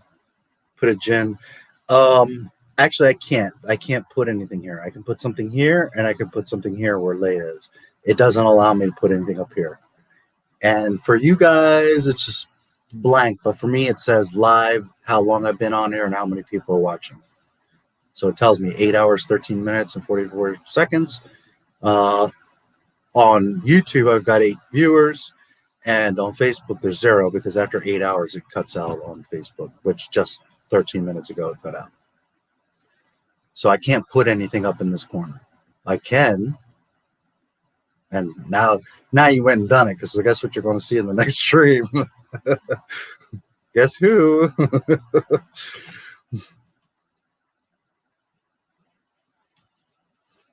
But yeah, I can only put something down here and here. And don't get me wrong, I love me some Leia. But just like as a man, my type, Leia's not. I think she's gorgeous. She's beautiful. She's awesome. She's our princess. Love her to death. But she's not really like a girl I would hit on in the street. You know what I mean? Jen, like, oh boy, I would totally walk up to her and be like, my goodness, I need to know you. And that's just me. I'm not trying to convince you guys. I'm just saying that's me personally.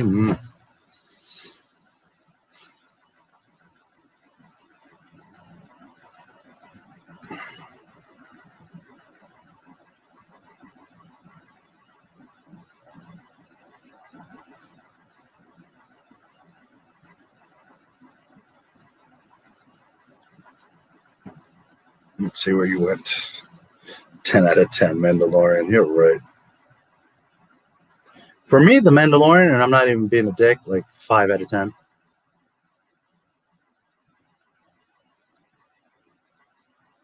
Because being really objective about the quality of the story writing, the character arcs, and the production problems, 5 out of 10.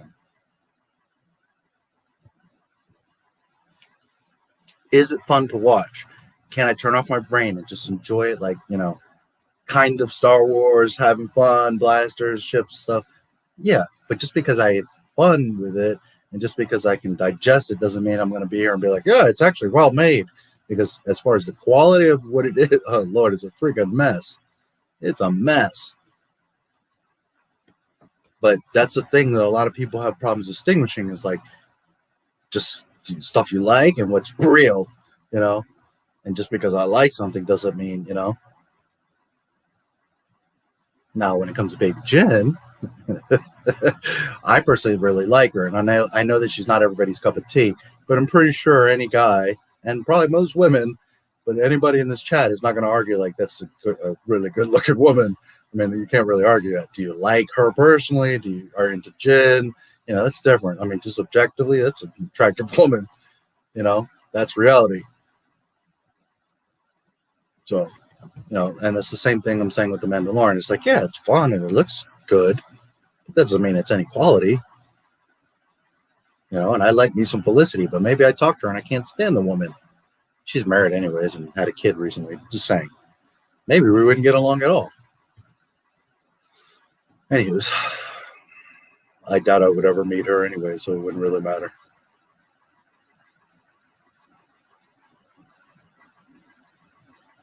Boob armor.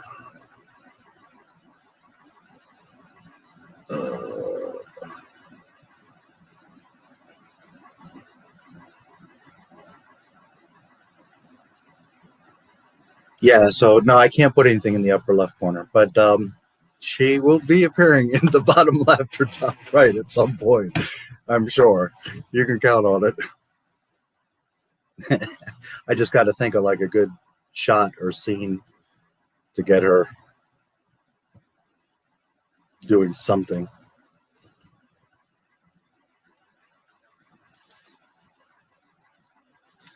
Felicity was actually going to play Black Cat in Amazing Spider-Man, but it was canceled. She'd better show up in the MCU. Yeah, she would probably be awesome in the MCU.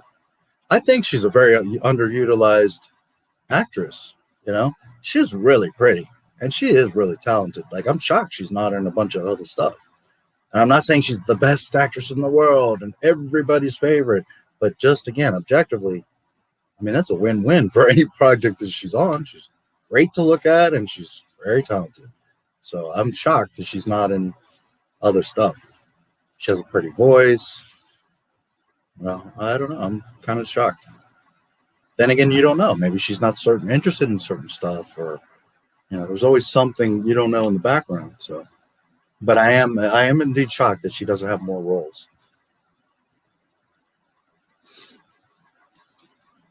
And she probably could be pretty awesome in the MCU in various things. I thought you might have said a gonk droid in a gold bikini. Well, not that I'm into droids, but R2. I mean, come on, R2, man. I don't know, maybe C-3PO, gold in a gold bikini. Now, if we're talking like Blade Runner droids or Westworld droids, okay. Those are more, I forget, they had like certain names for them, but like cyborgs or, you know, different type of thing. And no, I'm not really into that. I'm just saying, I mean, if I was stuck in that world and that was the option, well, okay. But like straight up, like, you know, poking a tailpipe of a robot is just ridiculous, Pando Lando. I thought you might have said a gonk droid, yeah. Gong, gong. Imagine someone claiming that they know Star Wars more than the person involved with these movies, possibly before they were born. Yeah. There's people out there that indeed do say that, that think that way. Tape a picture of Jen to your forehead, but I want to look at her. I don't want her like here for you guys. I want to look at her. I could tape are like on the inside of my glasses. Oh, that's funny. Well, just know it's your fault because she will be appearing at some point in my live streams. I suppose I should thank you. Who do you prefer? Figurin, Dan's band, or Size Snoodles? Size Snoodles, come on, man.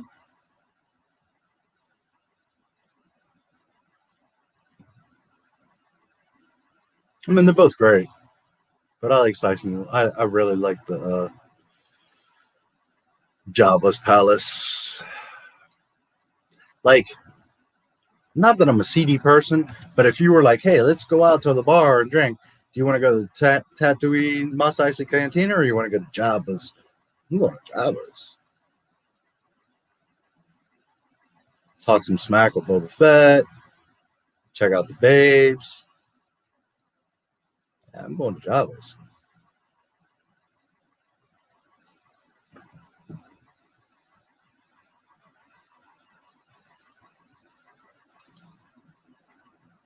Just kidding.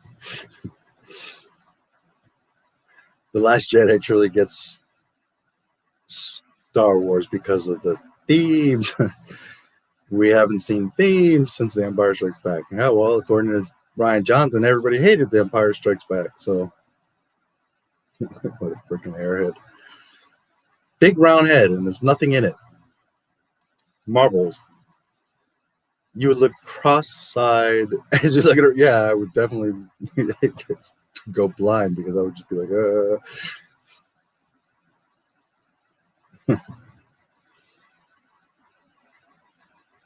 I might be drooling from now on all my streams for Baby Jen. Did I mention I love me some Baby Jen? Marcus legitimately believes that New Hope and The Empire Strikes Back were the only two good movies before Disney bought it. Yeah, well, a lot of people, you know. Listen, I don't expect you to love every part of them or this one or that one to be your favorite. To me, Jedi is the ultimate.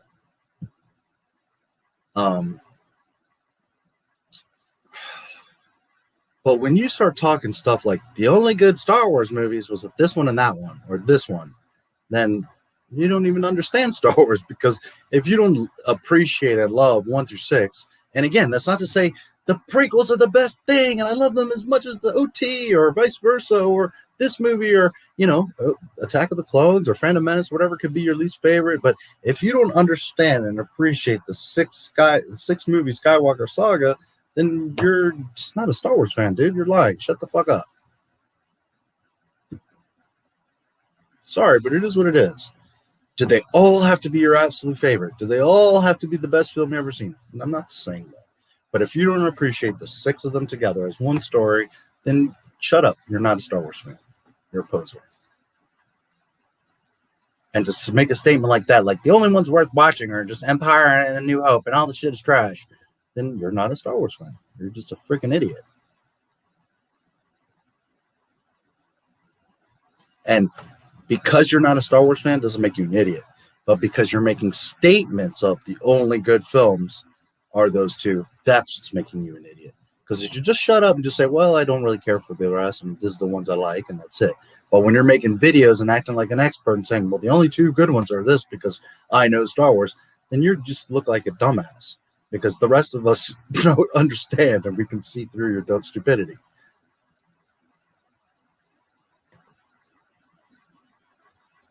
You don't have to love all of them. You don't have to say that the prequels are great or that this one is great. But for you to not appreciate those 6 movies together as a whole, then you're not a Star Wars fan. You're full of shit. And that's okay. You don't have to be a Star Wars fan. It's fine. But again, when you're making videos and making statements and getting on Twitter and running your mouth, that's where I'm going to tell you, shut the fuck up, because you're an idiot. And a liar.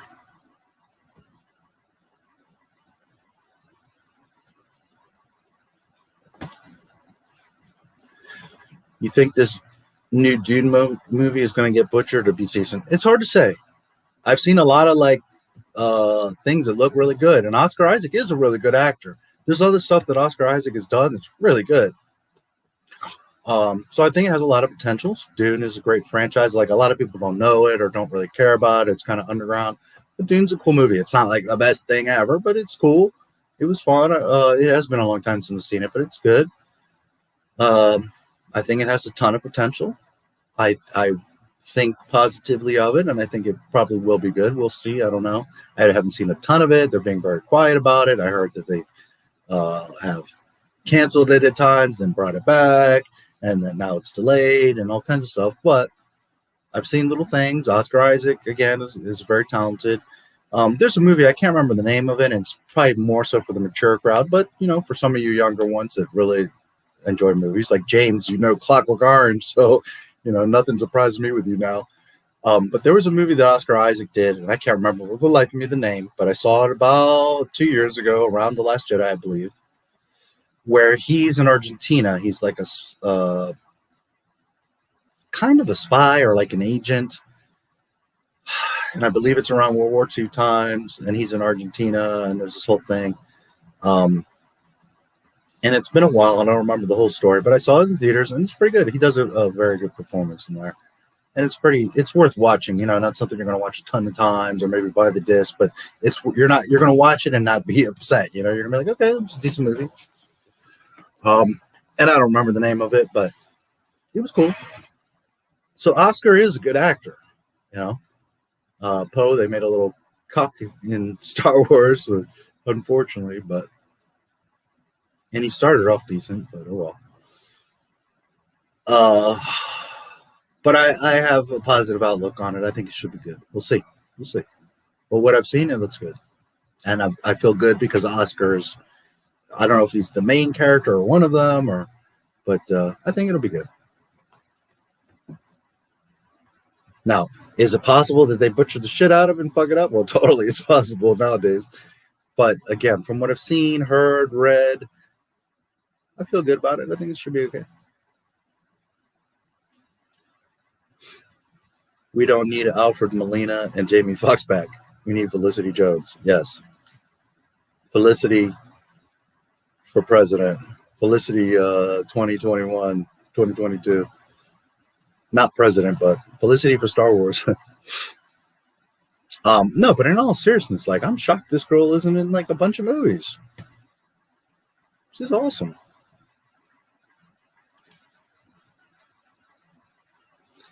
I would also put Max Rebo in the bikini. Well, that'd be a sight. That would be a sight indeed. You know, for a while I've been thinking about making a video, but I get kind of hesitant because I feel like people are going to be like, you're sexist, and you're. But I've been thinking about making a video for a while that's called Star Wars Used to Be Sexy, and like show all the babiness of Star Wars. You know, Padme and Isla and, you know, Leia in the bikini. And I know a lot of you would be like, oh, yeah. And then there'd be some, you know, I just know there's going to be people like, ah, you're a pig and you don't appreciate the other new women. But I mean, let's be honest, Rose Tico in a potato sack.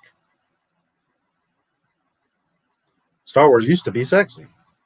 Not overly in your face, but Star Wars was sexy. And furthermore, for the women too.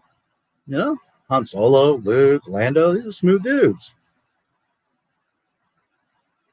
You know, I'm thinking of girls, but yeah, even on the guy's side, obviously, you know, Star Wars used to be sexy. And when part of that was also the extension of the cosplay, the celebrations and the Comic-Cons, like, you know, how many girls are dressed up as Slave Leia, you know? Yeah. You know, whereas now it's like, how many girls are, well, there are a lot of girls that have dressed up like Rey, which it's like, why would you want to dress up like that? Totally non-feminine, but okay, whatever. But outside of Rey, like, there's nobody really dressing up as, I'm sure there's like quite a few Kylos and a couple Phasmas, but no, there's not really people dressing up. And there's not sexy characters to dress up as. Star Wars used to be sexy. I don't know. Maybe one day I'll make that video. I just don't know the reaction I'm going to get from it. Like half of you are going to be like, holy shit, this is awesome. And then the other half are going to be like, you're a pig.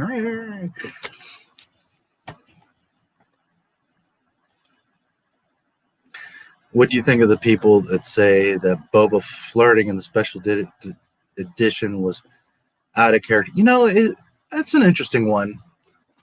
Because a lot of people like are bothered by it. I don't know, guys. I think Boba Fett's a badass and he's a smooth dude, and I would think he'd be getting some girls. Women like that quiet bad boy, especially with the helmet, the mystery. Like, I'm sure there's a lot of girls that get off on Boba Fett. And furthermore, in the tribute, I show you there's girls wearing Boba Fett helmets and all. There's a lot of girls that are really into Boba Fett, especially because of the mystery in the helmet, you know. So to me, him being like on 1313 or somewhere in the underworld or being in Jabba's palace, I think he pretty much have his pick of the ladies. Remember, his reputation precedes him. He's known. He's the best bounty hunter in the galaxy, okay? So Clint Eastwood walks in the room. He's got his pick of the litter. Boba Fett, same thing. I can't imagine too many girls, especially in Jabba's palace, being like, nah, you ain't shit. No, I'm pretty sure they're all like, pick me, pick me. So to me, I didn't feel bad about it. I think, yeah, he's a bad dude, and he would get the ladies, no doubt. Is he super playboy and like getting all the girls and picking them all up and sleeping with all of them? And no, I don't think that. But I think that he would pretty much have the pick of the litter, honestly. And for him to, you know, be talking to chicks and flirting a little bit, and maybe he particularly likes that one, and he like grabs her chin. I didn't have any problem with it. Boba's alpha. So I didn't really have a problem with it. I don't know why some people got so bothered, like that a pimp is being a pimp. I mean, come on, it's Boba Fett. I don't know. I didn't have a problem. Would he be spending a lot of time on that and doing that all the time? And no. But for Boba not to have his pick of the litter in Jabba's palace, I think that would be more of a far-fetched than what we saw. I think he would go in there and they'd all be like, oh, Boba. Especially compared to, like, you got Jabba, you got Bib Fortuna. You know, every now and then there's a bounty hunter or like Luke or somebody that comes through. But in general, Boba's the man in that place, I would think. And another thing, like, if you know the lore, he worked like very close and personally he was like Jabba's personal bounty hunter for many years. So like he would have always been around the palace and well known in Tatooine and well known in the palace. Again, like, to me, Boba Fett would have the pick of any chick in there. It wouldn't even be like. So now that's not to say he could go anywhere and just pick up any chick. But, you know, Mandalorian, the mystery, the helmet, he's very stoic and badass. I think he would do pretty good with the ladies, but especially in a place like 1313, Jabba's palace, the cantina. He can have any one of those chicks. That's what I think. I didn't have a problem with it. On the contrary, it just, to me, is like made him even more awesome. To me, it's more illogical. Like, how would that guy not be able to get the attention of the women? Of course he would. Out of all the Star Wars scenes that I recreated as a kid, Sarlacc Pit was the most. I used a cardboard hoverboard as the sail barge. I had so many alien toys. Nice. And that's a, you know, super classic scene. The execution of the Sarlacc Pit. We all loved that when we were growing up and watching that. In the lore, in the books, there's several of those pits around Tatooine. Not like everywhere, but there are different ones. It's what it is. It's like this huge tunnel system, and they're all connected. Like the Sarlacc is this massive thing with mouths in different areas of Tatooine. But again, that's EU, so official George canon. Now, you know, official George canon is what we see in the movie. So there's the one Sarlacc pit. Just saying, in the EU, the idea is that it's like an interconnected tunnel system, and the Sarlacc has mouths in different areas of Tatooine. Yeah. Sarlacc Pit, baby. Rancor. I love the Rancor. I also loved in the Bounty Hunter game how you're like fighting Rancors all over the place. Nice.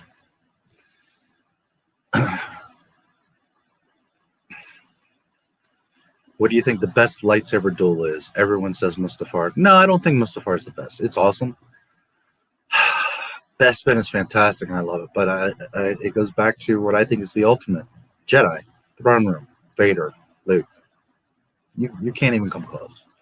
Music, intensity, tension, stakes, redemption, balance of power, the Emperor, the music, the outside battle. I mean, it's just not even close. The stunts, the Vader throws the saber, Luke has the high ground. I mean, it's not even close. When you really objectively look, it's not even close. A lot of people like the Maul because Maul looks like a badass. I get it. And the double swords, and it's fast. You know, it's super fast. So people are like, oh, and it's awesome. But when you really, like, it just the other day when we watched it, I was like, it's cool, but it's not, you know, looking back at it, it was not that impressive. And Mustafar is fantastic, you know. But nah, I just think it's not even a contest. Throne Room, Jedi, Luke, Vader. That's Star Wars. That's literally like, I mean, there's so many things, and like I've said so many times, like it all revolves around Padme and Anakin. But if you really like, okay, you've got 30 seconds to show what Star Wars is. Throne Room, Vader, Luke. That personifies it all, right there. Father and son, good and evil, redemption.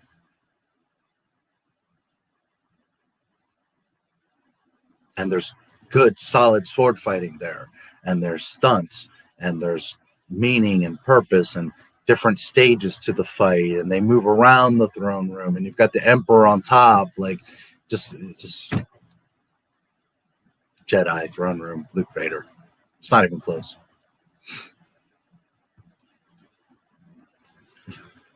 Growing up, I had 2 beds in my room. I'd push them together so there were a triangle-shaped gap between them and pretend it was the Sarlacc. Nice.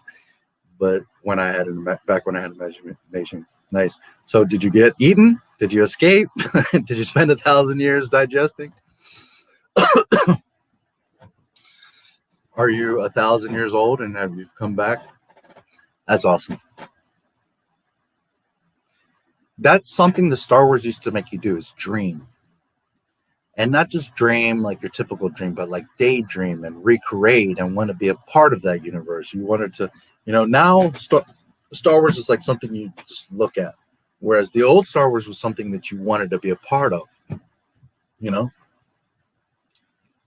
And this was boys and girls. I don't want to hear that. Girls didn't like bullshit. There was tons of girls with the toys. And there was tons of girls that wanted to hang out with the boys that had the toys. Now, granted, was Star Wars always have been more so a boy thing? Sure. You know, it's guns and sabers and blasters and swords and explosions and ships. And, you know, nobody's arguing that. It's mostly boys.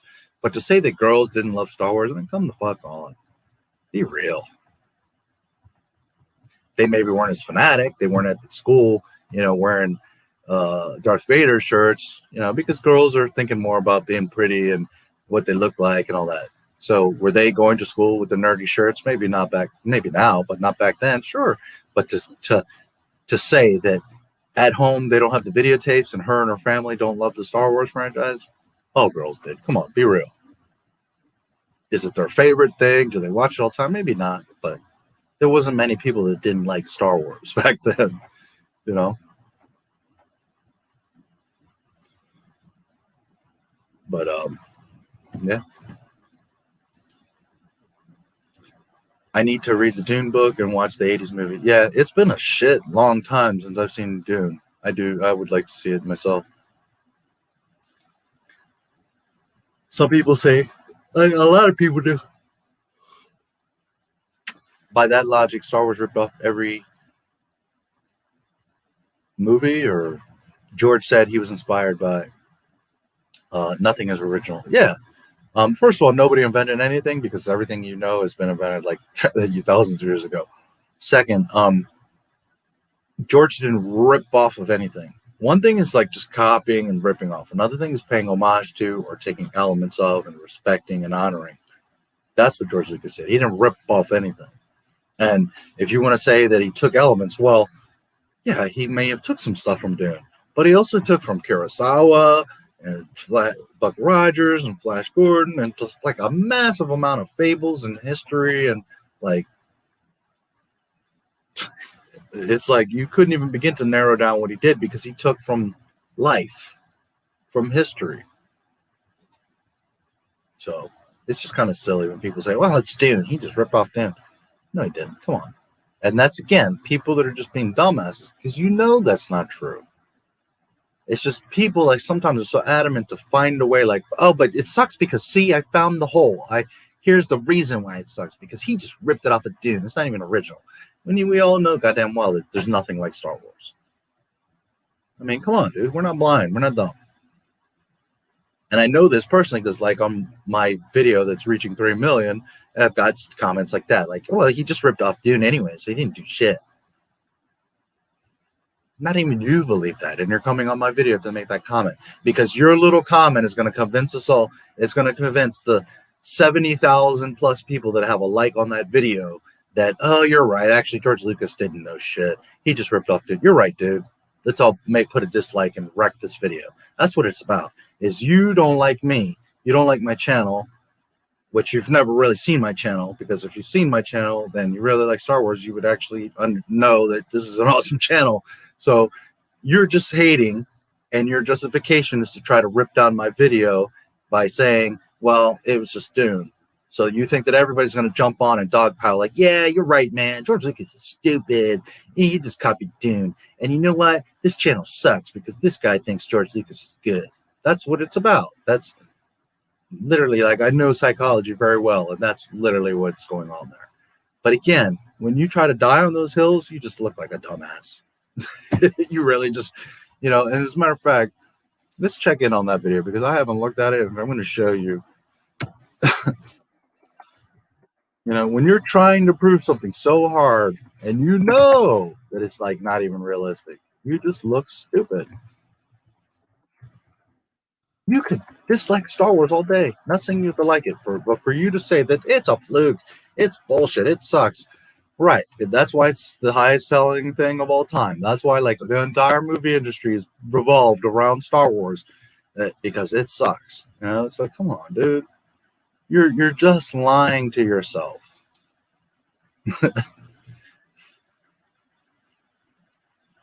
Somehow I'm back under 9,000. Did I lose a bunch of subscribers all of a sudden? What the hell? Who'd I piss off? Who doesn't like Baby Jen? Okay. So I'll just share it just so you guys can see what I'm talking about. But I mean, let's be real, And not that my little channel is the indicator of anything, but when you got a video that's reaching, let me look on the other screen, that's reaching, 2.275 million views and has 2.6 thousand dislikes, but 71,000 plus likes. Obviously, most people love and respect George Lucas. So when you make comments, let's see, they're loading. Why is it saying NA? Don't tell me my comments have been something happened.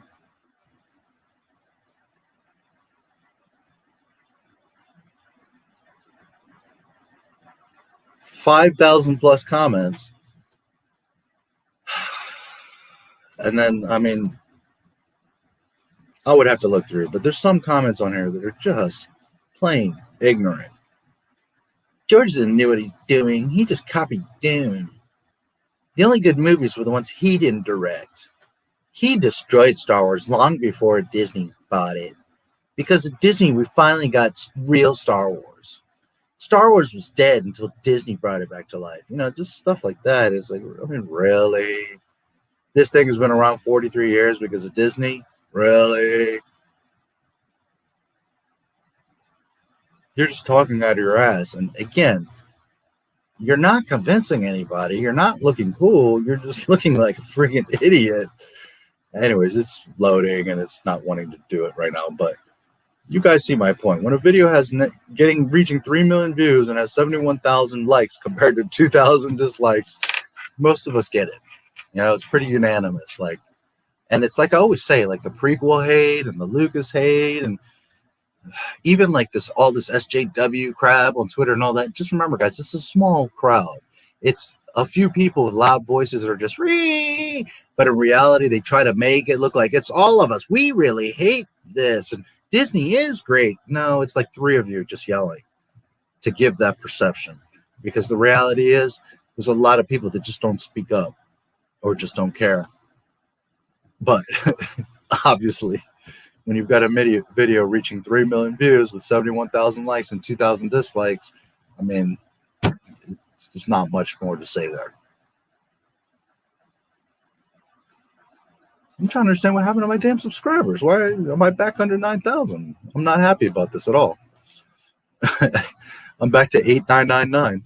Well, YouTube being dumb, I guess. Sometimes it has to like update and oh well.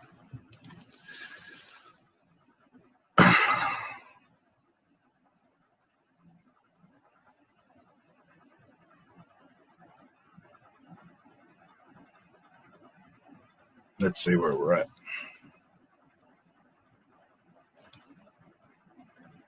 You know, and I've said it many times, Star Wars isn't for anybody. I'm not here to convince anybody that it's the greatest thing and you have to love it and all that. But when you're taking the complete opposite nonsense route of like, that sucks, so that's trash, and really the all-time great, well, not all-time most grossing film, but pretty much, and that changed the entire pop culture, changed the world, changed the film industry, innovated everything. All the movies that you guys love, every last one. Predator, Abyss, Terminator, whatever, all because of George Lucas. ILM, Skywalker Sound, THX certified, all that. It's all Lucas. All of it is because of Lucas that you have these movies. Ghostbusters, Back to the Future, all this stuff is because of Lucas.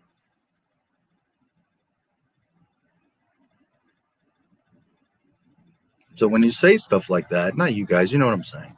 When people say stuff like that, I mean, you're dumb. You're being a dumbass.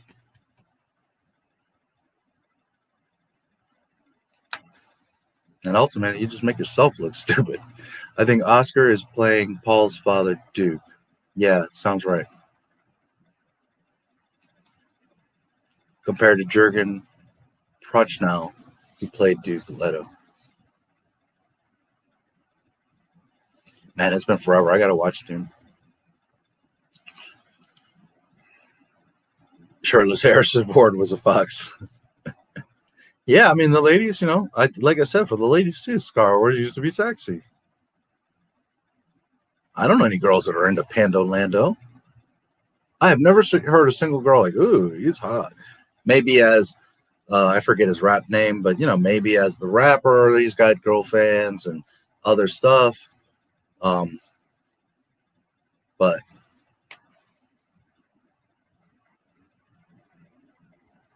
honestly, when I think of him, I think of his like America song or whatever it was with all the guns and he's on standing on cars. I think of him as on Community as the total dork ball, and I think of him as Pando Lando. So my opinion of him is not great. Now I'm not saying he's talentless. He's actually playing those roles well because he makes you believe he's that lame. But like I don't have like a role where I'm like, oh wow, that's an awesome character. He's great.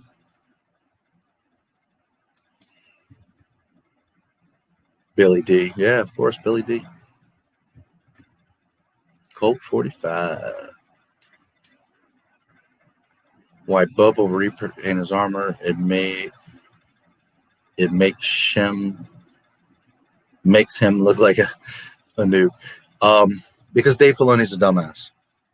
And because Dave Filoni's forgetting or not respecting the character of Boba Fett.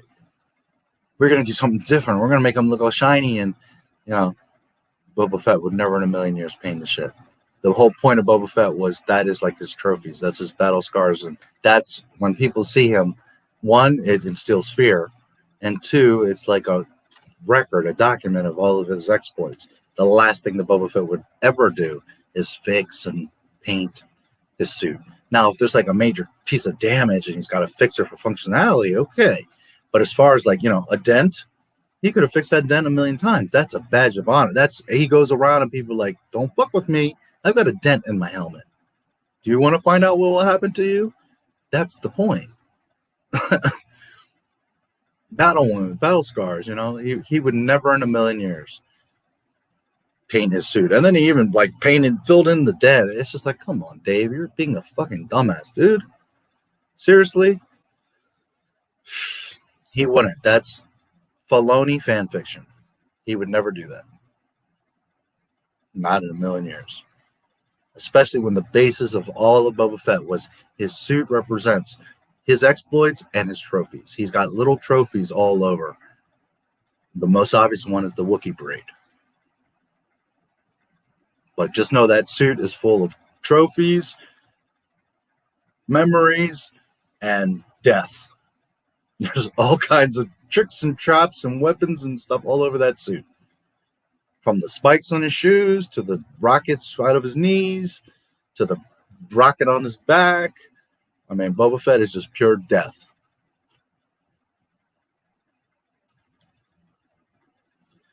I used to take everything off of one of my shelves and made it look like every room in the Death Star. Nice.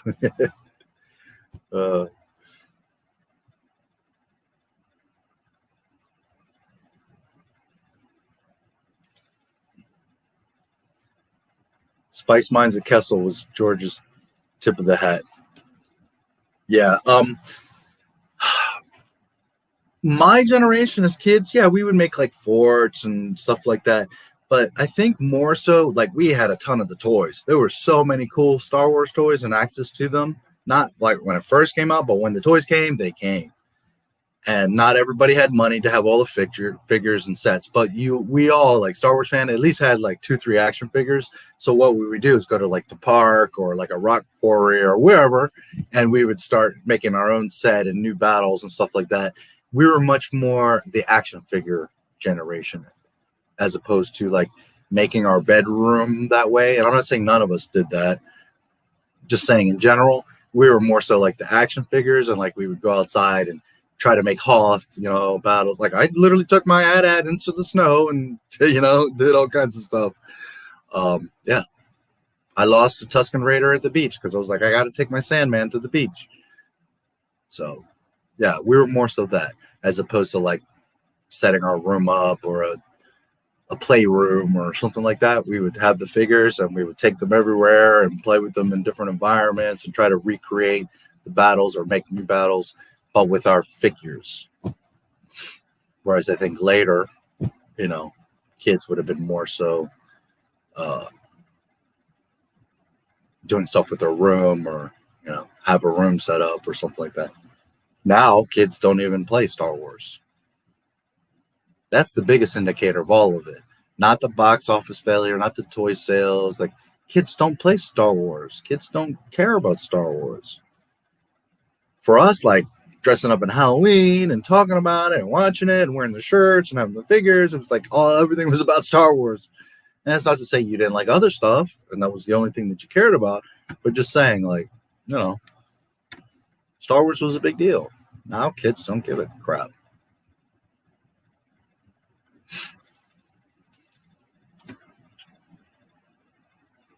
R&R, that is all.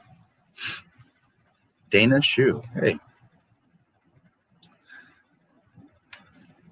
Welcome. I don't recognize you, so maybe you've been hiding this whole time. Or maybe you came in, but welcome. We all know how The Mandalorian is a Western in the Star Wars universe. Well, what about a horror thriller from the point of view of Boba Fett's bounty? Could be. I heard that they were exploring, or at least there was a rumor of like a horror with stormtroopers. They could do some stuff there. I think something really cool could be like a first-person view of Boba Fett through his helmet. Whether it be a short film or an episode of something or a movie, that could be pretty badass. Like seeing the world through Boba Fett's eyes and him getting bounties and doing all kinds of stuff. I think that would be badass. See how people like interact and react to him, you know. Seeing him first person flying Slave 1. I mean, there's all kinds of awesome shit they could do. Him, you know, the scanners and sensors in his helmet and the rangefinder coming down and like him tracking stuff, and you can do all kinds of stuff with that.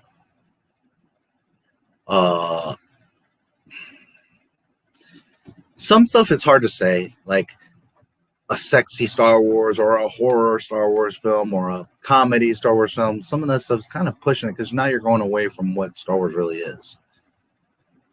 Then again, if it's very isolated, like we're gonna just make one horror film for the fun of it, they could have like stormtrooper zombies, or you know, they could do some cool stuff. Don't get me wrong, but one, it would have to be R-rated. If you're gonna do it, do it. What, you know, again, it's, to me, it has to be very isolated. Like, this isn't canon. This is just for like fun and experiment, side thing, you know, for the universe, just to have a good time. Yeah. I'm down. Kermit the Frog as the pit, nice.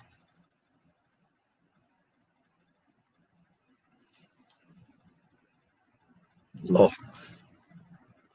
The way Vader says sister and ROTJ gives me chills. Yeah. Absolutely. I'm trying to remember. There's a video that I used that in. And I used it in a very clever way. Was it my Darth Vader Imperial March video? It's one of the videos where I used that, and it's pretty cool the way I did it. Right now, I can't remember. I've made so many videos now that I start to forget them. But yes, absolutely. That's a very cool quote of Vader's.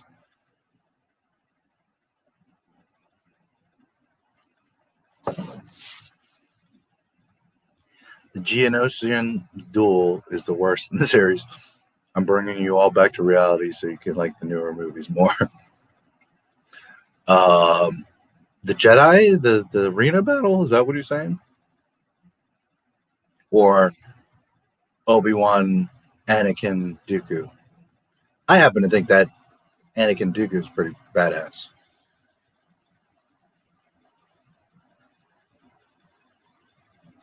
If anything, the weakest part of that is Obi-Wan. Like, he gets dispatched pretty quick. I was pretty disappointed with Obi-Wan. Of course, Anakin doesn't do a whole lot better. But that scene where, you know, it's dark and you're seeing them like flashing around and whipping around the sabers, and you're just kind of seeing the silhouettes of their face. I think that's awesome. Some people say, that's the worst thing ever. It sucks. And I don't know. The Chosen One versus Christopher Lee, and they're like, I think it's freaking artistic and marvelous, but each his own. It's not the greatest thing I've ever seen, but I think it's pretty awesome.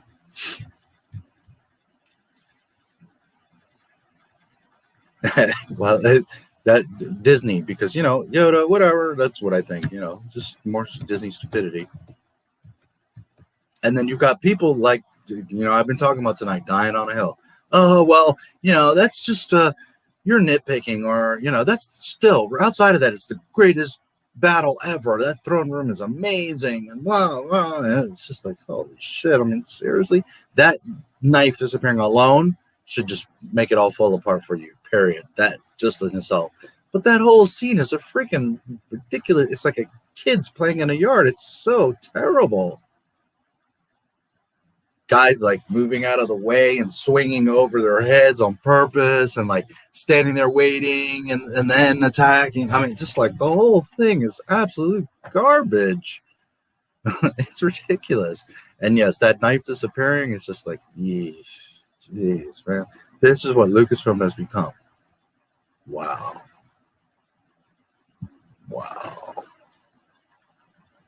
The standard, and this is the saddest part, the standard of quality that some Star Wars fans have come to accept. It's like, wow, really? That's okay to you? That you think that's great, good Star Wars? Wow.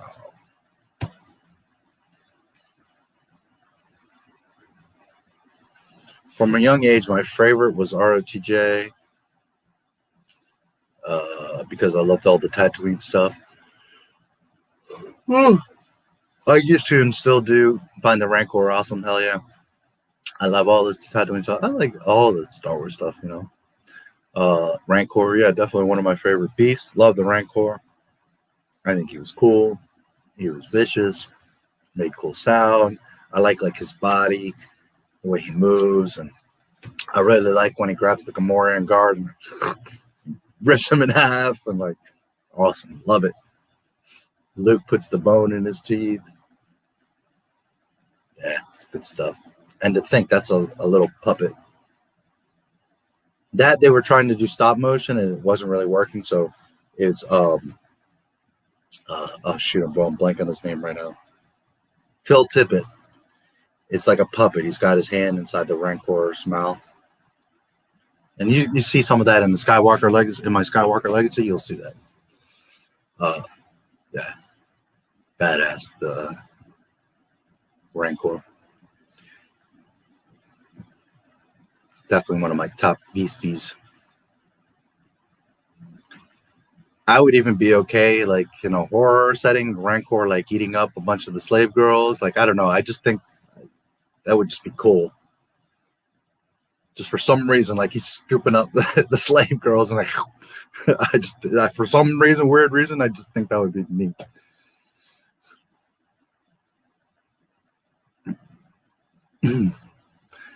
I got eaten and eventually made my way back out. Sometimes I was Boba Fett. Hey, well, in the end, Boba Fett always gets out of the Sarlacc. Very cool.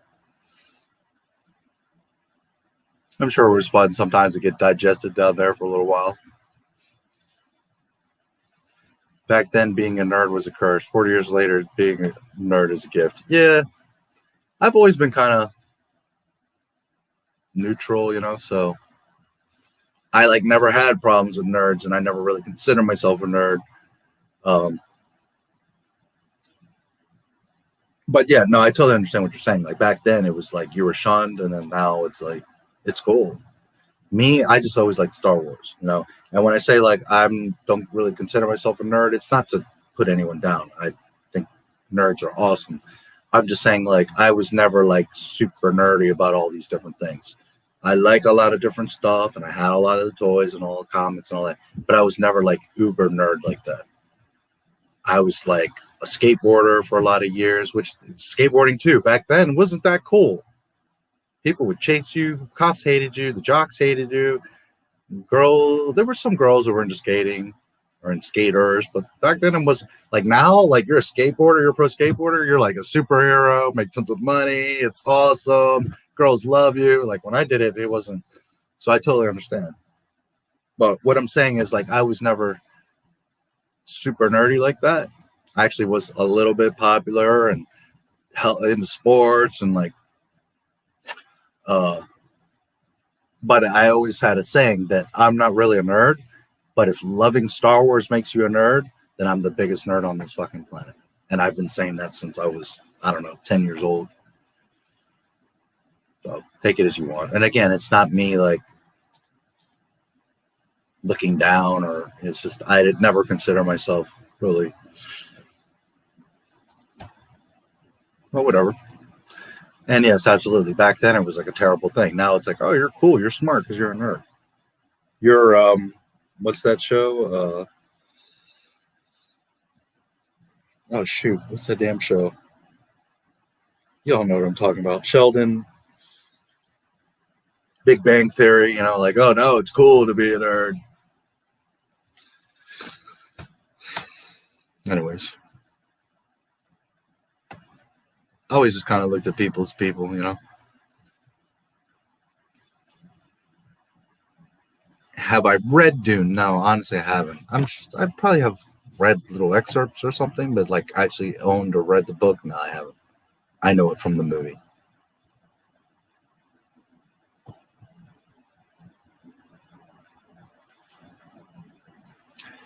Favorite scene is Spaceballs. I like when will then be now, ludicrous speed, and most of all, I am your sister's cousin's friend's former roommate. Yes, that's awesome too. What does that make us? Absolutely nothing. We kind of talked about this last night. It's hard to say because there's so much. Mr. Coffee, the raspberry jam, your Schwartz is as big as mine, fooled you.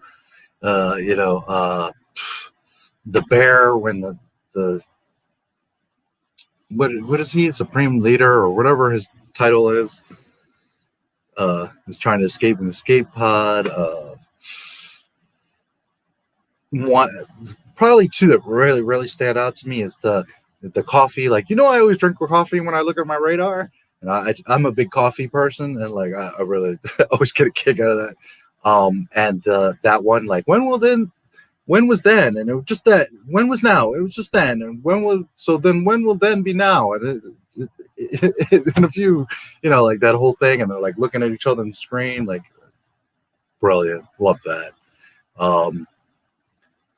You guys find anything? No, sir. You guys?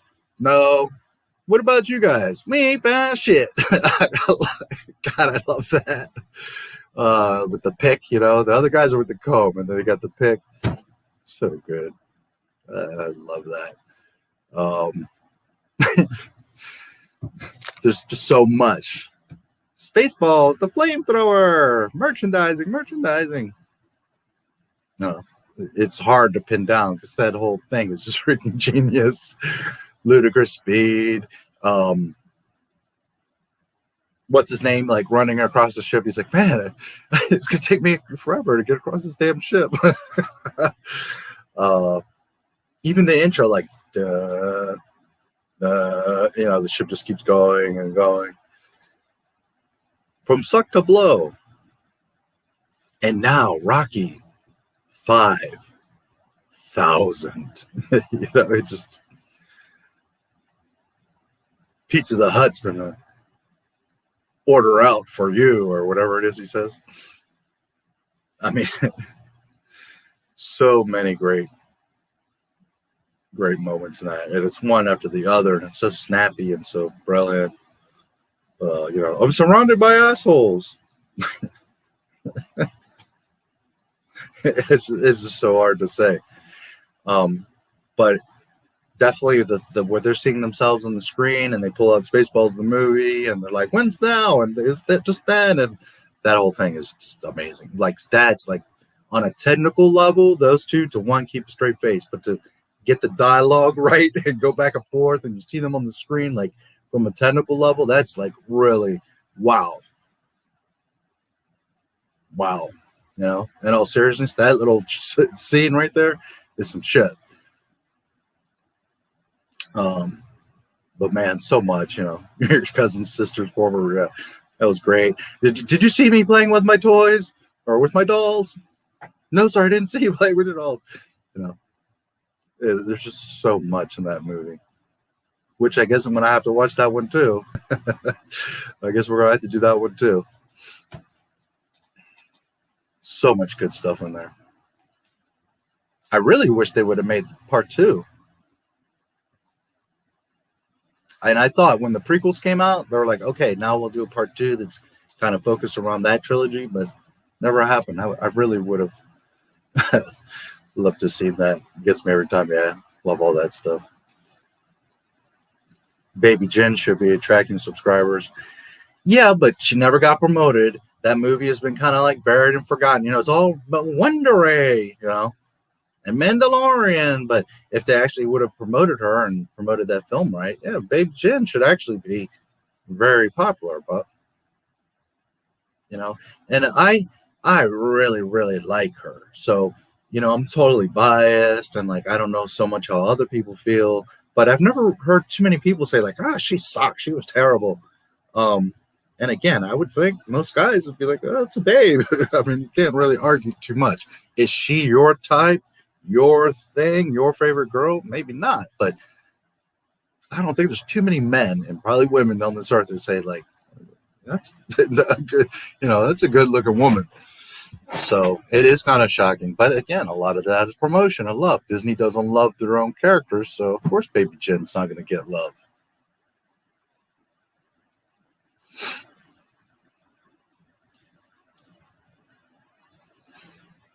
She gets my vote. I remember Cosmonaut Variety Hours Rebels review.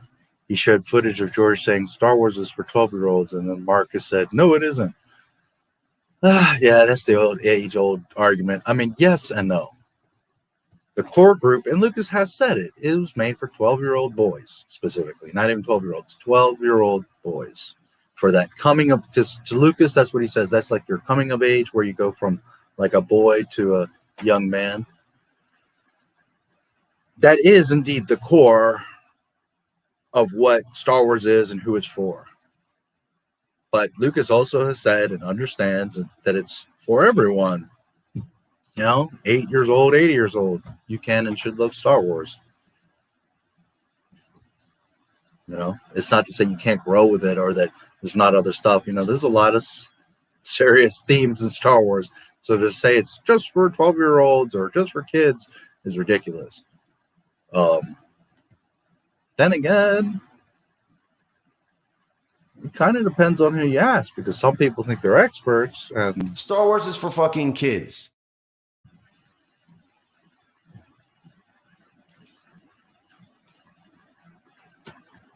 That saying is so ironic, because you're saying that this is an innocent, pure thing for kids, but yet you're saying it's for fucking kids.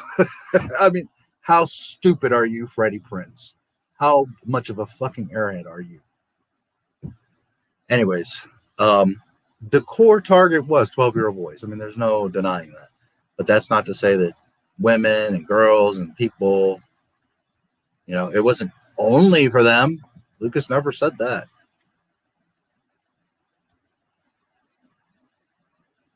So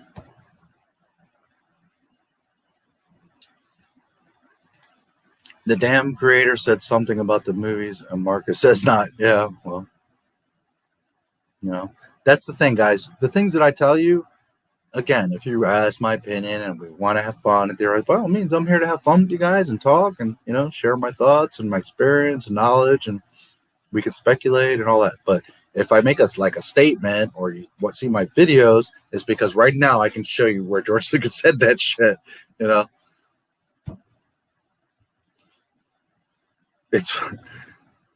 It's funny how Leia hugs Rey and not Chewie. That's J.J. Abrams being an airhead. I'm not going to hug this person I've never met instead of someone I've known for decades. Yes, because you're not thinking about Star Wars or the story. You're just thinking about, we got to make Rey look good. We got to make her the center. Even though she doesn't fit, doesn't make sense, nobody gives a goddamn about her, we got to make her the focus. And that's what happens when you Dave Filoni it and only worry about you're being a Sith. You're absolute. When you're not thinking of the story. Because if you were thinking about the story, the first thing that would have came to you is Chewie would see Leia, and of course they would embrace, because they're longtime friends. She loves, adores Chewie, and not to mention Han just died. So the first two people to console each other are going to be Leia and Chewie. I mean, how little do you know about Star Wars that you don't make this the first priority? She wouldn't even give a goddamn about Rey. She doesn't even know Rey. But this is JJ. I love Star Wars. 10 years old. I love Star Wars. No, you don't. Shut the fuck up. You don't know the first thing about Star Wars, you asshole. Chewie just walks right by, and Leia's like, oh, Rey.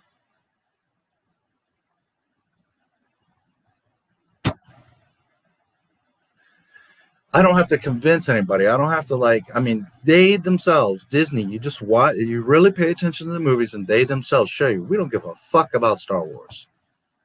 In fact, they hate Star Wars. They literally do. They shit all over it all the time. They don't give a goddamn about Star Wars. And if they don't care about their own franchise that they own, then they certainly don't give a damn about you. That's why when I say, like, Luke and the Mandalorian, that shit wasn't for you. Don't think for a second they did it because, we love the fans. Let's give them Luke. They did it because they were desperate, because shit is tanking. They're in massive debt, and they need to do something to get some subscribers, because Disney Plus ain't doing it. So they're like, Ahsoka, that did pretty good, but we need more of Bo. Okay, well, that did a little bit better. Oh, bring Boba. Maybe that'll get, bring Luke. And everybody, Luke Skywalker. When You didn't even think for a second. They're just using you. They're playing you. That shit wasn't for you. That was to get you hyped up and be like, oh, Star Wars.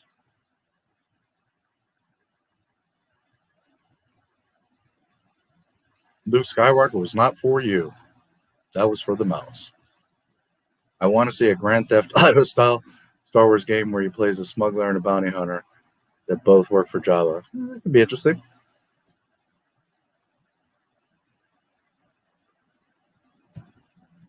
Could be interesting.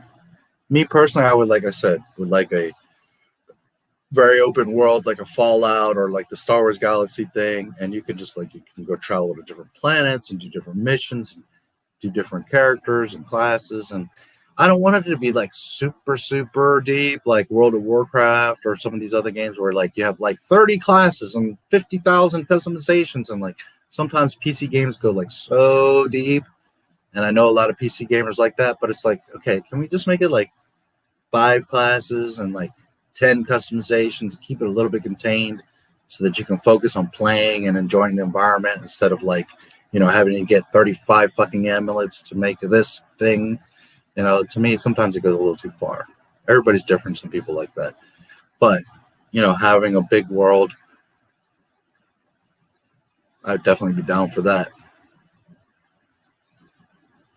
Grand Theft Auto, yeah, that could be fun. I don't know how long that would last, though. Like, that type of environment, that type of style.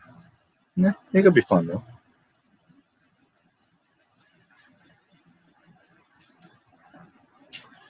How do you feel about the cancellation of Fett? I remember Fett being announced and I was ecstatic, but then they decided to do Mandalorian. We all know why.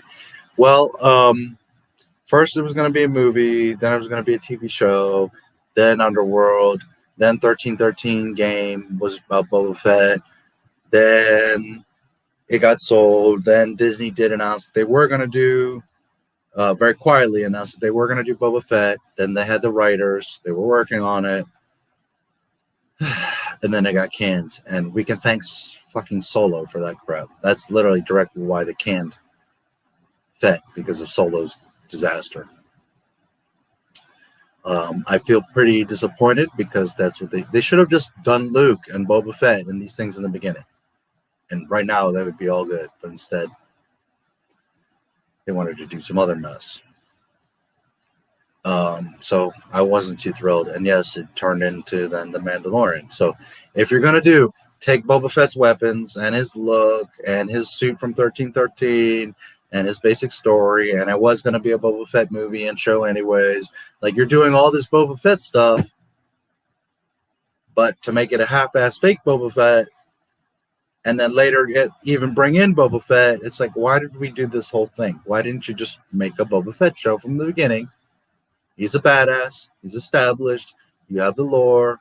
Everybody, not everybody, but most people love him.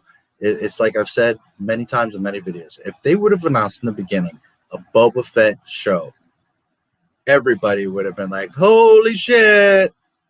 Even non-Boba fans would have been like, oh, wow, that's going to be pretty badass. But it is what it is. They chose to do Pandy Mandalorian. And after all that time and money and things that they went around, they still got forced in the corner to, well, we're going to have to make a Boba Fett show because that's what people really give a damn about. Not Pedro and his helmet drama and all of this nonsense. See, Mandalorian's becoming a problem. One, because now Grogu is out, so, like, what are we going to do? He's going to get killed by Kylo. He's gone. Luke, are we going to extend that? Are we going to bring in Luke now? There's all this problem. The Darksaber, they've painted themselves in a corner with that. All these problems. Now you got Boba Fett, and you saw the reaction. Everybody would have rather had a Boba Fett to begin with. So now the Mandalorian show's like becoming a liability. Plus, now because of the scheduling and the filming of Boba, you're not going to get season 3 of Mando until 2022. So that means with all that time, just like movie theaters, like people aren't that pressed anymore. Well, the same thing's going to happen to Mandalorian. It was already a half-assed show. Now you're going to have Boba Fett plus extended time before you even see Mando again. By the time that Mando show comes back, a lot of people are going to be like, I'm over it.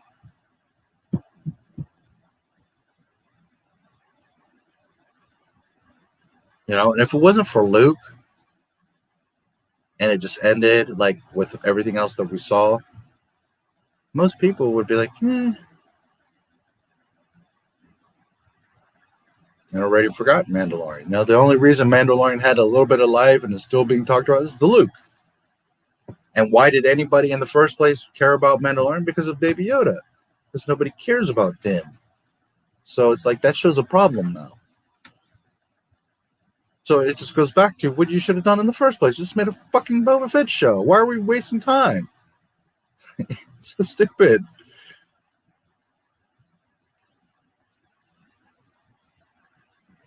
Disney loves losing money. I don't know what else to tell you. That's the only answer I can give you.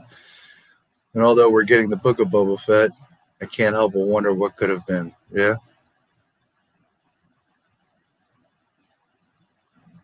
And we don't even know. The book of Boba Fett might be like 4 episodes just for the jingle jangle, the keys in front of your face. Like, here he escapes, here he kills 2 people, and the end. You know, it might even be a freaking tease anyway. So it's like, we'll see. But Boba Fett is the same problem as Luke. Okay? Boba Fett to the Mandalorian, the entire race, show, Grogu, all of that, Boba Fett is a problem because at the end of the day, everybody's going to want Boba Fett over all that other nonsense. Just being real. Boba Fett fans, medium fans, and then even people that don't care, they're going to immediately go to Boba Fett. So now it like knocks out the Mandalorian. It's the same problem that the sequel trilogy had. Anytime you started to talk about Luke, he takes over, and it's the same thing. You bring Boba Fett anywhere near the Mandalorian, and the conversation is going to be all about Boba Fett. Nobody's going to care about Din or Bo or all the other stuff. So it now becomes the Boba Fett thing. And it's the same thing from the sequel trilogy. The second you start bringing Luke around, he's a problem because now it all becomes about Luke, which is how it's supposed to be about Boba Fett and Luke Skywalker. But Disney doesn't like that. So now they're to have a problem. Like, what do we do?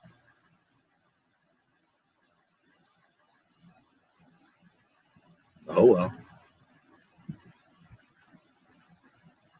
They could have had so much magic and money and oh, well, they chose this route. It's like I always say, they created Not My Star Wars, not me. They chose this shit.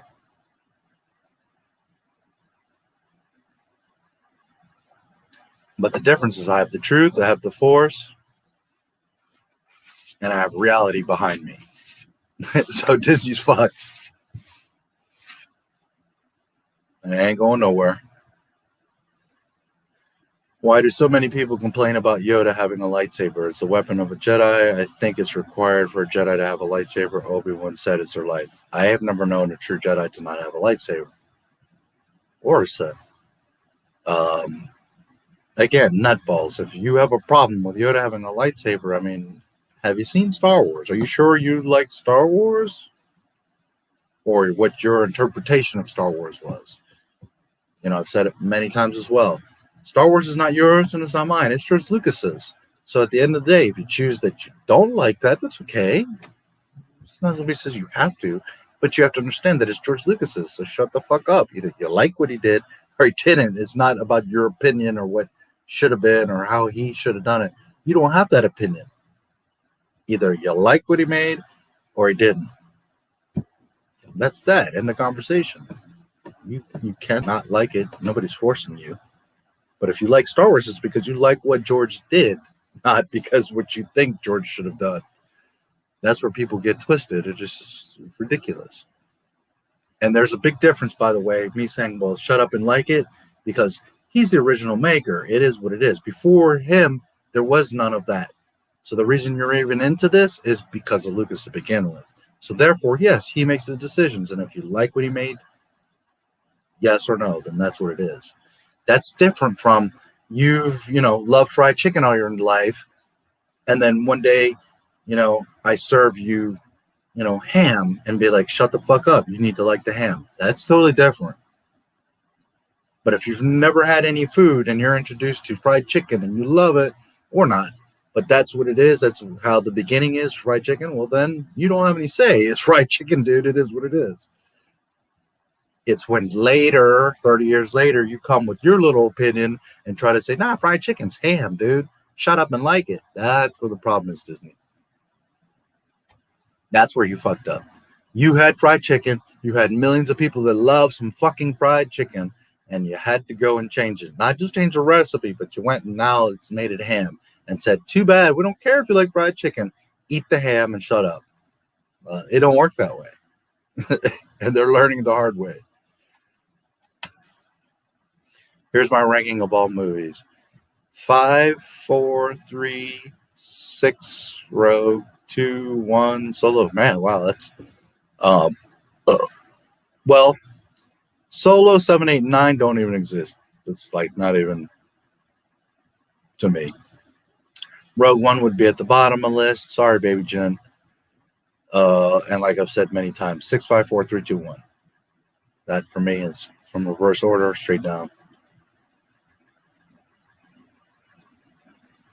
But most people, yeah, the consensus for most people is Empire was the most loved. And I'm not mad at you. I understand and I get it. It's an amazing film. But I like Jedi. And, you know, like I said, Solo, 7, 8, 9. They're not even Star Wars, so I don't even bother to.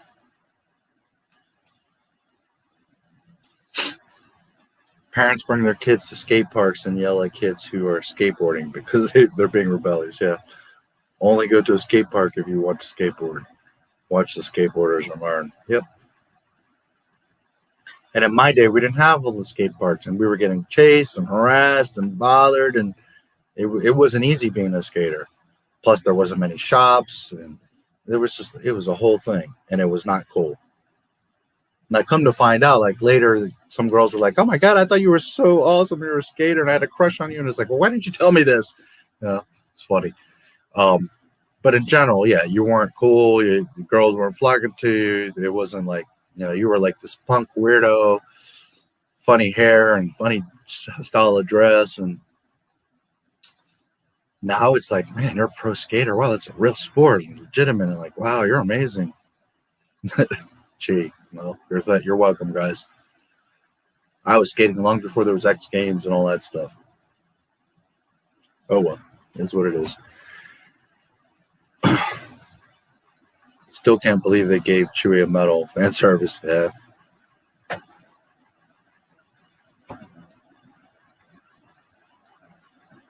And you know the story in Disney. Han got drunk and sold off his medal to get more booze because he's a deadbeat. You know, it's just like they disrespect the George Lucas characters like everywhere in the comic and the book and this and that. I mean, every angle they just make them look like shit. It's unbelievable the amount of hatred they have for Star Wars. It's unbelievable. You own Star Wars and you fucking hate it. It's unbelievable. I wonder what happened to Stargeek. He wasn't posted. He hasn't posted it over here. I don't know Stargeek. I don't think I've ever heard that name.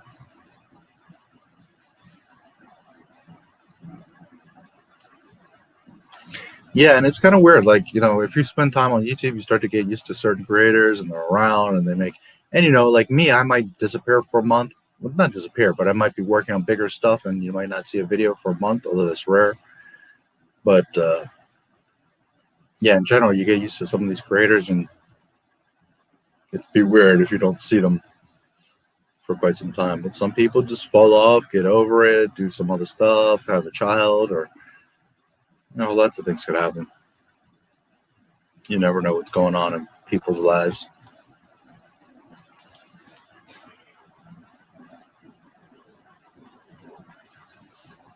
I still have no clue as to why there wasn't a first-person Star Wars game on the Wii.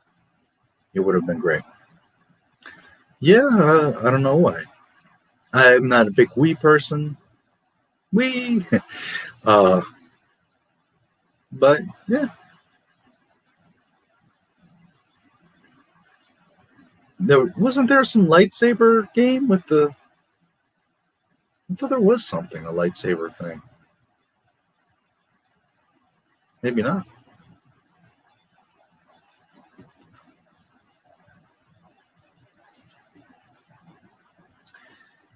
If you could have a perfect cosplay of any character, who would it be? I would choose Boba Fett. I'm pretty sure you would too. Well, it depends on how you're asking the question. Like for me personally, to dress up, first of all, I'm not a big costume Halloween cosplay person, but if you gave me an authentic Boba Fett suit, hell yeah, I'd rock that shit all over the place. By all means. Now, and I'm assuming yes, you're saying me personally, because honestly, when I think of cosplay, I'm not much into that. I think of cosplay, I think of like babes dressing up like Slave Leia or stuff like that. That's what I think of usually in cosplay, or like dressing up as like an anime character or stuff like that. I don't want it to come across wrong, but to me, cosplay is more like a girl thing, and I'm not saying there's anything wrong with guys doing it. Don't take it wrong. When I think cosplay, I think of girls like in little clothing, being like a Japanese anime or a, Star Wars character or something like that. That's like where my mind goes when I think of cosplay, because I'm not really the one to dress up. But in context of your question, sure, give me an authentic Boba Fett, hell yeah. Or at least something that's fairly passable close, Because for me to actually dress up and do all that, I don't want to be in some cheesy, half-assed, shot up looking Boba Fett suit either, But yeah, Boba Fett, it wouldn't even be. No question there.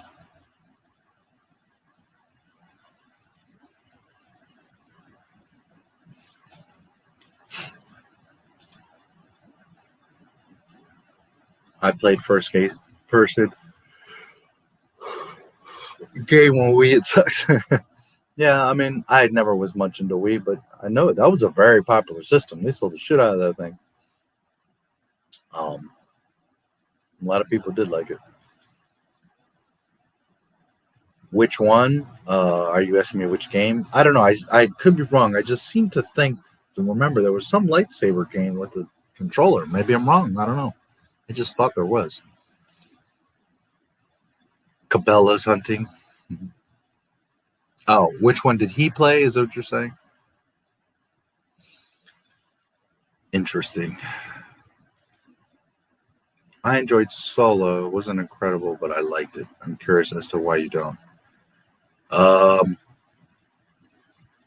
I can't say a single good thing about it. First of all, that's not Han Solo's character at all. Second of all, what's your last name? Oh, I don't have one. Okay, Solo. I mean, come the fuck on. No.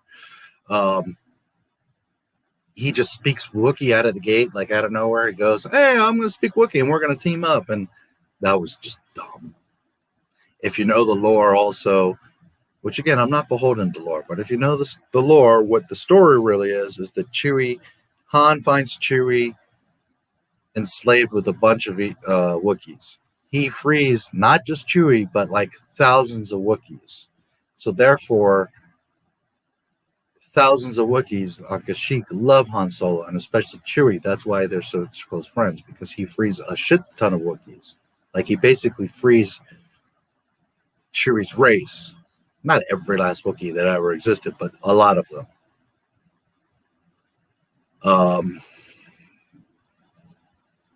The dude that plays him doesn't look or behave anything like Solo. Why is there a train? That train thing, the containers that they go after and all that. We're in Star Wars, guys. Everything floats. Why do you have a stupid train? I mean, there's just the filters, like the dark looking of the film. It looks like garbage. That whole thing with Kira was like a wasted opportunity. I don't know. I don't see anything good in that film. He's begging Woody Harrelson, let me join your team. No, fuck off. Then like 10 seconds later, hey, come on, we're going to come save you and pick you up and let's go. I was like, huh? What? The whole thing is just god awful dumb. And if you like it, I mean, that's fine. But to me, it's ridiculous. That's the furthest thing from Star Wars. That thing was such a trash fire. Holy shit. There's a reason that movie literally lost money. I mean, it's a bad film.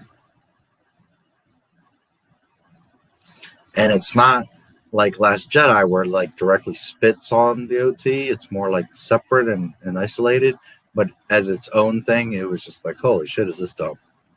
Then of course Pando Lando, his droid becomes a Falcon. You know, there's just everything is wrong. It's not the Han Solo story. It's not how any of that goes down. And they just made this like whole nonsensical thing. I don't know. I don't like anything about Solo. Like, honestly, I'm trying to think of like even Kira. Like, I didn't think she was all that great. She's cute, but and then at the end, Darth Maul, like for no reason, he's just there, and they don't do anything with it, and it's just the whole thing is stupid. I don't know. If I got a medal for blowing up the Death Star, I'd keep it. Hell yeah.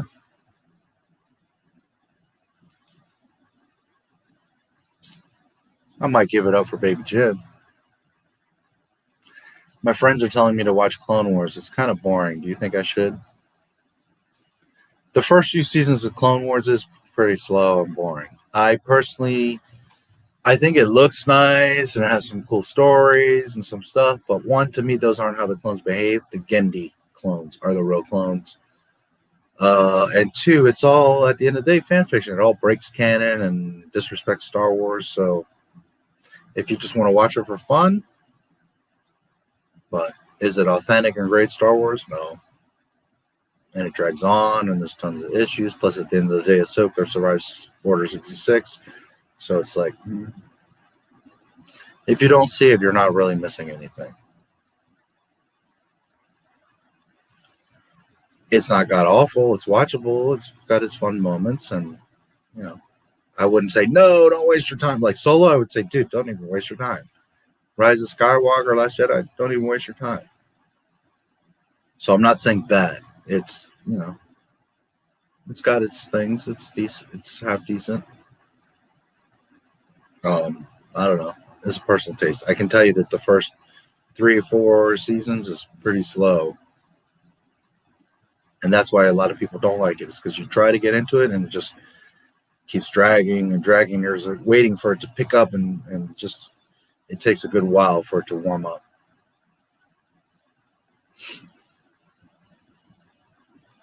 And in one sense, you're going to be there's going to be people like, but you see so much lore. You see the Mandalorians and Darth Maul comes back and Ahsoka. But when all of that is non-canon and breaking shit and contradicting itself, then it's like, well, what's the point? And to me, I'm not like, ooh, look, a Mandalorian jetpack. I'm like, does it fit? Does it make sense? Then if it does, okay. Jetpacks, awesome.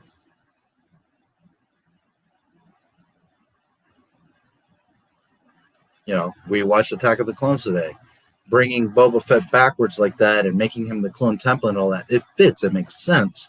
So then, therefore, George takes advantage of, okay, Boba Fett, but I'm going to make them all the clones. So now I put this amazing twist of the Republic has this army of all of these freaking Boba Fetts. And you're like, oh, shit.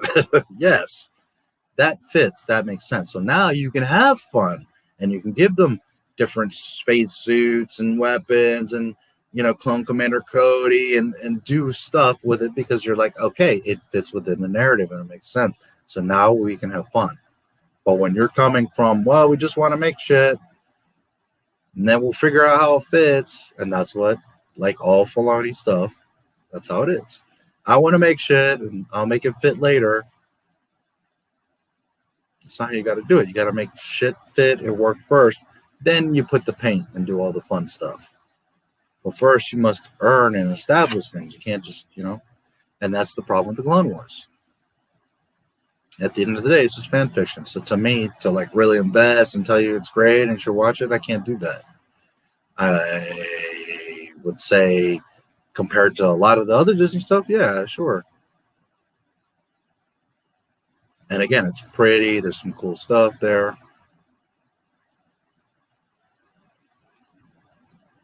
But it causes problems and raises questions. And the clones, to me, that's not how they behave. All these individuals with different personalities. And no, dude, they're all clones.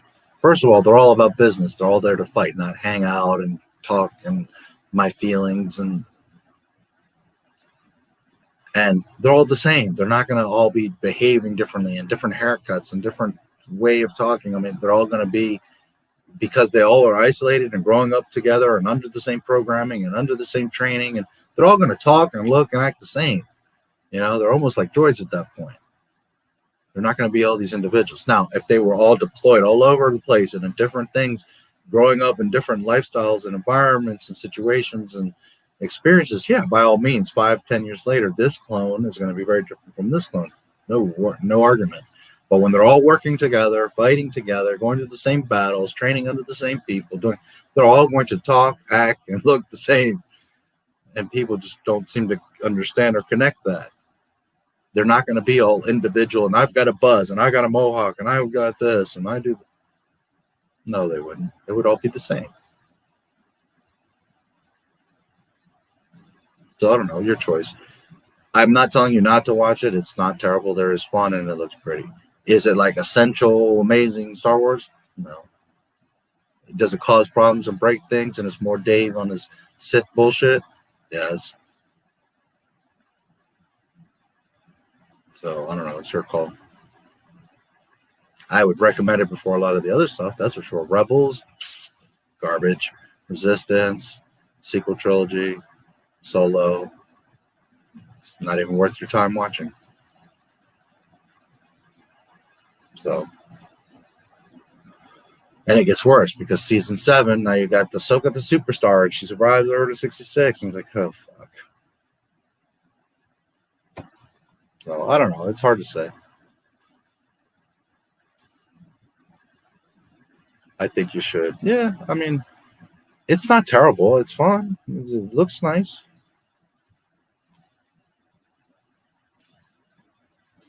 Do you think 3PO is actually fluent in that many forms of communication?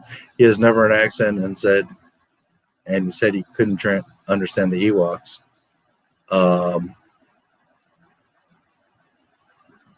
He was translating the Ewoks, wasn't he? Yeah.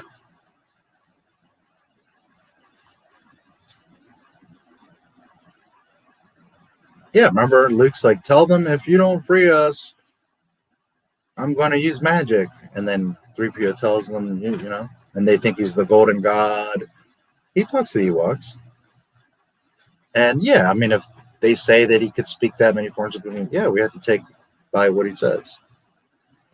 Where he gets dumb is because of Disney, because of trust. Like, I can't translate the Sith thing and this and that. And that's where, and that's part of the problem with the Disney movies. You start to watch them and they start to make you stupid. And you start to confuse things like, well, but 3PO, can he do this? Or can this person do that? And that's the problem with them. They start to make you stupid. They start to make you confused, like rules and lore. And that's the problem with the Disney stuff. It's so far off that it starts to make you Star Wars stupid. Star Wars stupid. Yep. Yes, absolutely he could. He was talking to the Ewoks, and he can speak that many. Yeah. Remember, he's translating for Jabba. Yeah. We don't see it. We don't see him talking these hidden languages, but yeah. And remember that it's not always like him being able to speak. It's him being able to understand and translate into basic what, you know, these aliens are saying. So yeah, from what we see, what we've been shown, yeah, absolutely. Mando kind of looks like, yeah, kind of, but what he is the 1313 game. That's literally where Mando, it's like almost to a T, they stole the suit from Boba Fett 1313. That's where Mando comes from. Jon Favreau didn't invent Mando. That's from George Lucas, 1313, and Underworld. That's where Mando really comes from. And, of course, the Boba Fett movie. I heard some people like Rebels because it's dark, but don't like the Clone Wars because it's kiddie. Rebels, I think, is super kiddie, super dumb. Plus, the artwork is like, talk about kiddie. The Clone Wars has some mature stuff in it. That's silly. That's like literally reverse.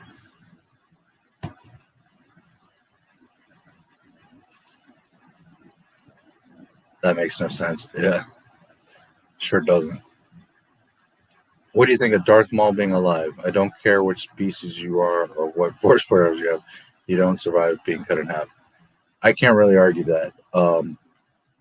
To me, you know, he dies. You see him. He's cut in half. He died in the in Menace. I mean, there's no sense in even bringing him back. But I have to say, unfortunately, that George Lucas, from what I understand, had something to do with that. So then it goes back to, if the maker says, then fuck, I have no choice but to go with it. Doesn't mean I have to love it or agree with it, but I mean, if the maker says Maul is back and Palpatine got his halves and put them back together, then I can't really argue it. I don't personally care for it. To me, he should have just died, chopped in half, falls down that, pit in Naboo, and that's that. But again, Maul was kind of the same Boba Fett mistake. Like, everybody was like, oh shit, that's it. He just got cut in half and that's the end. Like, everybody wanted Maul to go on a tear and at least be around for a while and kill a bunch of people. And, you know, so again, George, I think, was like, ah, damn it, I blew it again. I better bring him back. And since it's the cartoons, and while it was supposed to be canon, but at the end of the day, it's just the cartoons, I think he figured, well.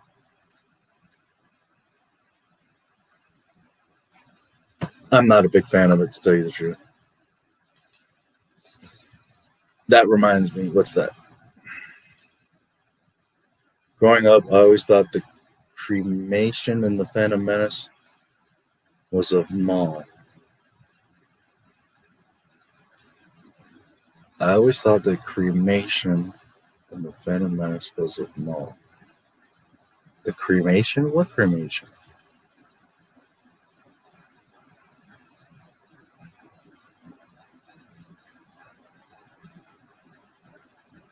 I'm not sure what you mean.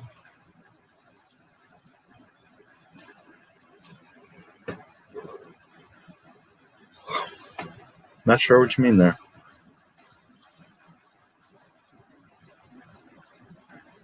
Am I forgetting? Am I missing something?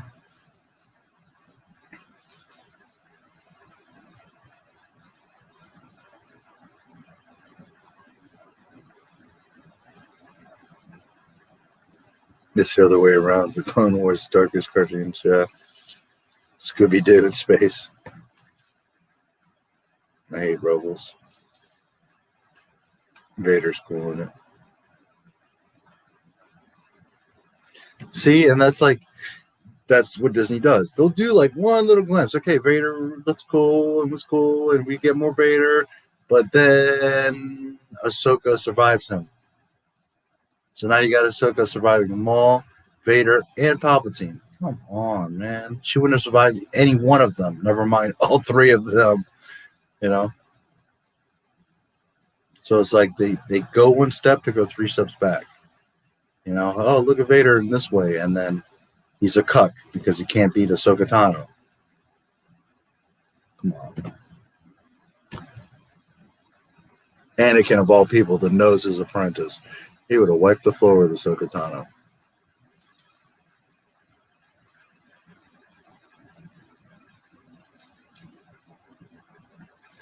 Only hate on the love scenes in AOTC because Hayden Christensen really sells being an awkward, angsty, love-struck teen. Yes, I think people were scared of how accurate it was.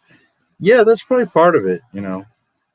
People get so angry, like, that's a slave. And it's like I was saying yesterday, okay, Mr. 20 years old, you were a real pimp daddy, weren't you? You would have been acting exactly the same with hot-ass Padme, way more woman than you even know how to handle. Then you compound that by he's the chosen one, he was a slave boy.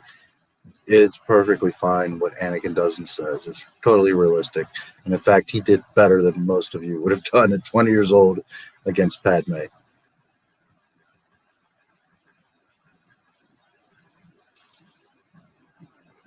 I thought he was cut from the waist down. His comeback was so cool. Every other character coming back except for Boba was stupid. Yeah, Boba wasn't like officially dead. You just kind of assume he went into Sarlacc. But when you see Maul cut in half, it's kind of like, okay, time to let him go. You know.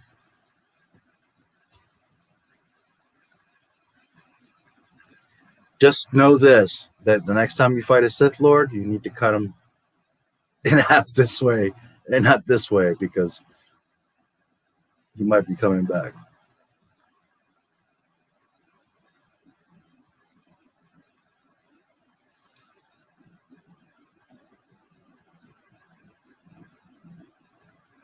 Palpatine and Grievous coming back, yeah. Here's the thing. George didn't do tricks like, oh, I killed this person. I fooled you. They're actually alive. You know, it was about, again, tension and stakes.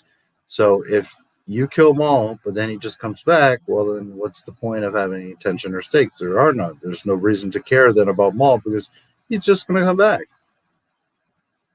So now him getting beat by Obi-Wan means nothing because he's just going to come back anyways. What was the point? See what I mean?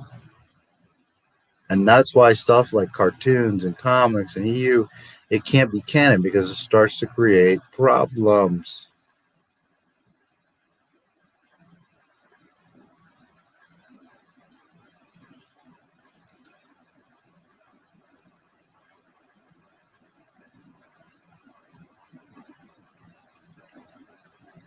No, he didn't mean it like he's coming back, that it wouldn't make sense.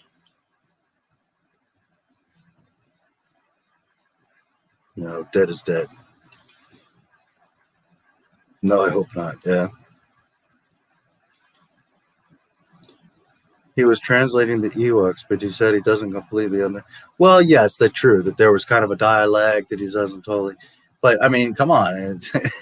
He can't be expected to know every little single dialect and twist. I mean, he was able to translate it, right? He understood, you know, enough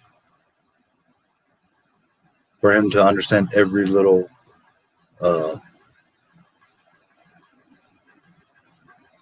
fragment and tone and nuance of every language. That's a little bit much. Can he speak the main basics languages? Yeah, you know. But you're right. There is a mention there that, you know, he can't totally, fully, 100%. Mm-hmm.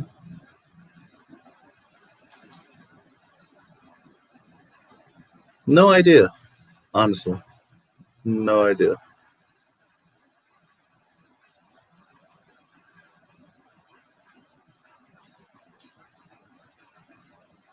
Not a clue. 15? I think older, but I don't know. No clue.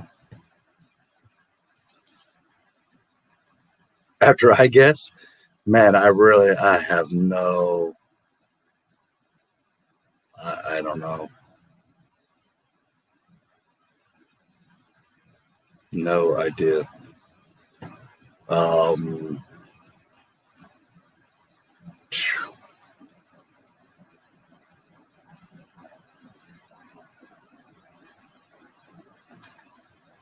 Part of me thinks 20, part of me thinks like 30. Honestly, I don't know. I don't really have a good indication. Hard for me to say, bro.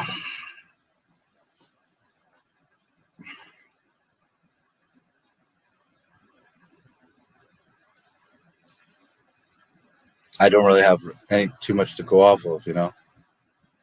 I mean, you're not going to be too young because I think you mentioned the Wii. Was that you, right? Talking about the Wii?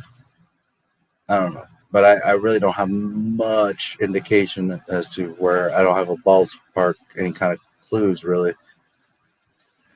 What do you think about the Clone Wars miniseries? Fantastic, beautiful, spectacular. That's how the clones are. That's their real personalities. They're not flim-flamming and feeling and talking and go in there, get the job done, shut the fuck up. That's clones.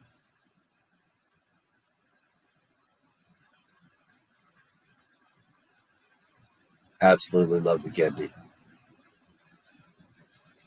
Thank you for subscribing. Catherine Vial. Thank you for subscribing. XD Hadron.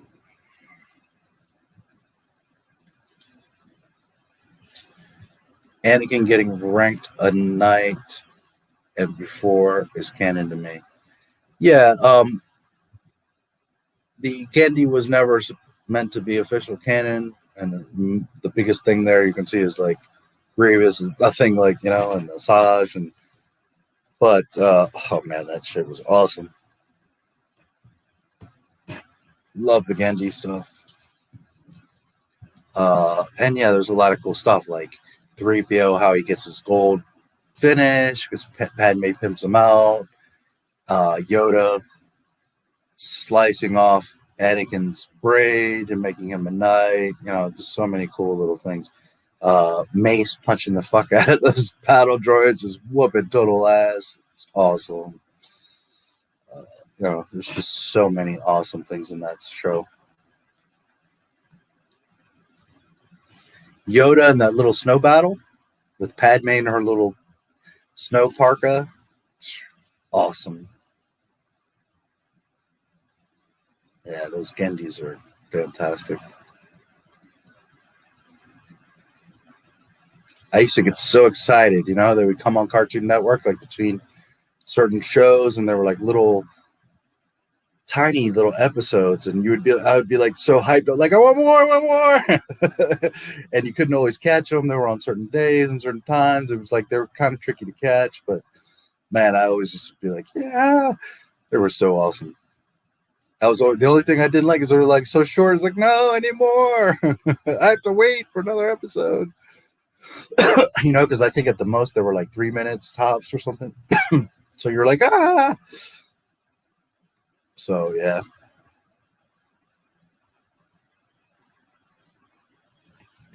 Love them.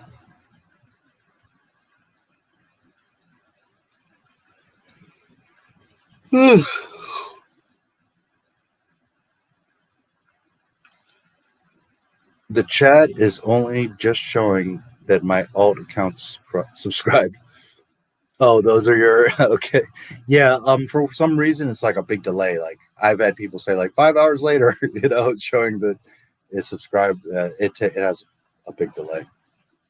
Why, I don't know, but it's just because, you know, for YouTube to process it and it show up in studio, you got to remember like what you guys see on the surface outside, like the subscriber count, the video views, all that is not always exactly the same as what I see internally. Some of the numbers vary and it's different.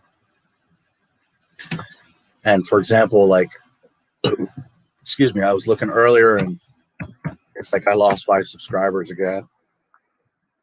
I was over 9,000, but then it went back down, and it's just like,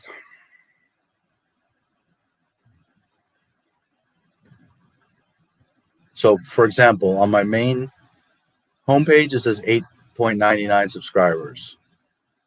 Same on the about. Sometimes the about page shows different than your home. But then if I look in my studio and my actual stats, 8998. And I was at 9001 a few hours ago, whatever. So it'll go up and down and it's adjust and find its place.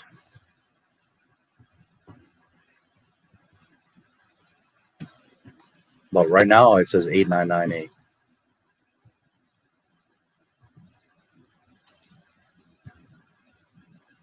Yep, 8998. And that's real time according to YouTube. That's real time stats.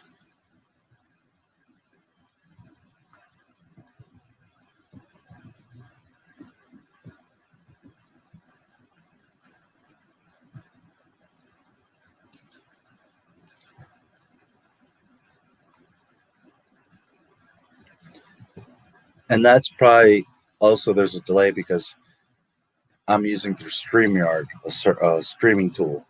I'm not streaming directly through YouTube.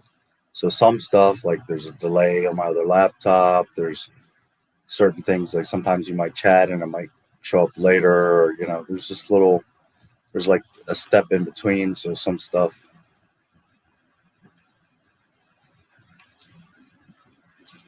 At the end of Menace, they're watching Qui-Gon's Bodybird. Okay. That is Qui-Gon, yes. Absolutely. Yeah, they don't give a shit about Maul. He got chopped in half. He's a Sith, and you know, he went down that little pit. Yes, Qui-Gon. Nor would they be paying respect to Maul. They would be paying respect to Qui-Gon.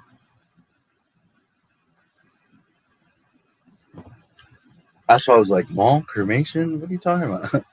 Yeah, Qui-Gon.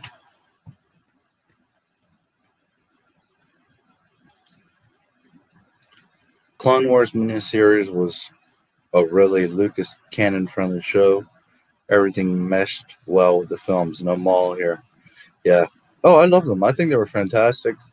I loved Grievous. I wish Grievous would have been that terror, Jedi, just crushing terror. I think he's awesome. But that's not what Lucas ultimately wanted, you know? That was what Genndy was doing. And it's like I always say, at the end of the day, there's a lot of cool stuff out there, but there's only one truth. That's George Lucas. At the end of the day, he's the canon. And I love those Genndy Clone Wars.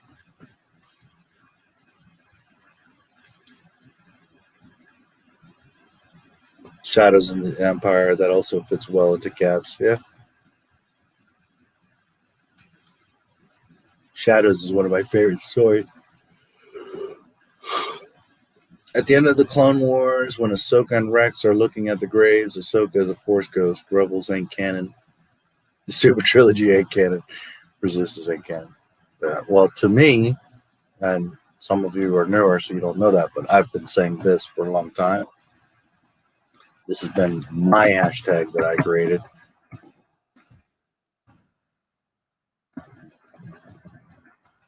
Not to say no one else could have thought of this, but this is my that I've been using for quite some time.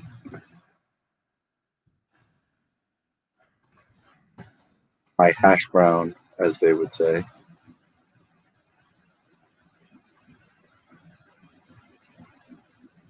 In Cobra Kai.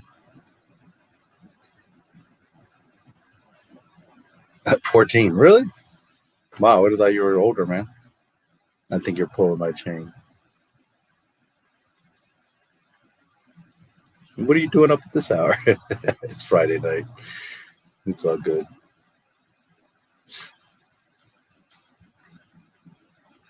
Rogue One and the Clone Wars are canon. That's it.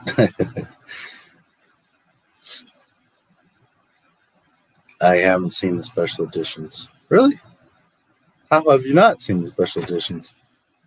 Huh? Or do you mean the original despecialized? Now I'm real confused. If you're 14, how would you not have seen the special editions? Please explain. But never any of them all the way through.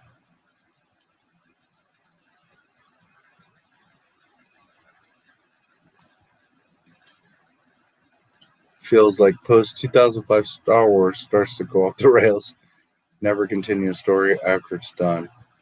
Yeah.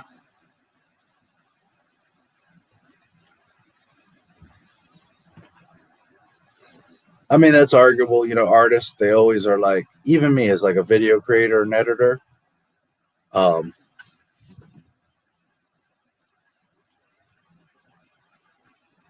like the Boba Fett tribute and Skywalker Legacy, I think those are freaking so well done. But looking back, there's like a little tweak here and something I could have added. And so, you know, you guys will probably never notice it. But there's just tiny little things. Like, I'm fine. I think they're great and I'm happy. But if I really, you know,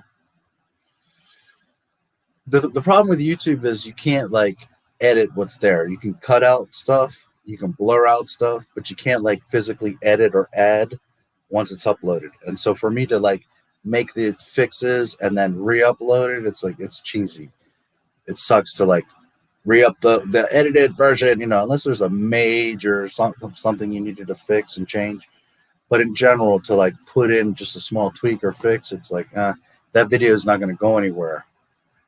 You know what I mean? It's the algorithm is not going to be like, oh, this is fixed, we got to give it a fair shot again. And it's just going to be like, oh, you're uploading the same video, so you get no views, you know?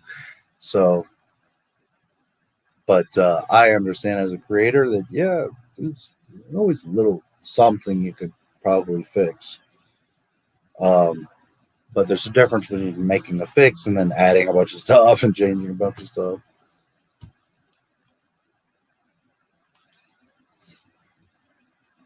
Rex is looking at Ahsoka's Force Ghost, not the living Ahsoka. The problem is we don't see her die, and then we see her in The Mandalorian, so wishful thinking, buddy. And she's getting her own freaking show.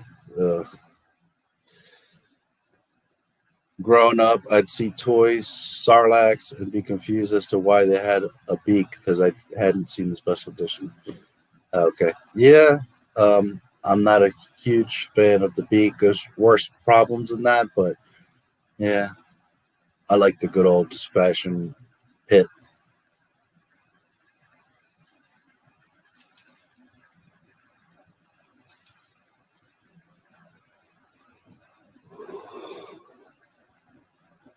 We need to find an edited version of the Twin Sons episode from Rebels where it's only Maul and Obi-Wan.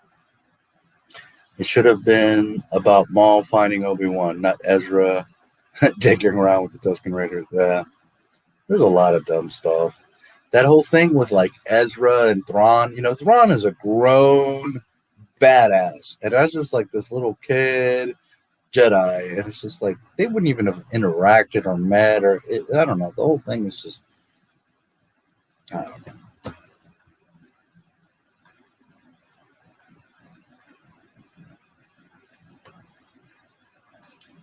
Anyways, that's what I run with.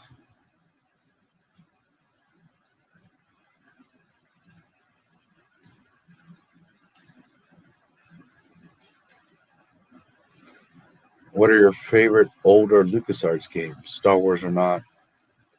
Yeah, there are many, but one that always really sticks out to me, Force Collection, which was newer, but old is I really, really like the Bounty Hunter, Django, and I really like the Jedi Starfighters. I thought it was really fun to have different starfighters you could fly around, but also you had the co-op. So to be able to play with someone else and do the missions and stuff, I really love the Jedi Starfighter games, 1 and 2. I thought those were awesome. And I played a lot of them, like the Lego ones were a lot of fun. I played the first original Atari one.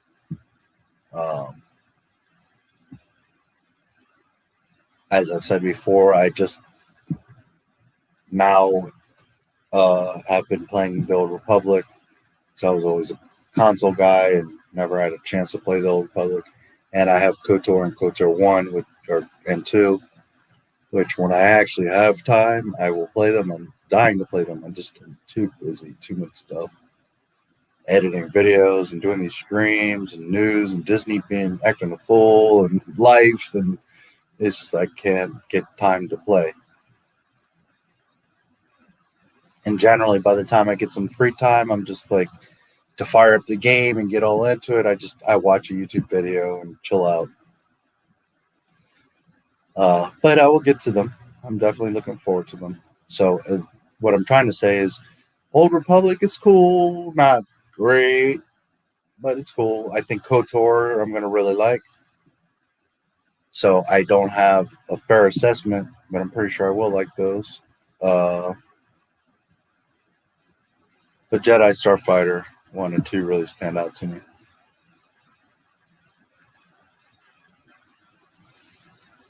"2004 special edition is my version. I don't think that made sense. My dad had the original cuts on VHS, and I grew up watching them. Okay. They've since dropped in quality, yeah, unfortunately, but they've got converted to MP4 files. Okay, good. Yeah, unfortunately, those old tapes eventually, whether you play them or not, they just deteriorate. And if you're playing them a lot, they deteriorate. So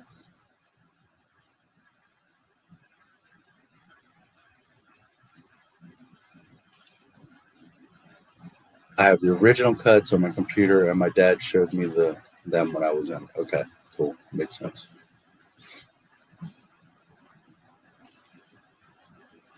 I think you should check out Movie Flame. Really good analysis on the prequel trilogy. Okay, I don't think I've heard of him, Movie Flame. Him, her, him. Okay. Lego Star Wars for the Wii. Yeah, I never played much Wii, so.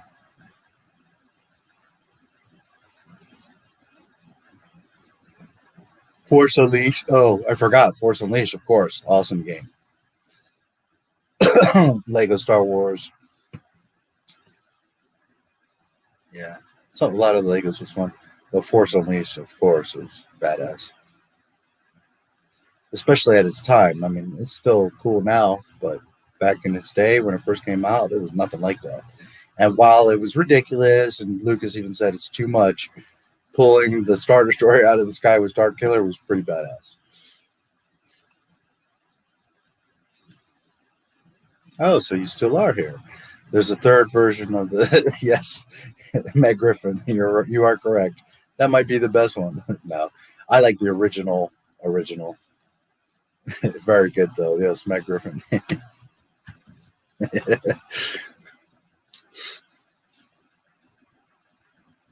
Makes me want to adapt the Star Killer into canon. He was so cool. Yeah, he was. No doubt. He was cool. But even him, he causes problems. Like now Vader has that apprentice being sneaking around, and he's so OP, like pulling Star Destroyers out of the sky, and it's cool. Like when you're doing it, you're like, hell yeah, it's amazing, the Force, unlimited power. But then you just gotta come back to Earth and be like, oh Jesus, this is too much. If Grandmaster Yoda can barely pull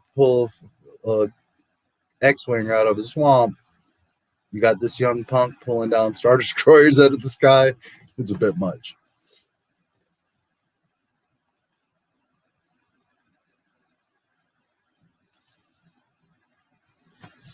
I'm in Aussie, so it's currently 10:18 p.m.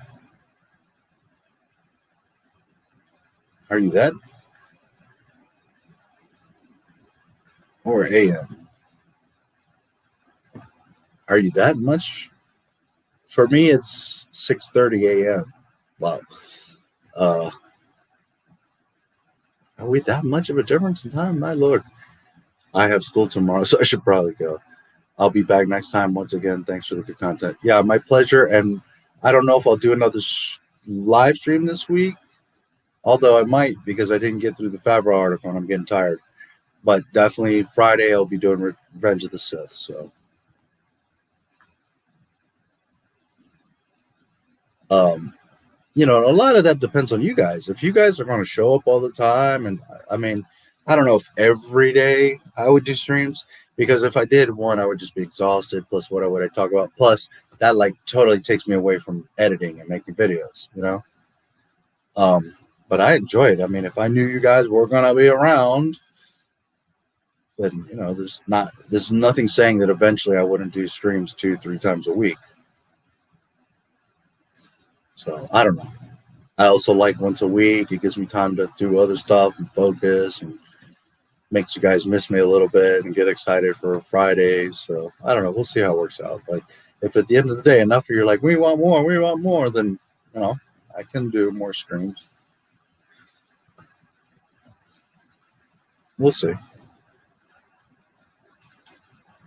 I really enjoyed George's words of wisdom on Star Wars and life. Yeah. Cool. Glad you liked it. It's like I always say, my work, know that when I speak, that's George Lucas. It's not me, Well, of course it's me and it's my knowledge and experience of Star Wars, but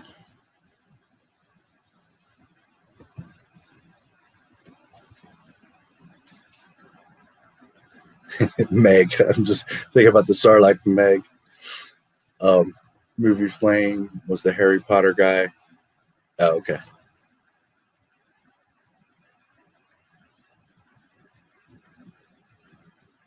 Earlier I mentioned that I had a girlfriend that was into Harry Potter, and I read some of the books and that stuff. And I never got like crazy Harry Potter, but I thought it was cool. And I think there's clever stuff like Diagon Alley.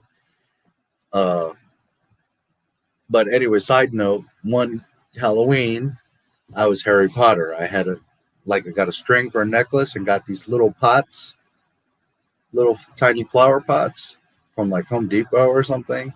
And I had stringed them across the necklace. And then I got fake hair, like curly hair. And I put some hair in the pots. So it was Harry Potter. But you see, I'm not one to like dress up and do the whole costume or everything. I just had like a goofy necklace. I was Harry Potter. Anyway, there's a little fun, goofy, nerdy story of mine from years ago.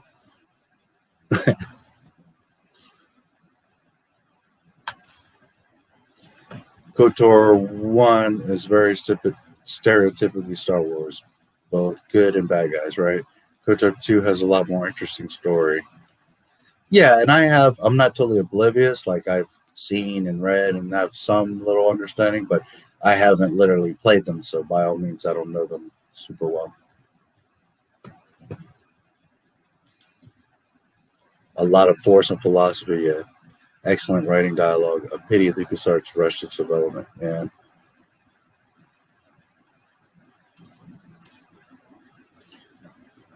Who do you think would play 13-year-old Leia? Why 13-year-old Leia? Where did that come from? Man, I don't know. I do know there's a ton of deepfakes coming out lately, and somebody did a Millie Bobby Brown, the girl from Stranger Things, as a deepfake Leia, and holy shit, that's good. She looks like Leia. Holy crap. But why a 13-year-old Leia? Where did that come from? Where's the connection there?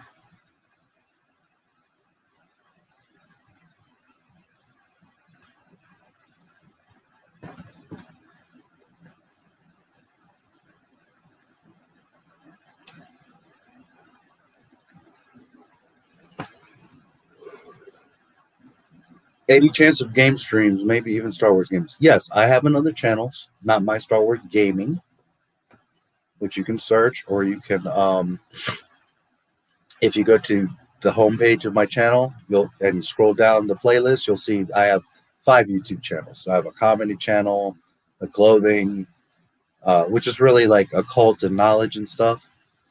I have my digital marketing channel, and then I have Not My Star Wars Gaming. So I also have a Twitch. So if you'd like to subscribe and check them out there, it's just I'm so busy that I don't get to get over there much. But when I get a little more normalized and this channel actually starts making money and I can get a little more normalized with things, I do intend on playing more often. You know, like this channel is just starting to grow and just starting to get monetized and stuff like that. So once it grows a little more and gets a little more stable, it's actually pulling in $2 instead of 50 cents, you know, and I start to kind of figure out my audience, the community too. Like this Friday thing has been really working out. A lot of you are hanging out and enjoying it, you know, but I don't know at the end of the day, is it going to be 3 times the streams a week, or just Fridays, but the point is, once I kind of get it all balanced out and figured out like when I'm going to stream and how many videos, and it starts to make some sort of money and get normal, and I have a schedule, then I can say, okay, like Fridays I do Not My Star Wars streams because a lot of you seem to like it, and then I don't know, maybe Saturday nights or Wednesday nights I'll do gaming streams. You see what I'm getting at? But right now things are like growing and getting kind of shifting into place, so I'm kind of still figuring it out. But long story short, Not My Star Wars Gaming. I play Call of Duty Mobile. I have begun to play the Old Republic, and the Old Republic, I have like a free version. I think I can get up to level 50. So probably what I'm going to do is play that until I get to the max and can't play for free anymore. And then I'll play the KOTORs, which I do own 1 and 2. So I really want to just jump on the KOTOR because Old Republic, I like it, but I'm like, but I'm a completionist and I don't want to start like playing a bunch of different games and jumping around. I don't like doing that. I like to like go through a game and finish it. So I'll do my little level 50 whatever on Old Republic, and then I'll jump to KOTOR. But for what it's worth, I do have some sessions of Call of Duty Mobile there. I do have one long session of Old Republic, and when I have some time, I will get back to it. I do want to do... I think a good balance is to do 1 Star Wars stream a week and 1 gaming stream a week, and then focus the rest on, like, you know, not my Star Wars videos. That's my main thing, is edited videos. And I have some big projects that I need to wrap up and get out there, and so. But anyways, that's kind of the idea. And yes, I do have Not My Star Wars Gaming, so please check it out. And I will, once I again get a little more stabilized and figure this all out, and I do intend on at least once a week doing the gaming. And I will most definitely be doing Star Wars games. I like Call of Duty Mobile a lot, and I'm really good at that game. I've always been really good at all video games. Like, I crush video games. But I really like Call of Duty Mobile. And so anyways, I play that a lot. But yeah, check it out. And again, once I get kind of a little more normal, I'll have a game streaming day. But that's coming. Morgan Ross makes analysis videos on things from franchises with large continuity. Okay.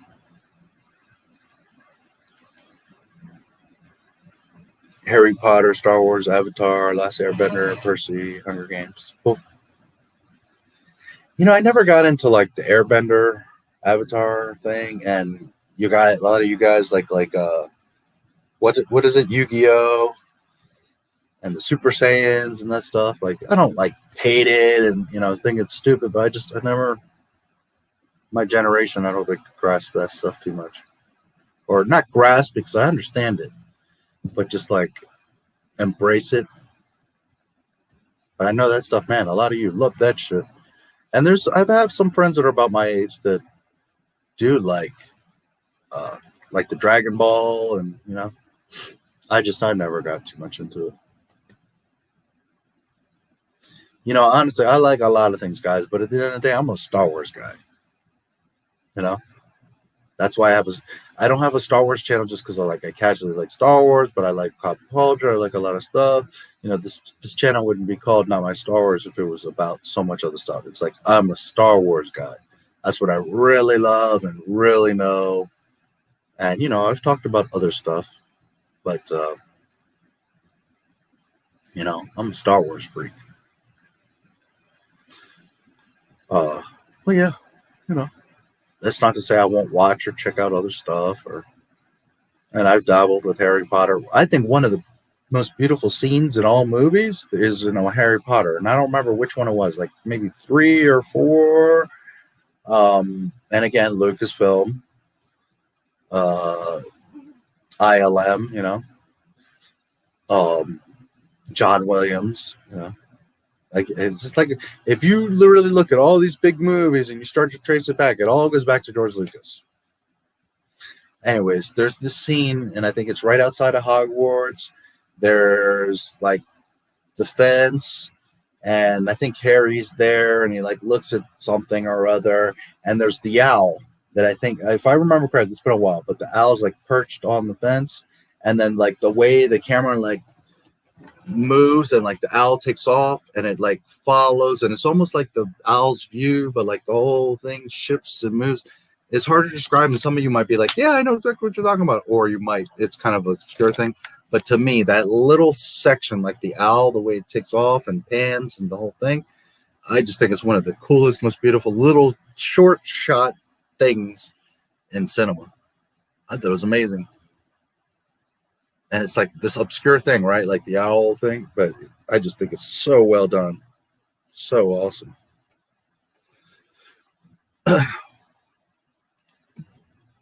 Thanks. I appreciate that.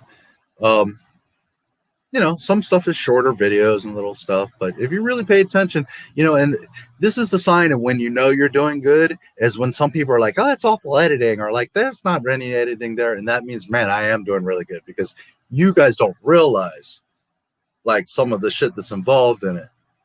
You know, you don't see. And when it looks so seamless and so simple, that means, wow, I really am doing a good job, because there's several, like a lot of my videos have several layers of audio and music, and like you don't know, because I'm splicing several videos.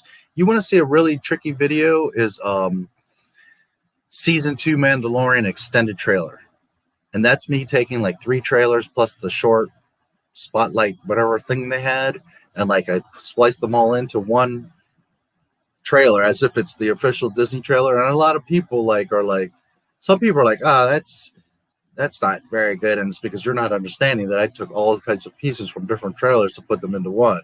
You're not getting what's happening there, and that's why I know it's that good, because you don't get it. And then some people are like, actually think it's a real trailer, and it's like, well, it is, because it's the different trailers, but I chopped up a bunch of the trailers to make it into a new trailer. Like that one, if you want to see complexity, holy shit, that trailer was. So sometimes it's like, yeah, I know I'm doing good, because you guys don't even realize the depth of the cuts, the layers. Like what you're not totally understanding is you might see visually like this cuts to this, and it may look seamless or not, but what you're not getting is that this is from here and this is from there, and now I'm making 2 things even fit and make sense. But also the audio on top of those are different. So this might be one song and this is a totally different song. So how do they fit? So it might be I replace the song, or somehow I make the song parts go into where they make sense that they go one to the other, or often one drags over longer than the other clip. So now if you're really paying attention, you're going to hear this layers of audio and music and sound effects and the clips together. And again, if you just look at it, you're just like, But if you really pay attention and you know about editing, you're like, holy shit. Yeah, my videos can be pretty complex. I don't mean to be like tooting my own horn. I'm just saying, like, there's some shit that I'm doing that people don't really pick up on. And a lot of that is, unless you edit videos, you don't notice it. You don't get it. The Skywalker Legacy video, holy shit. You know how many, first of all, just hours of time I had to take to go through and find those clips. Then you have like this timeline of all these loose clips. So where should they go, in what order, in what section, how do they fit? You know, here's a Princess Leia section, but what you're not realizing is I have clips from like 10 different videos of Princess Leia. So now to just make the Leia section, I have to find which ones make sense, what order, how they stack up against each other. Not only does it make order like sense in order of timeline, but also like, does this section run well into this section? Then you got the audio on top of that. So this might not fit onto the other one. So now I got to separate the audio. Sometimes it's layered on top of each other. Sometimes I take a piece out. Sometimes there might be a piece of audio from this clip that's used over here. Just all kinds of stuff. That Skywalker Legacy video, holy shit. So you're talking about months of finding the clips, separating them, organizing them in my mind. How do they fit? How do I make sections? How do all those sections fit with other sections to make one big documentary? You know, the R2 section, I mean, that's a whole thing. You know, the Luke Skywalker section, I put a ton of love into. That's all kinds of layers and different clips and videos, and there's some shit going on. But again, if you guys aren't seeing that or understanding that, then that tells me I'm really doing a great job, because the idea is that you don't see it. It just seems seamless to the point where some people are like, yeah, you don't edit. You're not doing shit. You're not a creator.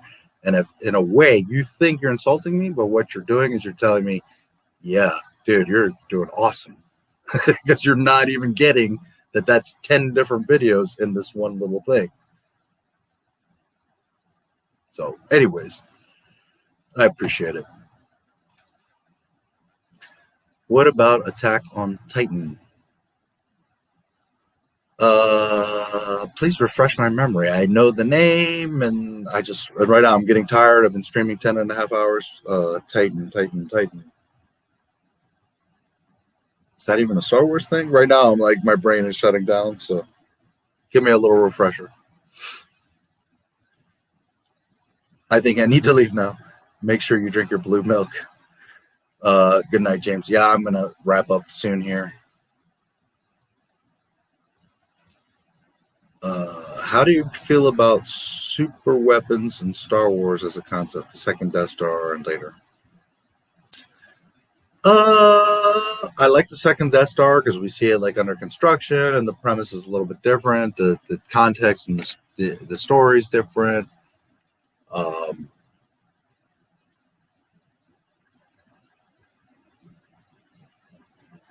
It's also different because like the first Death Star was ready to go, and they took out Alderaan, and it was like, that's it. If we don't take this thing out, we're all screwed. The rebellion's about to be crushed. Whereas in the second one, it's like, okay, it just now becomes operational, but it's still being built. And, it's just different context.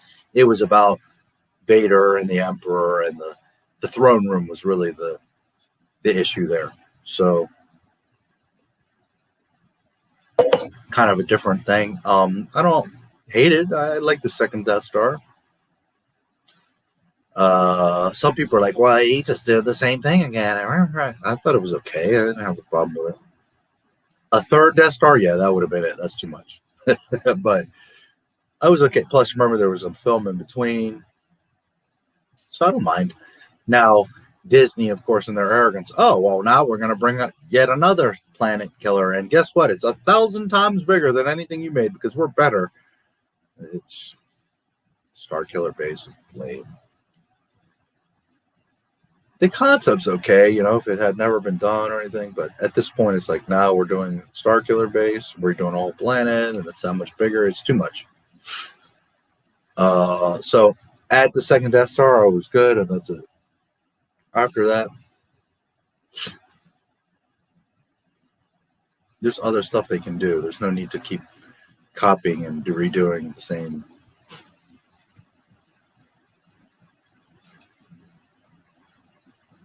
I don't think he talks about anime. Okay, I had known the name.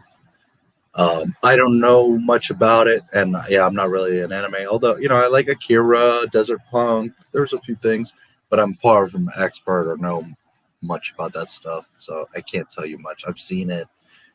Fist of the North Star, Princess Mononoke. There's, I've seen and like a lot of that stuff, but I'm far from like know them and watch them all the time to even be. But I knew I recognized the name Attack of Titan, or Attack on Titan. I don't know much on that subject to even talk about it. So to be honest, I can't say.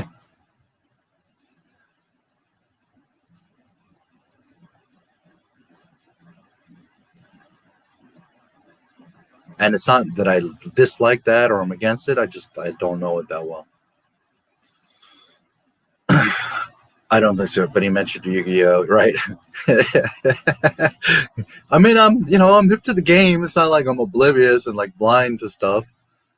But I'm not gonna bullshit you like, oh yeah, I know this and I know that. Like, I'll never do that. I never will lie to you guys. I never exaggerate or And again, that's why I focus on Star Wars, because that's what I know.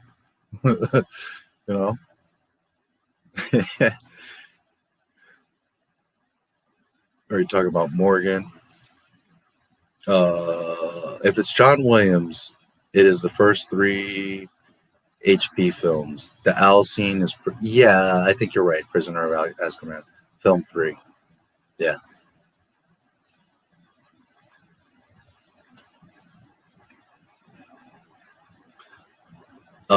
Is John Williams not from 4 through 7 not in the films, or 8, right? Because it was like 2 parts in the last one. John Williams is doing the music. I always kind of assumed he did all of them, because I only saw like up to Azkaban, maybe the next movie. But yeah, that owl, I just thought that little thing was really badass. So well done. What was it? Hagrid? It's been a while since I've.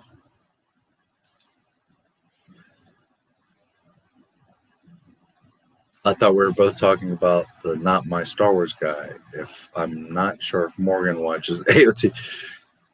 I've only watched his Harry Potter vids. Yeah, now I'm confused. I thought you were talking to me. Maybe not. Have you considered teaming with bigger YouTubers to spread awareness of your channel? I've found a lot of YouTubers. I've reached out to a lot of people, and some of them just don't even bother to answer me. Some of them tell me they're not interested. So, well, I can't chase people or beg them. I give people opportunities. They don't want to take them.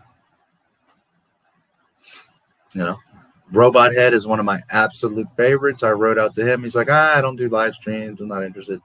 He was on Friday Night Tights. So it's like, okay, dude, you know, I'm not mad at you, but at this point, it's like, well, you blew that.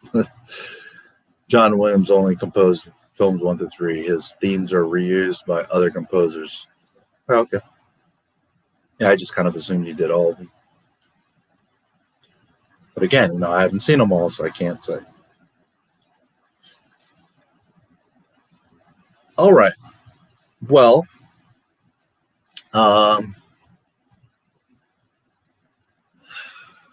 at 10 hours and a half. At most, I would do 12 hours because of the curating on YouTube. So here's what I'm going to do. I'm going to take a quick break, get a drink, stretch my legs. I'll come back for the last stretch and finish out. But I have maybe another half an hour in me. And if you guys have any last little comments or things you want to talk about or ask me, we can go on a little more rather than me just closing out. I'll grab a drink and go to the bathroom, and I'll come back, and if there's nobody here or nobody wants to talk, that's fine too. But this way you guys know I'll start to wrap up, and if you have any last things you want to shoot at me, by all means. I've done 20 hours, actually. Well, it's when you really know and you really love Star Wars. That's part of it. But also know that a big part of it is not me just like on a soapbox. Blah, blah, blah, blah, blah. That a great part of that is you guys. You guys keep the conversation going. You guys ask me questions. You guys want to be a part of it. It's the community that's why I can do 12 hours. Because if it was just me, like, okay, you guys not saying anything and I'm just talking, I wouldn't go over 12 hours. But a lot of that is you guys. And as long as you guys want to talk and hang out and ask me questions or make comments or shoot stuff at me, show me stuff, whatever, I'm more than happy. Hey. As long as I have energy. But that's how. It's because of you guys.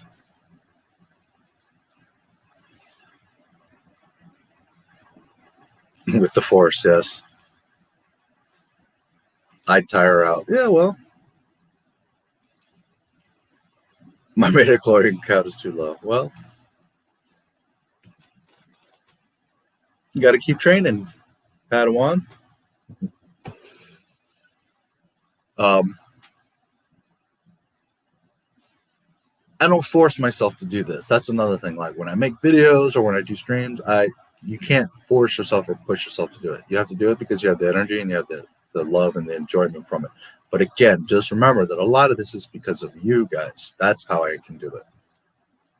Because you have the interest and you guys want to talk. And so I have no problem doing it. I'm always happy to talk about Star Wars or this fun, nerdy stuff. You know, just to be fair, I don't know about all of that other stuff. So I can only go so far with like questions like anime and stuff. But, you know, I'm here to have a good time and have fun with you guys. So, but anyways, I'll take a quick break. I'll be back in a few minutes. And any last questions, comments, anything you guys want to throw at me? And if nobody's here, well, then nobody's here, and I'll close the stream. But yeah, if you guys have any questions or want to think about anything or talk about anything, let me know. And I will be back in just a few minutes. Let me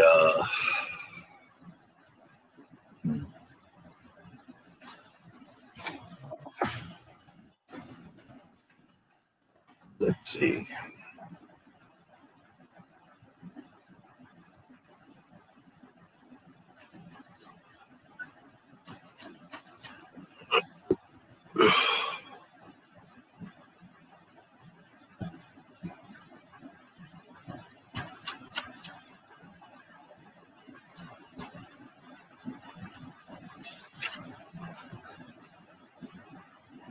What can we have fun with?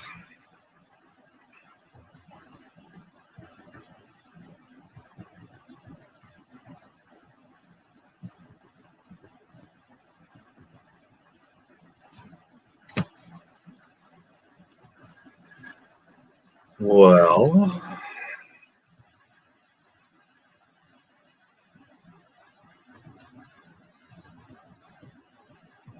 here's something that you guys might have fun with. Some of you might not know about. It's a 20-minute video, but I'll be back in 5-10 minutes. But the first section, and maybe you guys will have some fun with this, just so I leave you with something while I'm gone.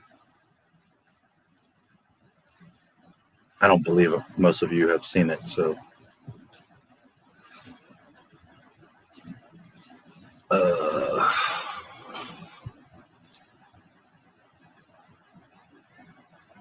Just a moment.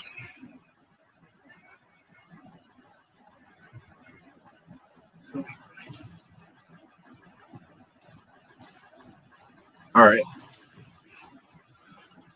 So my midichlorian count is too low. I'll be back in just a few minutes, and I'll leave you guys with a little video here to enjoy while I'm gone. Maybe most of you have not seen it, so you might have some fun here with the first section of it, since we've been talking about Clone Wars tonight. I'll see you in a few minutes.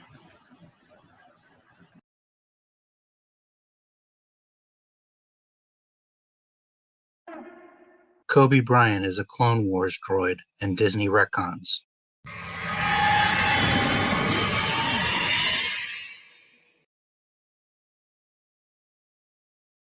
Welcome to Not My Star Wars, where we talk about Disney, Disney Plus, and of course Star Wars. In 2010, Kobe Bryant won his 5th and last championship against the Boston Celtics. K2B4 makes her debut on February 18th, 2011 in the episode The Citadel of the Star Wars The Clone Wars. Lola Sayu was a sulfurous cracked planet that was home to the Citadel, a prison engineered to hold Jedi during the Clone Wars. During 522 BBY, the Jedi Order built the Citadel somewhere on Lola Sayu in order to imprison rogue Jedi. Lola Sayu is a purple and gold planet. Lola Sayu was conquered by the Confederacy of Independent Systems early in the Clone Wars, placing the Citadel under Separatist control. It is a planet in the Outer Rim territories with a volcanic terrain controlled by the Separatists. The volcanic planet of Lola Sayu appeared a beautiful glowing purple from orbit and was the site of an ancient Jedi prison known as the Citadel. Although the Republic had control of the planet for a time,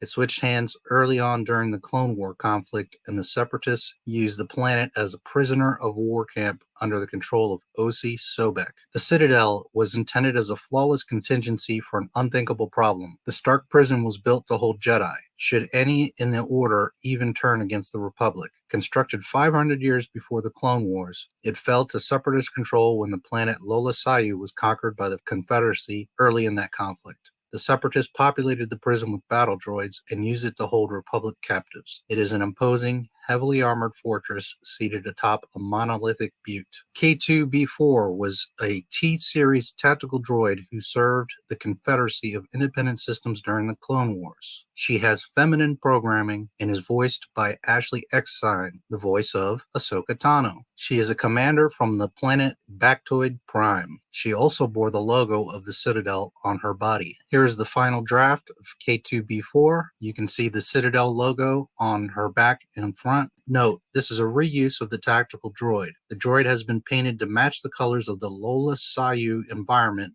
and the Citadel logo has been added to the front and rear.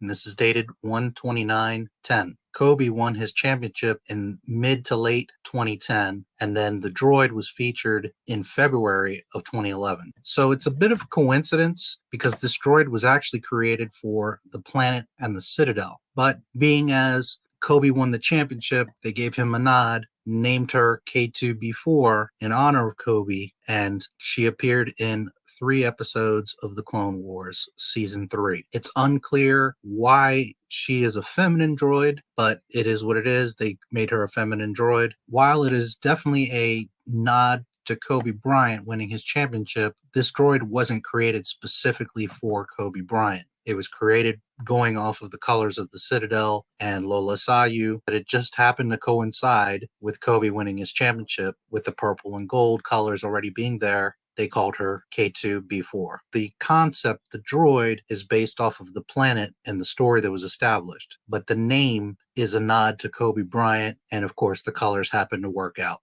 It's not that the droid was made purple and gold specifically for Kobe, but the name K2B4 is literally for Kobe. KB, Kobe Bryant, 24, number 24. Here's some highlights of K2B4 in the Clone Wars. Citadel Command has contacted us.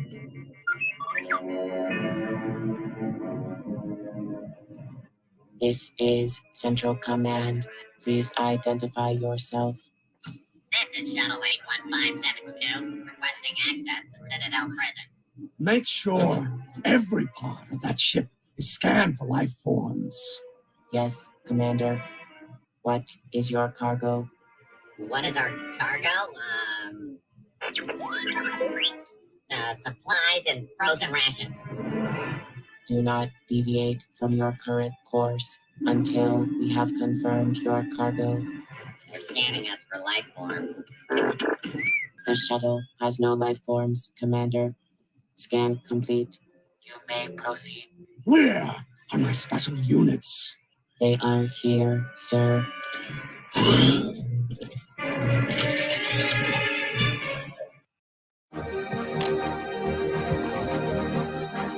He's back with a bang. Again? Really? Count Dooku insists that you speak with him, Commander. Let's not keep him waiting. He's already waiting, sir. Don't ever surprise me with a transmission from Count Dooku. I need time to prepare. Yes, Commander. Your arrival is long overdue. Where have you been? Even so, the odds are 3 to 1 that you are a traitor. We will take you to interrogation below. We have captured the shuttle that infiltrated our defenses. Sir, we have located the other group, and our droids are closing in on them. Based on their recent position, we believe they're traveling along this cave system. Sir, Count Dooku commands you to contact him immediately. Commander, the additional reinforcements have arrived. Tighten your grip, K2B4. The Republic will almost certainly attempt a second mission to infiltrate our defenses and rescue the prisoners.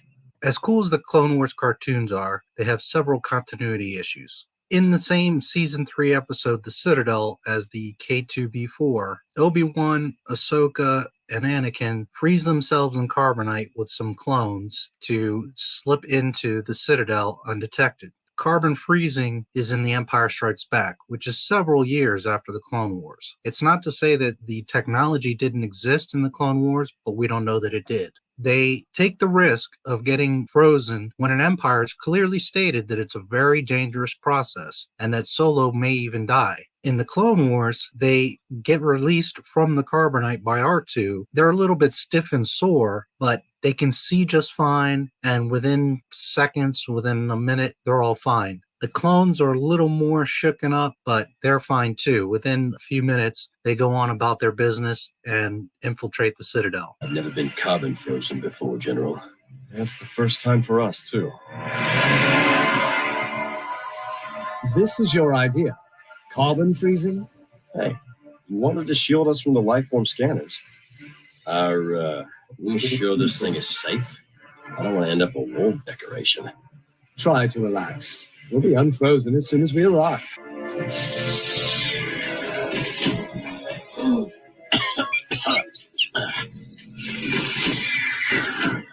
Hey, Snips. Hey, Master. I must have carbon sickness because I could swear that's Ahsoka. Your eyes are fine. It's Ahsoka's hearing that needs help. Sure, Jedi would be a little more resilient. You could even argue Anakin, the chosen one. Obi-Wan is Obi-Wan. But for 3 Jedi to take that risk and get out of carbonite and just be fine within a minute or so and continue on with their mission is totally retconning The Empire Strikes Back. As far as we know, that technology didn't even exist. If Filoni and Lucasfilm want to introduce it in the Clone Wars, that again is okay. But when you have later technology, several years later, that is running the risk of killing a human, and he has hibernation sickness for a good amount of time after coming out. Disney retconning things from the past, from the original movies, because you should not first take the risk of being frozen in carbonite, but more importantly, you're going to have, if nothing else, carbonite sickness, even if the technology is improved. Empire is several years after the Clone Wars. So if in Empire the technology is not improved on a planet that is a mining planet and they're carbon freezing stuff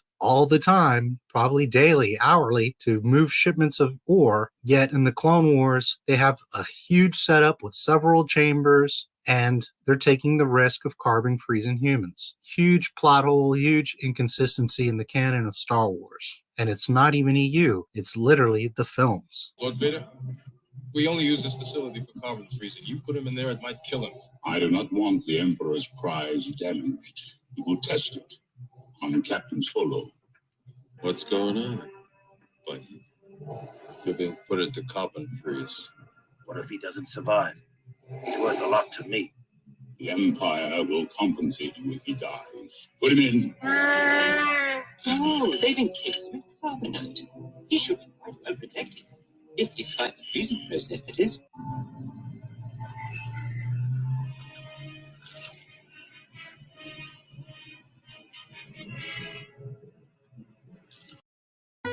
Your job is hard.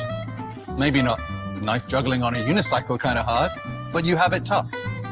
You have to detect and respond to every attack on your organization, all while keeping up with the latest threats and security trends. Never mind if there's actually an attack. Sure, your sim will help, but you'll have to sort through the noise of multiple consoles just to respond. Now, with Trend Micro XDR, your life just got way easier. You can see the entire attack and respond from just one place. To pump up your security muscles, or find out more about Trend Micro's XDR, visit us online at trendmicro.com/XDR. The Groove mattress in a box delivers revitalizing sleep right to your door for a dreamy low price. Buy it online or try it today at your local Ashley Home Store. Groove, simply wonderful sleep for a happier you.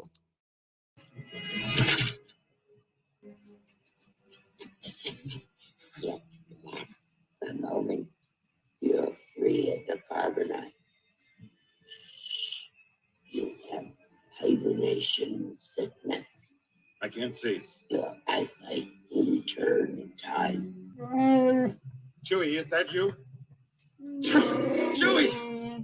I can't see, pal.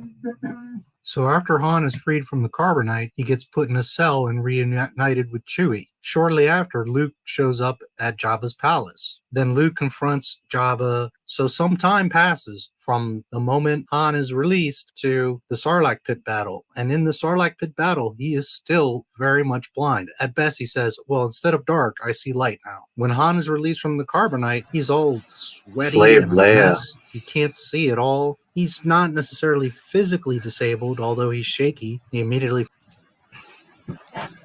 All right, well, that video is there if you guys ever want to check it out. A lot of that is carbon freezing. You have carbon freezing sickness. And in the Clone Wars, they like all freeze themselves and get out. They unfreeze themselves to get into the Citadel. And it's like, oh, we're fine. Like, rub our eyes and let's go to battle. You know, Clone Wars. Breaking canon, being stupid. Anyways, there's a few of you left here. Just for fun, I figured I'd try the car stunt again. I'm like really determined to show you guys what I meant. So for anyone that's listening, thanks for subscribing, Dave, Louie. That was probably 5 hours ago, but Okay, imagine there's this parking lot, right? It's tight. There's only like maybe 2 to 3 cars side by side width there. It's tight. There's 2 rows of cars, 7 cars, 10 cars. It's not a lot. In the middle of the right side, if you're looking straight on the right side, which might be backwards to you guys, but if you're looking at the right side of the parking lot, there's an open spot like towards the middle of that row. So first, if this is the entrance to that parking lot, that girl comes and like does a short quick drift into the entrance. So now she's driving, straight into the middle of that row of cars. All right. So here, this is that open spot. So she's coming up on it, right? Now I'm going to do it this way. We'll turn the parking lot this way so you can see it this way. Here's the open spot, and there's like 3-4 cars. Okay, so she comes like this, and again, this is all backwards, so I'm going to do my best. But she comes like this, spins 180 in this tight-ass middle lane, then 270 all in one movement. It's a stick, so she can go from drive to reverse and like that. So she literally, again, comes in, all in one movement, does this, reverses into the parking lot and parks, and they all duck. And I think it was cops that are chasing them, and they drive off. And it's so fluid. It almost looks like it's CGI and fake, but it's a real stunt driver. It's so fluid and perfect, all in one movement. And it's not like, okay, she scratches a car or parks on the line. I mean, she like parks perfect. Like her nose is sticking out. She's dead center of the spot, just all in one movement, just into the spot. It's amazing. Who Am I is the movie. So hopefully that was a little bit better representation of what I was trying to show you.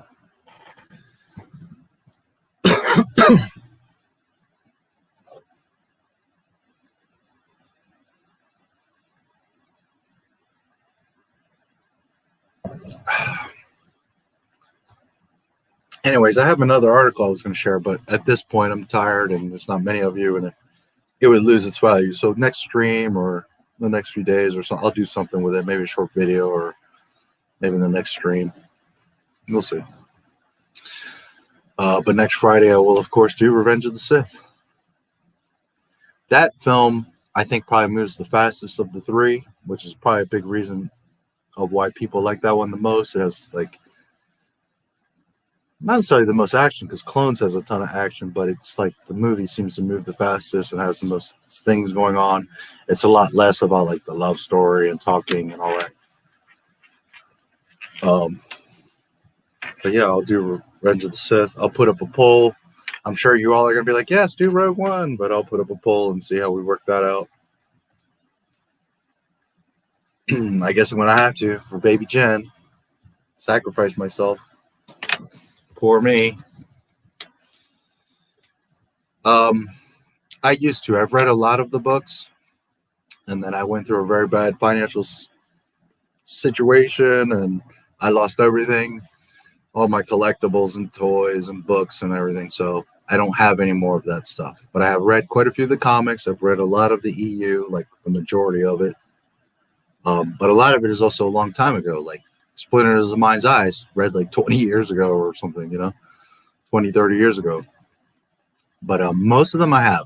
So I have a lot of fragments of all the different stories and characters and stuff like that. If I had like the book in front of me and I could see the cover and flip through, I would remember a lot of it.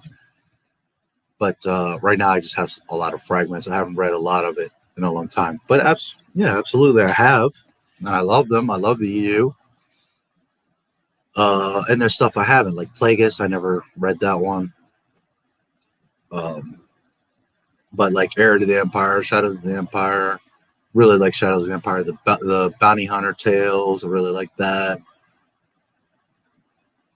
Tales from Jabba's Palace, all the Bounty Hunter type stuff. There was a really cool set of Django comics. There was like 2 or 3 comics. There were like little books. And Django actually had a relationship with Sam Wessel, and he had this like journal book that he passed on to Boba Fett. And Boba Fett becomes kind of enslaved by Dooku after his father gets killed. There's a whole story there. But yeah, I've read a lot of them.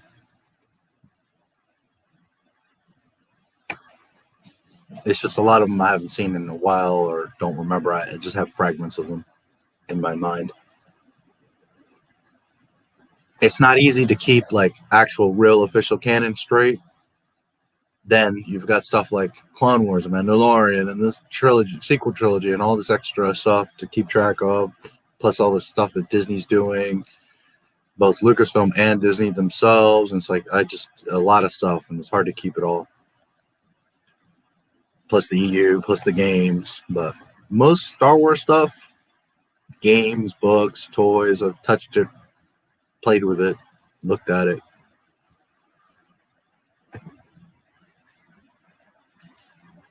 Did you ever have any of the reference books, like cross-section? I did have one or two, and I've looked through a lot of them. Like I would go to the bookstore or sometimes in the library, and I have flipped through a lot of them, so I have a lot of little fragments of information from them. But yes, absolutely, those were a lot of those older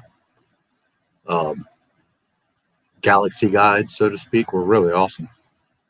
The cross sections and dictionaries and stuff. Yeah, absolutely.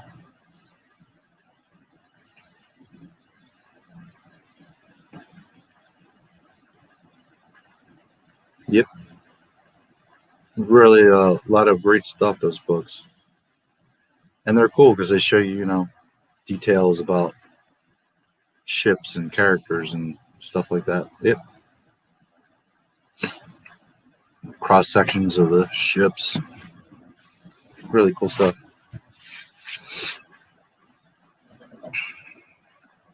Truce of Baccarat is one that I really remember I liked. Shatterpoint. Darth Maul, Shadowhunter.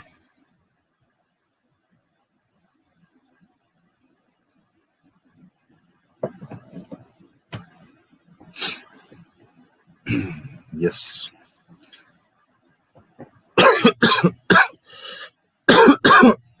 Bong, New Jedi Order, yes. Read quite a bit of those. What was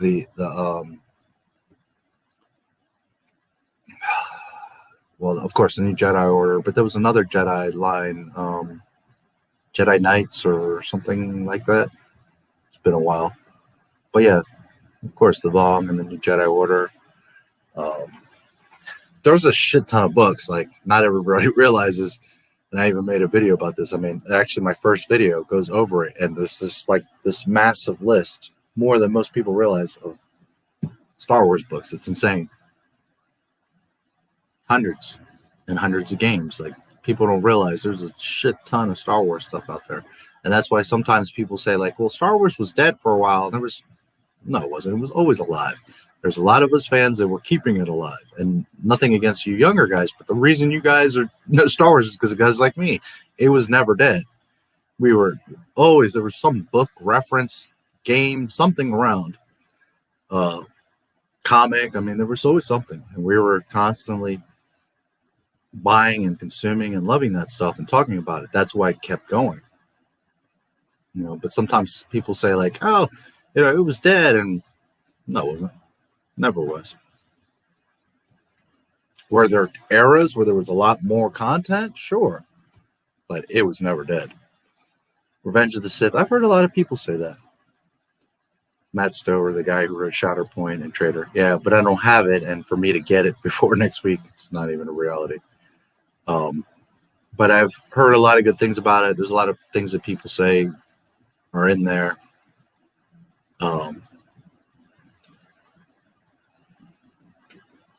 I've heard a lot of cool stuff about it.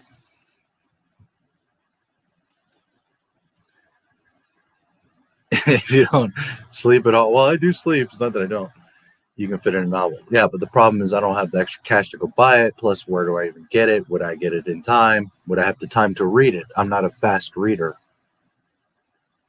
So would I even have the time to read it between editing and everything else to have it done by next Friday? I can't imagine. nor do they have the luxury right now to go buy a book.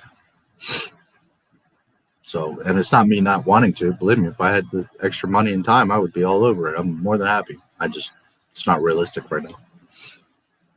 Got other things to deal with.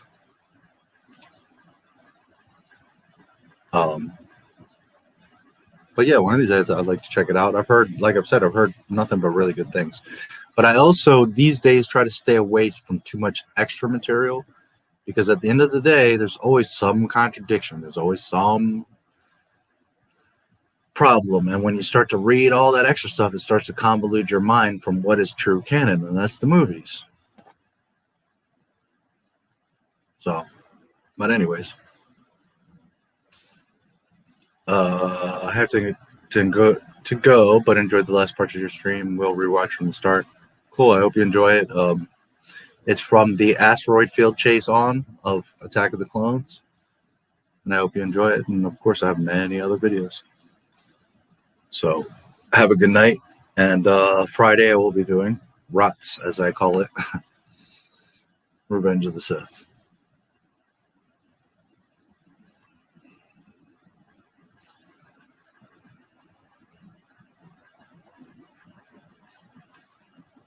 I hope you had fun. So anyways, I have maybe about a half an hour left in me. Any other things you guys want to chat about, ask, whatever? I mean, we don't have to. I can end the stream, but I'm here if anybody wants to chit-chat about anything. I'm trying to think of other books that stand out to me.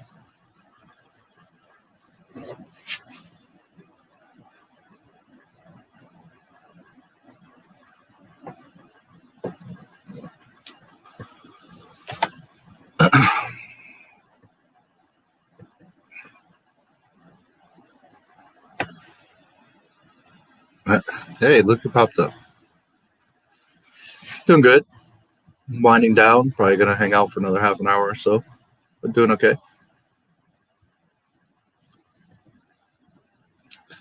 Thoughts on Yuuzhan Vong? Very cool stuff. They have different ties in different books. There were some ties of them with Asherad Hit. There's ties with them with Kuat shipyards, if I remember correctly.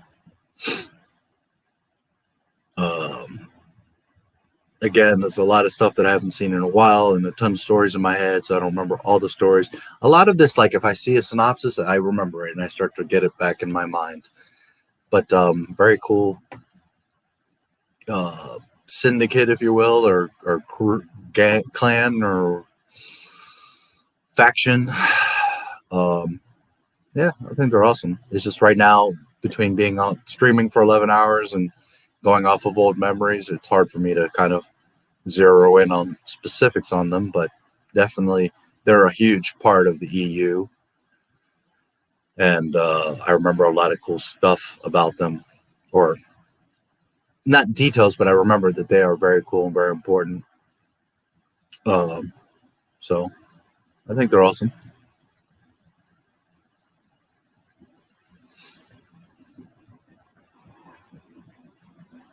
I would just have to kind of refresh my memory on a lot of that stuff. Saw the Making of Phantom Menace last night after seeing your video. Proof, Georgia. Yeah, that guy George puts so much work into everything. He sure did.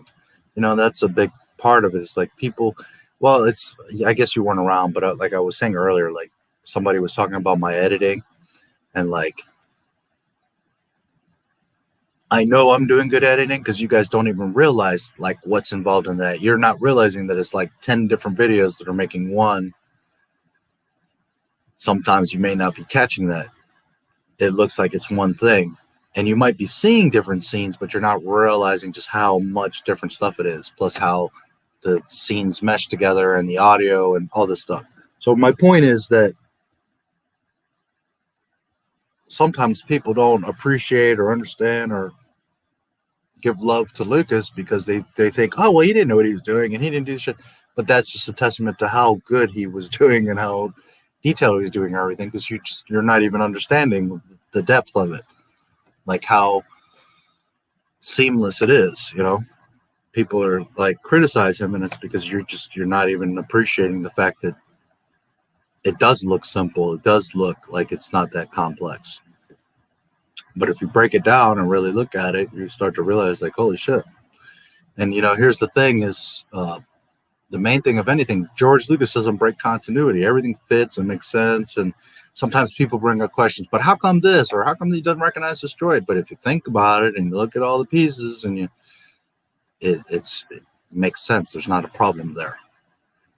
It's just when you kind of look at it quickly, you're like, oh, but this question or that question. But if you really pay attention to all 6 movies, all your questions are answered, and all the stuff fits and makes sense, and it doesn't contradict, and it doesn't cause problems. And is it perfect? No. Is every last question answered? No. Some stuff is in EU or behind the scenes, but you don't leave those movies like, holy shit, I don't understand. I got all these questions, like the sequel trilogy. Like nothing's explained.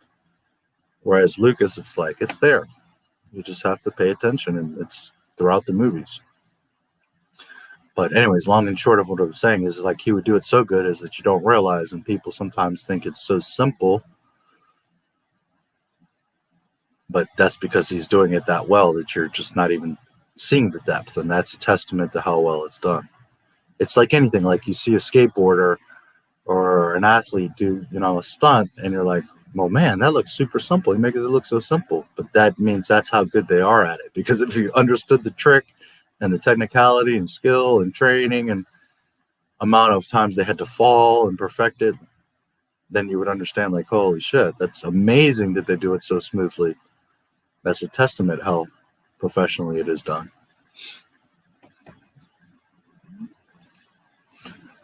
I think his work is finally, yeah, there's still a lot of people are like, he sucks, he's a piece of shit, he didn't know what he's doing. The movies that he didn't direct are great, you know, just the stupid shit that people say. But it took years for people to appreciate the prequels. Yeah, even prequel haters give props to George for how hard he worked. Yeah, most people.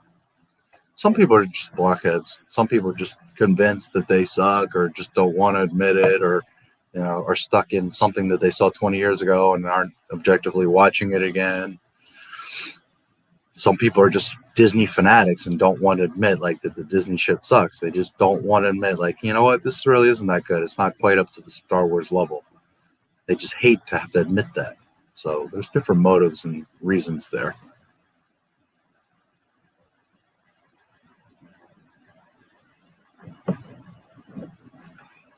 And it's like I always say, you know, George Lucas isn't a god. He's not perfect. And I'm not saying that you have to love everything he did. But for people to say he sucked and that's trash, and you're just lying to yourself. I mean, be real. We wouldn't be here 43 years later talking about Star Wars because it sucks. Because Lucas didn't know what he was doing. Because it didn't make billions of dollars. I mean, it's just... But oh well, you know, some people just are convinced that they're going to convince you that, you know.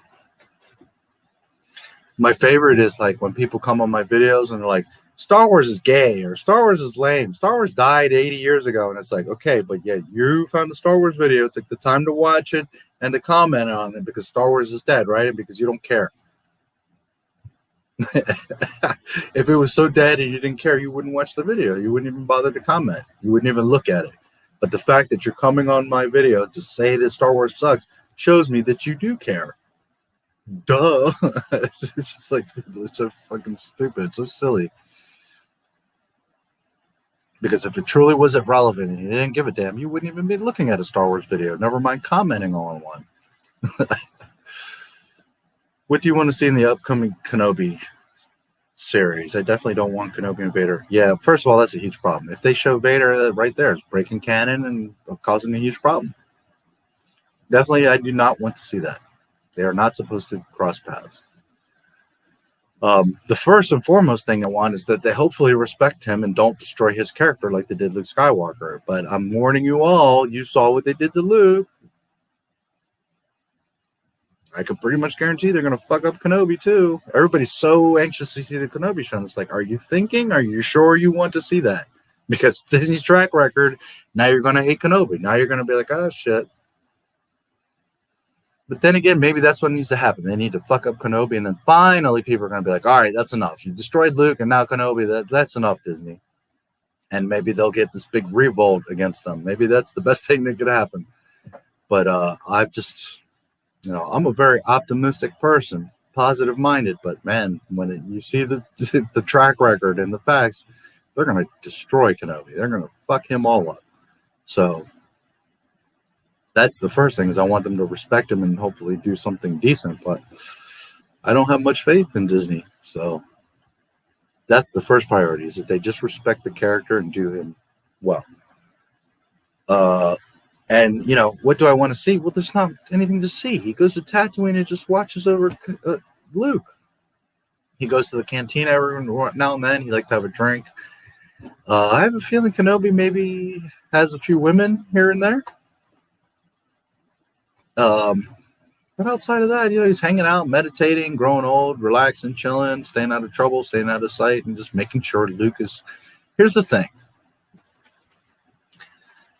Yoda and Kenobi, a lot of the Master Jedis would know this, but this is a testament to Kenobi, is that he's not out there trying to find adventure and do extra stuff. First of all, he was in the Clone Wars because that was necessity. He didn't want to be involved in all that mess. But he has the wisdom and the maturity to understand that it's not about me. I need to protect this boy, because this boy is going to be important. He's going to be the linchpin for the galaxy later, because he is the son of Skywalker. He is the chosen one's son.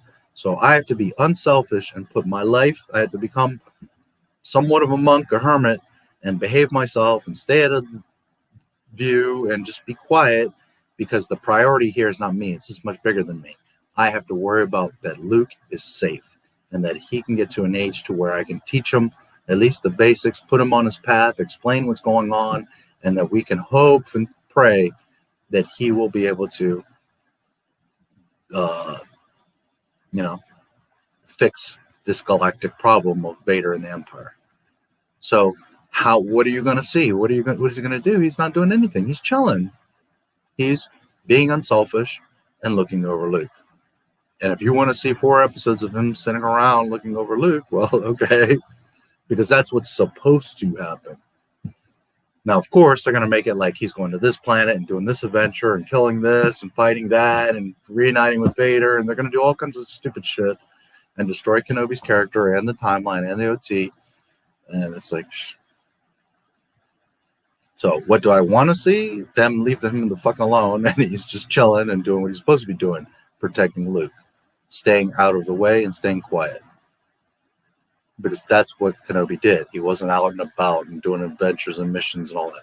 He was keeping his ass on Tatooine, looking at the bigger picture, and just making sure Luke's okay. Doesn't mean does he ever leave his Adobe, and does he ever get a drink? Does he maybe have a woman or two throughout all those years? Okay, he's human, but don't expect, if they're respecting the property, then you're not going to see Kenobi do much of anything. But, of course, going to try to make it a whole action-adventure thing, and he's doing all this extra, and it's just going to ruin him.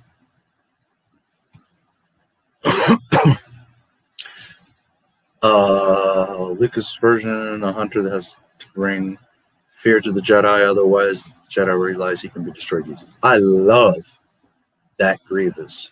The Jedi terror. I wish that's what would have been in the movie, honestly. I absolutely love the Gendy. He's funny and creepy and just a badass. I love the Gendy Grievous. And personally, I would have loved that in the movies. But it's like I always say, guys, it's not about what I want or you want or I think or you think. It's Star Wars is not yours and it's not mine. It's Lucas's. So if at the end of the day, Lucas was his vision of Grievous was he's that choky, messed up, biomechanical thing, the first kind of experiment for Vader, then it is what it is. I respect what Lucas's vision is because it's his world. But being selfish Man, I would have loved to seen that Grievous going around and just terrorizing the Jedi. Like, it would have been cool if he was a big problem. And he literally, like, we saw him take down 5-10 Jedi, and everybody's like, oh, shit. And then eventually, I don't know, Anakin or somebody takes him out. You know, maybe they would have had to have, like, Mace and Yoda take him on or something, you know? I would have been all for that. I loved that Grievous. But it is what it is. And at the end of the day, I respect George's decisions and his vision. And it's not like I hated what George did with him. I think it's still cool. Kenobi. You know, he's cool. It just, yes, it would have been cool to see him get loose and be the badass from the Gendis, by all means. With the least that I like is the Clone Wars version. But it is what it is. Yeah. He has like cool sound effects and like, you know, the choking and, you know, I think there's a cool dynamic to him.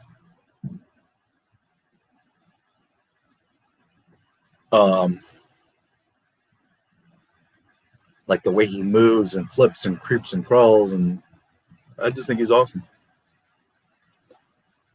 But yeah, I certainly, definitely in the Gandhi, man, he's awesome. Shaggy, and runs out and gets slaughtered by him.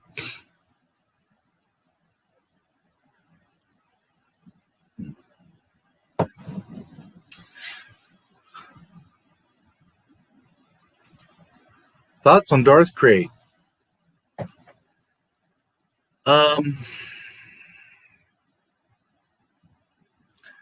Asherad Het, who is actually Darth Krayt, I think it's awesome. He could pose a threat to young Luke. Maybe he finds out he's Anakin's son. Okay, so I think what you're saying, you're meaning to say is Asherad Het, because Darth Krayt is much later.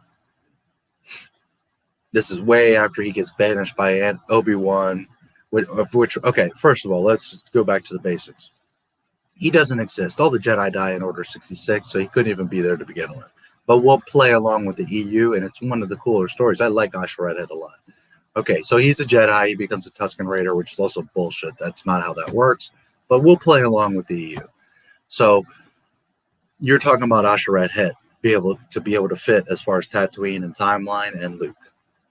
And in fact, part of the comic is that he gets too close to Luke, and that's why Obi-Wan intercepts him and is like, hey, you got to stay away. And then they start arguing and they fight, and Obi-Wan fucks him up, and instead of killing him, he's like, look, you got to get out of here. And then that's why he leaves and eventually becomes Darth Krayt.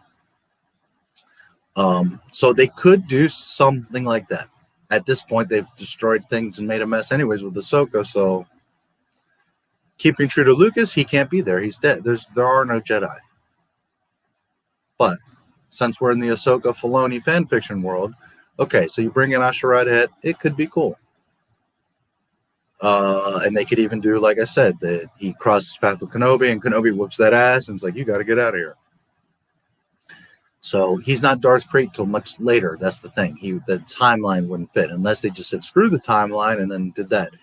But then remember that Darth Krayt's story is the main thing with Darth Krayt is one, Talon, and the idea is to get to Cad, and Cad is, you know, ancestor of Luke. So Luke is like out of the picture by the time Darth Krayt, because Darth Krayt ends up living like 100, 200 years or something, and technically he dies, but then comes back and dies a second time.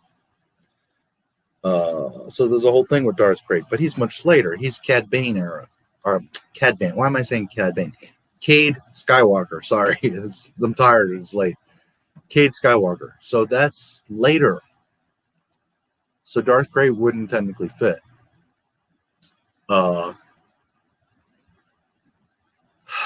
So there's a lot of things I like about it, and it's cool, but then really doesn't really truly fit in true canon, and it would just piss me off.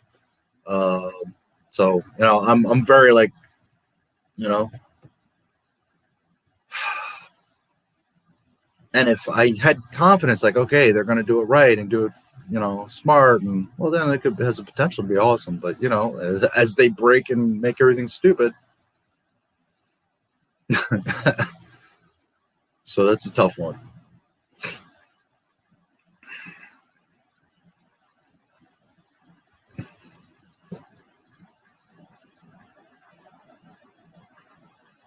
But yeah, technically that's the thing. And Asherad gets intercepted by Obi-Wan, so he never does know about Luke. And Obi-Wan pretty much plays it off like, I whooped your ass, you gotta leave, just to avoid the conversation of, oh, that's Luke Skywalker, the son of the Chosen One, right? That's how he kind of gets around that.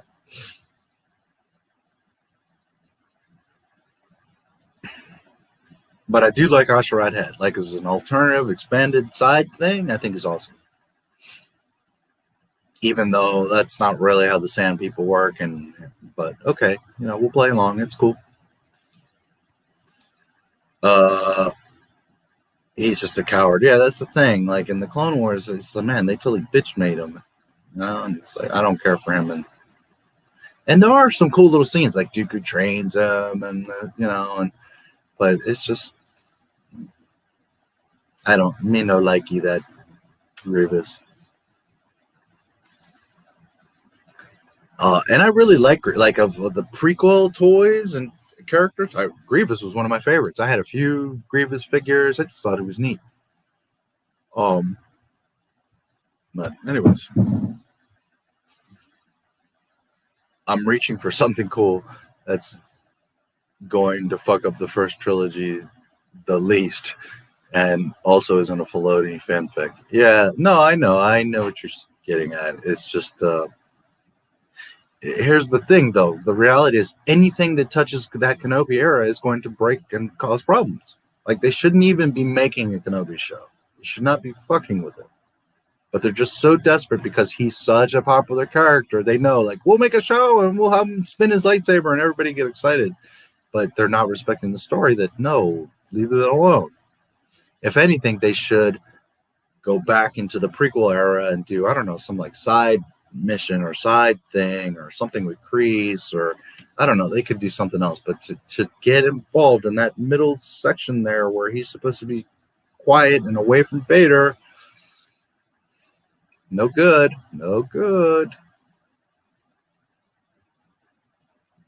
It's gonna cause problems. But they don't care. They're just like, they'll eat this up. Kenobi, there's few characters they know.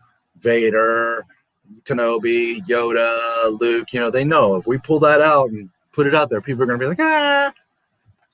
They're not doing it because they care or they love or they want to give you something genuine. They just know that that's what's going to attract everybody and get everybody all wound up and like, Star Wars is back. That's that. So just that from the beginning, the motive of it is like, it already pissed me off. Then canon, it's not supposed to happen. We're not supposed. The movie's clearly stated, keep him away, and they're just gonna go there anyways. They don't care.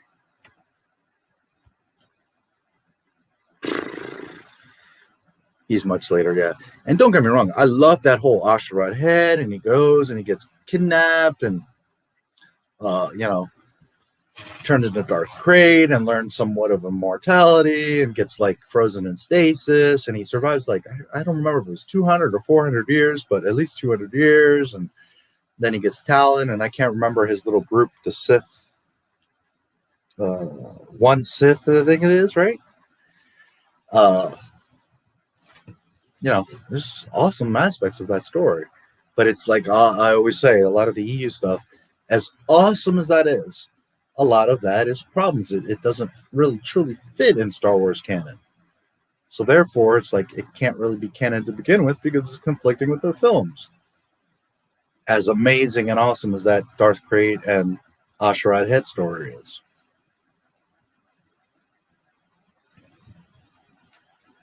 And to me, like I always say, I'm all for that stuff. I'll read it and love it, and I would be more than happy for Timothy Zahn and these guys to make more of the stories.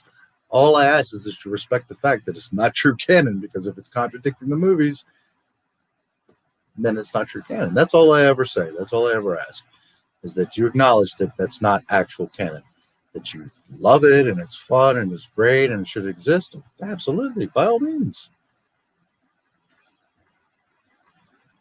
doesn't have red eyes, pale skin, or look like a Sith. He seems like a decent guy. You weren't around earlier. I had talked about that. I can talk about it again. But that's a little bit of detail, so I'll come back to that in a moment, but I can talk about it again. I had talked about it earlier. 4 episodes. How wrong can it go? And it's like, well, believe me, this is Disney we're talking about. 1 episode of Mandalorian breaks all kinds of things and causes problems. So it can go bad. It can go real bad. If they see each other face to face, that right there, boom, breaks Star Wars. They have another fight. That even more breaks Star Wars. Vader would not get anywhere near Tatooine. So if he goes to Tatooine, that already breaks his problem. He's not going to sense his own son. I mean, it's a whole freaking mess. So believe me, they can fuck it up. Don't tempt them, because they sure can. And then you got guys like Taika Waititi, like, I can't wait to fuck up your franchise. So, be prepared. It only took the opening crawl and the next 7 comedic minutes to start JLJ off on the wrong. Yeah. Hey, Rise of Skywalker, first line of the crawl, the dead speak. They already fucked up the whole movie. And in effect, the dead speak, Palpatine's back, they just broke the entire Star Wars saga. All of it. They just broke all of it. Anakin, piece of shit, didn't do nothing. Luke, fuck him. What was the point of him even redeeming his father and saving the galaxy? They literally broke Star Wars with the dead speak. 3 words, the very first sentence of the crawl, and the Rise of Skywalker broke the entire Star Wars franchise. So be careful, because in 0.3 seconds, they can fuck it all up.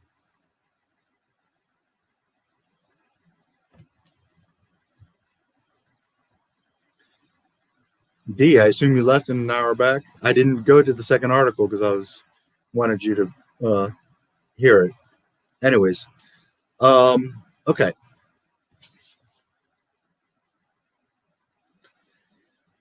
I'll try to make it as succinct because it's a whole thing. But Dooku's account. Dooku grew up in very prosperous, wealthy, silver spoon way. The main reason why you go to the dark side is because you desire something, and then you gain it, but then you desire it so much that you become attached to it to the point of you're greedy. You can't let it go, and you want more. So then the fact that you can't let it go means that you're willing to do anything to keep it. So then that personal greed makes you start to have fear of losing it. So then that fear starts to turn you to the dark. And at the end, the attachment is the problem that makes you turn to the dark side, because you so badly want to hold on to something. That is why Anakin becomes Vader, because he so desperately can't live without his baby Padme. And I get it. She's a hottie, badass, sweetheart. I get it. But ultimately, instead of him just like embracing his wife, and even if he knows she's going to die, just saying, okay, let's enjoy every moment we have. Or considering the fact that maybe if I change my course of path, maybe she won't die. No, all he sees is I got to have Padme at all costs, and that's why he falls. Okay. And Sith, this is why they fall, because they so badly want something that they allow that fear to become anger, and it consumes them because all they're thinking about is what I want. All right? So most Sith go through a bad childhood, a bad upbringing, they become greedy and they become consumed with that need and want. Dooku grew up with everything. Riches and power, class, education. Then he's taken into the Jedi, becomes one of the greatest Jedi, highest respected. So his whole life is like pretty much just 5 stars, great. So Dooku doesn't really have any needs or wants because he always had everything. So Dooku turning to the dark side wasn't like most Sith where, it's because of that ultimate, like, I gotta have, like, I'm so scared to lose it. Like, if Dooku loses a planet, he can just buy another one. You understand what I'm saying? Like, he doesn't have that problem. So therefore, he's not like seduced to the dark side or truly consumed by it. He's just choosing, because he's not aligning with the Republic and the political views. He's choosing to work with Palpatine and team with Palpatine and do evil things. Whereas like Maul, Vader, they're totally enraged and engulfed by the dark side, and they're on a whole level, like their soul is the dark side. Whereas Dooku is not. He's just being bad. He's not like just totally consumed and forced into that. So he's not a true Sith in the sense of being totally consumed by the dark side. He's more like a Sith because he's choosing to be bad. And he's also Darth Tyrannus because Palpatine gives him that name, but not because he's like a true Darth Sith consumed. So with that, what I'm getting at is he's a Sith. Technically, he has the title and he's evil and he's working with the Emperor, but he's not like a pure rage, anger Sith. So that's why he's not like totally consumed and enraged and out of control. He doesn't have the glowing eyes. He looks more normal because he's a count and he's got his own power and his own influence and his own control, and he's very wise, and he was a Jedi that was very highly advanced. So he's kind of a different level of Sith. Now he's an exception to the rule because most people, you follow the dark side and that's it. Your eyes are yellow and you're lost. But Dooku's an exception is because he's so wise and cultured and educated and powerful and wealthy that he doesn't have that desperate fear of losing. He's got everything. He's not doing this bad stuff out of fear. He's doing it because he just doesn't agree and feels like I can do things better. Anakin is like literally the opposite. So scared that he's literally gives himself away to the devil so that he can try to save Padme because he's so desperately scared of losing Padme. So that's the difference. That's why Dooku is kind of a different level of Sith. He's full evil. He is a Sith. He has, the dark side powers and all that. But it's more so because he's so advanced and wise that he can do that. He's almost, I'm not saying he is because there is no such thing, but he's almost like a great Jedi because he's got the understanding of the Jedi, but he's also an under control Sith, so to speak. Okay, so he's more like he's like Sith or evil by choice and by association, as opposed to like Maul that's just totally consumed, Vader that's just totally consumed. Their strength, their power, their rage comes from the dark side, from giving themselves to it. Whereas Dooku is just leveraging and taking what he wants from the dark side. I hope that makes sense. So that's why he's Sith, but not like full, pure, soulfully Sith. And that's why he, again, doesn't have the eyes. And, and it's because he comes from a much better place. He had this, wonderful life and privilege. And so therefore, at the end of the day, the moral of the story is he doesn't have that fear. He doesn't have that worry of losing something. Because either he doesn't give a fuck, or he can just, buy a new ship or have women or buy an entire new planet. I mean, he's controlling several systems with the CIS and the Trade Federation and all that. You understand? So his motivation is different. So hopefully that explains it.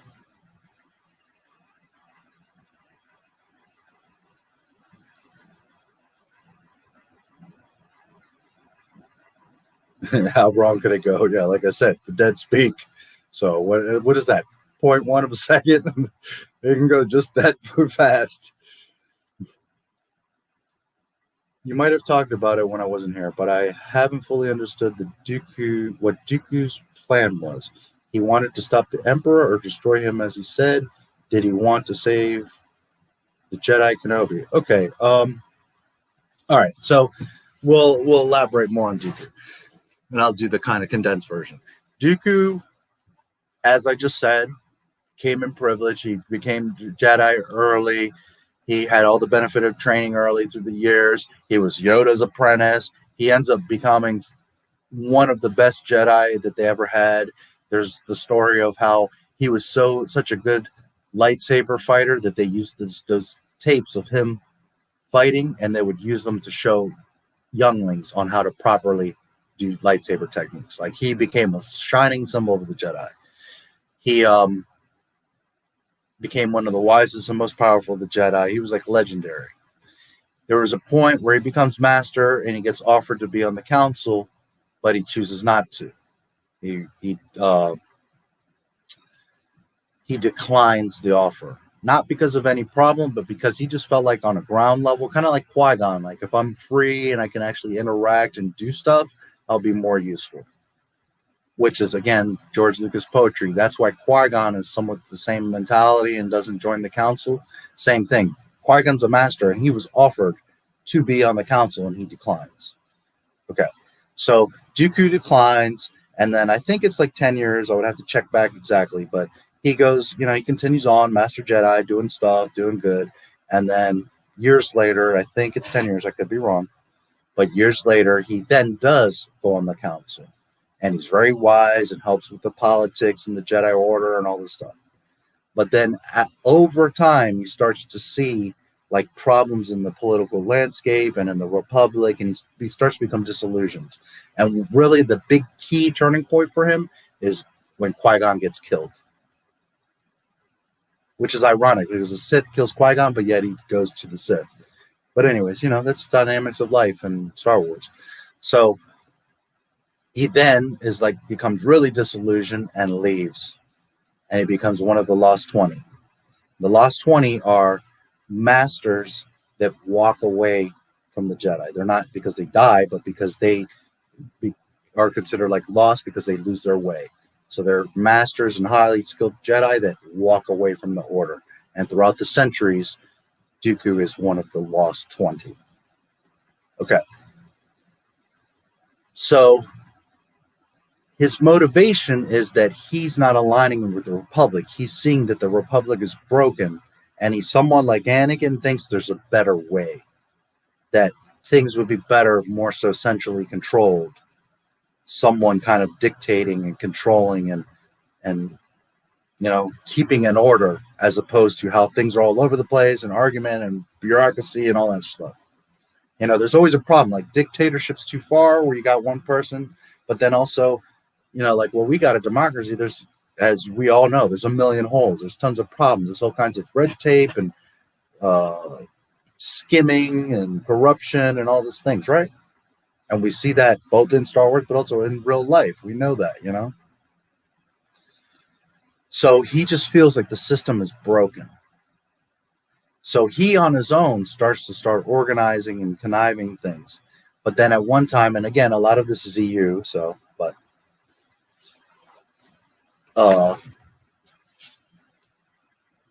he starts talking with Sidious, with Palpatine,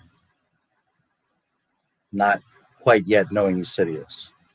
And they start to become buddy-buddy, and then they start having meetings, and they start to realize that they both align a lot with what they want, and that the master plan that Palpatine is secretly conniving and construing, Dooku is very much aligning with that.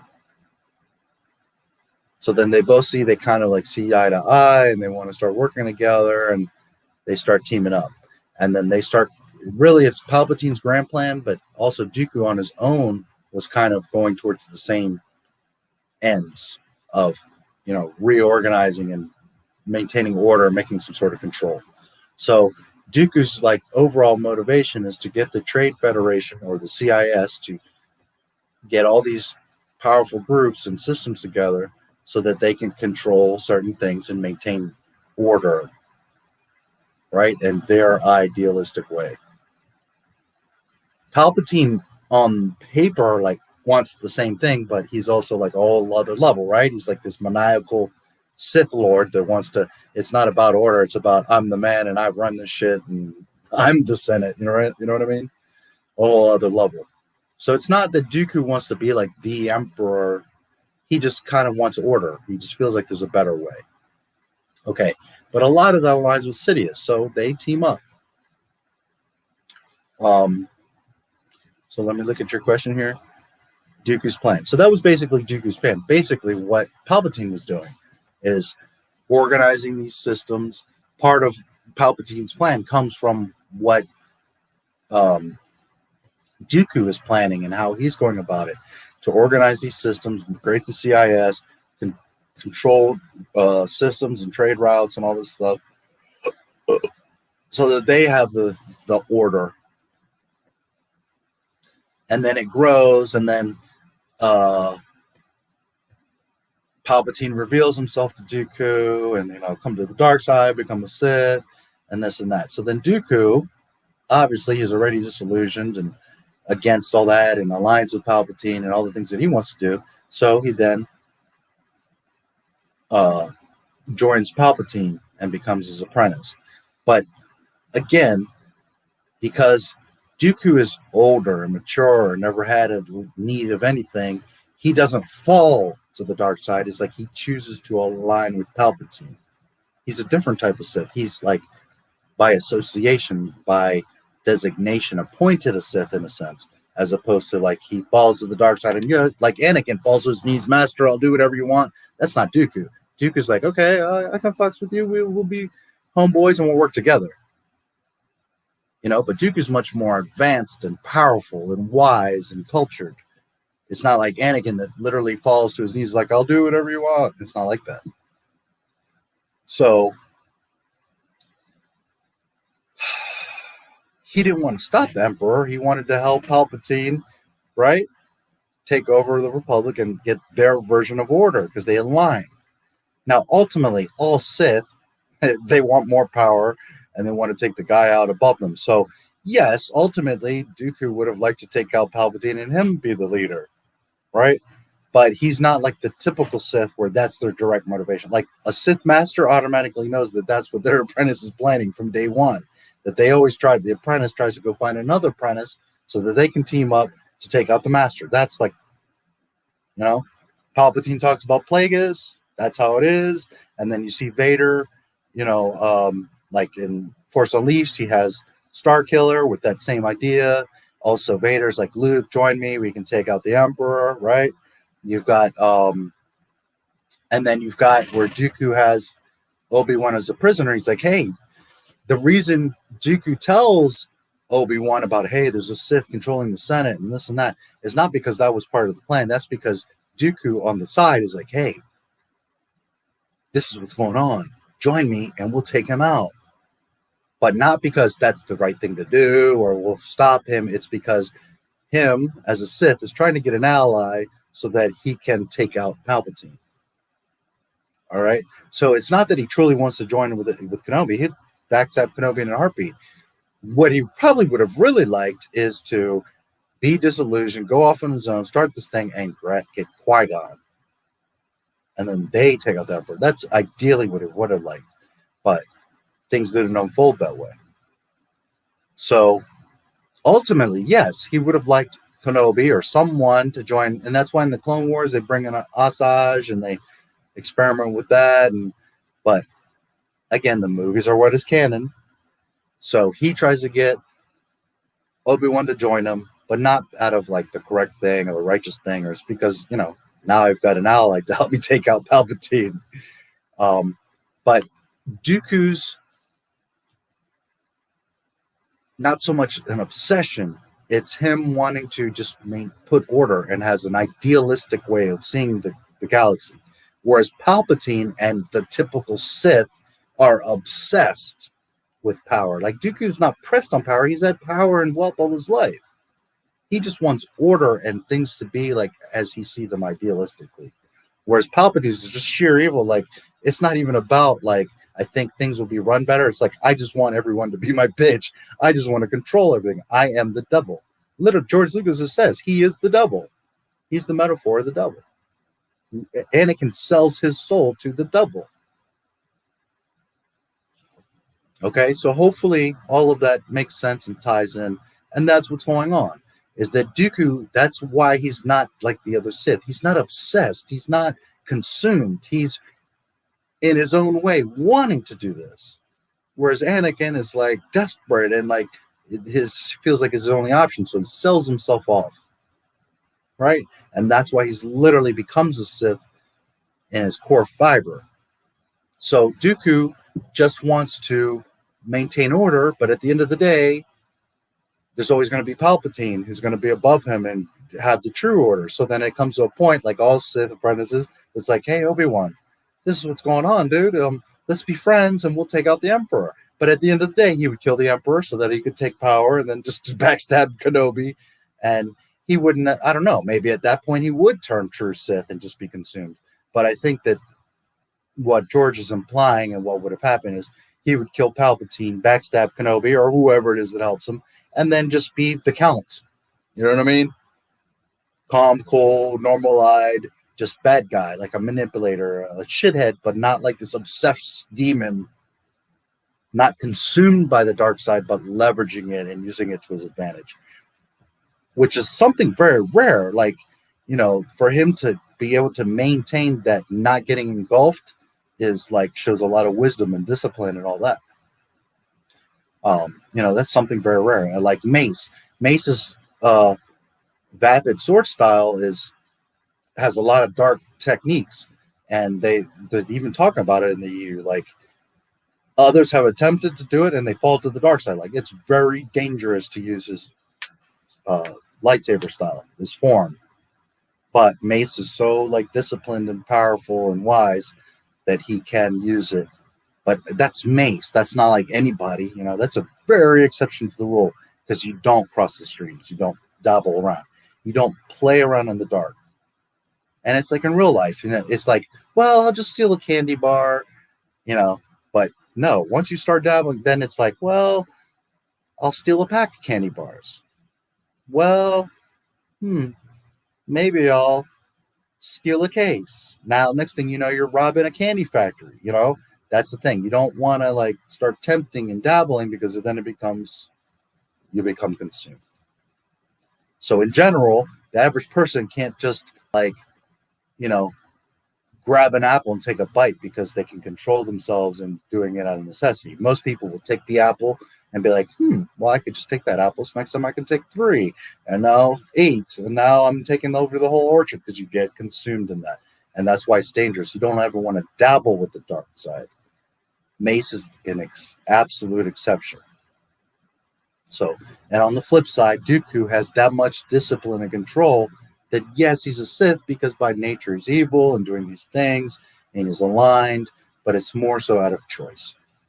So hopefully that all makes sense and ties in as to why he's not glowing eyes and all crazy, and also what his motive was. At the end of the day, yeah, he wanted to be in control, because why would he want Palpatine on top of him telling him what to do, right? He wants his idealistic vision. But more so because in his weird way, it's like Lucas says, the good guy always thinks he's the good guy. The bad guy thinks he's the good guy. In his way, he just thinks, well, I'm just going to put order. Whereas Palpatine's a whole other level of evil. Like, yes, I want order, but it's because I just want all you all to be my fucking minions, you know? Like, I run this shit. I'm the greatest. I'm powerful. Everybody kneel to me. You know, Palpatine's a whole other, he's the devil. You know? So, hopefully, all of that rambling makes sense. Great answer. For Dooku is an exception. I would have loved Lucas exploring more of the character. I love Dooku, and I think most people do. There are some people who are like, he's so, but I think most people like Dooku and he's cool.